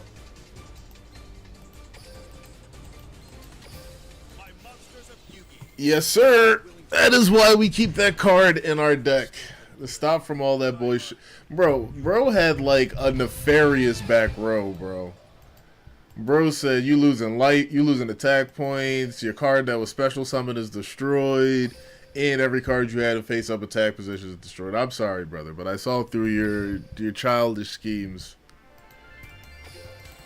Your plots will not work on me.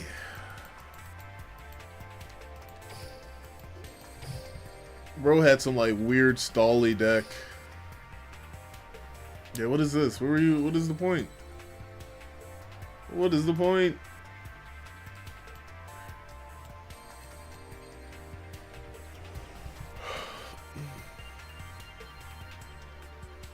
Is it just to stall people out? I'm confused. Very confused. Oh, did I fuck up my headphones?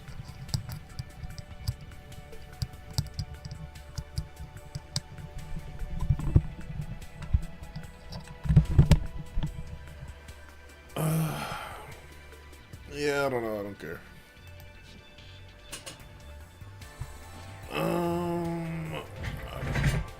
But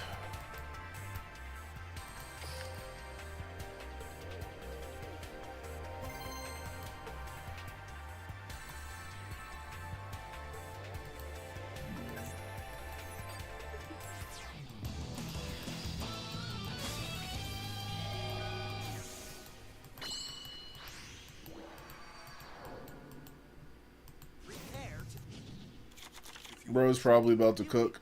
Duel. Here I go. My turn.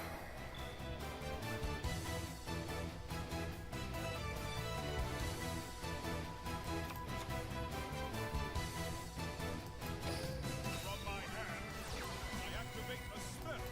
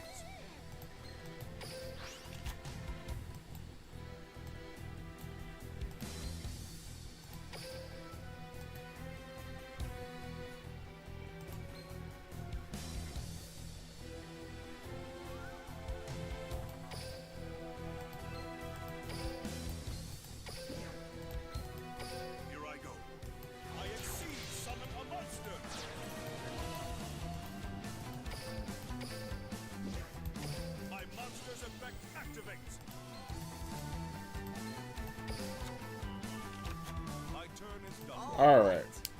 My turn. I draw.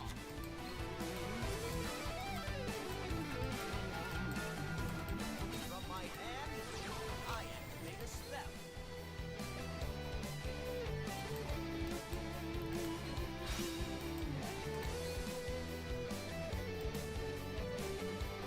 From my hand, I activate a spell.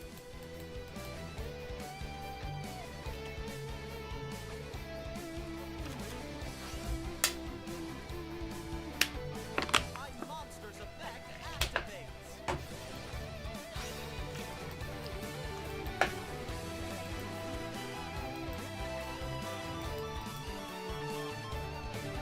I'll show you no mercy.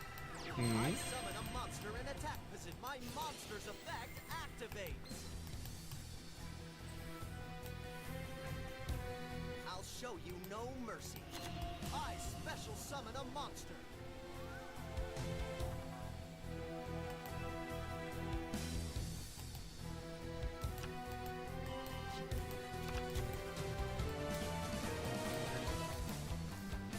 My monster's effect activates.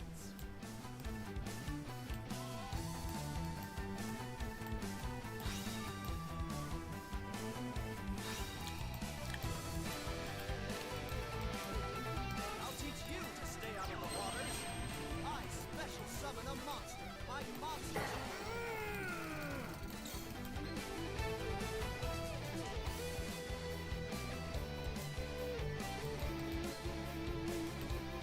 Okay.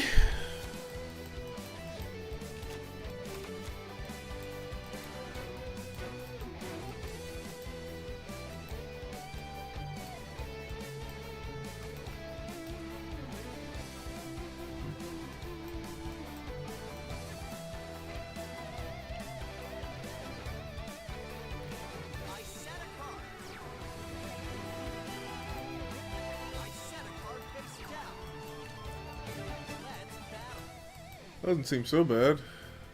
Unless he attacks with like this card or something. My monster shall attack. Now's my chance. My monster's effect activates.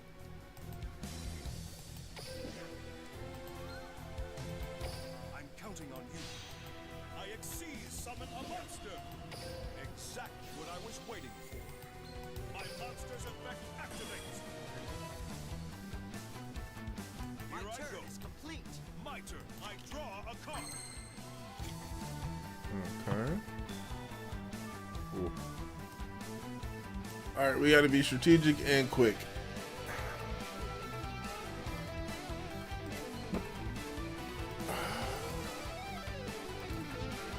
All right.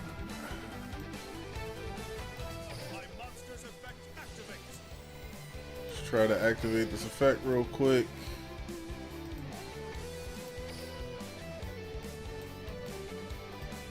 Something's gonna happen. Nice try. So we like to see.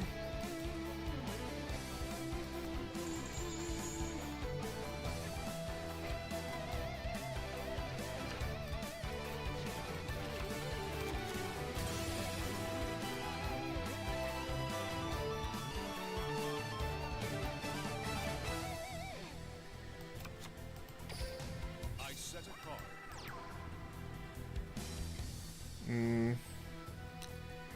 This is a little rough, but I think it'll still work.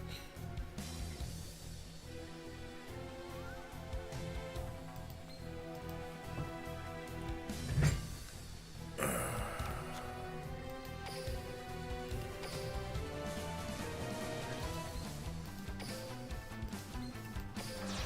I go. I triple summon a monster. My monster's effect activates. Nice try. My monster's effect activates. I caught you right in my net. I flip over my face down card. My trap activates.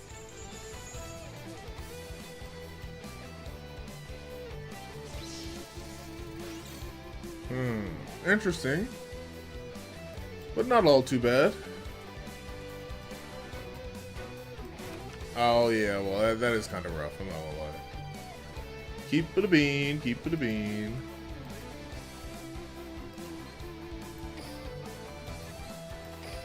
My monster's effect activates.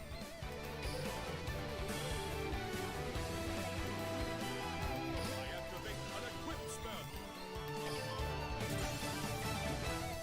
Let's battle. Let's do this. I attack with a monster. Here we go. I attack your life points directly. Greater dangers I out end my turn. It's my turn. He got that for now, but that's only for now. Yeah. Do whatever you gonna do, champ. Yeah. Summon a monster. My monster's effect activates.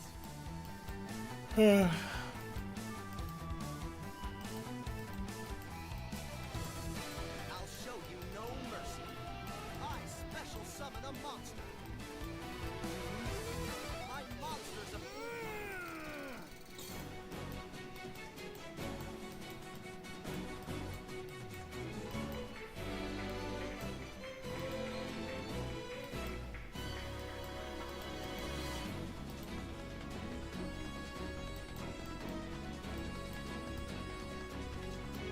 I'll show you no mercy. I special summon a monster. My monster's effect activates. I flip over my face down card. My trap activates.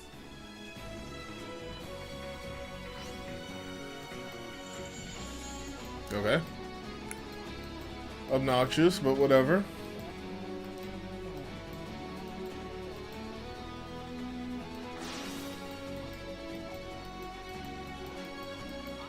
He about to special summon all of that back, I'm sure.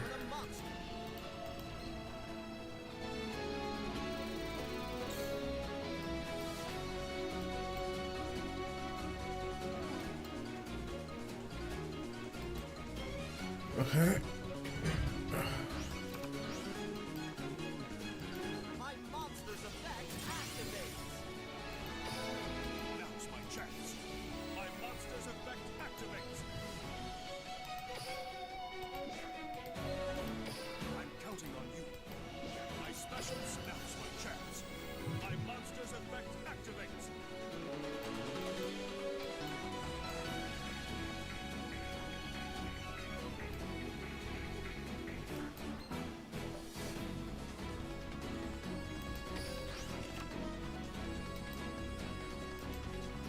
Let's battle. There's a storm. My monster This is shall far attack. from over. I end Here my I go. turn. My turn. I draw a card. Let me just see something here real quick.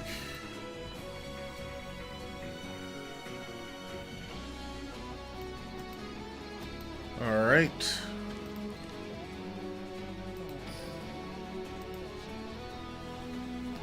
All right. Well, we're gonna do this. What you got? What you got? You on the main phase that quick effect, buddy? Yeah? I'll show you no mercy. I special summon a monster. Nice try. My Yeah. monster's effect activates.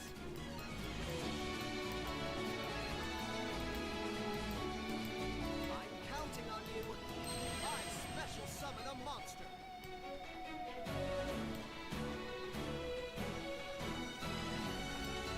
I mean, you know you lost, right?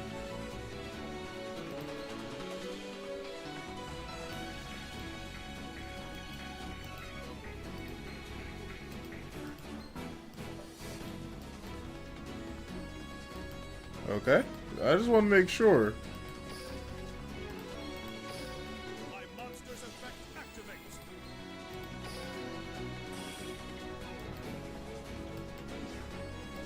Let's battle. This is bad.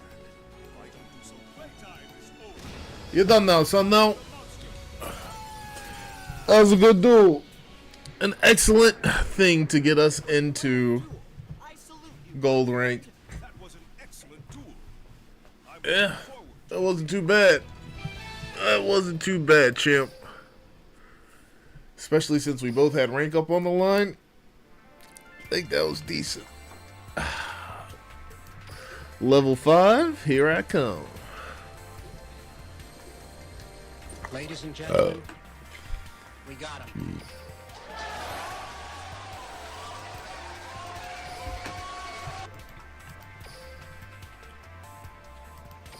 It was a great duel.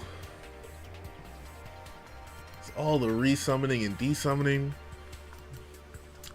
This is good, but my cards got effects when they go to the graveyard. Summoned everything in the right order.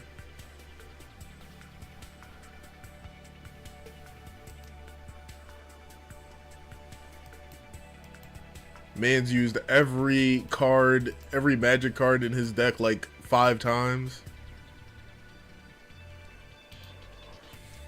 Bro just kept special summoning cards. Bro did not link summon, and that's why he lost. His link summon cards are much more powerful than anything else.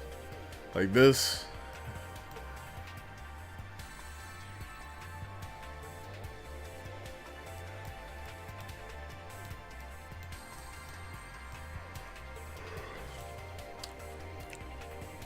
Okay, that's not actually that great of a card.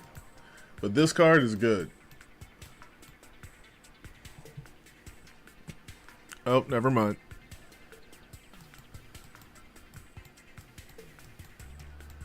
Maybe that would have worked. I don't think it would have.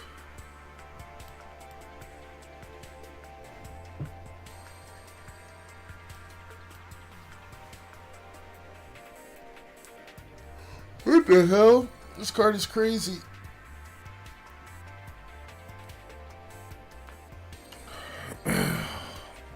This is an insane card. I would have tried to go for this. He should have linked summoned Nightmare Unicorn. Maybe he didn't have enough cards in his hand. 3 effect monsters. I mean, he was like poised to do all that stuff. I don't know, maybe I was just destroying his monsters too much or something. I don't know. Maybe he's just not that good of a duelist.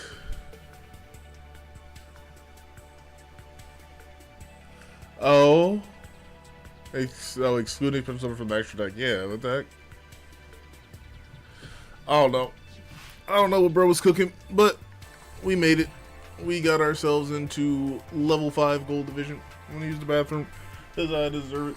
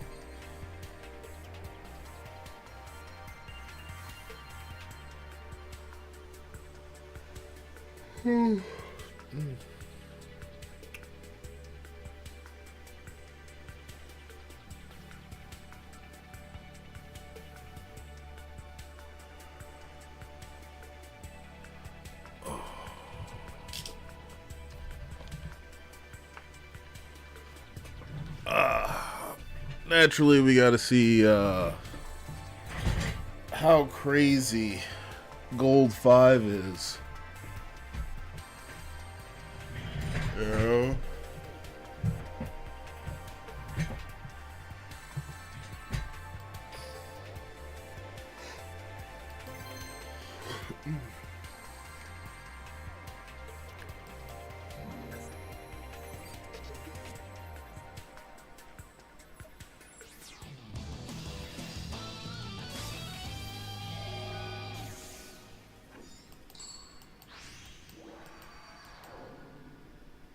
I will run or hide.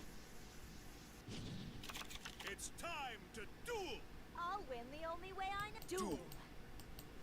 With that, I end my turn. Oh, that's lit. They probably got hand traps out the wazoo.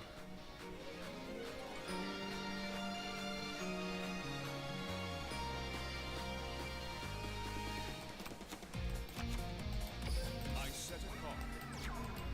I set a card.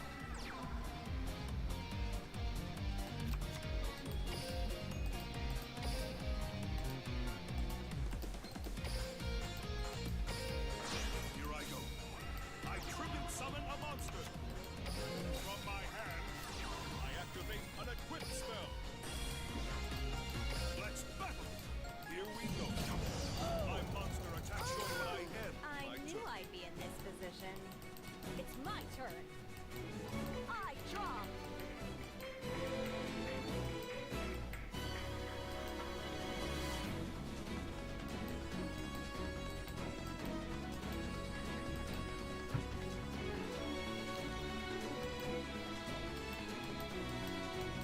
I see. Nice. Gold 5 stands no chance against me.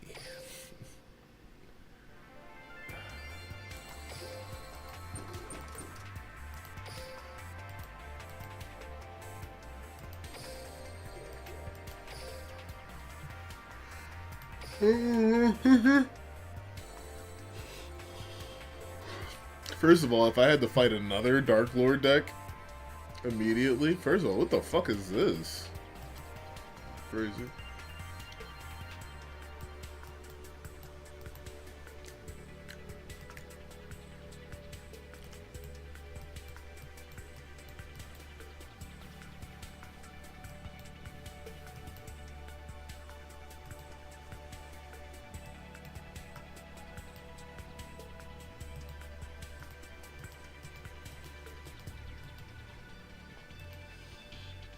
I'm not gonna lie, these niggas seem useless.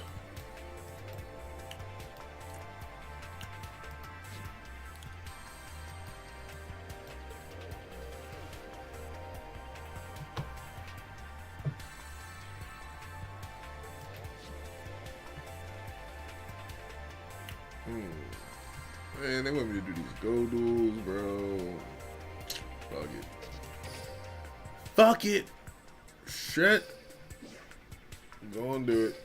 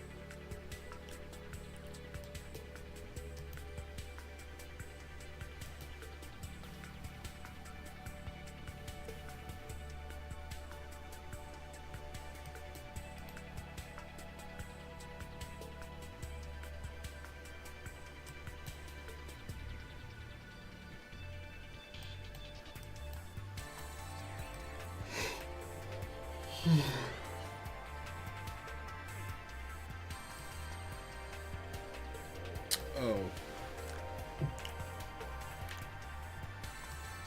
I get it.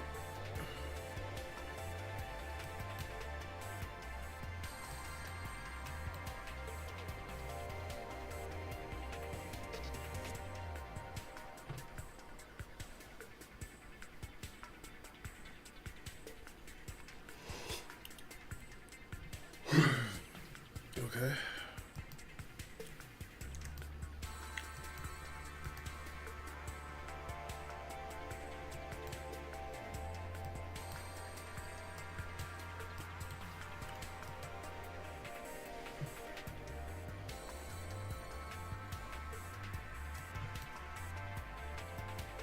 Oh, this is a good card.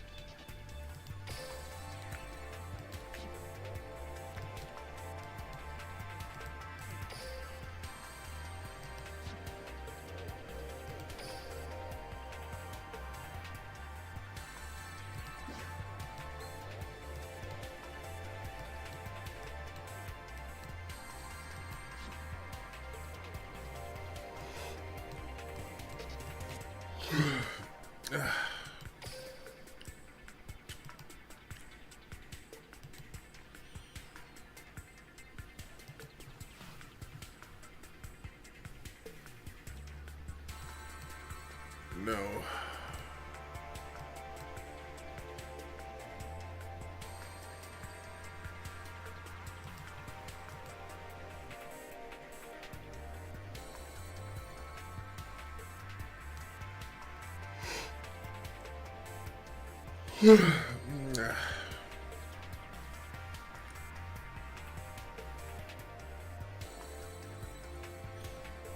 Okay. Light aqua is kind of a crazy combination, not gonna lie.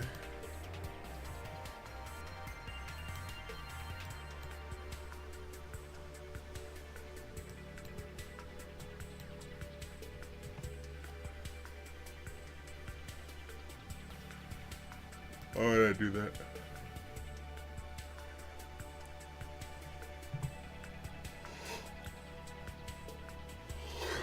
Why is this ultra rare? It's a garbage card. Fuck do you mean?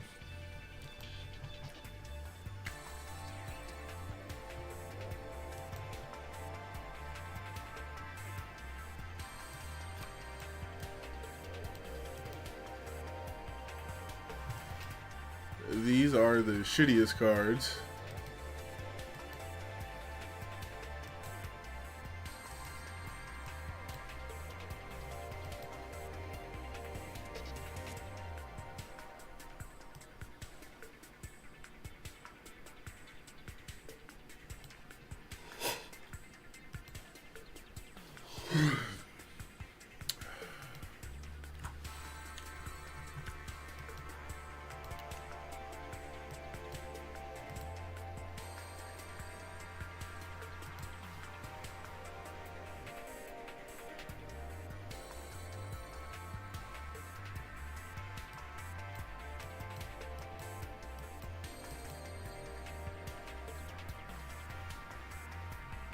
Oh.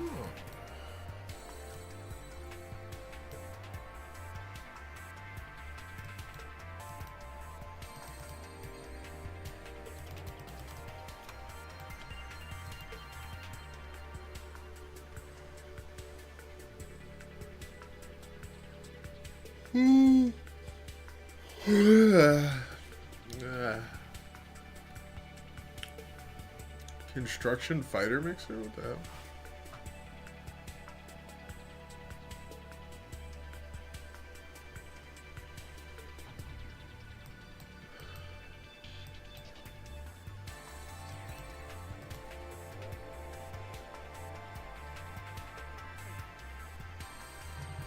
I'm okay. Yeah, all these cards suck. Flaming ass.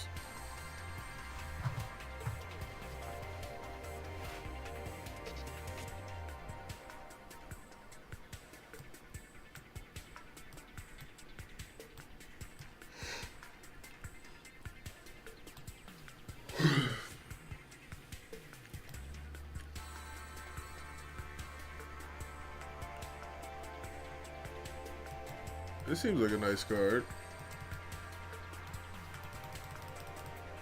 Brother.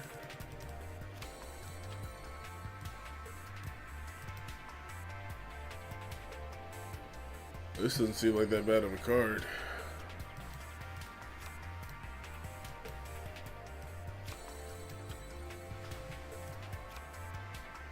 Oh, that's how that works. I just have to hold it.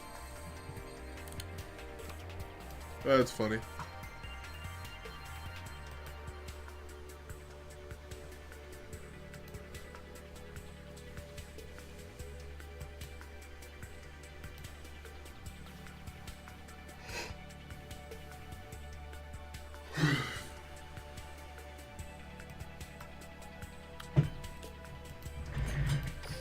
Light Attribute Fiend sounds also like a crazy archetype.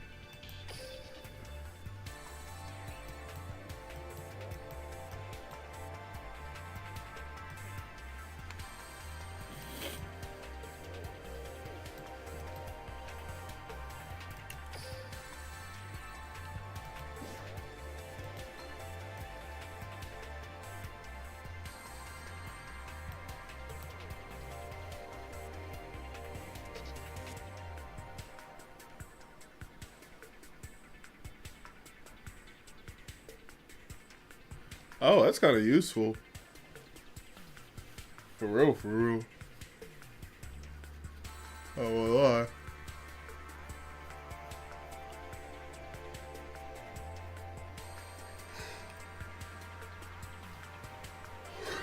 shit, that's clutch, actually.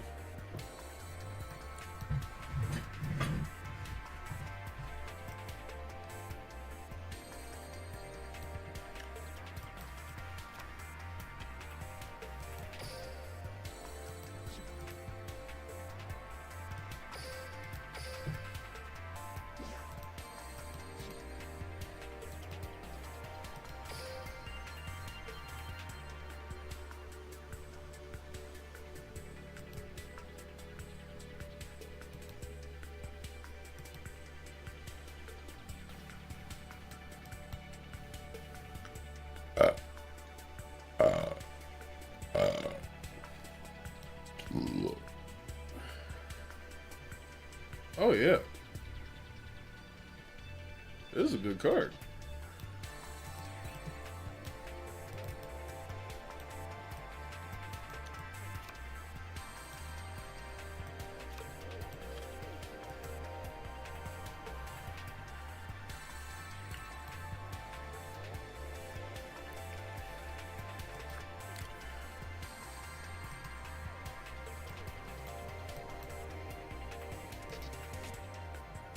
I guess. Oh my gosh. You gotta put them bitches in there. Oh.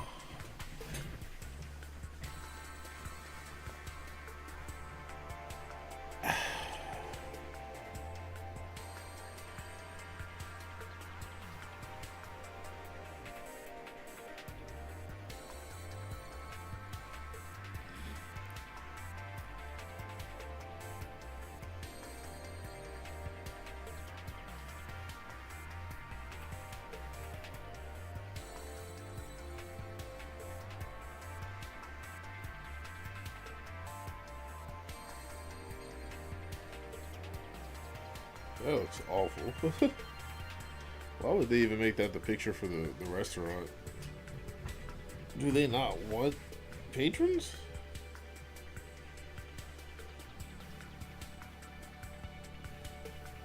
This must be somebody's Chinese store. And they pay for the extra nice package. Yeah.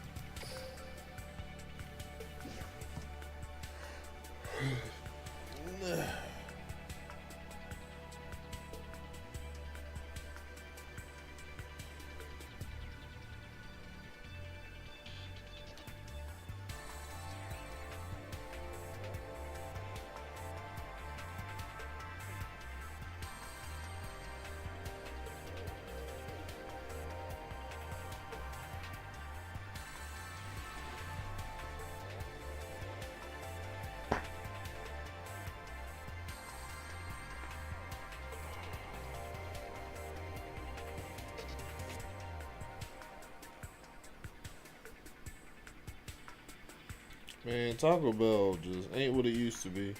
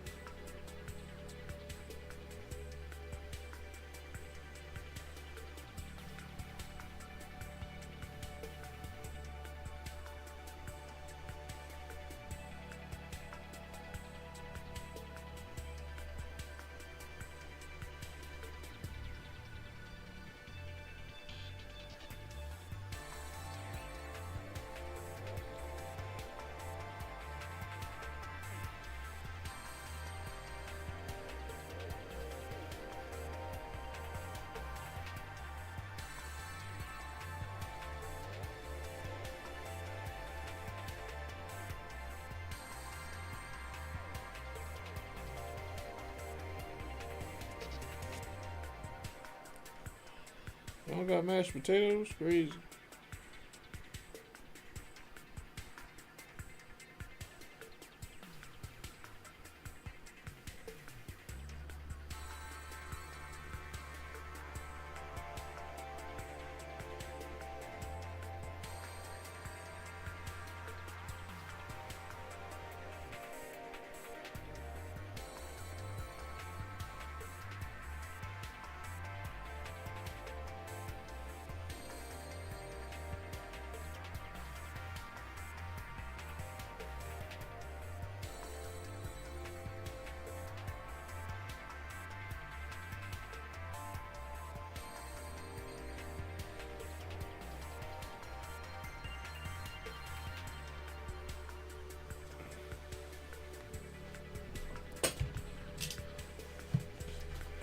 Oh, gosh.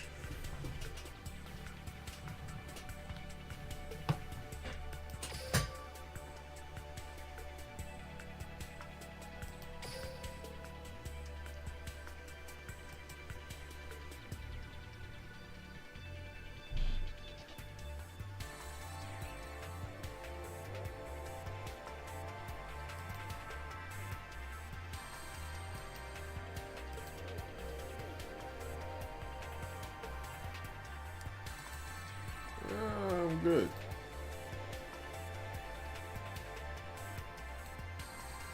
I'm good. I'm good.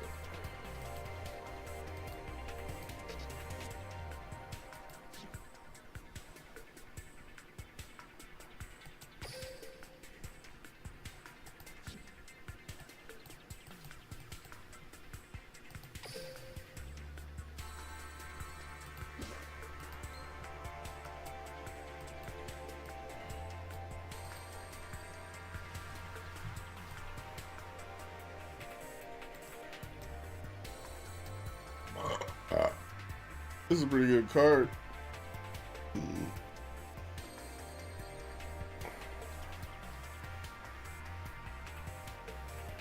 It's like a quick effect Necro Valley,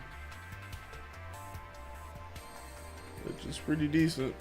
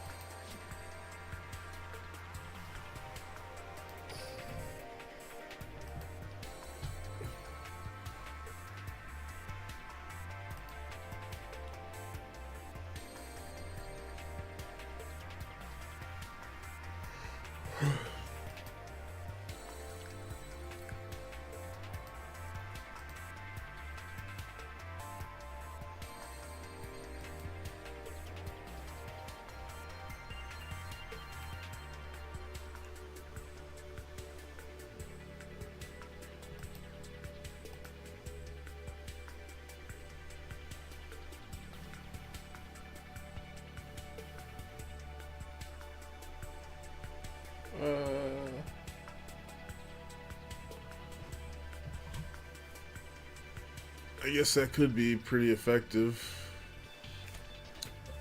I don't see myself having that many cards in my hand, though.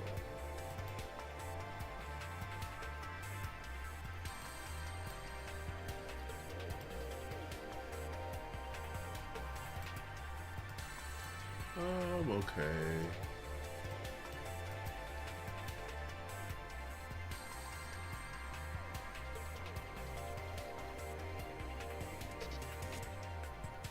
That's pretty nice.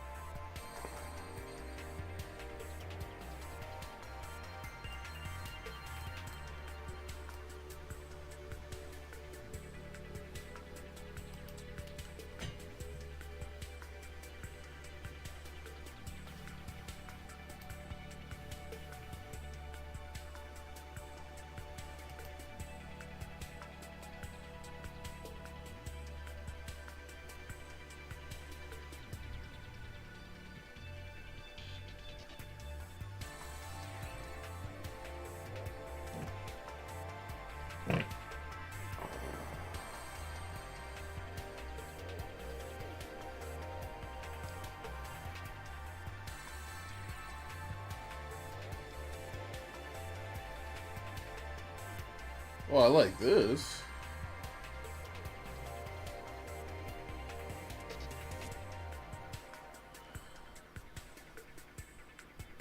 How does this?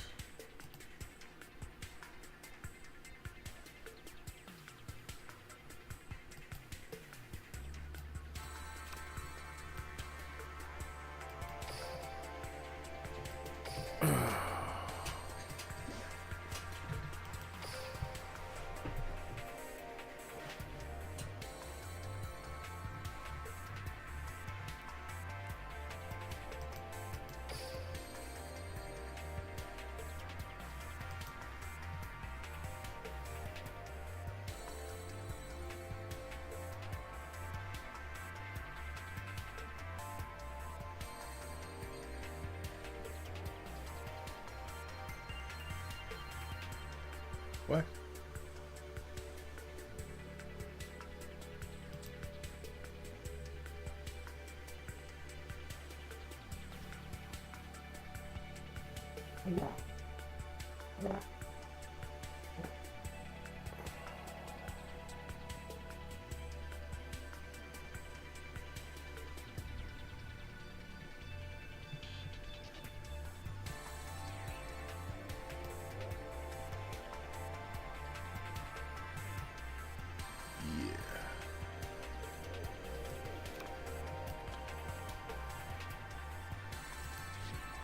Oh, fucked up.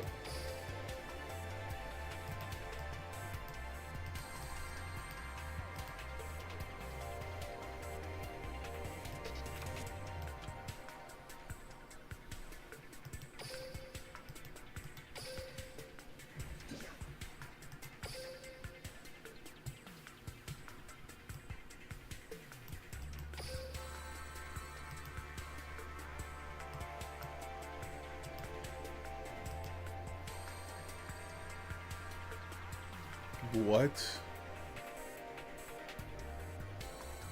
Are we serious? Is this serious?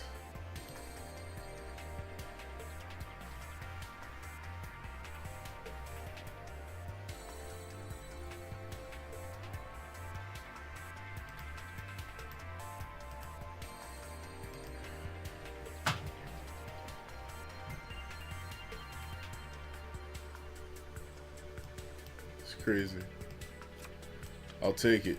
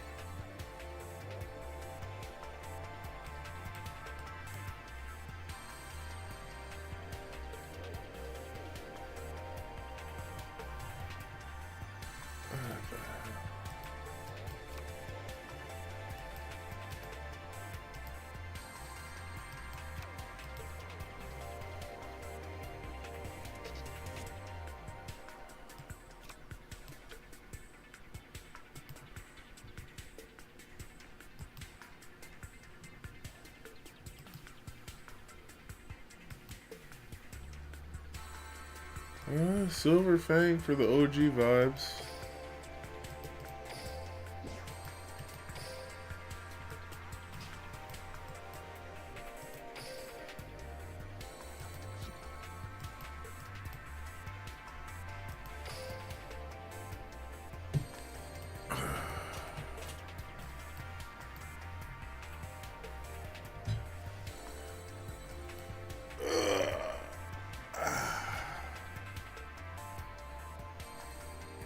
Oh, that's a pretty good card.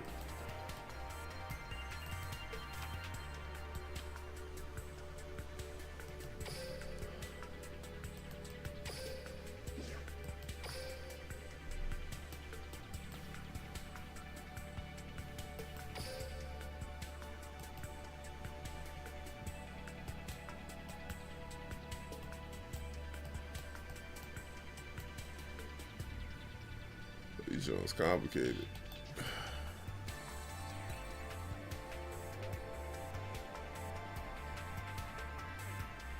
Seems like a good card.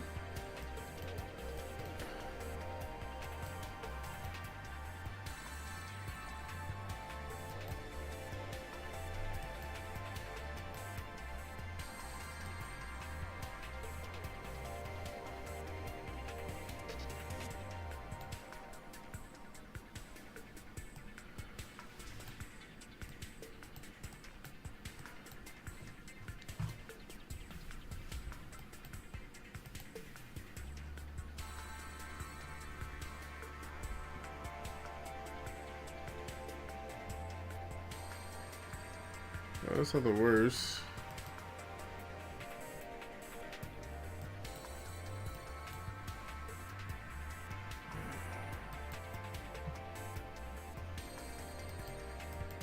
I don't feel like reading these cards.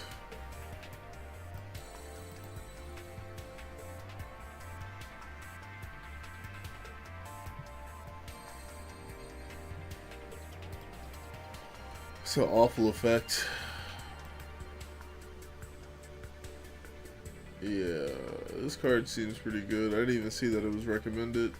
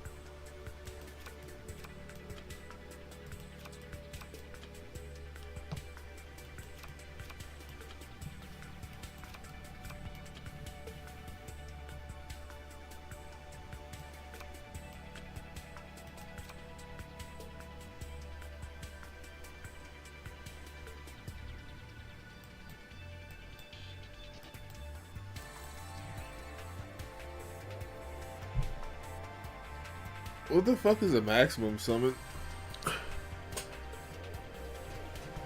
You say you're a Luna Light player? That's funny. You gotta return to your roots. Yeah, I'm playing Rush for the bingo card thing. You gotta participate in the Grand Festival twice.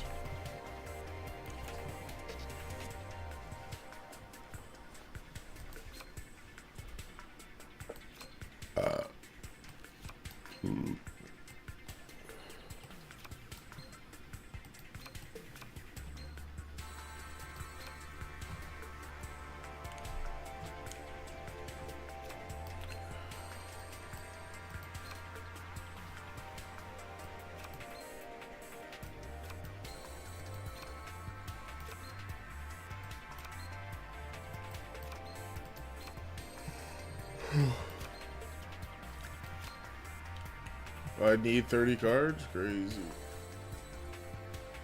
Crazy.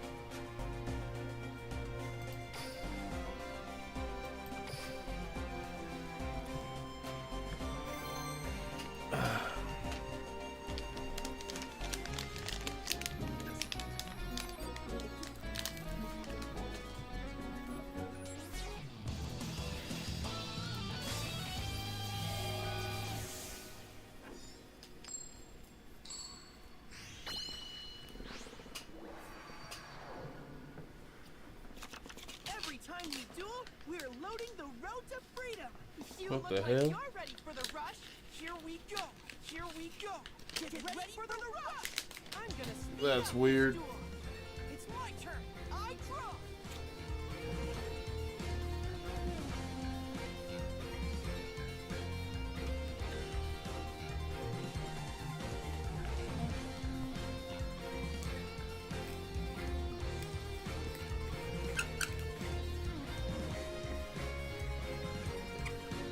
I won't lie, Duel Links is a beautiful looking game. Here I come. I summon a monster. I set a card. I'm gonna set a card. This duel's only getting started. It's my turn. I draw. I activate the spell card. Nothing I can't handle. Come on out. I summon a monster. I'm good to go. I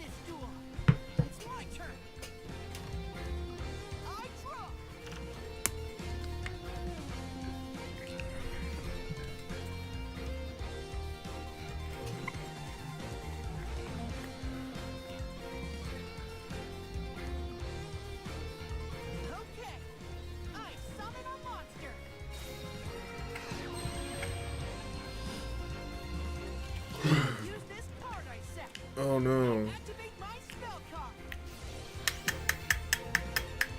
Here I come. I special summon a monster.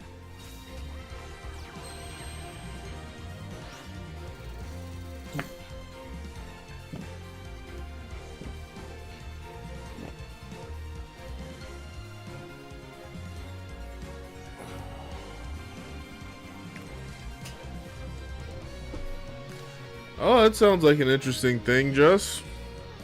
Hope that's good for you.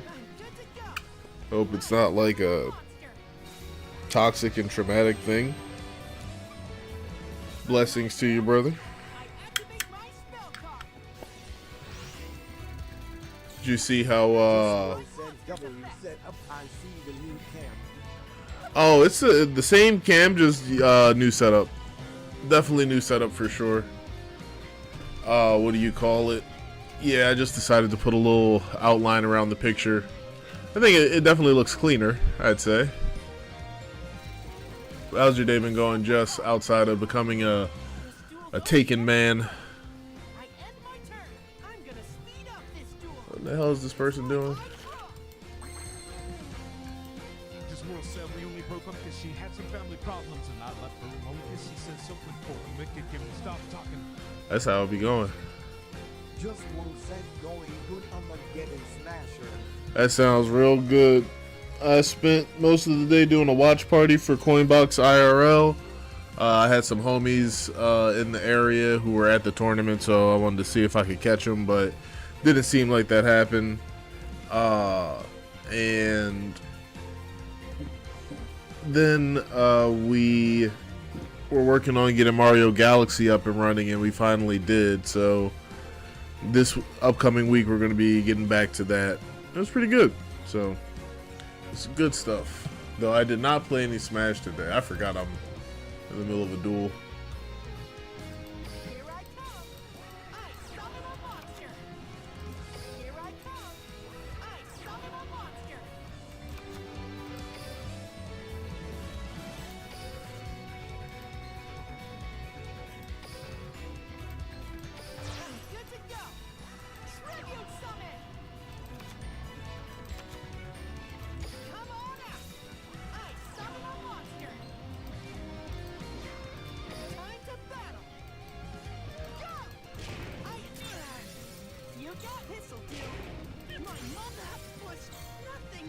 That's so upsetting.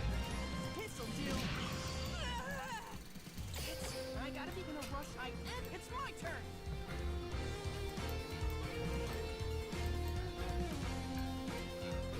I draw. Bro about to cook me in 100 different ways.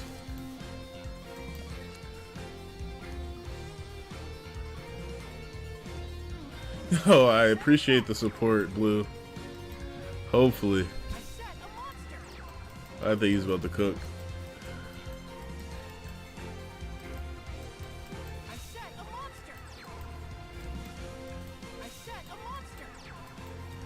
You better hope I don't get my magic card that say deal 200 damage. He lucky, he lucky.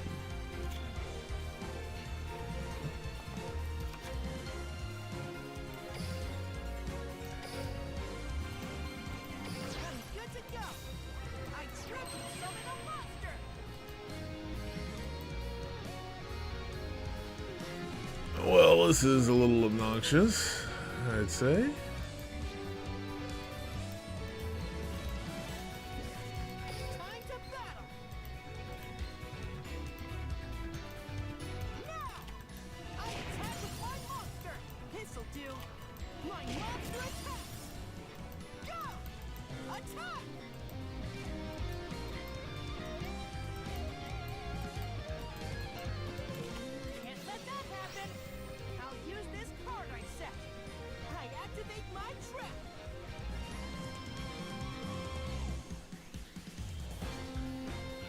Okay.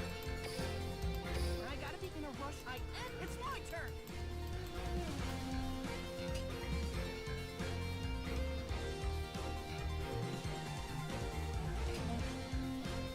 You said to you rushed is easy. I mean, it doesn't seem super hard, but I don't have any good cards or anything like that, so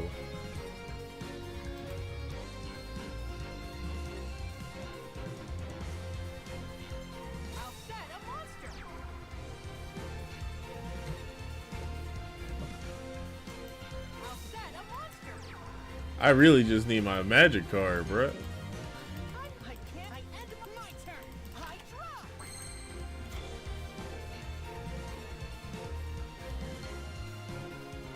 I don't have no spellcasters in this hoe.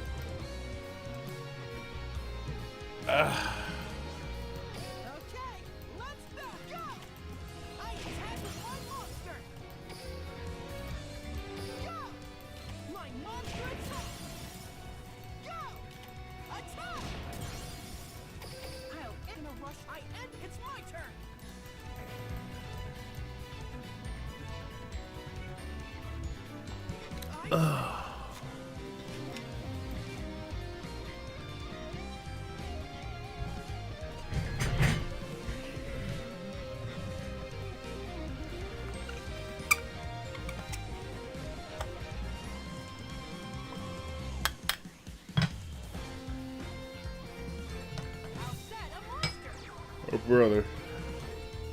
This must be his first duel. He ain't put no cards in his deck. The same thing happened to me. Oh.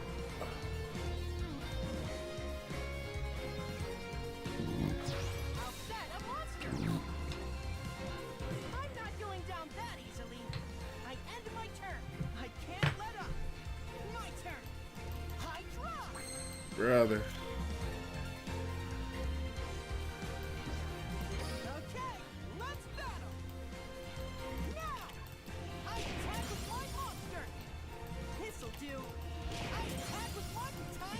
Okay.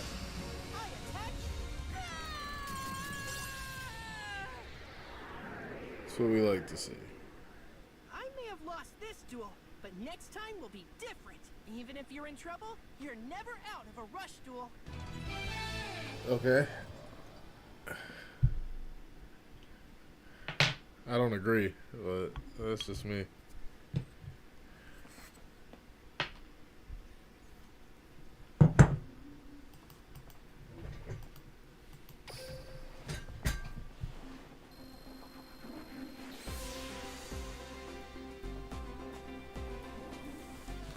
You say you make rush your B, that's funny.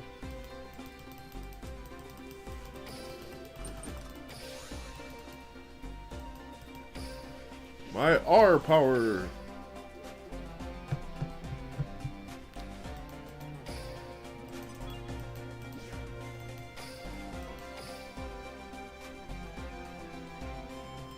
I gotta do 2 of them.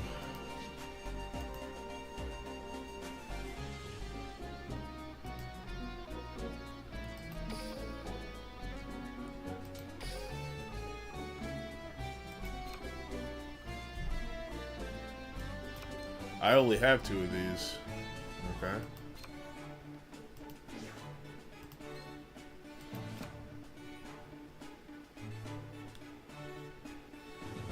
Good.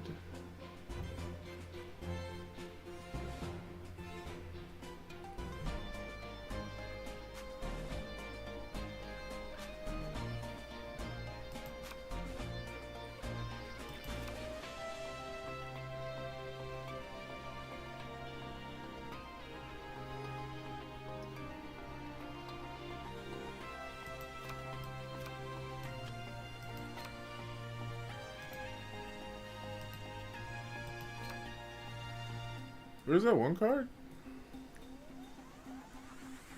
Where's the spellcasters can attack directly?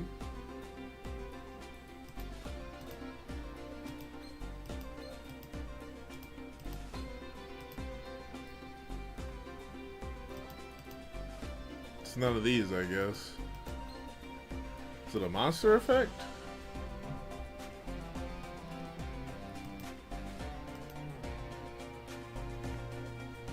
Yeah, it's this guy, right? Oh, but he has to be level 4 or lower. Our boy's level 6, so that doesn't really help us. So I don't have any level 4 spellcaster. Oh, is this spellcaster level 4? Yeah, that could work. Yeah, okay.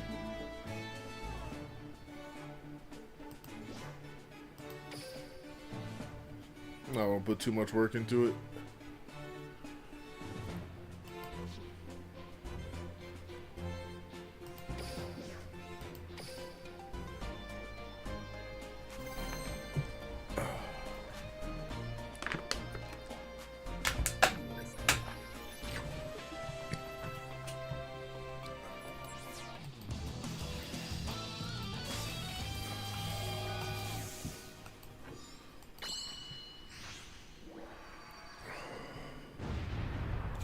Every time we duel, we're loading the road to freedom. If you want to, Here we get ready for the rush. Here I go. It's my turn. I draw. Interesting.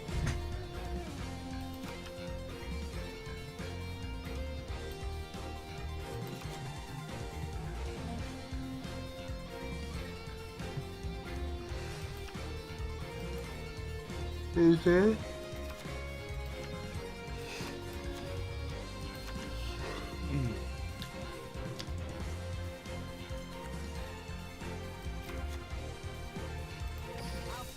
Put my boy in defense position. And my turn.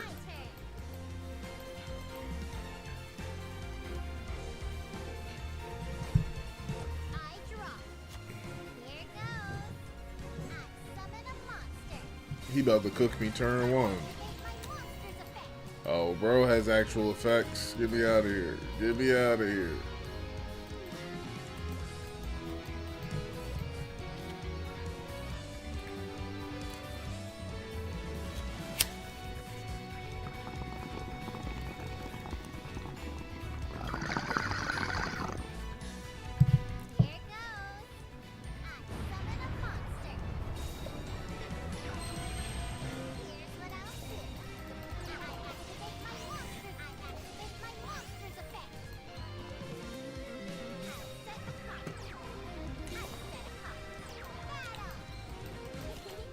Oh, I don't think I die.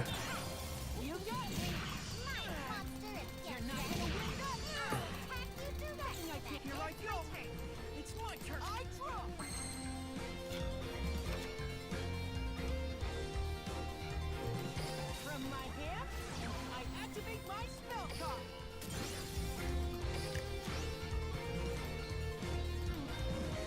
Okay.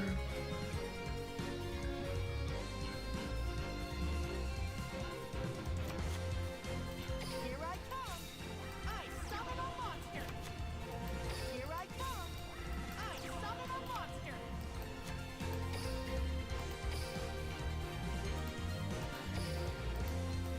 Here I come. I tribute summon a monster. Magical beast wolf fang. Shining shaman. I activate shining shaman's effect.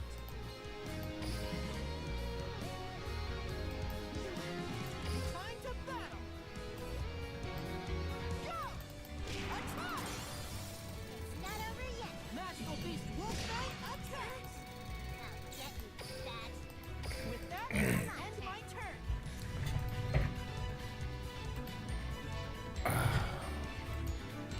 I draw.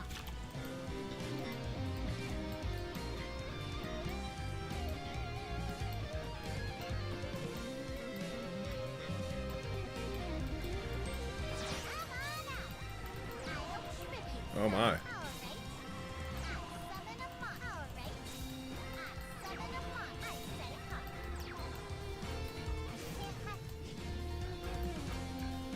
They got skills too? Wow, Fusion looks kind of pretty. Weird, but pretty. It's like a mint version.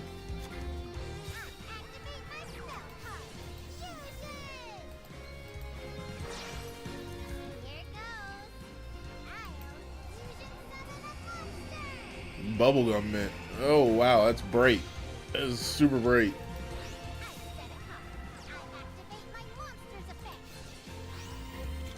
I kind of hate the way these cards look. Not gonna lie. Oh god. I may have lost this duel.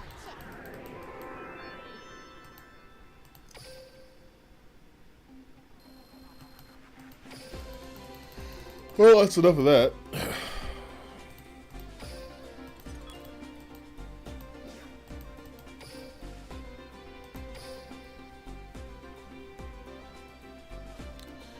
Get me out of here.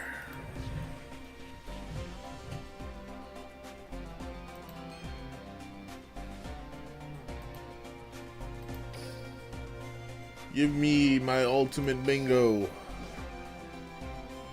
My bingarino. My bingo bongo bango.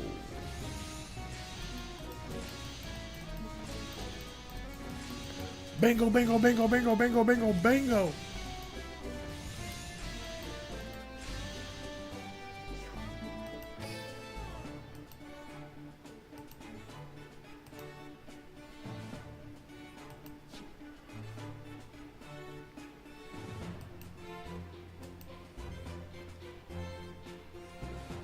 Yeah, I'm not doing any more fucking rush dueling.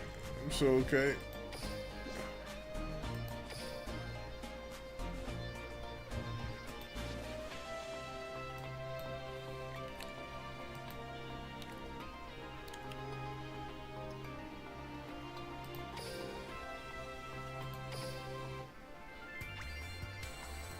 I'm okay.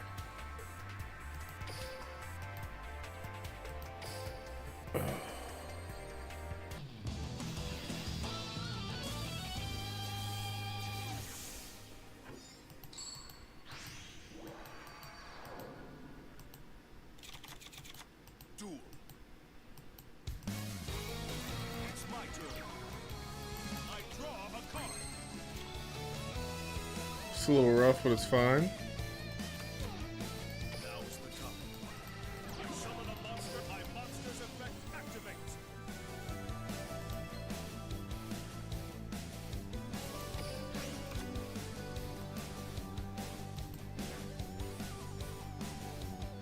Let's battle. Let's do this. I attack with a monster. My monster's effect activates. Well, if we don't die this turn, we might be alright. Apparently, not what's happening.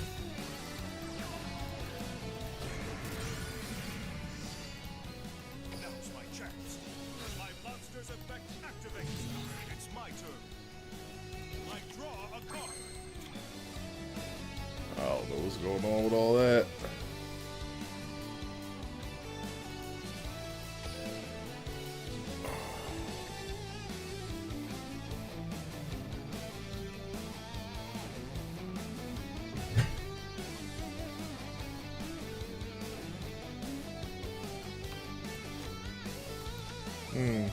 Has to be a Noble Knight.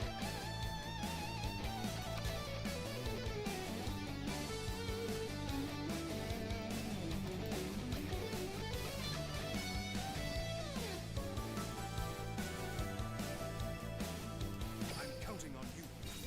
I summon a monster in attack position.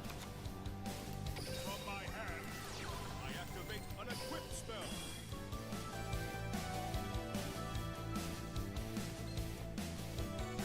My monster's effect activates. Oh, yeah, hold on. Okay. Okay.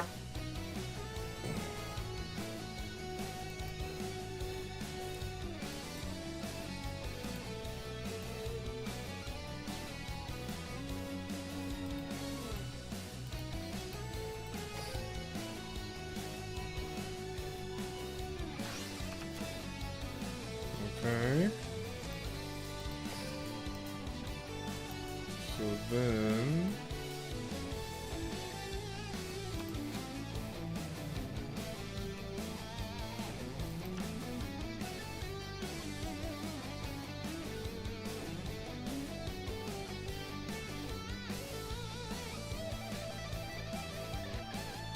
Can we? I don't think so. We might be able to.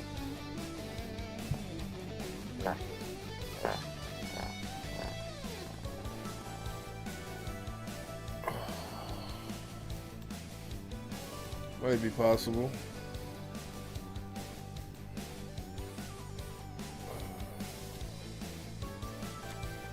I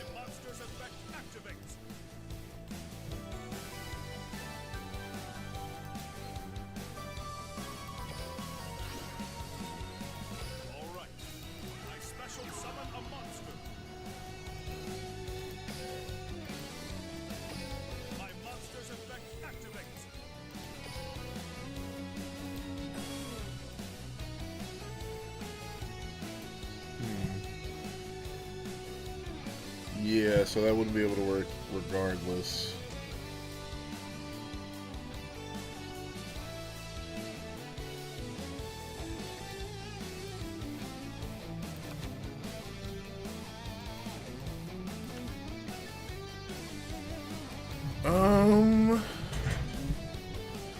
Let's see. I wanted to get rid of his magic card, but it doesn't seem like I'm going to be able to, which is fine.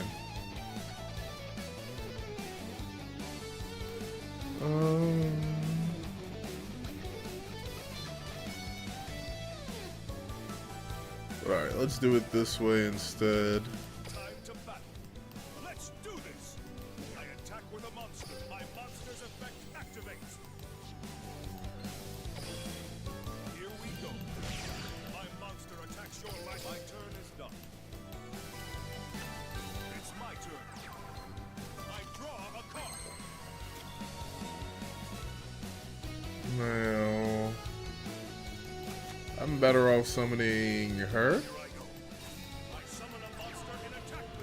than maybe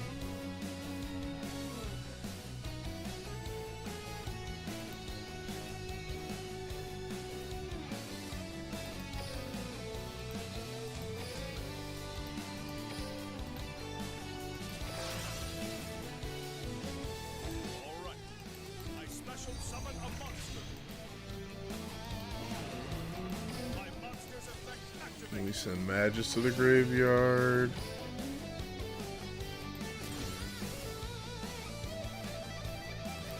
Leave everything in the graveyard, even though there's a lot in the graveyard. I think we're good. Maybe we could have drew a card, but we're fine. And then I'm gonna say we're good right here. I think this is a good spot to just attack.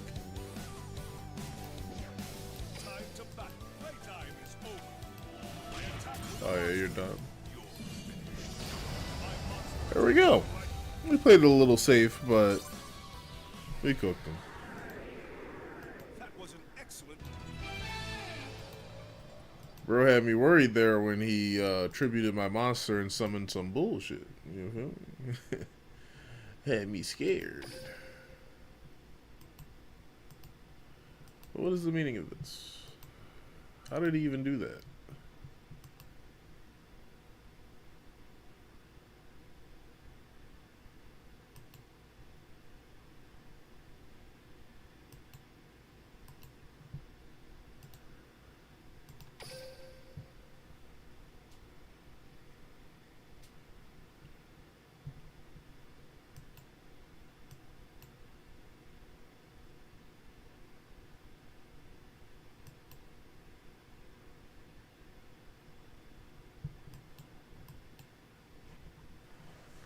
Oh, that's crazy.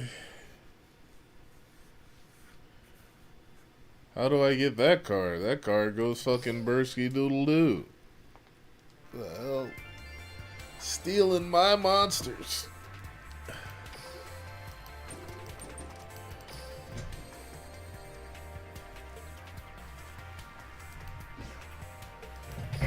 No, I mean, it's a strong monster, so you just be giving your opponent something useful. I don't know what bro was up to. I don't know what he was cooking. I don't really care either. Words.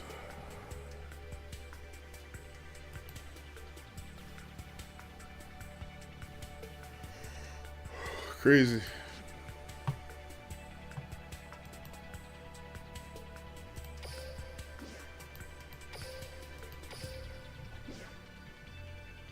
Alright, the guy's getting close.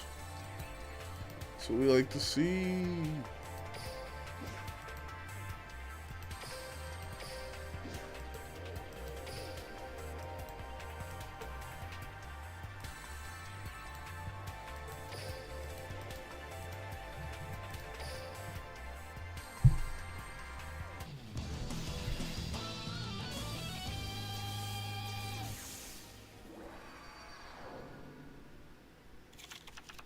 True duelist, I expect nothing less than your best strategies. Your Egyptian gods are useless. It's a pretty bad hand. I'll defeat you. It's a pretty bad hand. Let's see how the computer deals with it.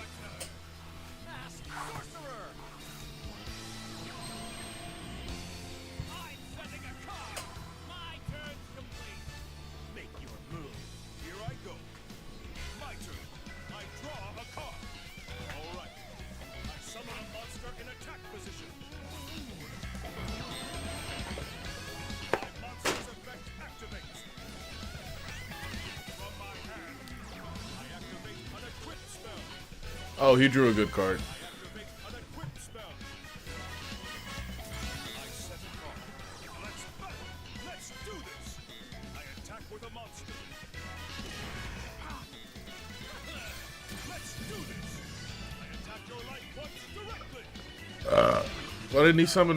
Oh, that's fair. Oh. I end my turn. It's our turn. I draw. Okay. I summon a monster. This is impossible. I end my turn. Now isn't the time to let up. My turn. I draw. Here I go. I summon a monster in attack position. My monster's effect activates. Let's battle. Playtime is over. I attack with a monster. You'll pay for that! It's over. My monster attacks your life points directly.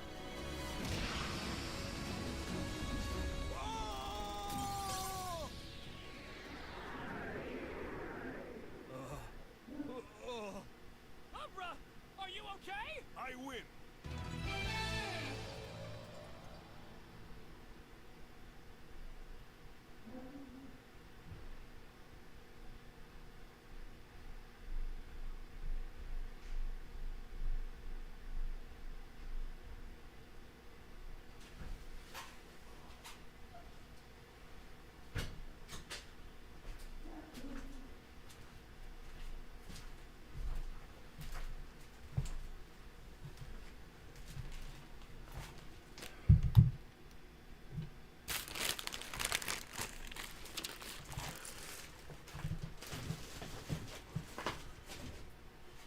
Bro actually dropped the food off in the wrong location.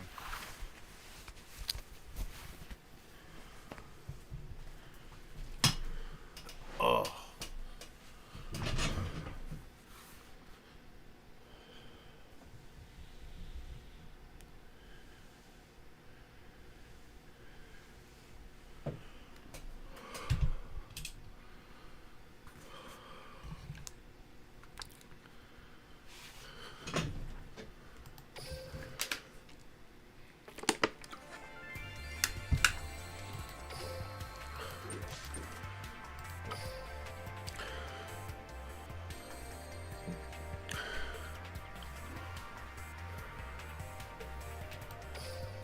Crazy.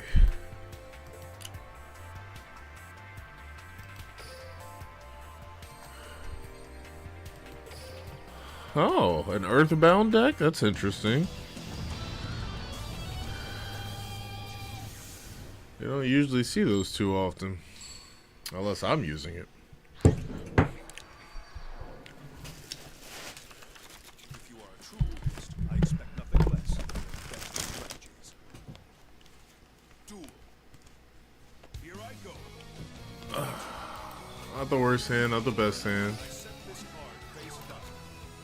I set this card face down. I'm counting on you. I summon a monster in attack position from my hand. I activate an equip spell. My turn is done. I think I did.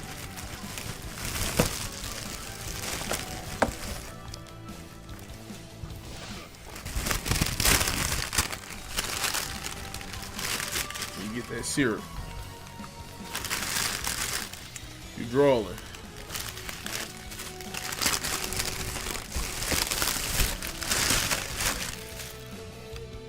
I draw a card. It's annoying.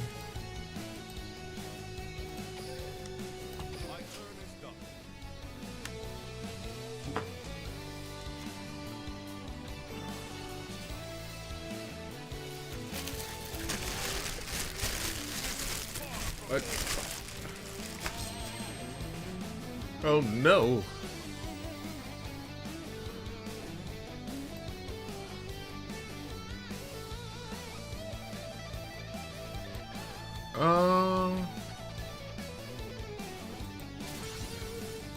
Exactly what I was waiting for. I activate unequipped spell. Really? Oh wow.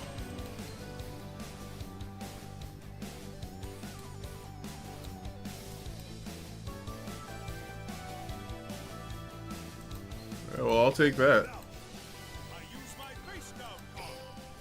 Thanks, bud.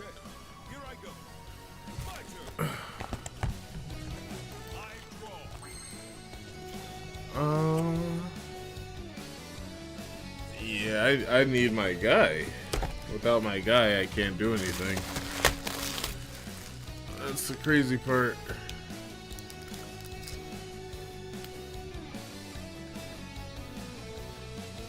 Where's the butter, actually? We need the butter, don't forget the butter, too. I mean, that'd be okay. But it's definitely part of the experience.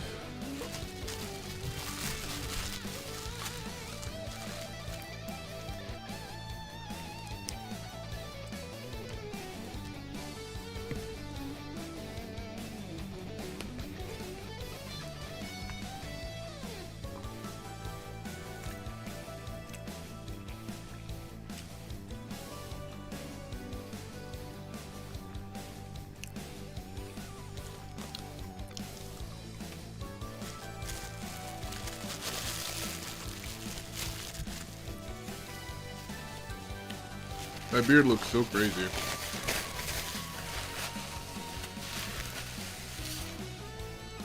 It's like half of it is in and half of it is out.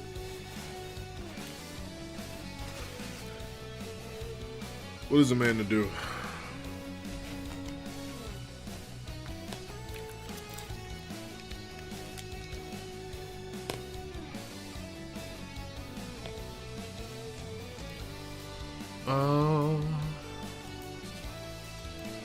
There's nothing I can do about that right now.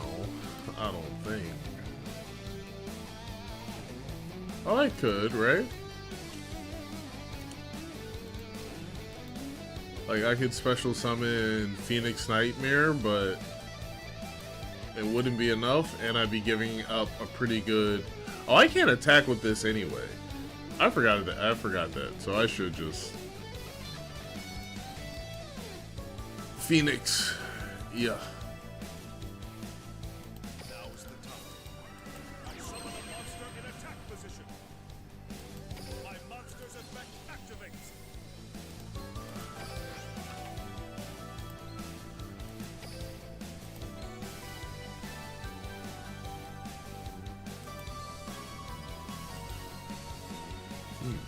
Yeah, I have to do that. Do it.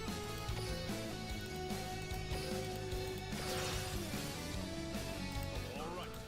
I special summon a monster. My monster's effect activates.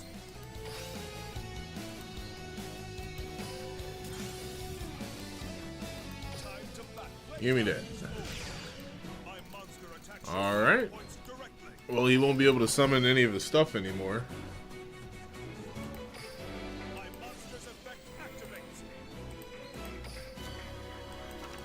I end my turn.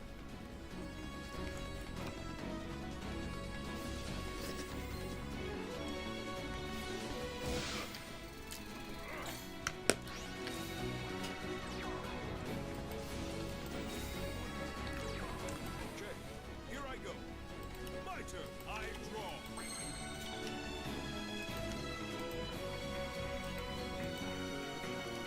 Huh. My monster's effect activates.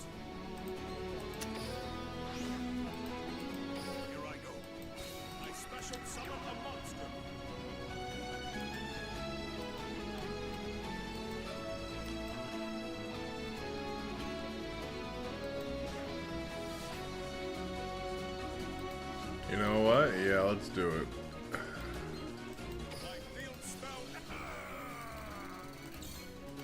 counting on you. I summon a monster in attack position.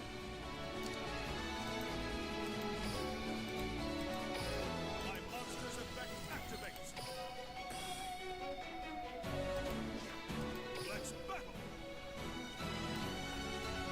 Playtime is over. That's what I thought.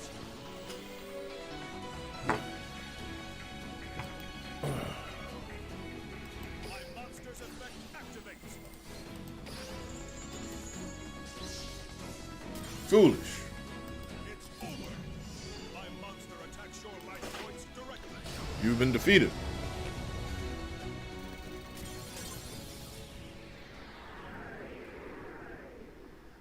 I win.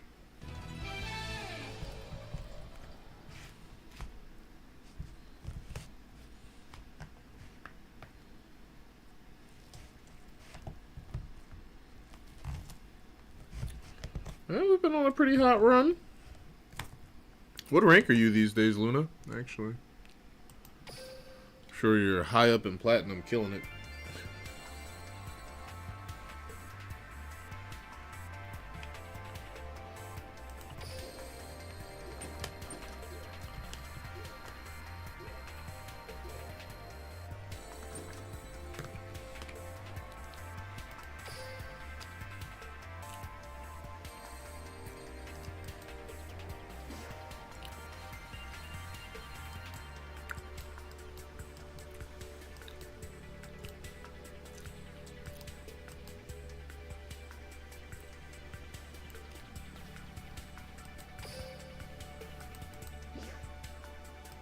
Yeah, let me see what he was rocking.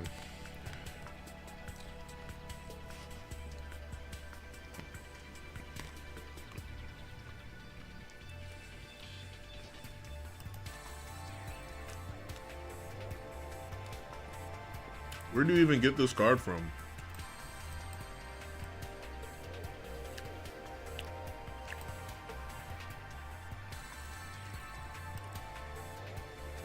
Like, dead ass, where do you get this card from?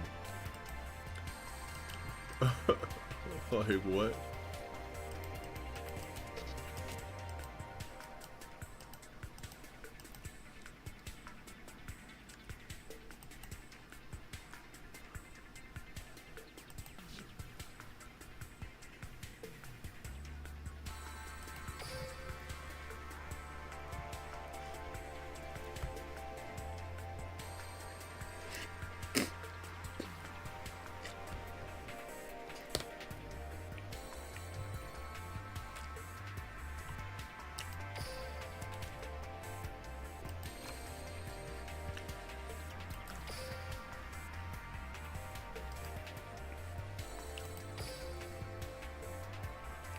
What you mean?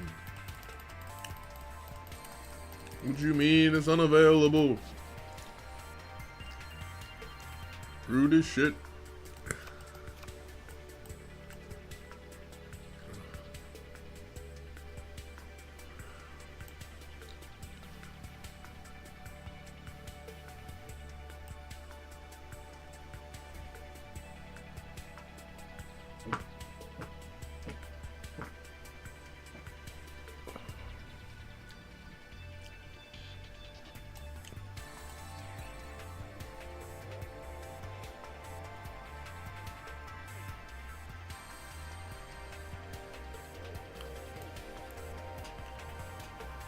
Oh, interesting.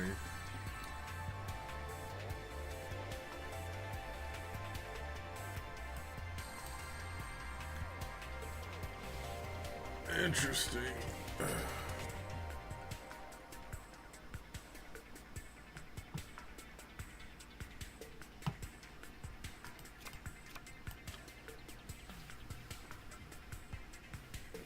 What the hell is this?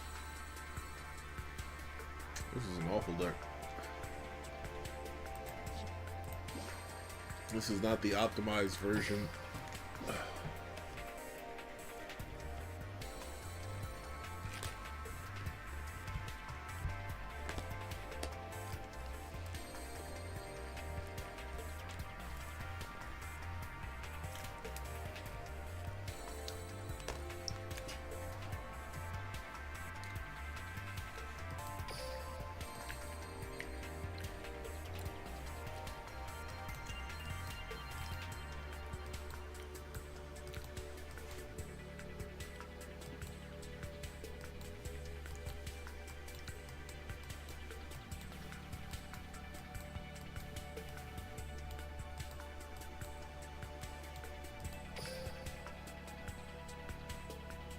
Yeah, it's in there.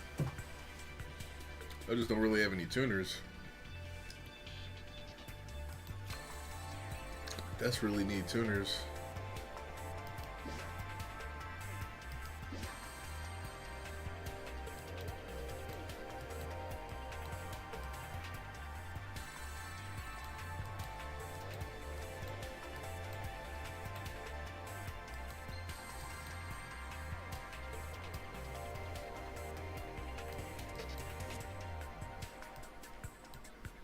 Get some fiendish tuners.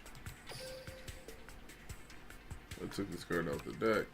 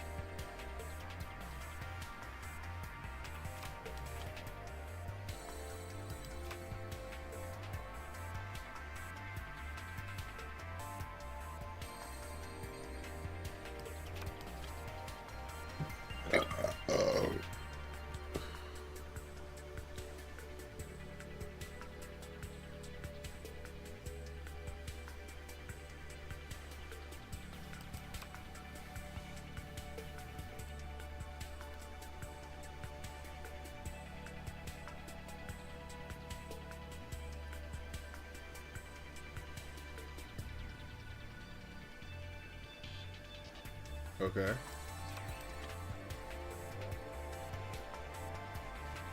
You can because people BS. Yes. Yes, they do. You are not wrong. Absolutely right, ma'am.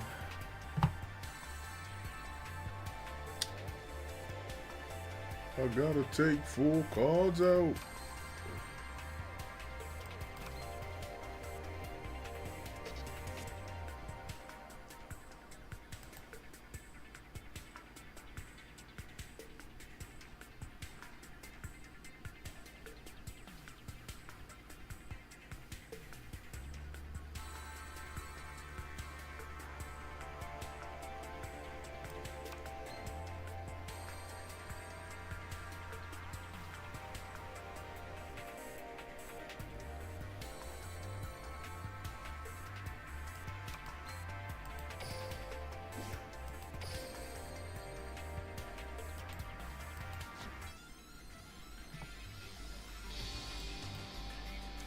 Alright. Oh, actually, because doing stuff with this guy actually gets us cards that we can use. Maybe not this one, of which I think I already have a few. Oh, maybe this was actually the last important thing to get with him. No, we have to fight him. That's what it is. We have to fight him at the gate so that we can get his cards. It's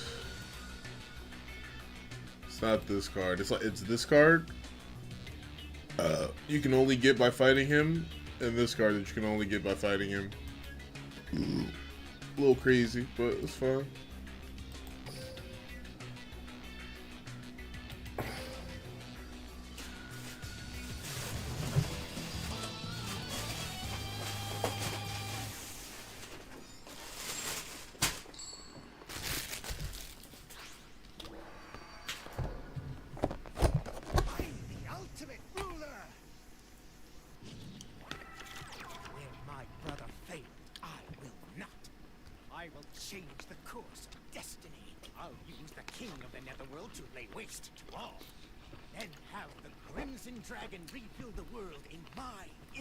Bro is yapping.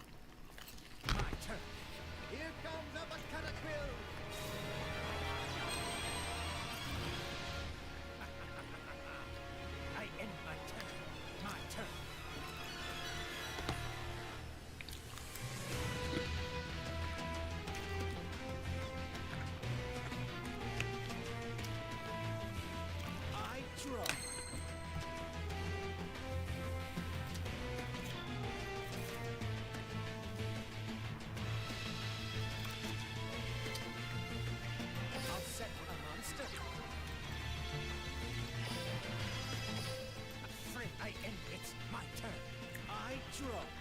The tuna monster, Soupe! As the moon rises, the whispers invite you to your end. I dark synchro! The hell is a dark synchro? You talking about, Jeffrey? Come forth, Moon Dragon Quia!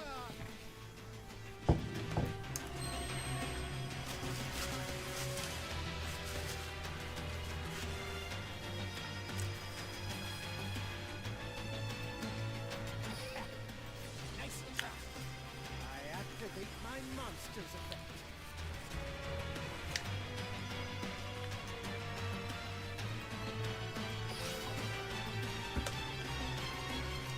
Bear witness to this. I special summon a monster. Let's go. Moon Dragon Quia. I don't think so. I activate my monster's effect.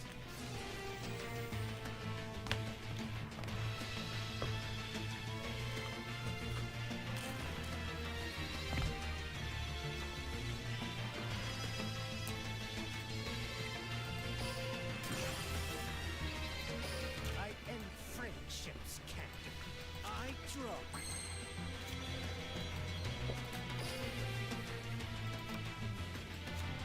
Here I go. I summon a monster. Ha! Take this. I attack you directly. I still rule over all.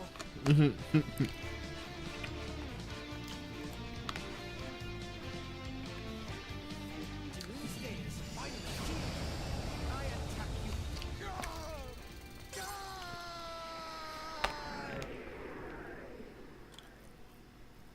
Why? Why? Am I not the chosen one? You had no chance. Destiny chose me to rebuild the world.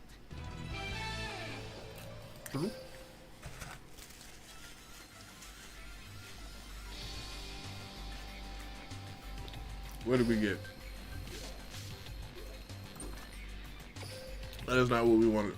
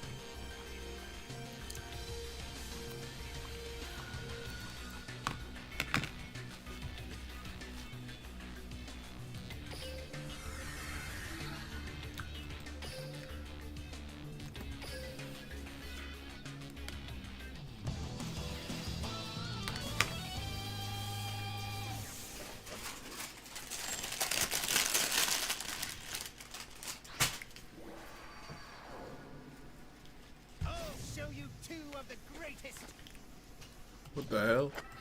It's just such a crazy line. Sacrifice will bring the netherworld to this realm. Only by destroying this world can I rebuild it from scratch. I'll begin the ritual to duel. My turn. I set a card. I will wield my I activate a mightiest earth. Earthbound immortal Viracocha. Oh no. Activate. Don't you? I end it. My turn. I draw. Well, I guess we'll just have an Earthbound Immortal off. I set a card.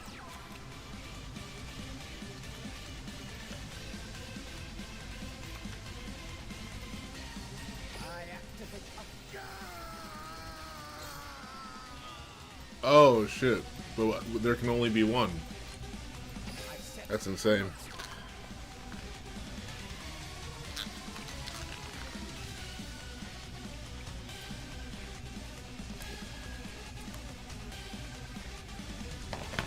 So if an Earthbound Immortal deck fights an Earthbound Immortal deck, it's really a race.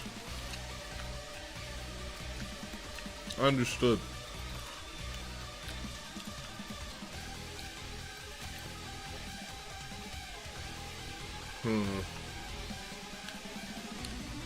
Yeah, it's rough. End my turn. How dare you do this to me? This must be some kind of a joke. My turn. I draw. I set a monster.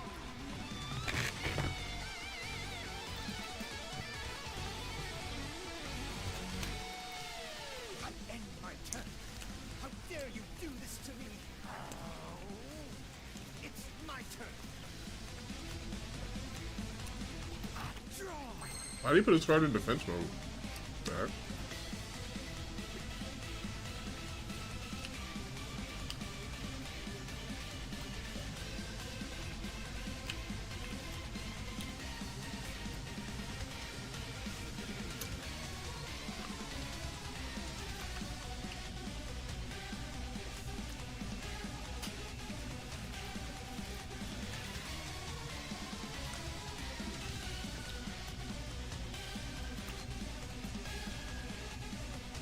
Yeah, I don't know.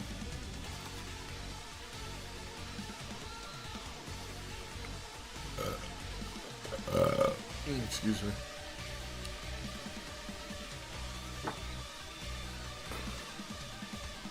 I set a monster. I end my turn. It's my turn. Draw. I'll set a monster. I set a card. Let's battle. Attack. Earthbound immortal. Miracuta Rasta. Singularity of doom.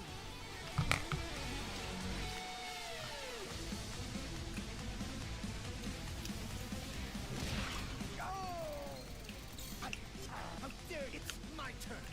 Draw. No, none of that helps me.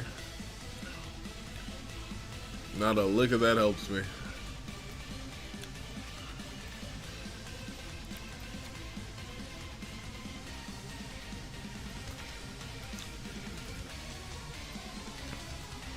Yeah.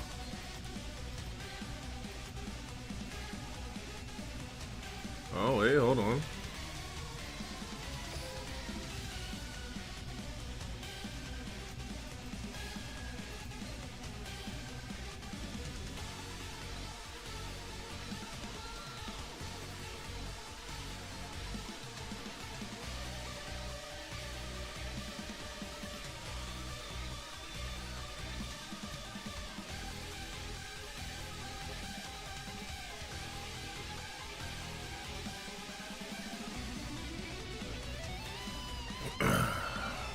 Well, I can't get that.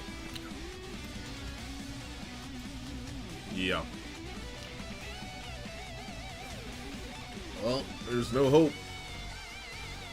We've lost.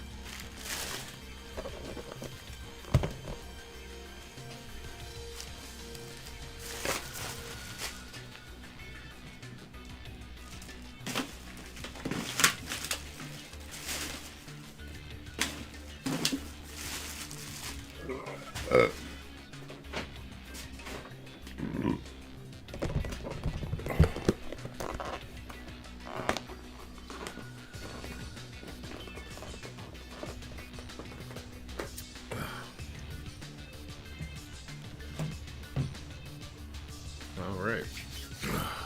Cleaned up the mess a little bit. Useless card, but we also lost, so I guess that's fair.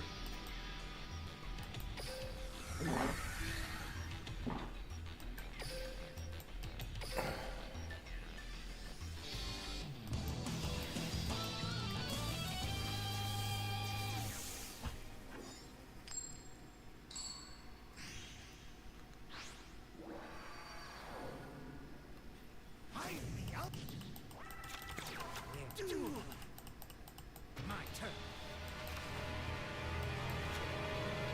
I set a monster. My turn. I end my turn. I set a heal. Be gone. So I activate free. I end it. My turn. I draw. Nice.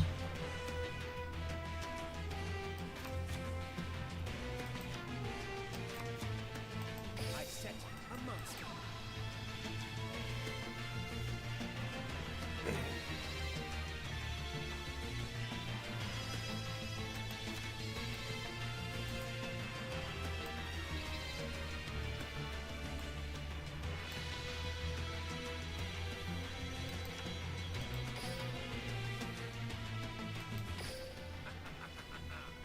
I end my turn.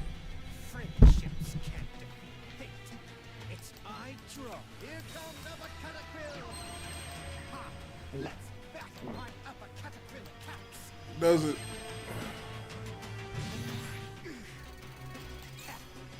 Nice try. My turn. I end my turn. I draw.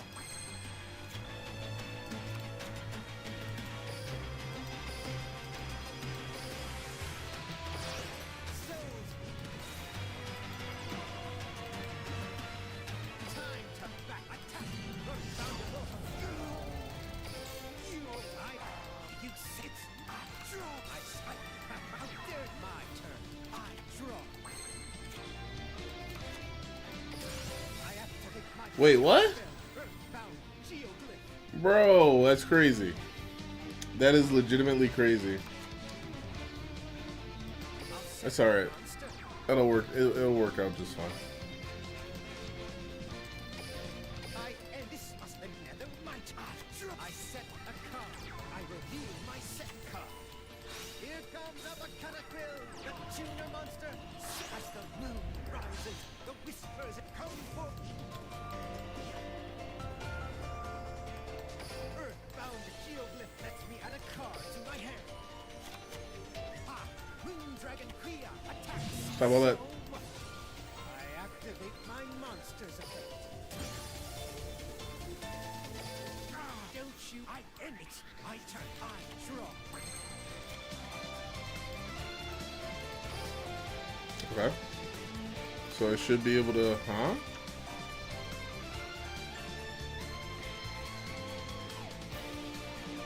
Oh, what? That's crazy. Well, now we can't fucking sync or something. Obnoxious.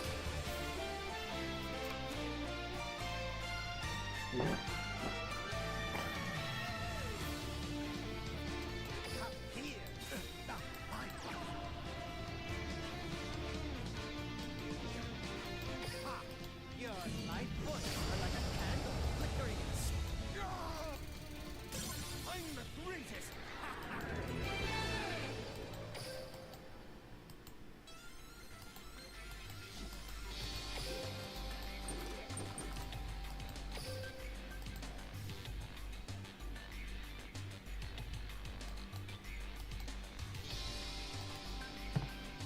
Oh, what did I get?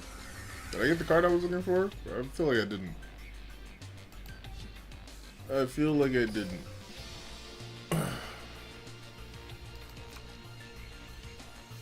feel like that wasn't the last card I received.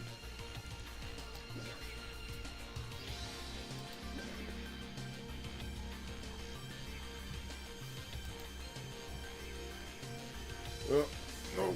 More bullshit.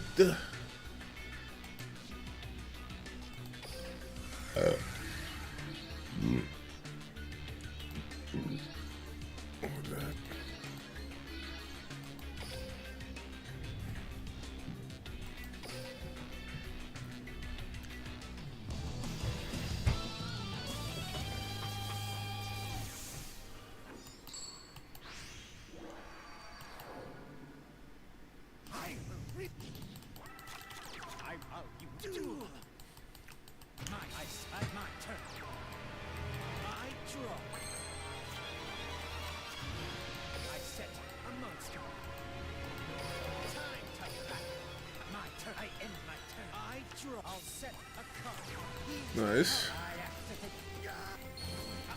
Oh, that's pretty quick.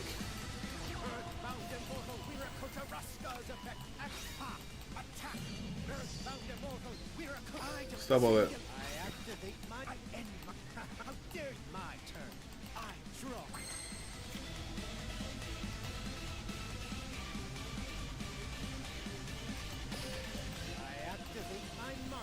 Be gone.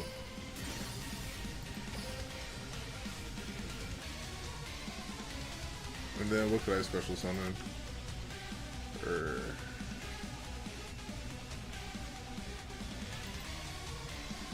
Oh, well, yeah, I guess we win.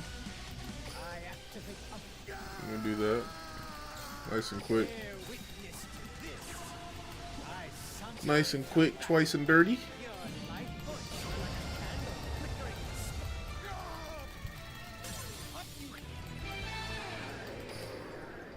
I'm gonna get my card, brother. You keep giving me anything cards, brother. I think I can stack the odds in my favor a little bit. I think I can use the results booster. I think that might give me an extra card or something as a reward. Oh, that sucks.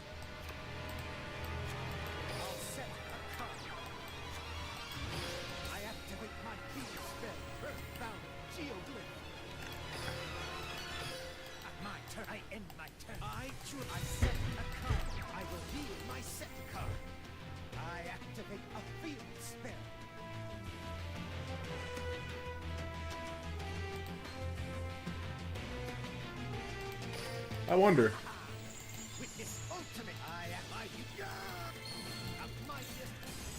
Does that count for him as well? It does. That's crazy. That's crazy. The ultimate counter. That's crazy.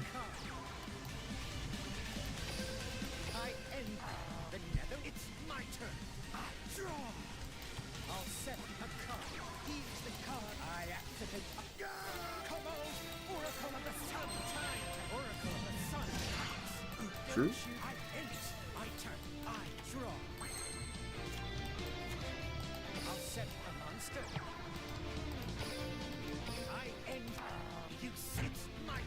Didn't he special summon this?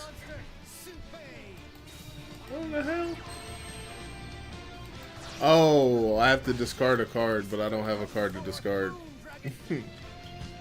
Discardaciously. Be gone!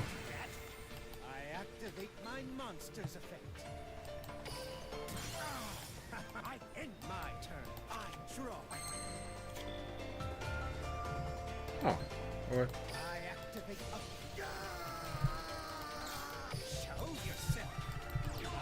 Be gone.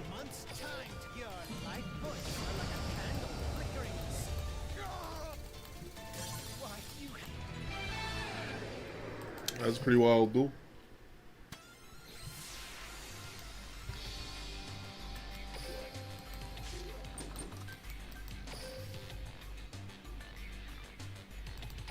It did boost the rewards, they just still didn't give me anything. Alright, hold on. Okay, so we can do rewards times 3. Fuck. It popped up exactly where I was clicking. Rude.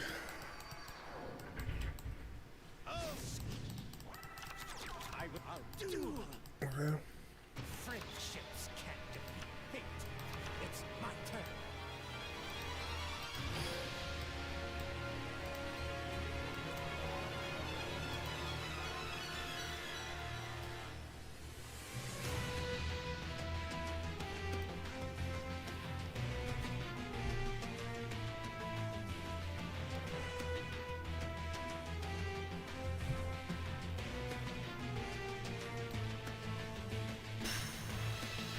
Maybe I can summon Charles.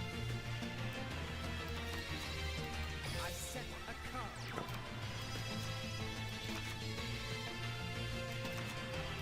I set a monster. I end my friendships. Can I draw? I'll come out, Oracle of the Sun. So what? I activate my monster's effect. Huh? Oh, oh.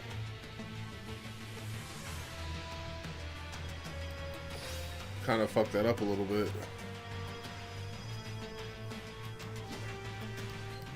Show yourself. I set a time. Oracle of the Sun attacks. My continuous trap.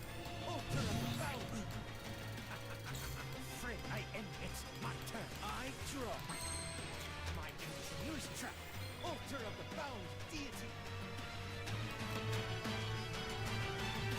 I set a monster.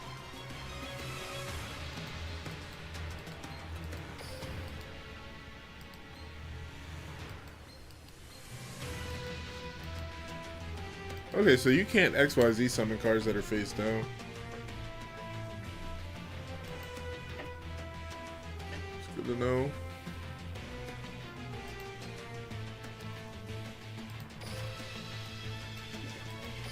Time to battle. Attack. Earthbound Ninewalker. I activate Oracle of the Sun's effect. I end my turn. I draw. I end friendships can't defeat fate. I draw. My continuous trap. Altar of the Bound deity.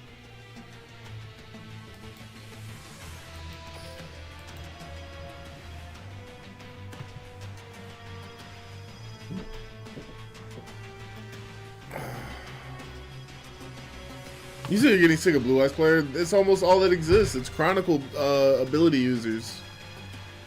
It's the only reason they're playing Blue Eyes is because they can just summon it for free. It's insane.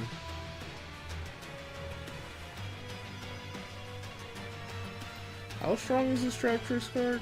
22? Ah, we'll take the risk. Earthbound Ninewalker. Fire and Escators have come out. Oracle of the Sun.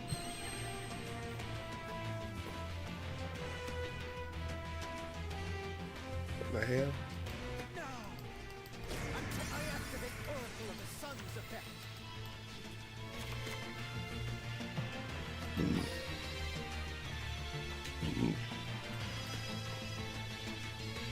Interesting. You said, I hope they get banned. That's funny.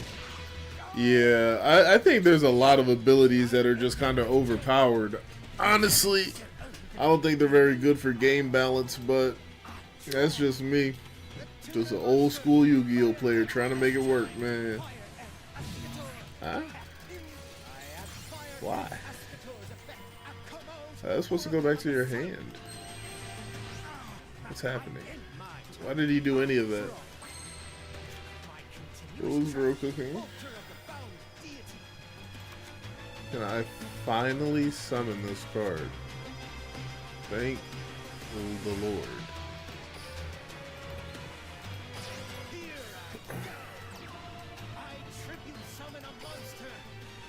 Huh? Oh, it's because it's level 8. True.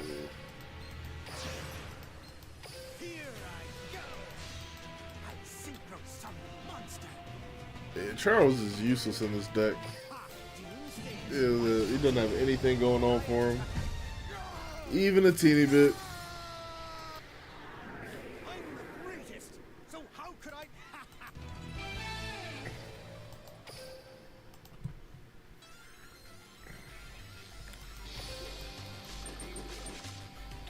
Useless cards. I mean, it's an ultra rare, but it's just not what I was looking for.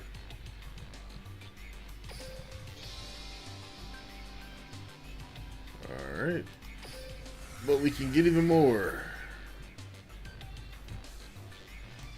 We got rewards on 3. Then we also hit the results booster. There we go. Now we're cooking with fire.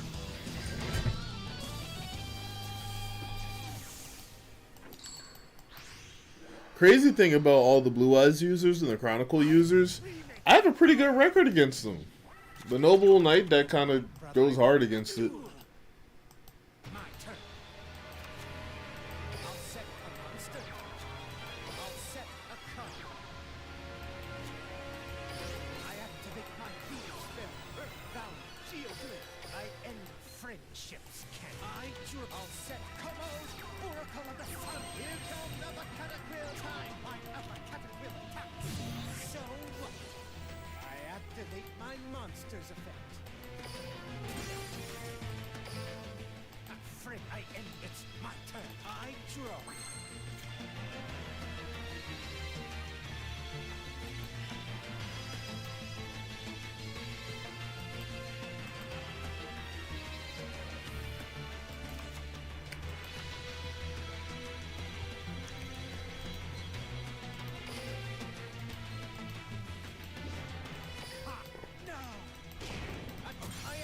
No.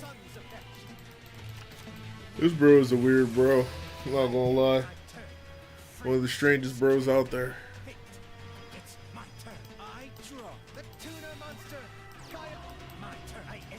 Okay.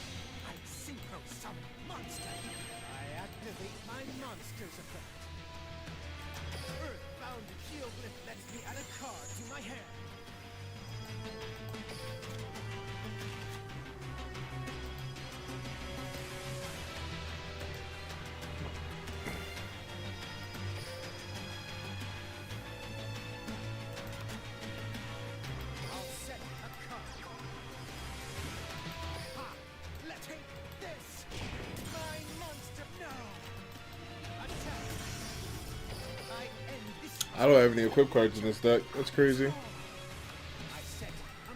Charles is truly useless.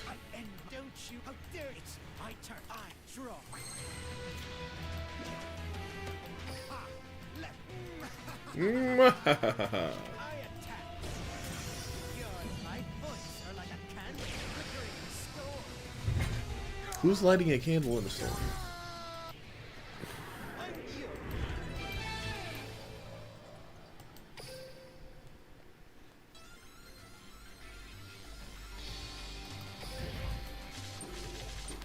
Okay, we got one of the cards we were looking for. We got both the cards we were looking for. Let's go. Let's go. Let's go. Let's go. Optimo.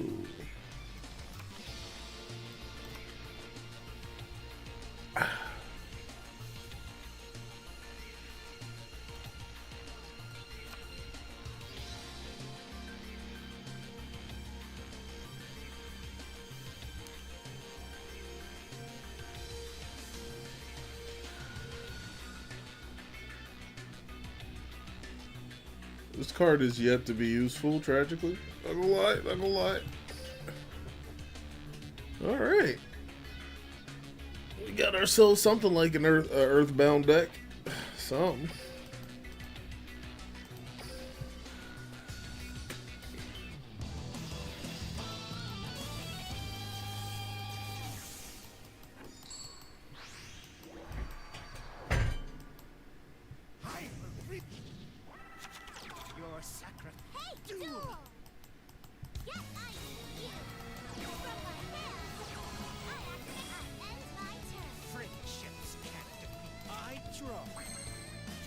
It's a little rough. But doesn't this destroy?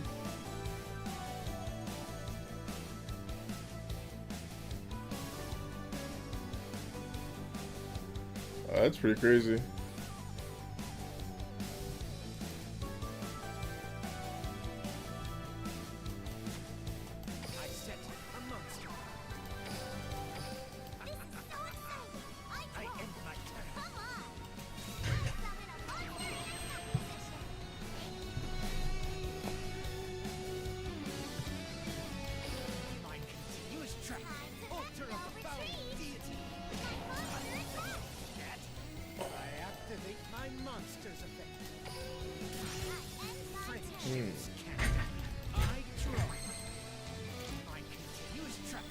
Much more like it, much more like it.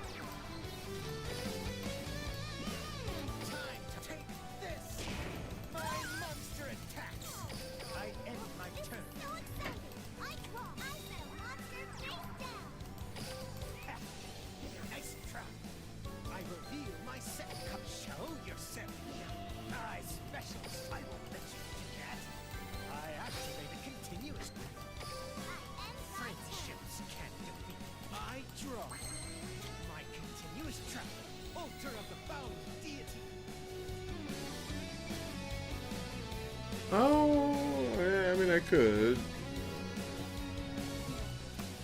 I guess.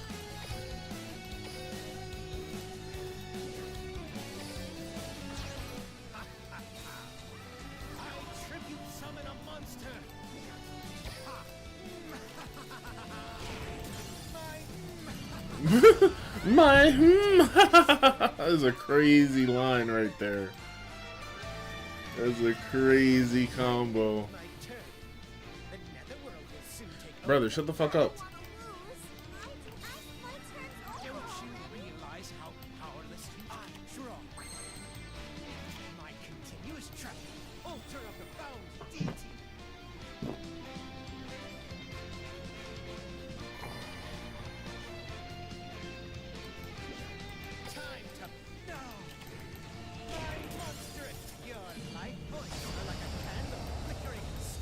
This nigga and his candles, bro.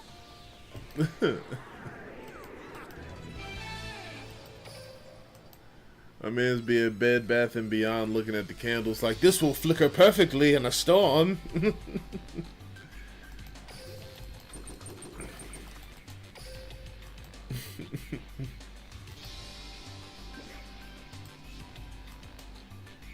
That's right, I gotta keep fighting. No, I got everything I need. I'm just working on deck balance at this point, because I mean, I played this deck just like twice and I didn't get the core things that I'm trying to get, which means I probably just need to make it smaller.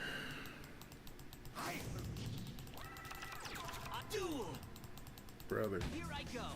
I'm setting a monster. I'm setting a card. I end my turn. Friendships can't defeat. I draw. Oh, it's a bunch of anything. I'll set a card. I set a monster. Time to back. Here I go. I draw. I'll play this. I summon a monster in attack from my hand. I activate a speed spell. Yeah. Oops, I mean I activate. Let's do this. Take him down. I attack with my monster. I activate my monster's effect. I activate a monster effect. Huh? I end my turn. Friendships can't defeat. I draw. Rough. I'll set a monster. I end my turn. Here I go. I'm in the groove. I summon a monster. Time to. My monster attacks. I activate my monster. I activate a monster effect. I end my turn. I draw. I ain't sure. He's the card I set. I activate it. I activate a continuous effect. Oh, big lipped ass fish. Here I go. I tribute something from my hand. I activate an equip spell. Time now. I activate an equip spell. That is for. Here I go. It's my turn. I draw. I'm setting a mon. I end my turn. I draw. Time to back. I activate an equip spell. Oh, this deck is drawn so poorly. Here I go. I draw. I end from my hand. I come on out. I end my turn. I draw.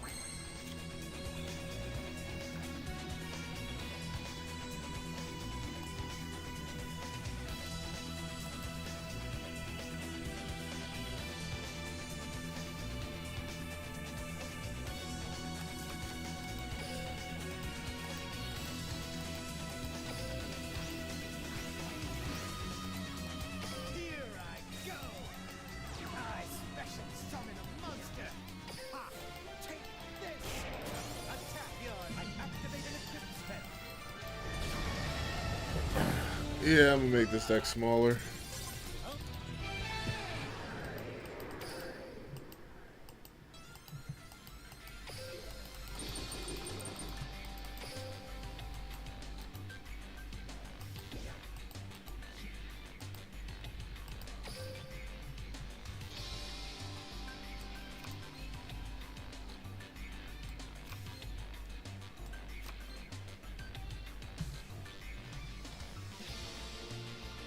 I have 3 of these. I do. I'd rather have 3 of these in my deck, honestly.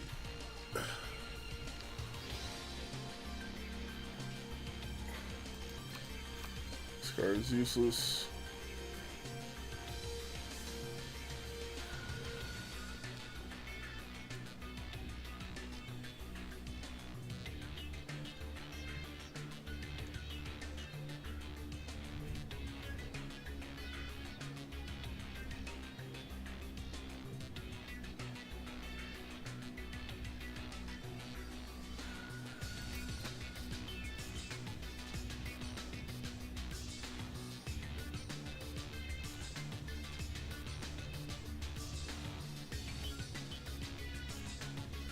All right.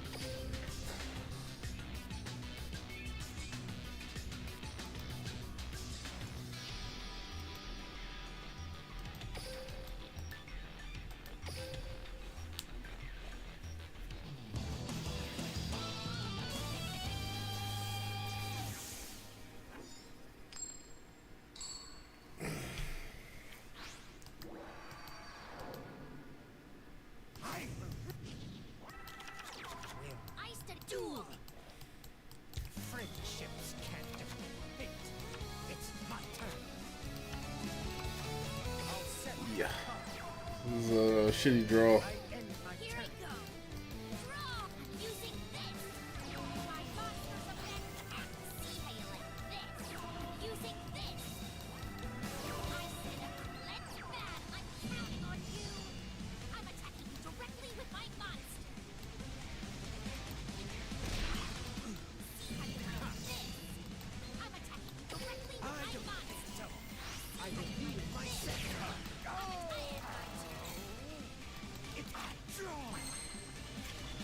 Alright.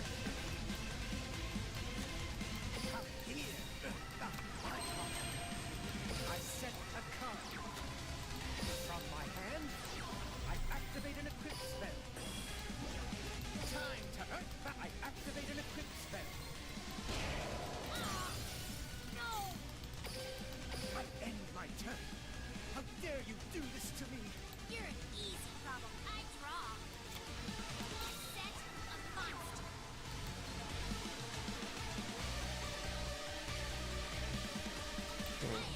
This must be some kind of a joke. My turn. I draw. A continuous track. Roll. Earthbound.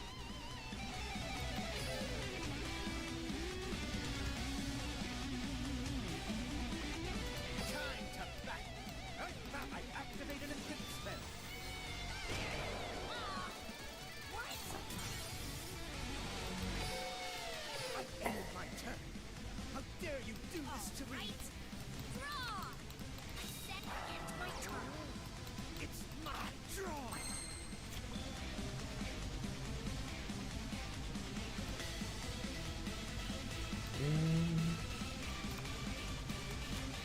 Here I go. I summon a monster. Time to take this. My monster attacks. Take this. I activate an equip spell. I end my turn. How dare you do this to me? Here I go. My turn. Draw. I set a monster. End my turn. It's a draw. Interesting.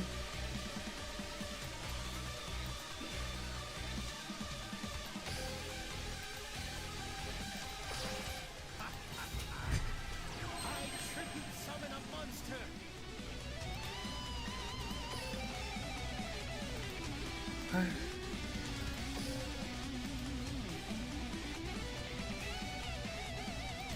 Is that a fiend? These are both fiends.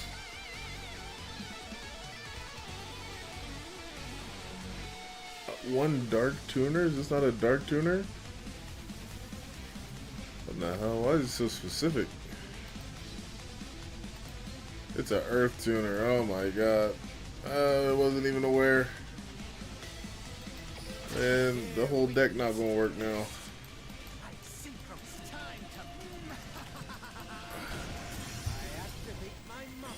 Oh, I do have an equipped card in this deck.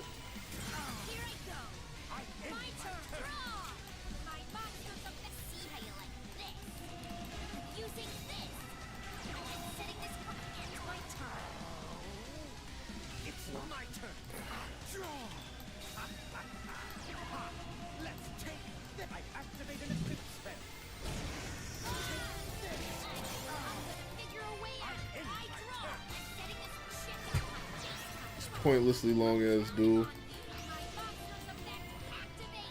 Bro's going all the way in.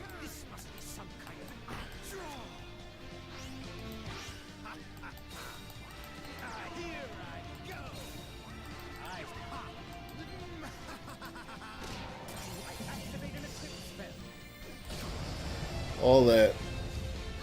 For what reason? You're really good at dueling. You had no chance. Destiny chose me to rebuild the Stop all world. that.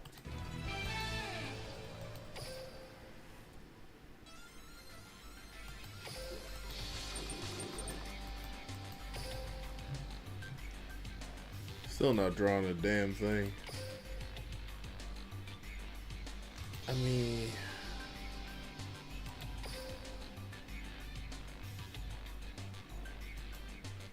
That's the only way you can get this card. You can only have one. Like, it's so crazy. It's so crazy. And then the other one was just hidden behind some bullshit. Some super bullshit. Some super hyper bullshit. Mega Force Monkey Go.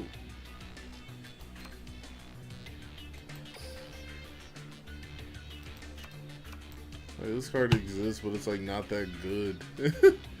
It's so bad. And then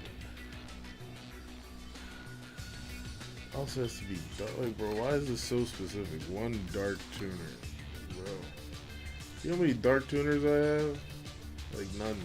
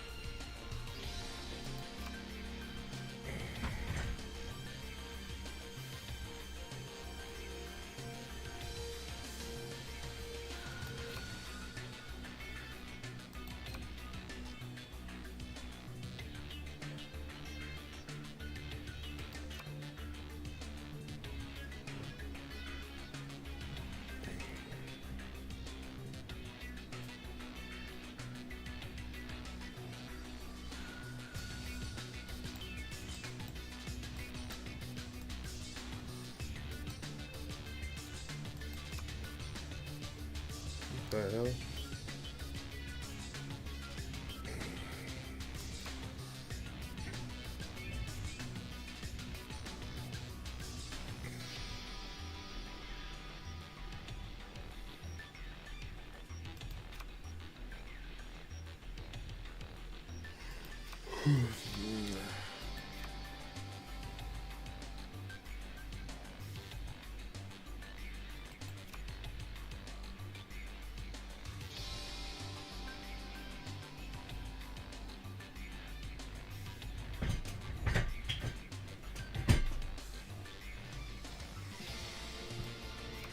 Maybe this works with this.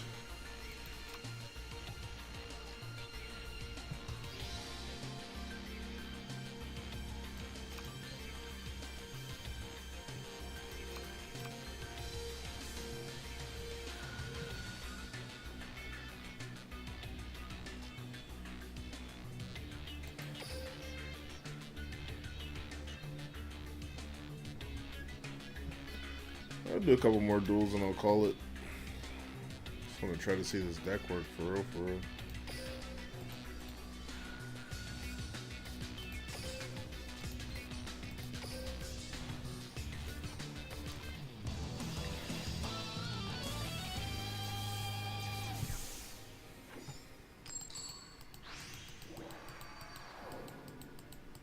I'll show you.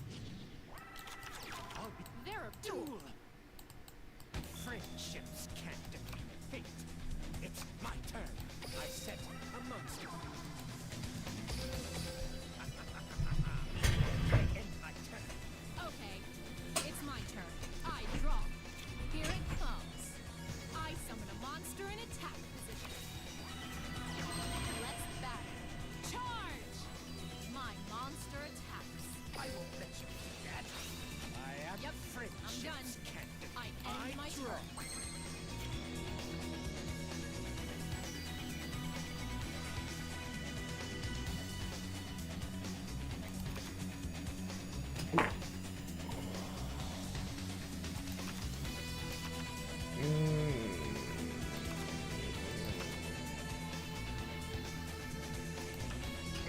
turn. That's not really helping me.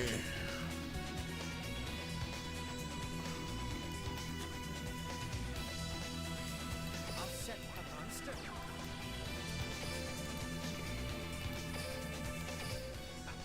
Okay, it's my I draw. I set a monster. Let's battle. Charge! Attack! So what? I activate my monster's effect.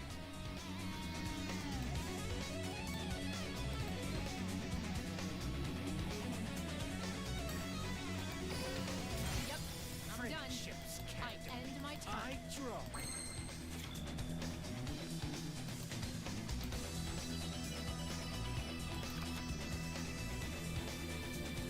I set a monster.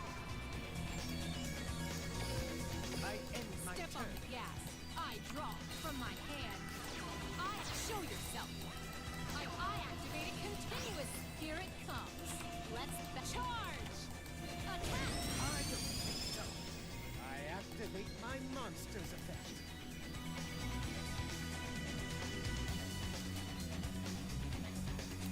Accelerate at full speed. Yep, I'm done. Friendships I end my I turn. draw. I'll set a Anything hand. Absolute anything hand in assortment of cards. Truly ridiculous. My turn. I draw. Can't get a goddamn draw to save a nigga's life. I attack you directly. What is he attacking with? Oh, that's good. Accelerate at full speed. Here's a direct attack. It's the finish line. Here's a direct attack. Sorry, ma'am. Not on this turn. I end my turn. It's looking like... Yeah, oh my gosh. So obnoxious. So obnoxious. Gotta keep this up. I draw. Here it comes. I summon a monster in attack position.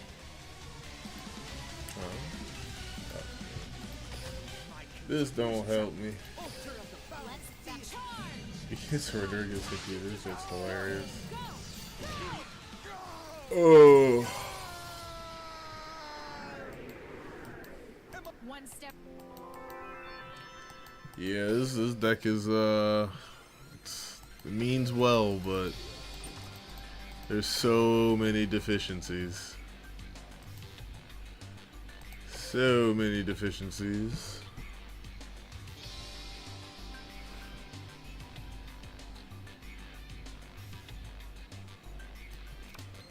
I took that out and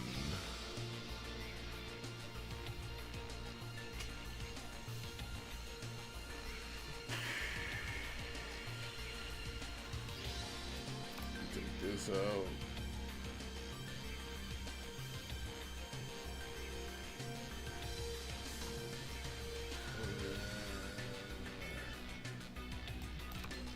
Take this out.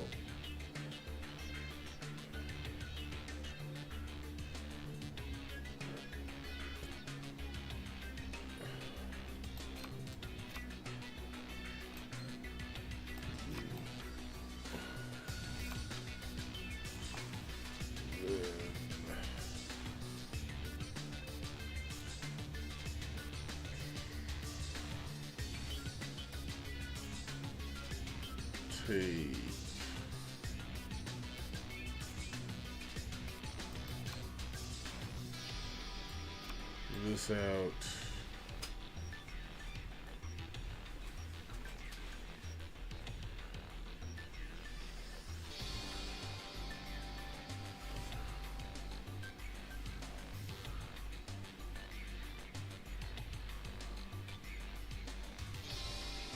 This card is sometimes useful, but not like super duper.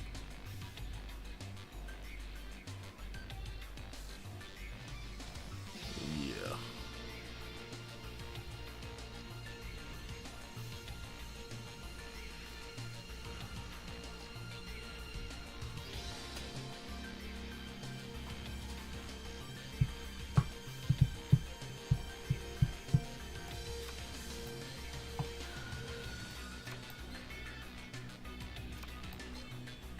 What the heck?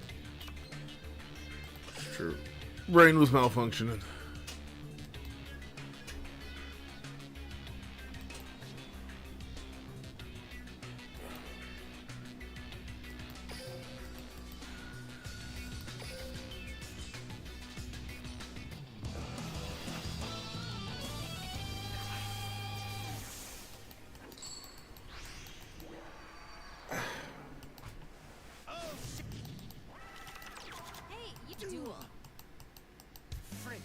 good hand. No, it is not.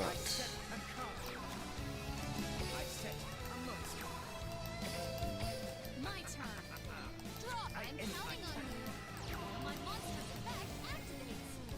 Come on out. I special summon a monster. Battle. Come on. You can do it. I attack with my monster. I activate my monster's effect. My turn is over. My turn. Good luck on yours. I draw. This works.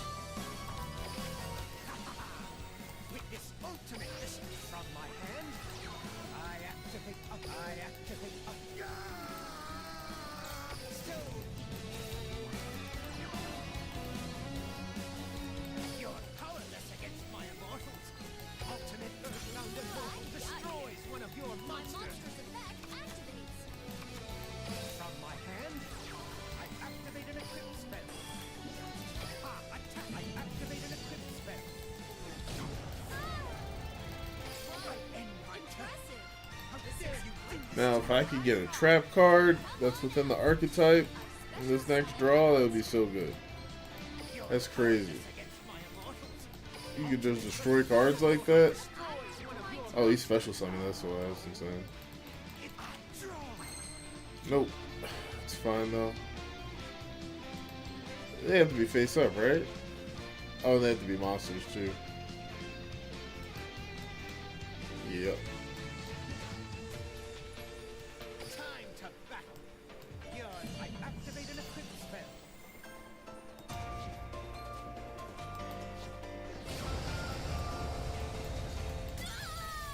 And then I could use that card's effect to actually blow up my own card, which will trigger an effect that blows up their cards, but also penalizes them life points.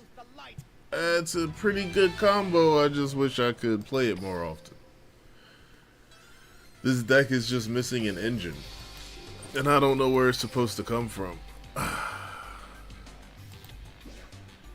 And surely there's like a card that like... Oh, maybe it's an ability where it's like I can make sure. Why is he laughing? Stop laughing. Where I can make sure like he has high level monsters in his hand.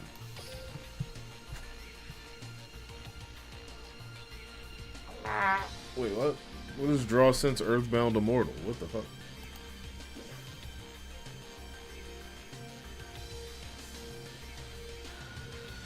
Wow, okay.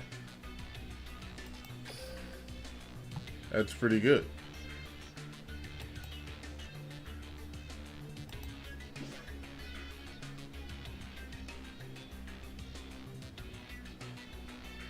What? That's a pretty good effect too. I don't know, man. So it seems like the support actually comes from the stupid ass abilities. Got you. Got you. I understand. I see. It all makes sense now to little old me.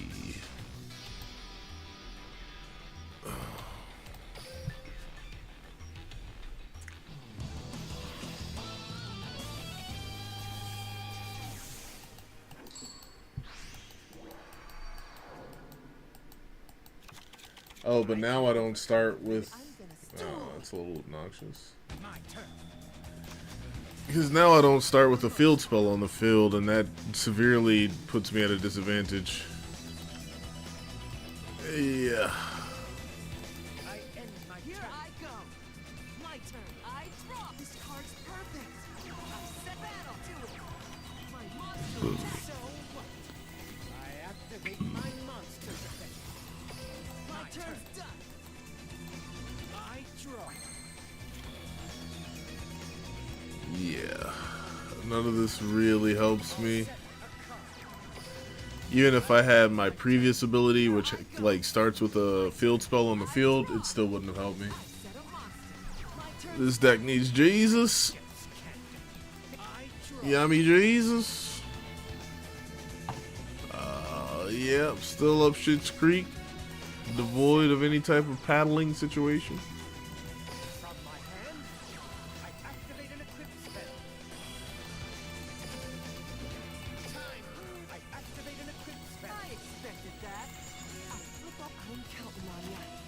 I don't think I have any.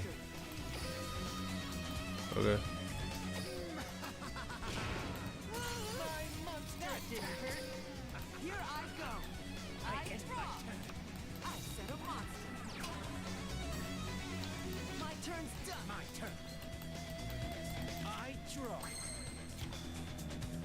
Yeah, this is the world's worst hand. And I refuse to continue playing this duel. I'm gonna let the computer play it. They can have a fucking blast. I'm gonna have to do some type of research on like a Fiend support deck that could maybe help this one, but I don't know. I can't think of any cards that come to mind that like would support any of this. Like maybe if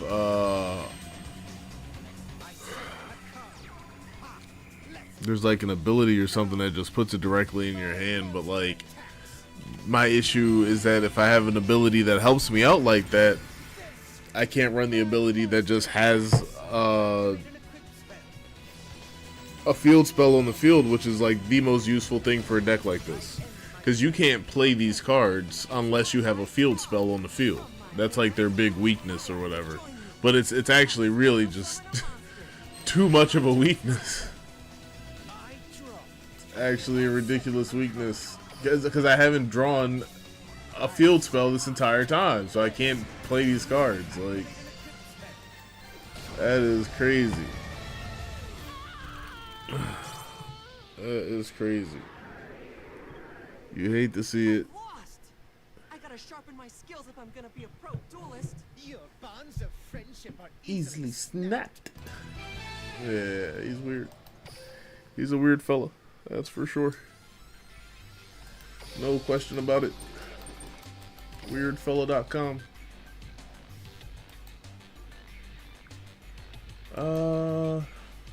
Yeah. Yeah, definitely gonna have to do some type of research because it has no synergy. Even like as small as it is, it's not playing into itself, because I need to have one of these 3 cards and like this card. Again, because this doesn't really help me. It's a field spell, but it doesn't help me summon them like this one does. And yeah, it's a sweet deck, but yeah, I don't know. I wonder if this deck ever saw like competitive light of day in terms of like meta or the format.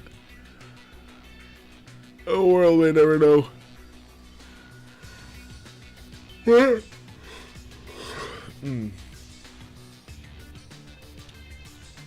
Yeah. All that being the case, regularly scheduled programming will be back on Tuesday, and it'll be a blast. We got Galaxy 1, we got Galaxy 2. We know what we need to do in Hitman, so we should be making lots of good progress this upcoming week. Should be good stuff. And other than that, I hope you guys have an amazing night. We've been live for a while. We got a lot done. We, like I said, got the games up and working. And we made it to Gold 5, which is nice. Our main deck is looking not too shabby. It's just this one is looking a little bit too rustic. So we'll work on it. We'll figure it out. But until then, I hope you guys have an amazing night, and toodaloo.